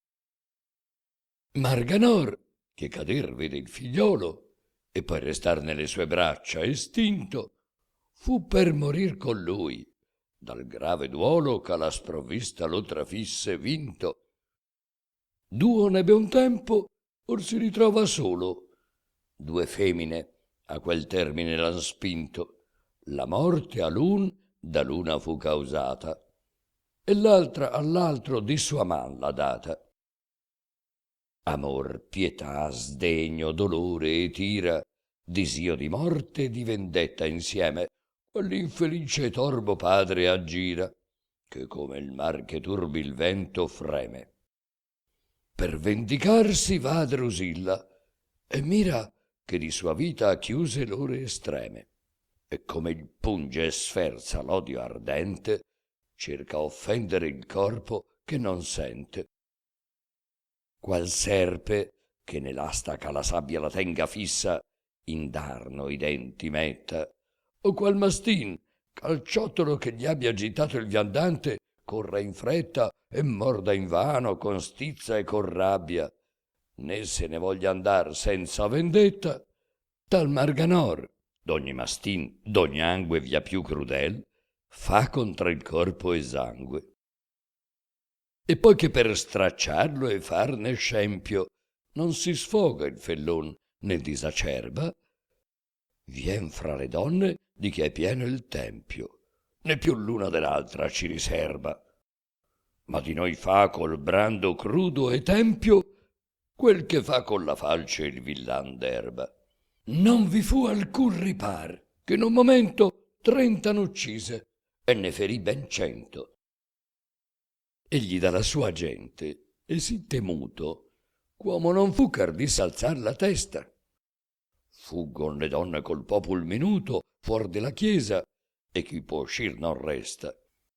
Quel pazzo impeto al fin fu ritenuto dagli amici con prieghi e forza onesta, e lasciando ogni cosa in pianto al basso, fatto entrar nella rocca in cima al sasso.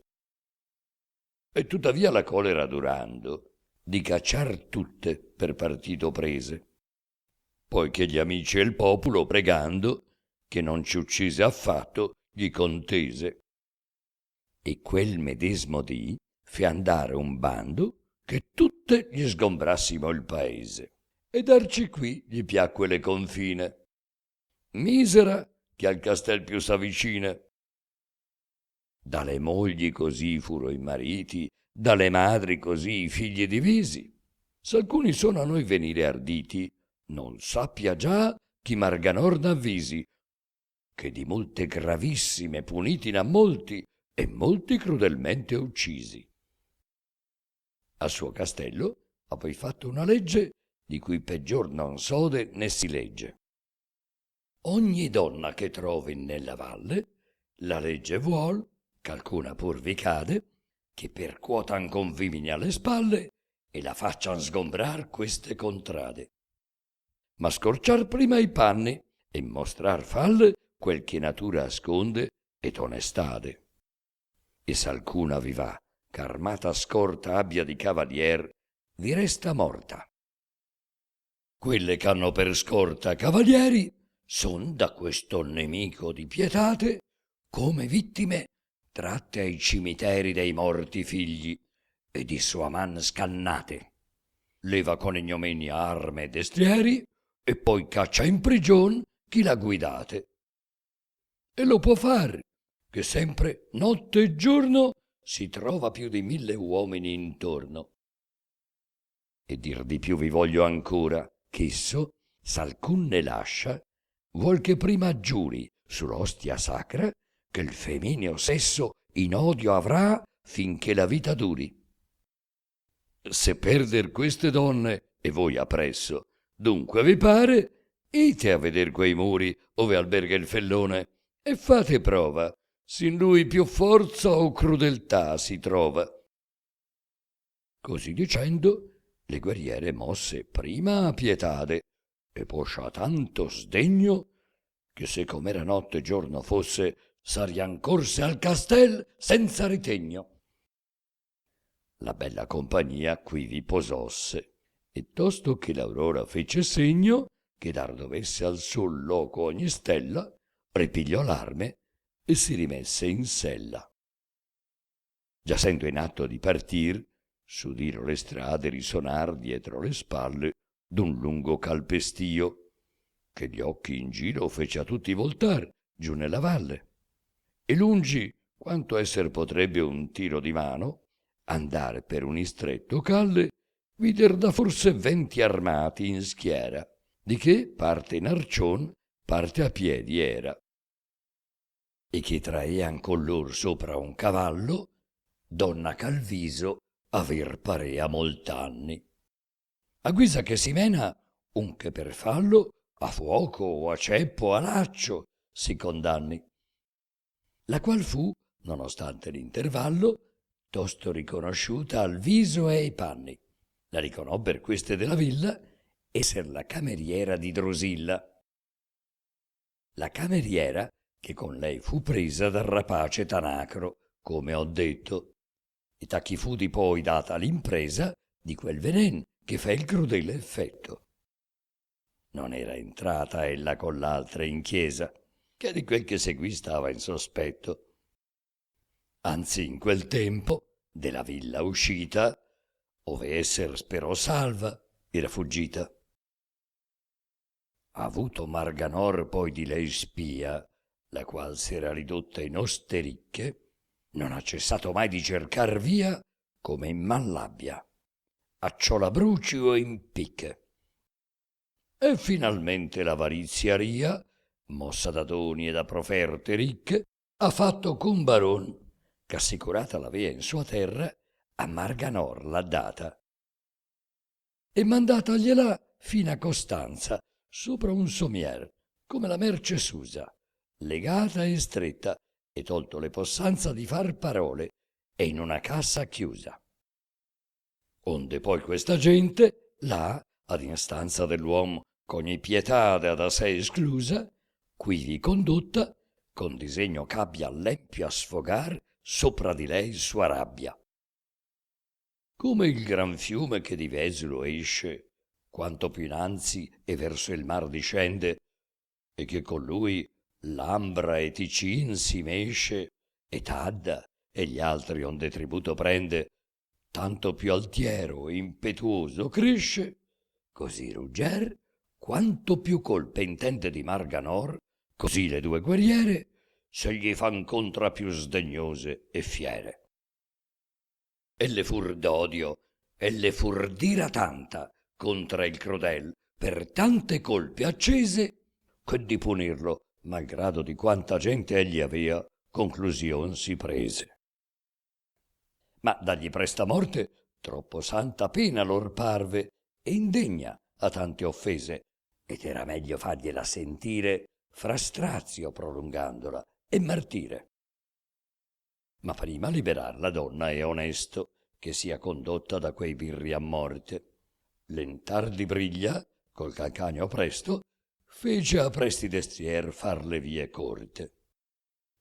Non ebbo gli assaliti mai di questo ne incontro più acerbo, né più forte, sicché han di grazia di lasciar gli scudi e la donna e l'arnese e fuggir nodi. Siccome il lupo, che di preda va da carco alla tana, e quanto più si crede d'esser sicur, dal cacciator la strada e da suoi cani attraversar si vede. Getta la soma e dove appar men rada la scura macchia, innanzi affretta il piede. Già men presti non fur quelli a fuggire, che li fusson quest'altri ad assalire. Non pur la donna e l'arme vi lasciaro, ma de cavalli ancor lasciaro molti, e da rive e da grotte si lanciaro, parendo lor così d'esser più sciolti. Il che alle donne tarugger fu caro, che 3 di quei cavalli ebbono tolti per portar quelle 3 che il giorno dieri feron sudar le groppe ai 3 destrieri. Quindi espediti segueno la strada verso l'infame e dispietata villa. Voglion che seco quella vecchia vada per veder la vendetta di Drusilla. Ella, che teme che non ben le accada, lo niega indarno e piange e grida e strilla, ma per forza Rugger la leva in groppa del buon frontino e via con lei galoppa. Giunseno insomma, onde vedeano al basso, di molte case un ricco borgo e grosso, che non serrava d'alcun lato il passo, perché né muro intorno avea né fosso. Avea nel mezzo un rilevato sasso, con alta rocca sostenea sul dosso. A quella si drizzar con gran baldanza, che esser sapean di Marganor la stanza. Tosto che son nel borgo, alcuni fanti che v'erano alla guardia dell'entrata, dentro chiudon la sbarra, e già davanti veggion che l'altra uscita era serrata. Ed ecco Marganorre, e seco alquanti a pie e a cavallo, e tutta gente armata, che con brevi parole, ma orgogliose, la ria costuma di sua terra espose. Marfisa, la qual prima avea composta con Bradamante e con Rugger la cosa, gli spronò incontro in cambio di risposta, e com'era possente e valorosa, senza c'abbassi lancia o che sia posta in opera quella spada sì famosa, col pugno in guisa l'elmo gli martella, che lo fa tramortir sopra la sella.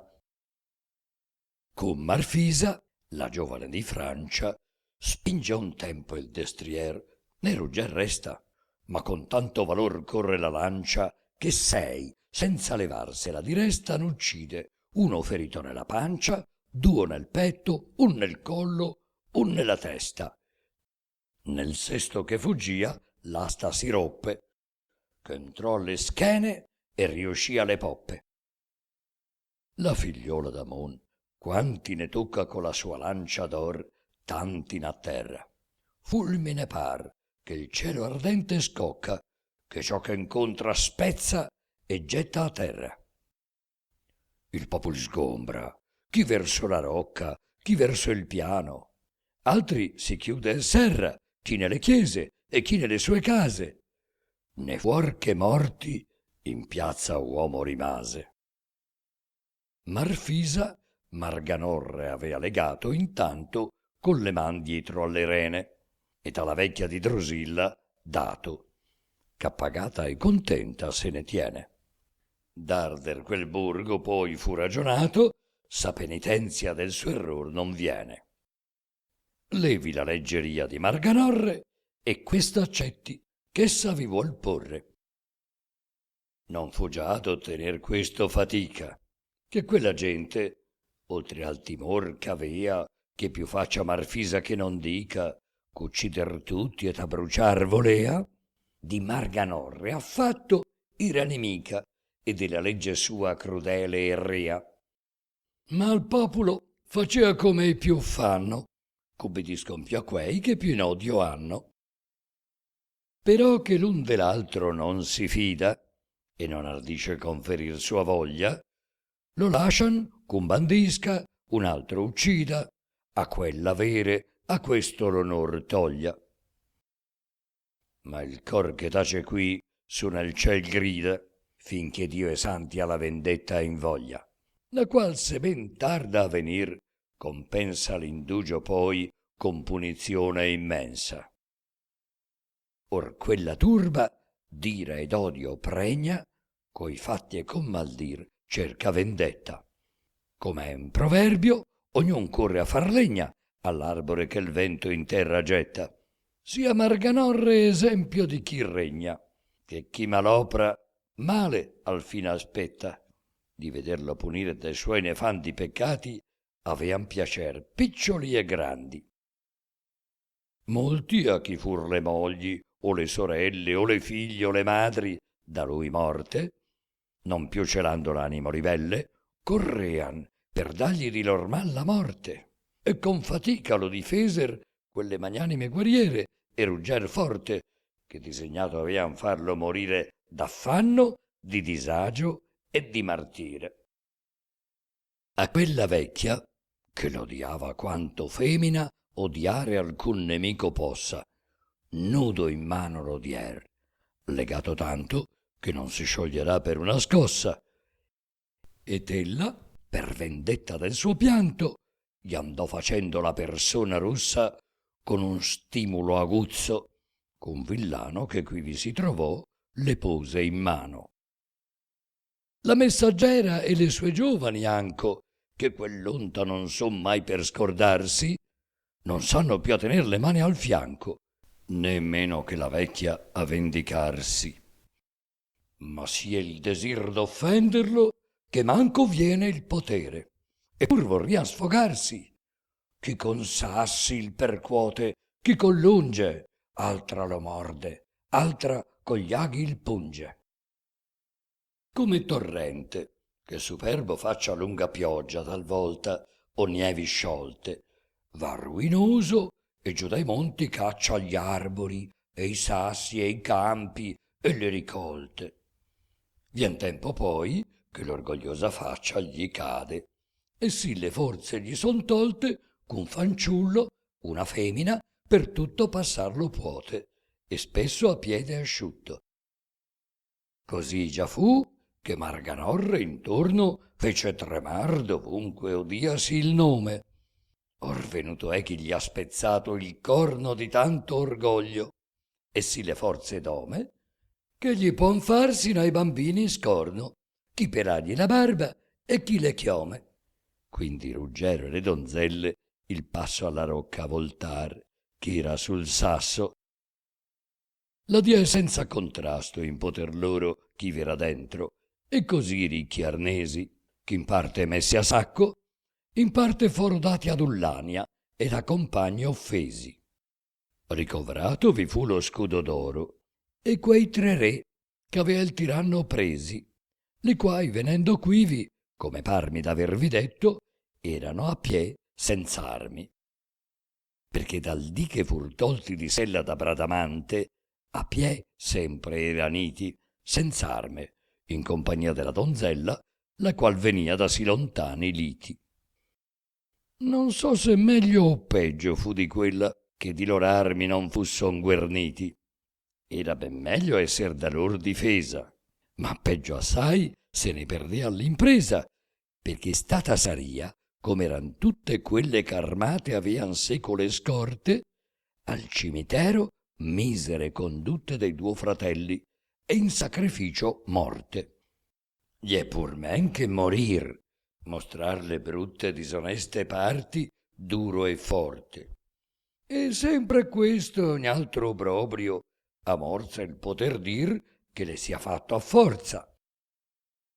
Prima ch'indi si partan le guerriere, fan venir gli abitanti a giuramento, che daranno i mariti alle mogliere della terra e del tutto il reggimento, e castigato con pene severe sarà chi contrastare abbia ardimento.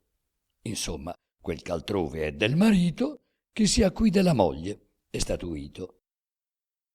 Poi si fecion promettere che a quanti mai verrian quivi non darian ricetto, o fosson cavalieri o fosson fanti, né entrarli lasciarian pur sotto un tetto, se per Dio non giurassino e per santi, o s'altro giuramento v'è più stretto, che sarian sempre delle donne amici, e de nemici lor sempre nemici. E s'avranno in quel tempo, e se saranno, tardi o piuttosto, mai per aver moglie, che sempre a quelle sudditi saranno, e ubbidienti a tutte le lor voglie. Tornar Marfisa prima che scalanno, disse, e che perdan gli arbori le foglie, e se la legge in uso non trovasse, fuoco e ruina il borgo s'aspettasse. Ne quindi si partir, che dell'immondo luogo dov'era fer Drosilla torre, e col marito in un avel secondo chi vi potean più riccamente porre. La vecchia facea intanto un rubicondo con lo stimulo il dosso a Marganorre. Sul si dolea di non aver tal lena che potesse non dar triegua alla pena. L'animose guerriere, a lato un tempio, videno quivi una colonna in piazza, nella qual fatta avea quel tiranno empio scriver la legge sua, crudele e pazza. Elle, imitando d'un trofeo l'esempio, lo scudo v'attaccaro e la corazza di Marganorre e l'elmo, e scriver fenno la legge appresso, ch'esse al loco denno. Quivi s'indugiar, tanto che Marfisa fe pur la legge sua nella colonna, contraria a quella che già v'era incisa, a morte ed ignominia d'ogni donna. Da questa compagnia restò divisa quella d'Islanda per rifar la gonna, che comparire in corte obrobrio stima, se non si veste e torna come prima. Quivi rimase Ullania, e Marganorre di lei restò in potere, ed essa poi, perché non s'abbia in qualche modo a sciorre e le donzelle un'altra volta a noi, lo fe un giorno saltar giù d'una torre, che non fe il maggior salto ai giorni suoi. Non più di lei, non più dei suoi si parli, ma della compagnia che va verso Arli. Tutto quel giorno e l'altro fino appresso l'ora di terza andaro, e poi che furo giunti dove in due strade il cammin fesso, l'una va al campo, l'altra darli al muro, tornar gli amanti ad abbracciarsi, e spesso a tor commiato, e sempre acerbo e duro. Al fin le donne in campo e in Arli agito Ruggero. Ed io il mio canto ho qui finito.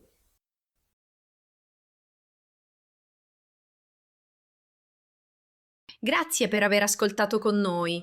Se l'audiolibro ti è piaciuto, lascia un mi piace, un commento e, se vuoi, iscriviti e attiva la campanella per rimanere aggiornato sui prossimi contenuti. A presto e buona continuazione!